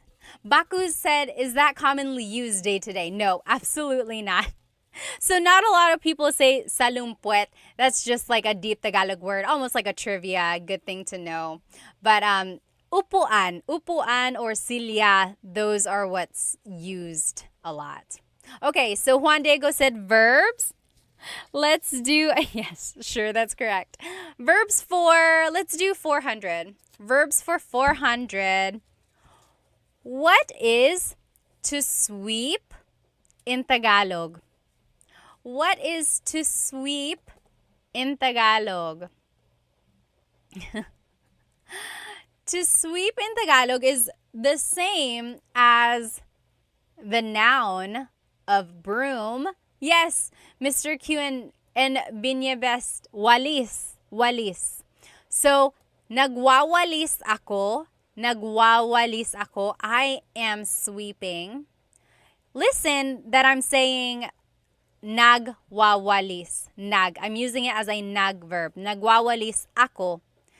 But I could also say, winawalis ko ang sahig. Winawalis. So I'm using it as an in verb now. So when it's an in verb, it's an object-focused verb. And so, hello? Okay. So when it's an in verb, it's an object-focused verb. And then it's like focused on the floor. Winawalis ko ang sahig. However, when it's a mag verb, nagwawalis ako, it's focused on me. It's an actor-focused verb. Very good. Let's finish off verbs since we only have one left. What is to wink in Tagalog? What is to wink in Tagalog? Do you know?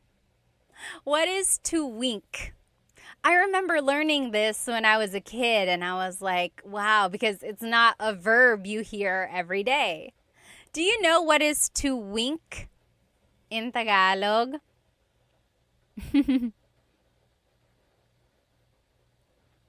Sean said, why do Filipinos repeat words like walis-walis? Sometimes I think it's just to emphasize that they are sweeping. But technically, it's just walis. Yes, very good. Going Bananas said kindat. Kindat. Yes, very good. So, kindat. Kindat. Wink. Kindat. So, kumikindat ako, I am winking. Kumikindat ako. Kindat, wink. Okay? Very good, very good. 2 more categories, only 4 more clues. Let's do common phrases for 3. Common phrases for 300.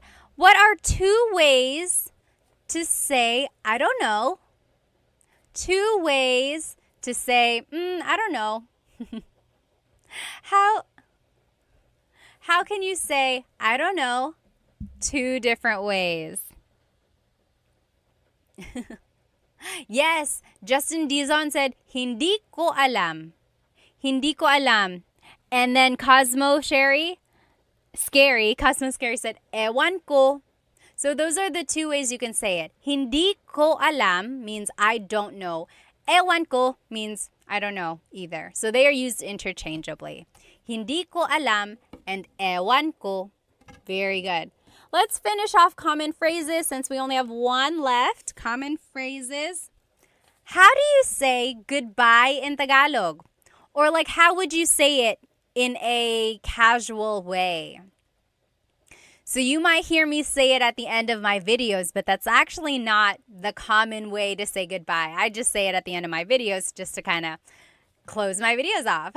Yes, I know everyone is saying paalam, paalam because I say it. That is technically goodbye in Tagalog, but how would you say it like in a casual way?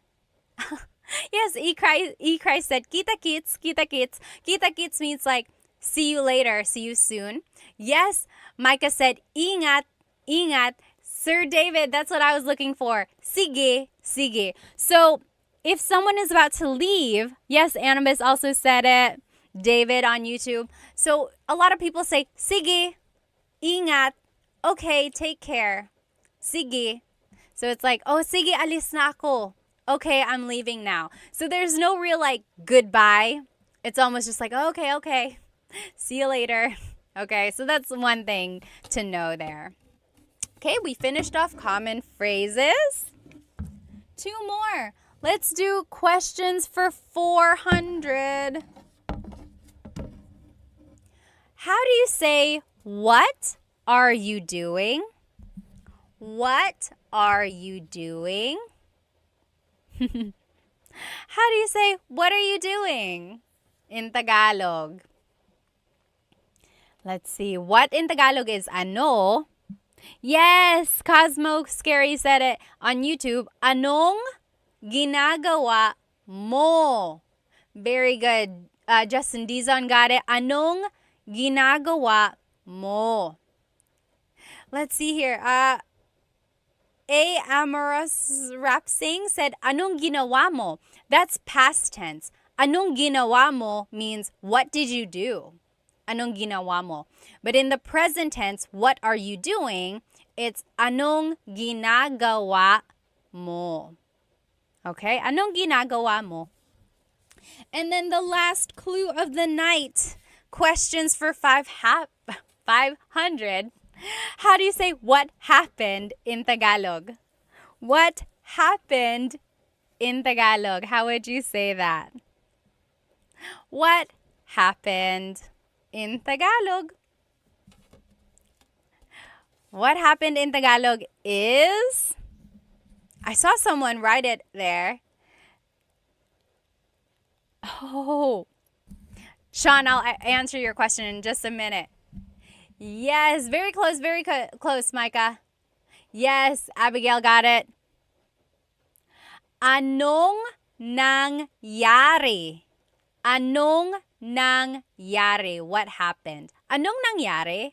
Anong nangyari? What happened? Very good.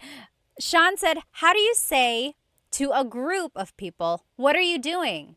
So if you're talking to more than one person, you wouldn't say, anong ginagawa mo? That's just one person. Anong ginagawa mo? What are you doing? But if you're asking a group of people, what are you all doing? It would be, anong ginagawa nyo? Anong ginagawa nyo? Nyo is the you plural. There we go. We finished it. We finished all of this. Do you want to see the back of this board? This is a little like wall decor. I don't really have space to put it behind me, so I haven't found a place to hang it up.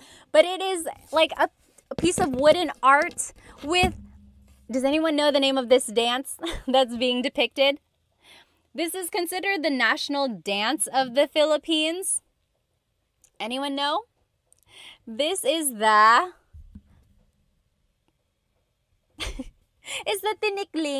tinikling dance. So you'll see the bamboo poles here, and people are dancing, and they're trying to dance between the poles. And sometimes it goes faster and faster, and you're trying not to get clicked. Yes, very good. You guys all know. Ballroom, Jay, Eric. Oh, yeah. Ballroom said, it says it on the thing. Tinikling. There it is. This is the tinikling dance. And they say the dance was influenced by the bird, the tickling bird. Tickling is like a very skinny bird, and it hops around.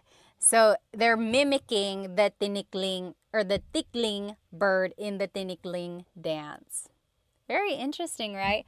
You know where I found this? I got this from a yard sale many, many years ago. I was just like looking around on this lady's table, and this was there for like 25 cents. I was like, am I seeing what I'm seeing?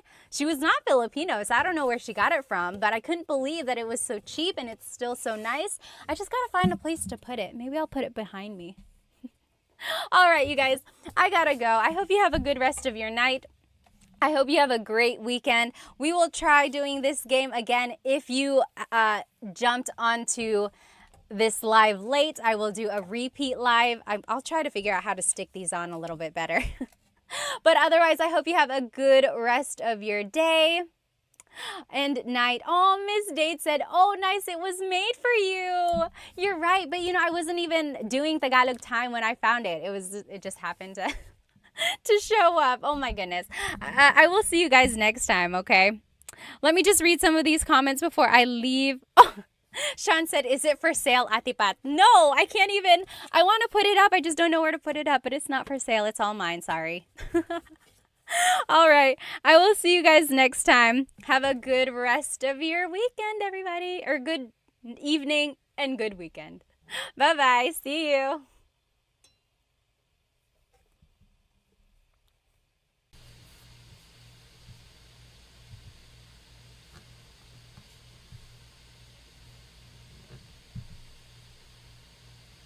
Okay, good. So we are going to go ahead and get started. So sorry for the delay.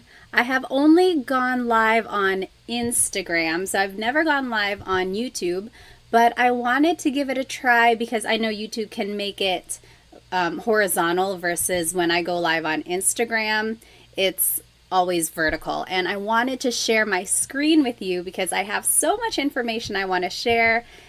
And the way I used to do it was that it would just kind of display behind me and then I would cover it and everything. Let's just give everyone another minute to get on here. That's a good question. Why is the video quality 480 versus 1080? That is a very good question. Oh, I think it says on my end, it says the stream's current bitrate is lower than recommended. You know, I'll have to play around with it. Is it really bad, like the quality? Can you not see? Like if I were to show this, can you see it? Can you read it okay? Okay, it looks like it might be bad. Hang on one sec. So, okay, so some people are saying it's clear, it looks good, it's not bad. Okay. Okay, we'll just keep it like this for now. If it goes really bad, then let me know.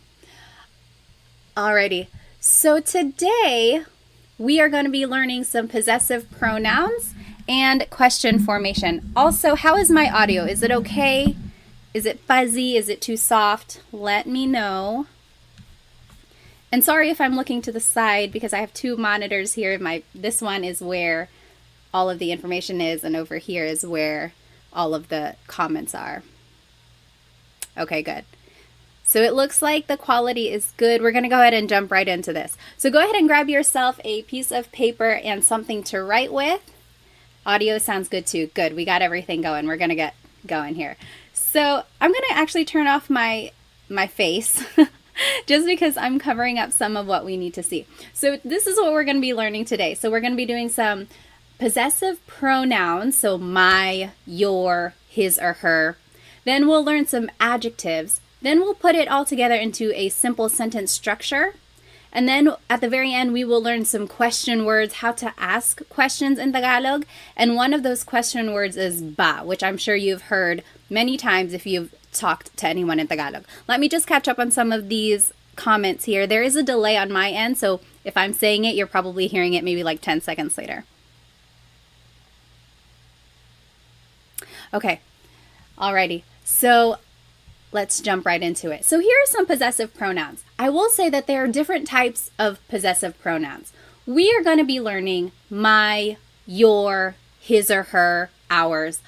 But then there are also other possessive pronouns that are mine, yours, like it's yours, and then theirs. That's a different type of possessive pronoun. These possessive pronouns are the ones that can go in a sentence. If you hear me pause, it's just because I am catching up on some of these comments. I really don't want to miss anyone's questions. Okay, alrighty. So let's just start by going over some of these possessive pronouns. Ko is my, bahay, or I'm sorry, like bahay ko, my house, bahay ko. Mo is your singular. So bahay mo, that's your house, bahay mo. Nya is his or her, nya. And as you can see, it's gender neutral. So this could be talking about a woman or a man. So bahay niya, it's his house or her house. You really have to listen to the context clues to determine who someone is talking about. And then natin is ours inclusive, namin is ours exclusive. So there are two different types of ours. Natin means you and me, all of us. We are all living in the same house. That's our house. Natin. Everyone is included, so that's inclusive. Namin is exclusive. So that's just like me and my husband, Chris. It's our house. Bahay namin. You're not included. I'm just telling you about it. Bahay namin. So that's exclusive because you're not included. Then there's ninyo and nyo, which is your plural. So maybe you all as a class, you all live in one house. Bahay nyo. That's your house, all of you. And then there's nila, their house. So over there, that's their house. Bahay nila. Okay, so those are the different types of possessive pronouns. And in order to make a sentence, usually we're using it to describe something. So it's like, my house is red. Pula ang bahay ko. So here are just some adjectives. We will start with colors. Colors in Tagalog is mga kulay.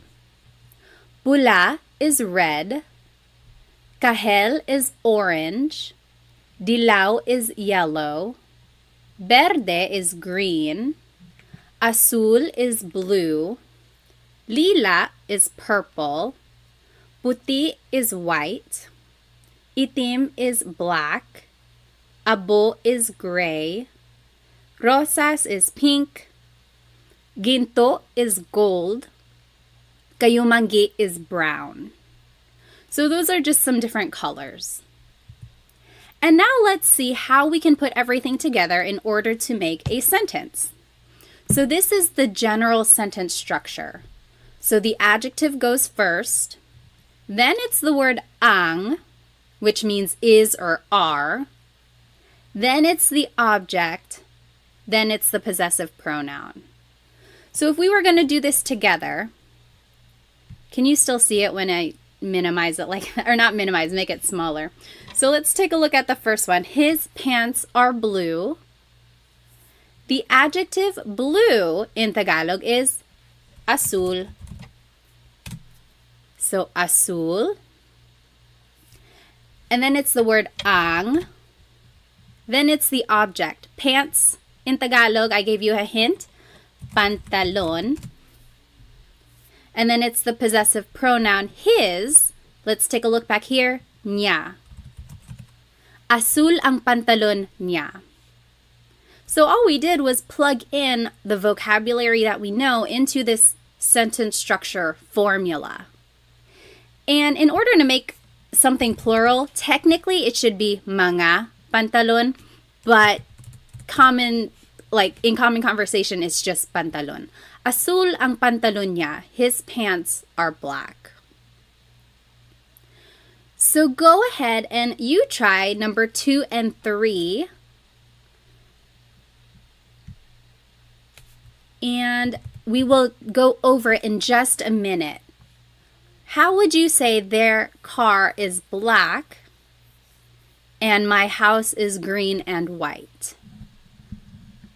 Remember, all you have to do is plug in the vocabulary you know into this formula, and then we will check it in the end.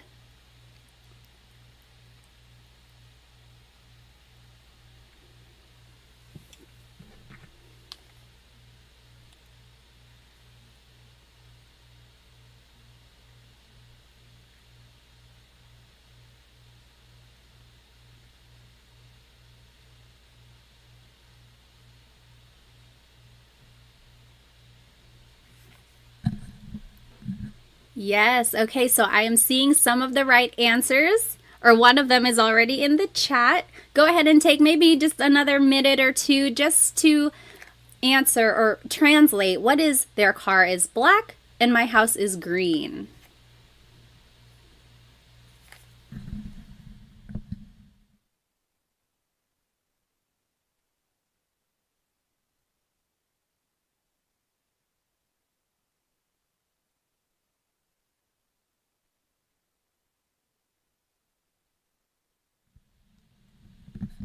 Alrighty, so number 2, their car is black.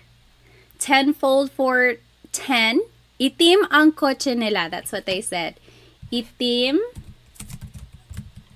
That's the adjective. Then it's the word ang, which means is or. I'm sorry, is or are. Object car is kotse. And then the possessive pronoun there is nila. Itim ang kotse nila. Yep, that is correct. Itim ang kotse nila. Number 3, who wants to give it a shot? Write it in the chat. My house is green and white. What do you think?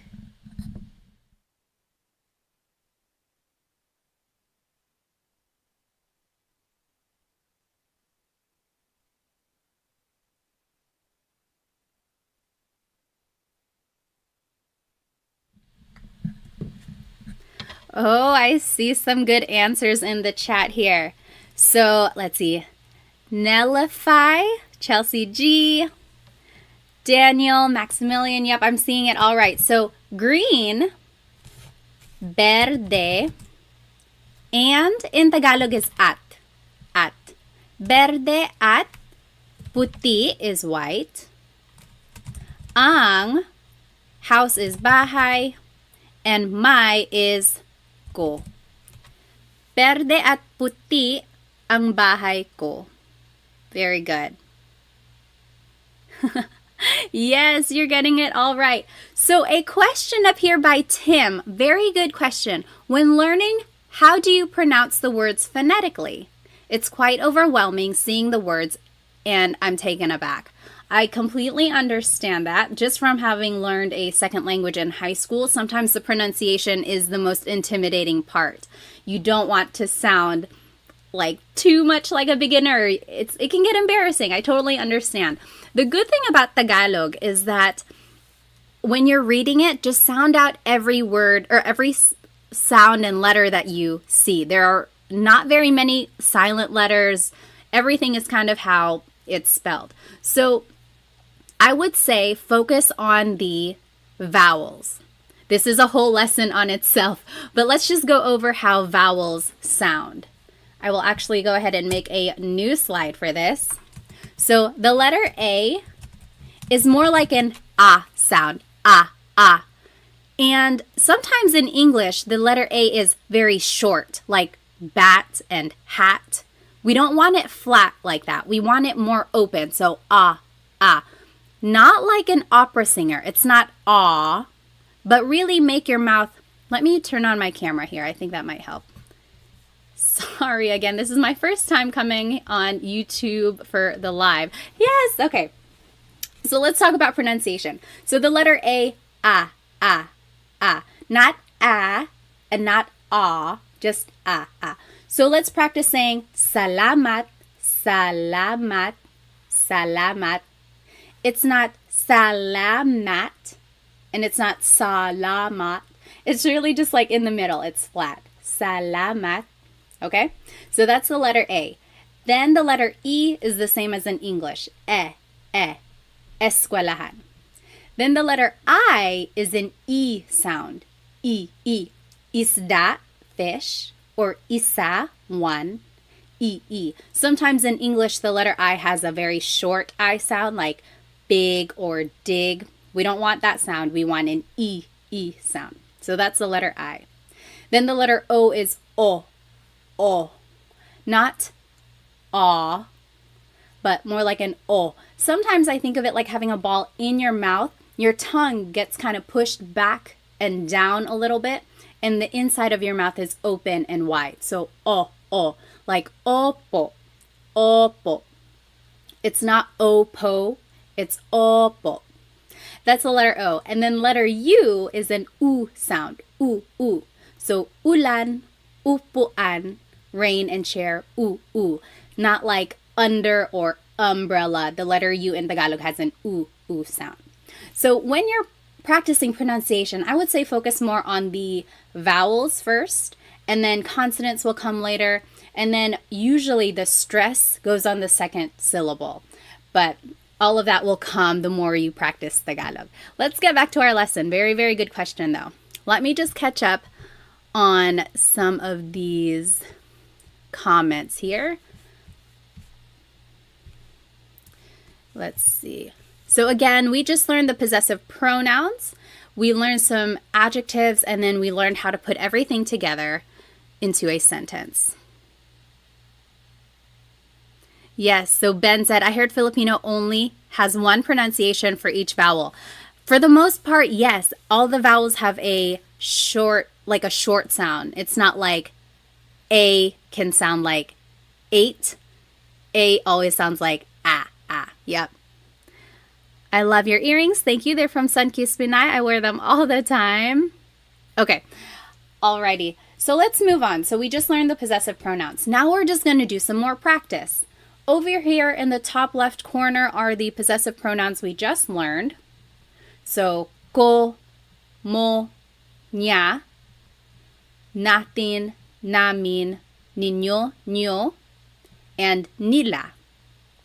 Those are the possessive pronouns. Then at the bottom left corner are the colors we just learned. And then in the middle are some vocabulary words that you might use in these examples. So aso is dog. Aso.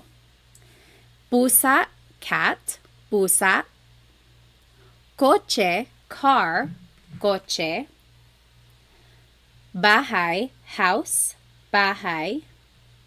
Damit, clothes. Damit. Buhok, hair. Buhok.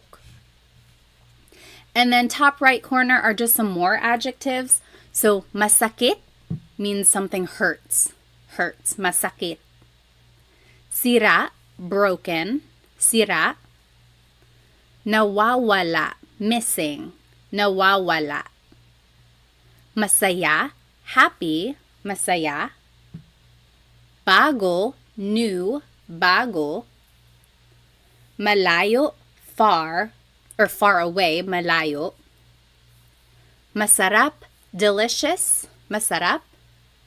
And then malamig, cold, malamig. So that was a lot of adjectives, a lot of vocab there. All of those things you might be able to use in these examples coming up.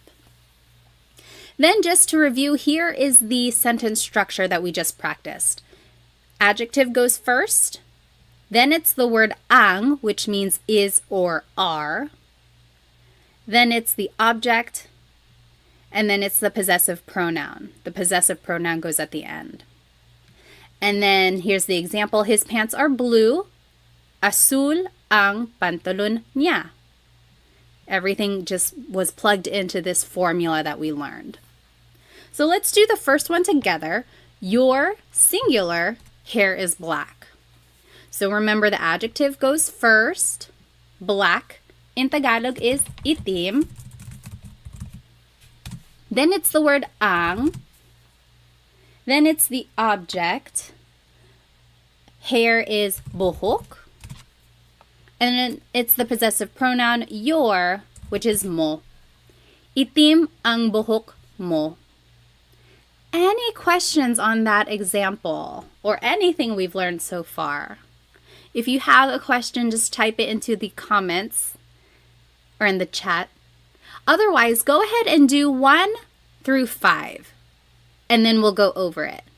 So just do half of them first, and then we'll go over it. So 1 through 5. Don't write it in the chat yet, just because I want everyone to be able to do it on their own.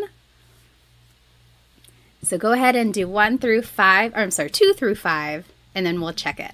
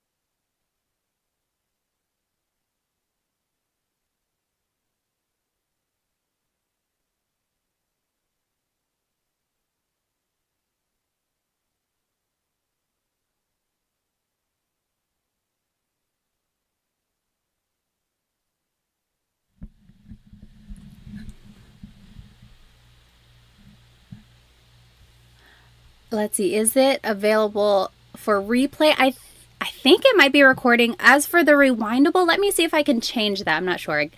Oh, okay. I think I just need to enable this. Okay, I enabled DVR. We'll see if that helps. If you are just joining us, we are doing these examples. So we learned the possessive pronouns and some adjectives, and then we are using this sentence structure to make a simple sentence.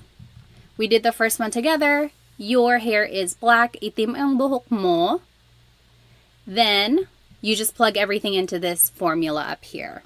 Take about 1 more minute, maybe 1.5. I'll give you some time.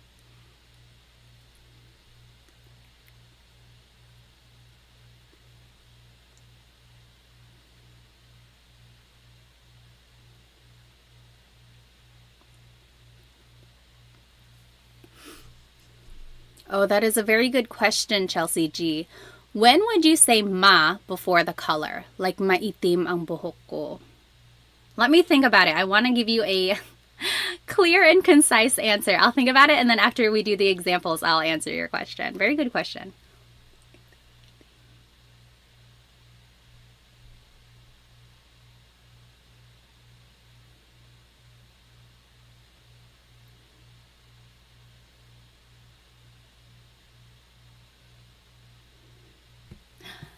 Okay, we'll go ahead and start with number 2. My head hurts.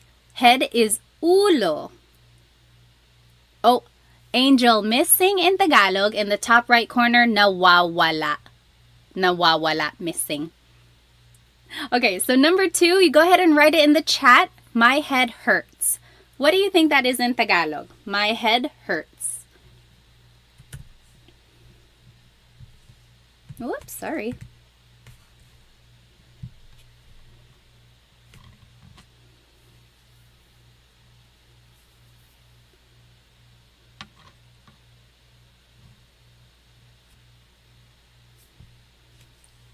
Yes, Maximilian, masakit ang ulo ko. So remember, adjective goes first, masakit. Then it's the word ang. Then it's the object ulo. Then it's the possessive pronoun ko. Masakit ang ulo ko. Yep. Number 3, my hands are cold. Hands in Tagalog is mga kamay. What do you think that is in Tagalog? My hands are cold. Let's see. My hands are cold.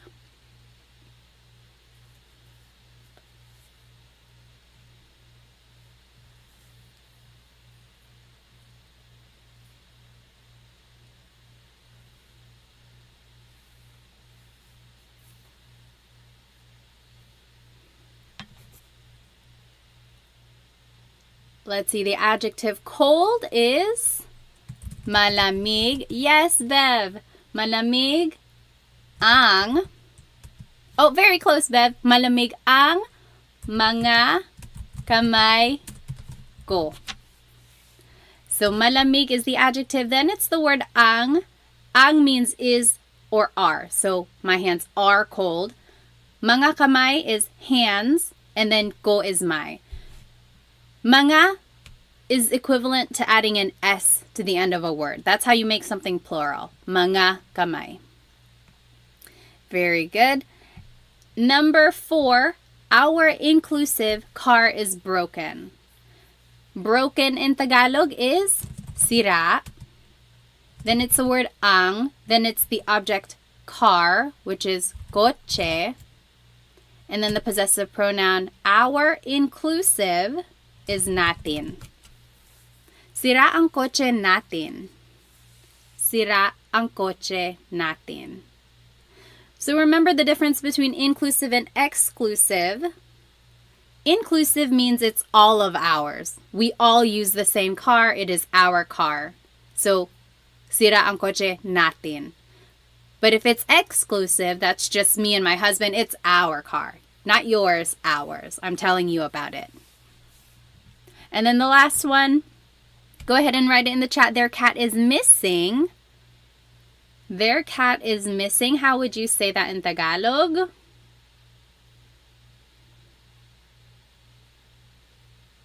Yes. Dean got it. Nawawala. Nawawala, that means missing.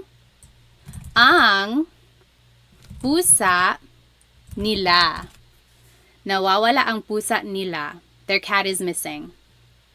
So remember everything, all of the vocab is already here. It's just a matter of plugging it into this sentence structure. Let me catch up on some of these.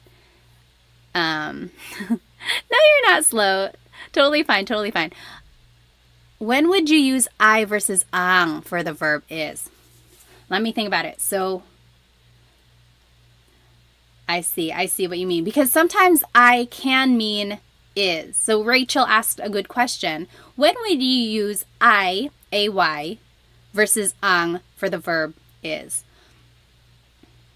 I want to say I is more like an adverb. So it's more related to a verb versus ang, which is more related to an adjective. If I can think of a good I example, I'll write it in the chat or I'll mention it, but I can't think of one right now.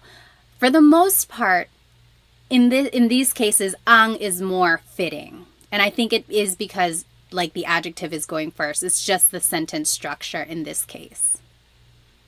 Very good question. If I can think of an example when I is used, I'll bring it up.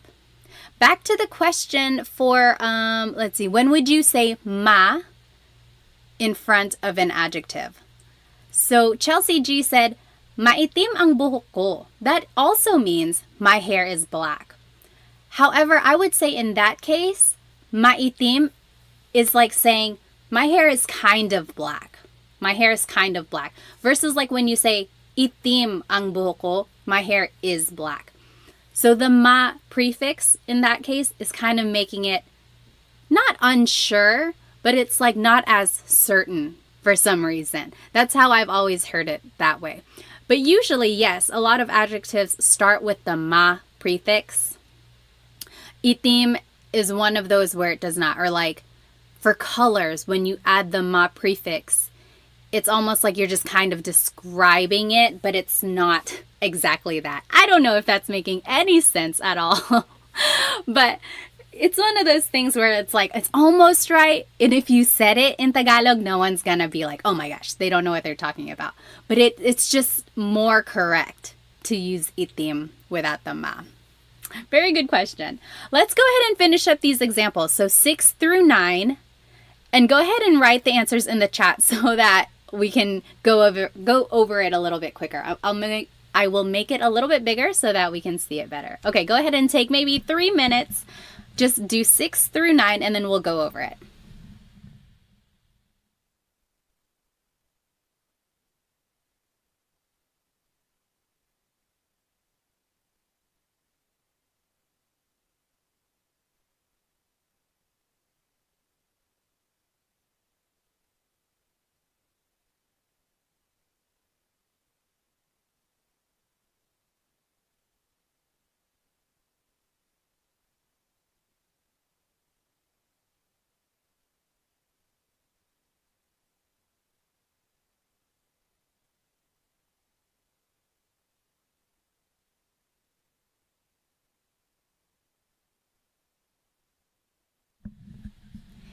If you are just joining us, your audio is not broken.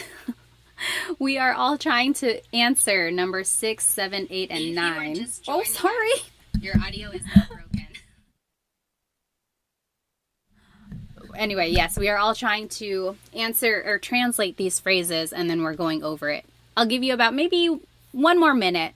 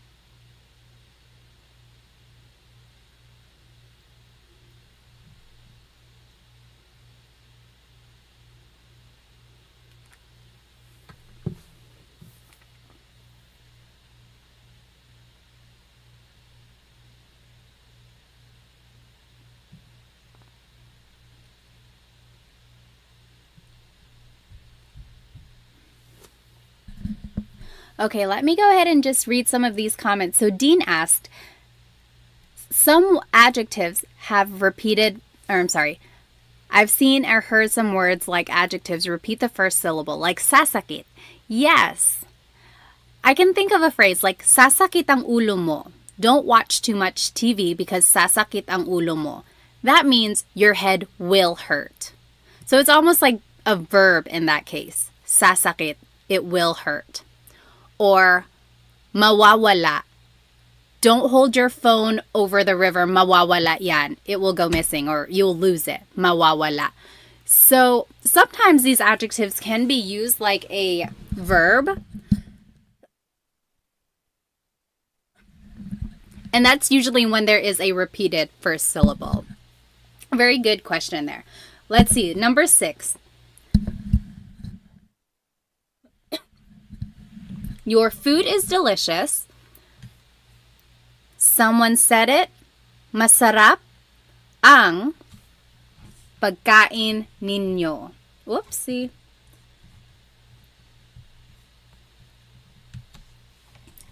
Delicious is masarap. Then it's the word ang. Then Pagkain is food. Your, niño or nyo.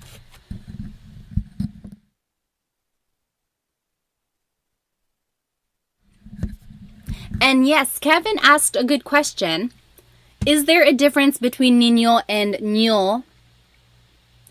Or would you use them for different scenarios? Actually, nyo is just the shorter form. It's like slang almost. I added it because I hear nyo a lot more than niño. So if you hear nyo, just know that it's the same as niño. But they are exactly the same. Very good question. Next, his clothes are new. What do you think that is? Yes, Angel, bago ang damit niya. So again, you could add mga, because to make something plural, you have to add mga. But damit sometimes is understood as just being plural already. So you can add mga, or you don't have to. Doesn't make a difference. Bago ang mga damit niya, or bago ang damit niya. My kids are happy. Kids is mga anak. How would you say that in Tagalog?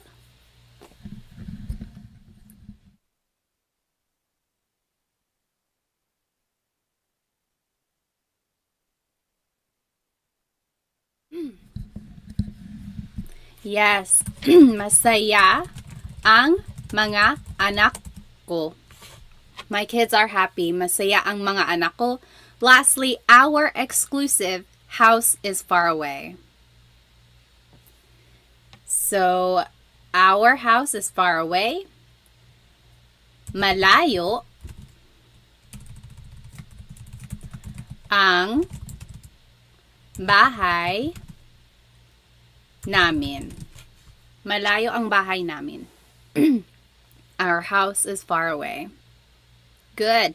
Yes, Angel, you can add mga, but again, you don't have to. That's perfectly fine if there's no mga damit.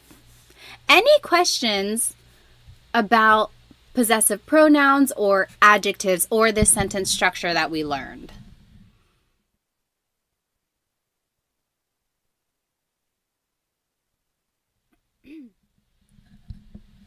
Okay. If you think of a question, feel free to write it in the chat. Otherwise, I want to try this poll here. They say you can do a poll. Hang on.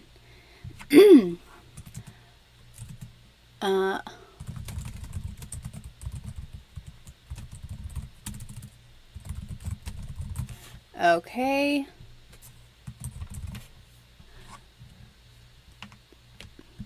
There was a question, what is broken in Tagalog? Sira. Sira, up here in the top right corner, sira. We are going to do this quick poll. Oops.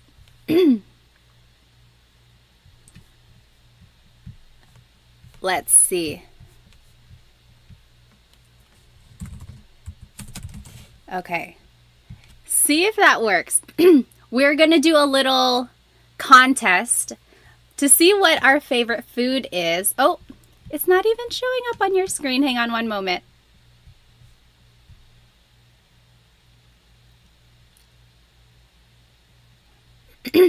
Okay, there we go. So let's see what everyone's favorite Filipino food is. We have this little bracket. We're going to see what the winner is. Can you guys see the bracket?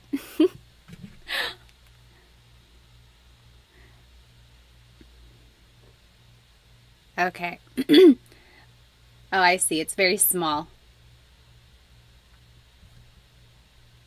Well, you get the idea. I won't make it too big. Let's take about 30 seconds. Put your vote in. What is your favorite? Adobo or kare-kare? Right now, we are answering the poll. What is your favorite? Adobo or kare-kare? So adobo is soy sauce and vinegar, bay leaves, lots of garlic. Usually it's chicken, but it can really be anything. Pork adobo or squid, even green beans. Then kare-kare is usually beef, and it's like a peanut butter sauce. So yummy. I would actually choose kare kare. Sometimes I have too much adobo. It's like my go-to. It's so quick. Okay, let's see. What is the winner? It looks like adobo is the winner. Okay, adobo is gonna move forward. Sorry, kare kare. And then let's do another one here. Oops. What? Oh no. Okay. And then pansit or sinigang, which would you choose? Hang on.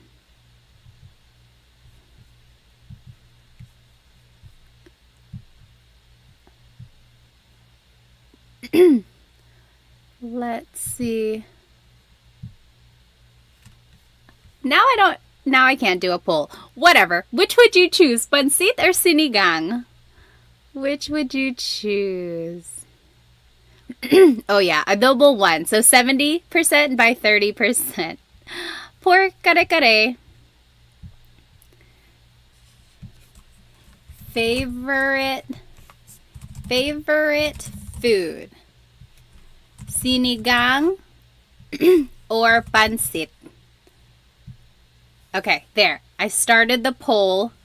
Put your vote in. Take 1 minute. And we'll see which one wins. Ooh, it's close.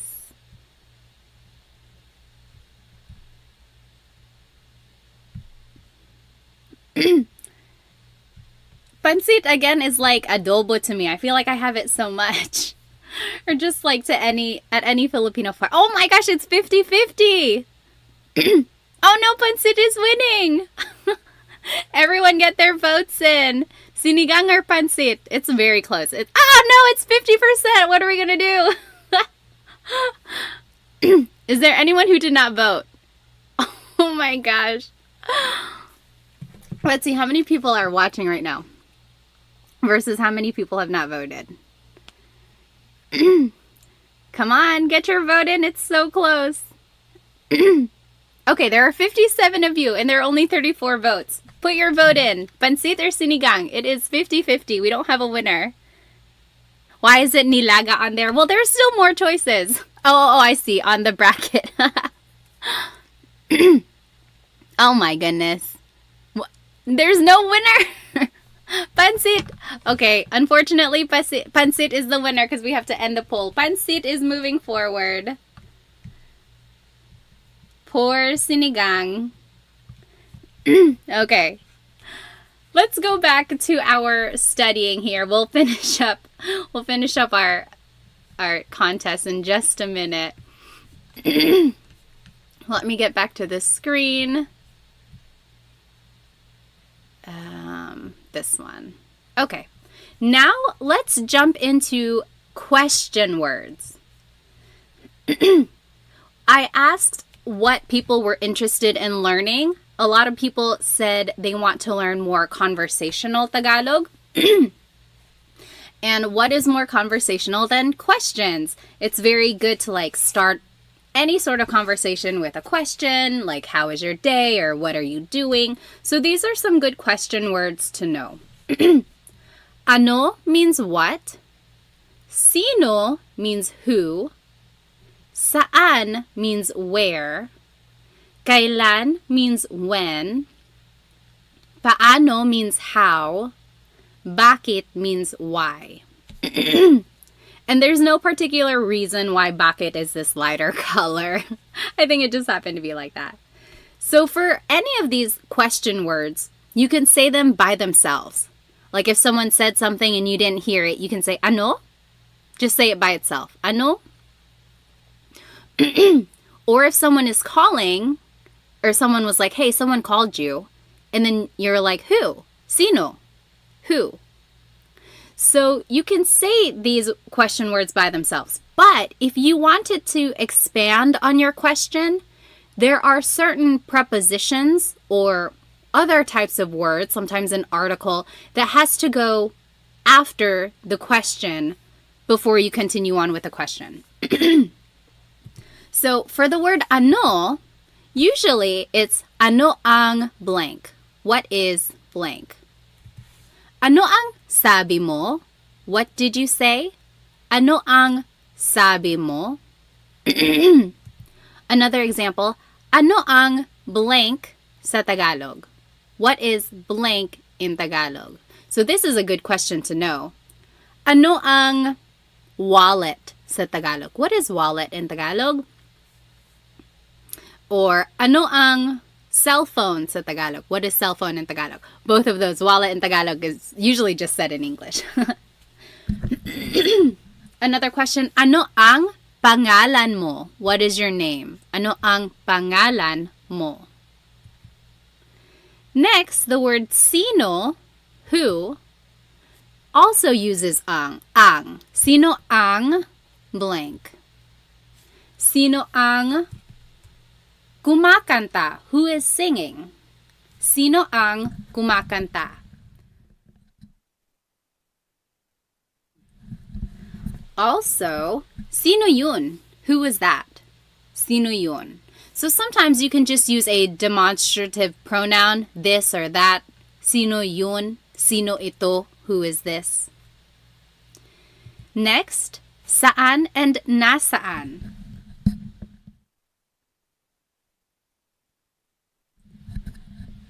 So there are two types of where, saan and nasaan.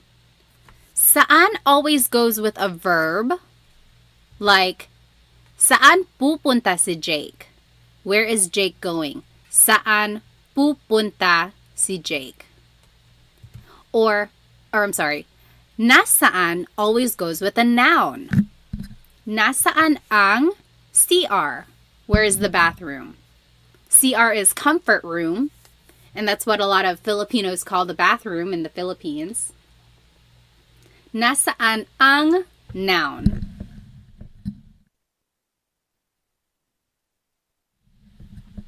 And a good way to remember that are nasaan and noun both start with the letter N, so that's kind of helpful. Then the word kailan, when. You might hear some people say kailan. Sounds like an E, but it's technically spelled with an AI. Kailan ang blank. Kailan ang exam mo? When is your exam? Kailan ang exam mo?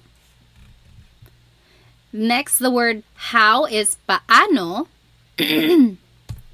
Paano mo or paano niya, paano siya. So usually a pronoun comes after paano. How did you do something? How did she do something? So those are just, it kind of goes with the question, how, and then pronoun follows. Then, paano mo ginagawa yun? That's an example. So, paano mo ginawa yun? How did you do that? And lastly, the word why is bakit. Bakit mo, bakit niya, bakit siya. Again, pronouns usually follow the word bakit. Any questions about these questions before we do some practice?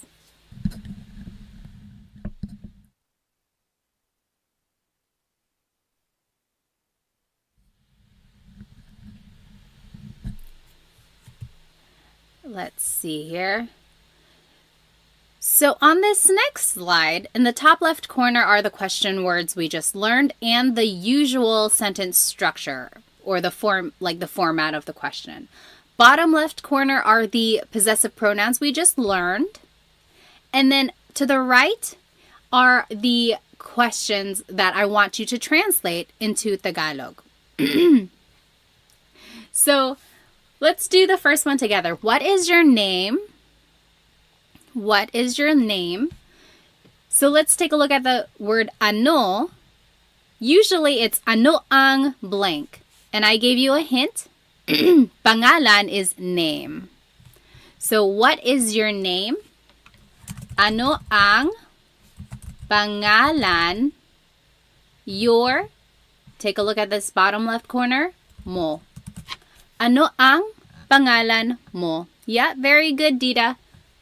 Ano ang pangalan mo? You go ahead and do 2 through 6, and we'll go over it.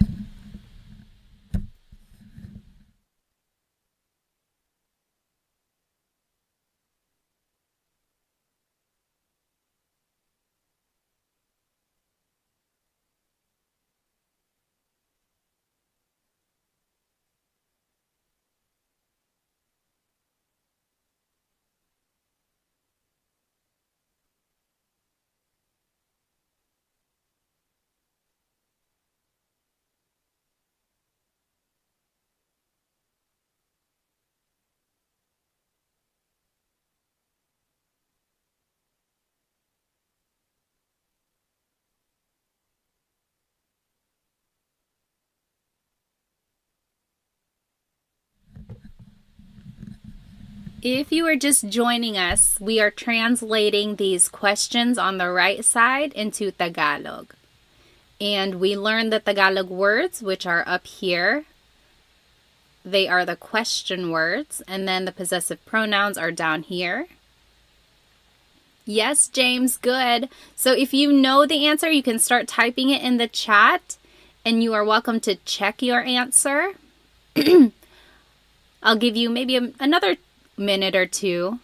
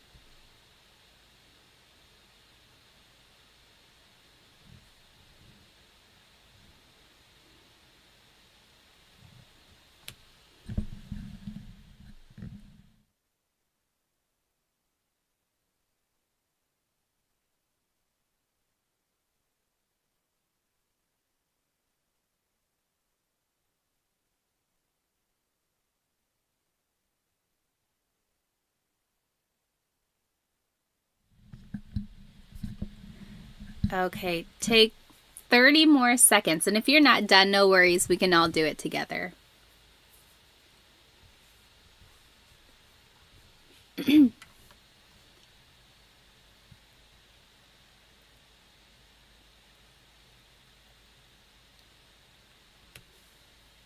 Okay, number 2. Where is Alex going to sleep? Where is Alex going to sleep? So let's take a look at the word where. So we have to choose, is it saan or nasaan? So since it's matutulog, that's a verb.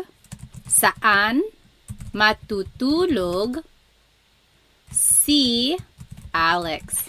The word si is the linking word before a proper noun. So anytime you're talking about a person, it's si. Saan matutulog si Alex? When is your birthday? Birthday in Tagalog is kaarawan. What do you think that is in Tagalog?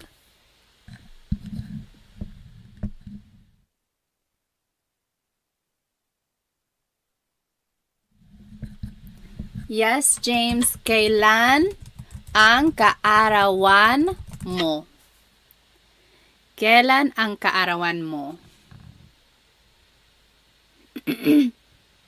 Oh, good question. So Maximilian said ni or si. So take a look back at number 2. Sometimes ni is the linking word. That's more of a possessive linking marker though. Like bahay ni Alex, coche ni Alex. So that's Alex's house, Alex's car. That's ni. But if you're talking about what Alex is going to do, it's si. So, saan matutulog si Alex? Okay, next. Who is their father? Tatay. Tatay is father. Sino ang tatay? There in Tagalog is nila. Nila. There was a question up here. Oh, Chelsea, when do you use ang versus yung? So we've been using ang, but sometimes you might hear sino yung tatay nila. Ang translates to is or are. Yung is also is or are, but it's very specific, like that specific dad. So who is their dad versus who is their dad? Okay, that's a very bad explanation. A good thing a good explanation is the dress versus the dress. So ang damit versus yung damit. Yung is the emphasis, the dress. It's that particular dress or that particular dad or that particular thing. That's when yung is used. Yung is used a lot, actually, in common conversation. But ang and yung are usually interchangeable. If you use one over the other, you're not wrong. It's not going to be incorrect.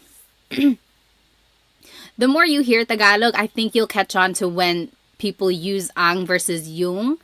When in doubt, go ahead and use ang, I would say, because it's usually more correct a lot of the times. But yung is also used a lot. Okay, where is your house? Bahay.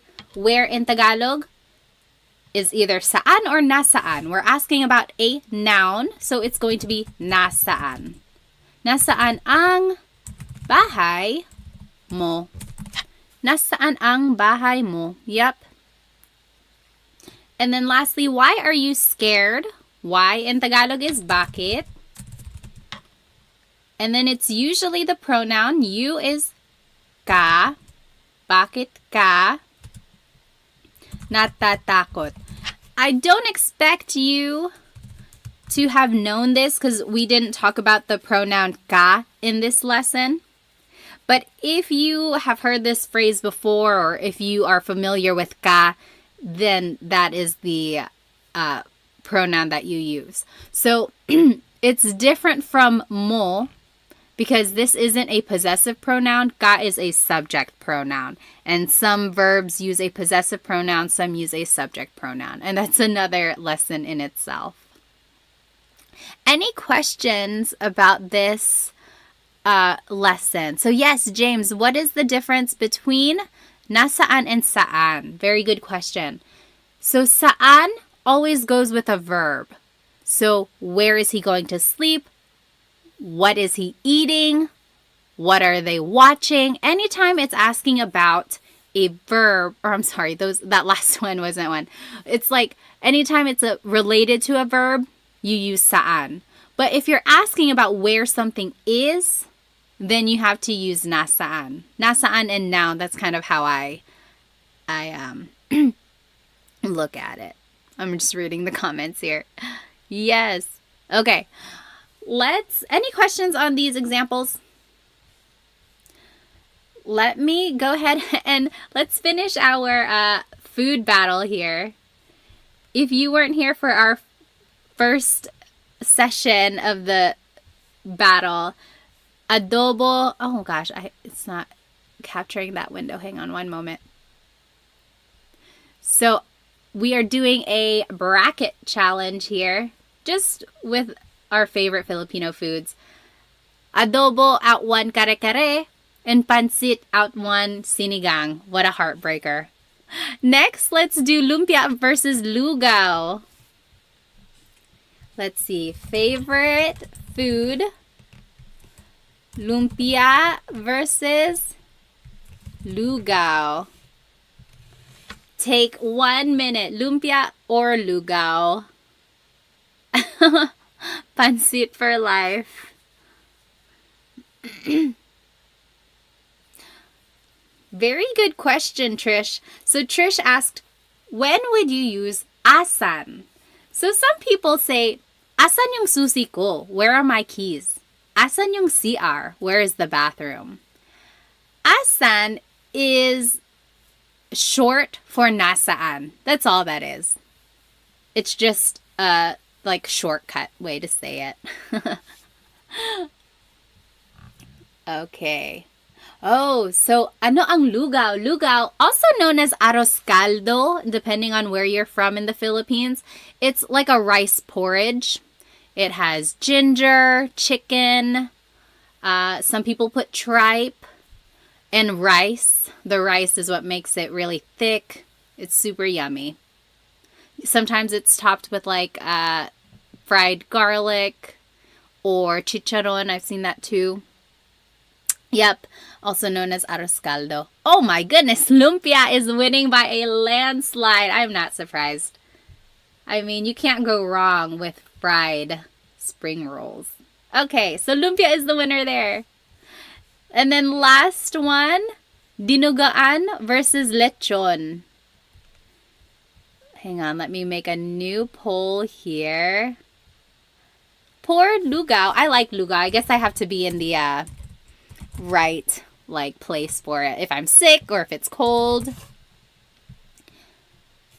Dinuguan versus lechon. Rain asked, ano ang dinuguan? Does anyone want to explain what dinuguan is?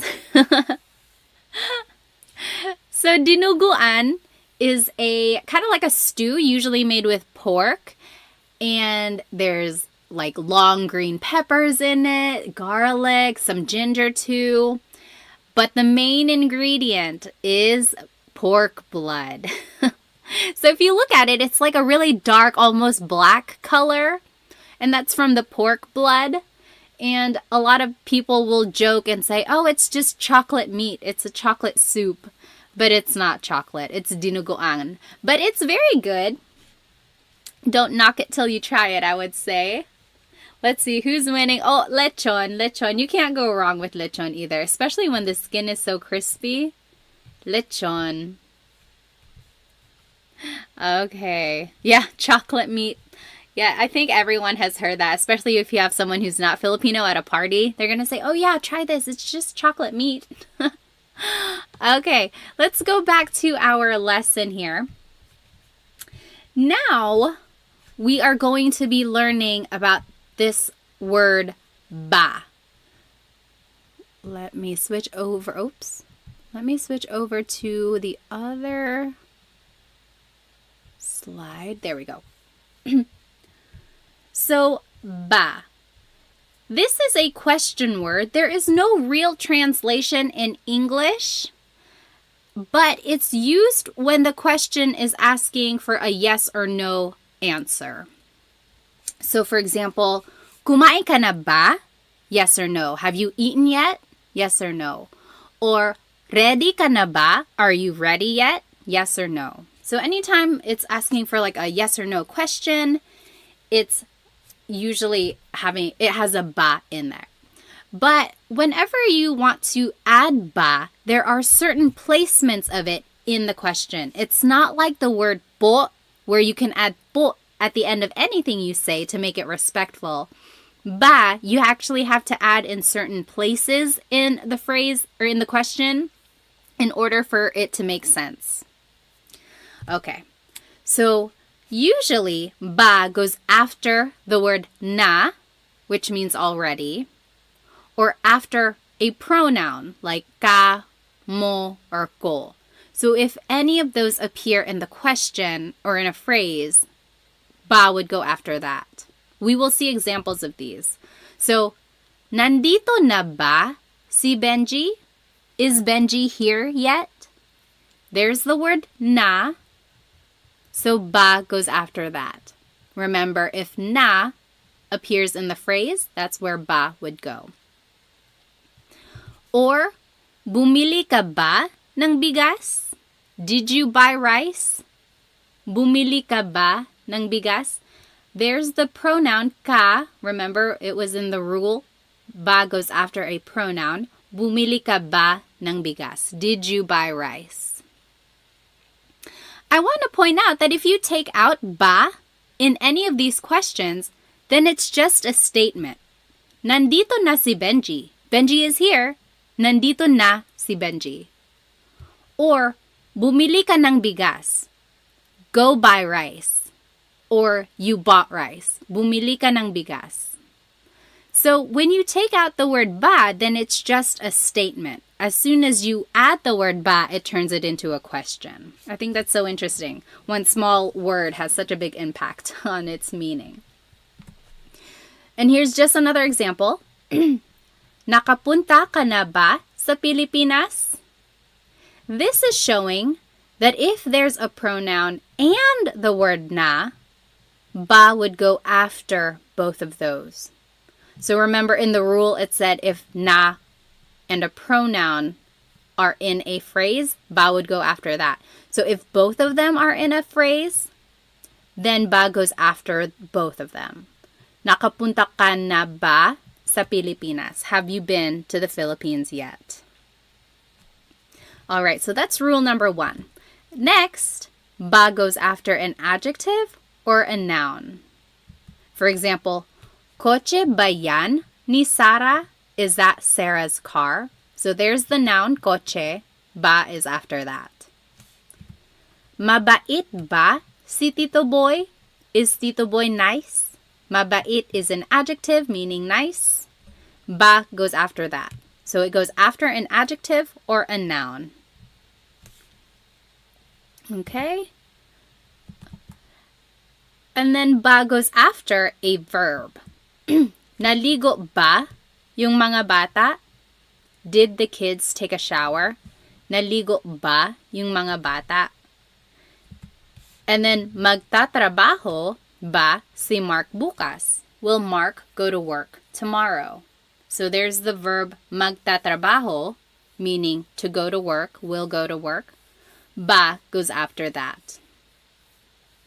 So for the most part, ba goes after the first word. It's usually the second word. If you see these last 4 examples, it's the second word in the question. However, you have to watch out for na or a pronoun because it would go after that. Let's take a look at some examples. I think it will kind of put everything in make it more sense.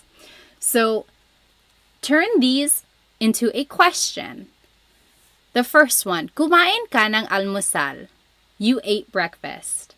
Kumain ka ng almusal. Let's do that one together. Remember our rules. Let's just go word by word. So kumain ka ng almusal. Usually ba goes as the second word. Kumain ba? But, you got to keep reading. There's ka. That's a pronoun. Remember rule number 1. Ba has to go after that. So it would go after the word ka. Kumain ka ba ng almusal? Kumain ka ba ng almusal? Because remember, technically it goes after a verb, like in rule number 3. But you got to keep reading and you'll see that there's a pronoun and it goes after pronouns. So I want you to go word by word throughout these examples and see if you can figure out where ba would go. So for number 2, nasa eskwelahan na ang mga bata. The kids are at school already. Where do you think ba would go? You can type it into the chat. Nasa eskwelahan na ang mga bata. Where would ba go?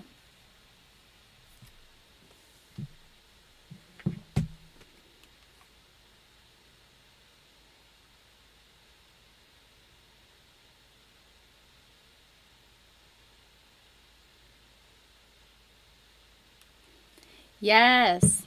So after na.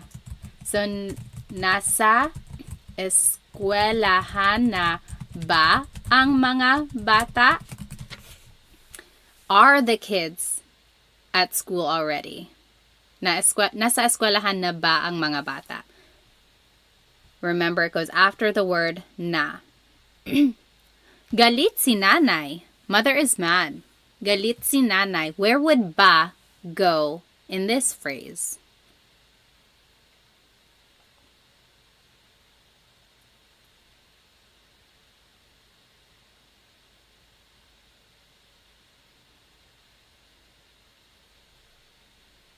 Galit si nanay. Mother is mad. Where would ba go?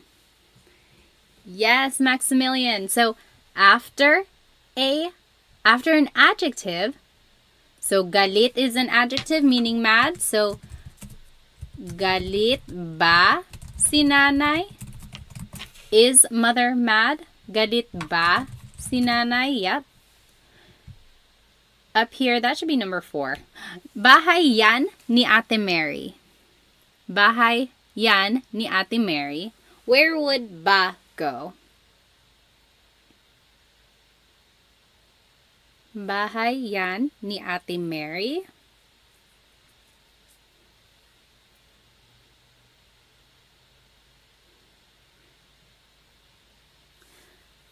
Remember, it goes after a noun. So, bahay ba yan ni Ate Mary. Yeah, very good. Number 4, aso mo yan. That is your dog. Aso mo yan. Where would ba go there?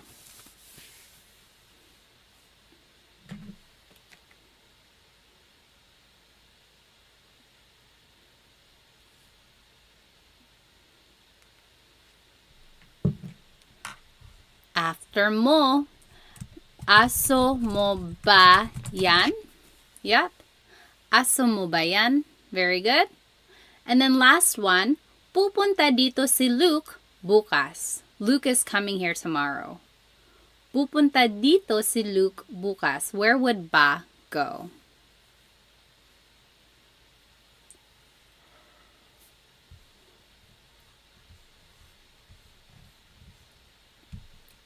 Yep.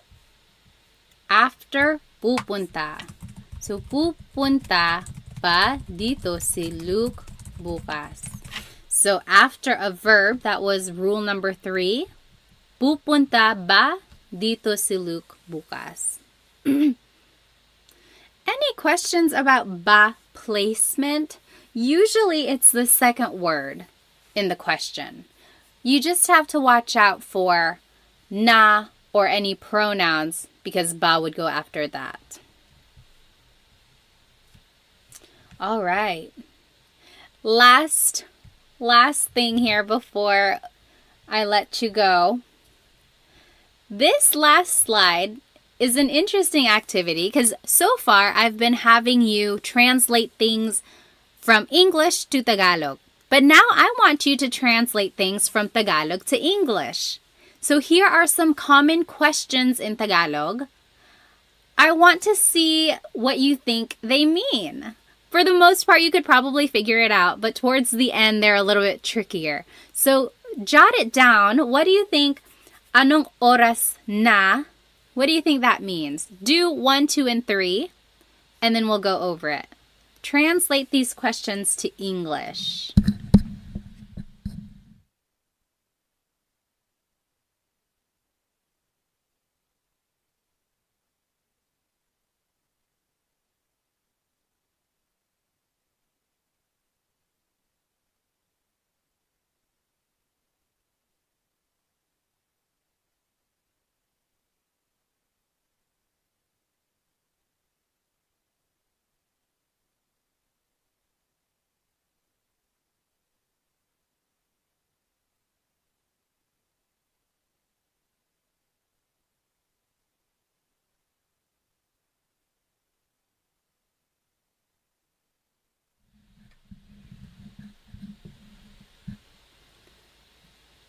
Okay.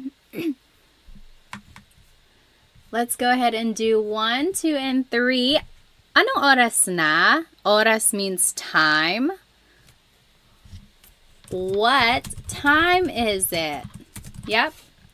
What time is it? Saan ka? Yep, John got it. Where are you? Saan ka? Number 3, anong sabi mo? Sabi means to say. Anong sabi mo? Yep, Jimmy got it. What did you say? Let's do the rest together. Sino ka? Sino ka? John got it. Sino ka? Who are you? Remember, sino means who. Saan ka pupunta? Saan ka pupunta? What do you think? Oh, good question. So Max said, why did you add ng to ano? Technically, this is ano ang sabi mo. And then you put it together and it's anong. That's all that is. Saan ka pupunta? Where are you going? Yes, Chelsea G, where are you going? Number 6, kailan ka uuwi? Uwi means to go home. Kailan ka uuwi? John got it. Good. John got them all. When are you going home? This one is interesting because it can mean when are you going home or when are you coming home. So if you're at a party and you're giving your friend a ride, you could say, oh, kailan ka uuwi? Can I ride home with you? When are you going home? Can I get a ride? But if your mom is calling you and she's like, hey, kailan ka uuwi? When are you coming home? It would be the same thing as well. So it's either going or coming. You just got to listen to the context. Sino ang kasama mo? Kasama means to be with. Tony got it. Who are you with? Sino ang kasama mo? Number 8, bakit ka umiiyak? Umiiyak means crying. Yes, Dita, why are you crying? And bakit ganito? These last two are tricky. Bakit ganito? So bakit means why. Ganito means like this. So it's technically asking like, oh, why is it like this? Why is it happening? Why is it happening? Why is it like this? So it's like, oh no, I got a flat tire. Bakit ganito? It's more rhetorical. And then number 10, paano na ngayon? Paano means how. Na means already. Or like an emphasis sometimes. And then ngayon means now. So it doesn't translate directly, but it means like, what am I going to do now? What now? So these last two are just rhetorical. They're not like literal. So if you hear anyone say these last two, that's just what they mean. Bakit ganito? Paano na ngayon? Those are things that you say when things go wrong. You're like, oh no, why is this happening? What now? Alrighty. So those are the questions that you might hear in Tagalog. And then now you know how to use ba. You know some question words as well. Let's see, does anyone have any questions before we finish our food contest?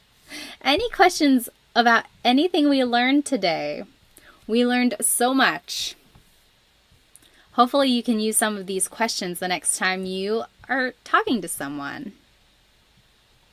Let's go back to this last contest here. Let's see. Okay, final poll of the night. Oh wait, am I missing? Oh, no. Now we got to do adobo versus pancit. Wait, how is that going to work? I think I'm missing like a step. But anyway, favorite food. So adobo versus pancit. What is it? What do you think? Adobo versus pancit. Take 1 minute. Which is your favorite? If you just joined us, welcome. We learned some possessive pronouns and we learned some sentence structures to make some conversational phrases using adjectives. Then we learned some question words and how to use ba in a question, and then we finished off with some common Tagalog questions. I'm pretty sure this video is going to be on my page afterwards. You're welcome to watch it again. There's lots of examples that you can do. Right now we are doing a favorite Filipino food bracket. So go ahead and get your vote in. We are doing adobo versus pancit. What do you think? Take 10 more seconds. All right.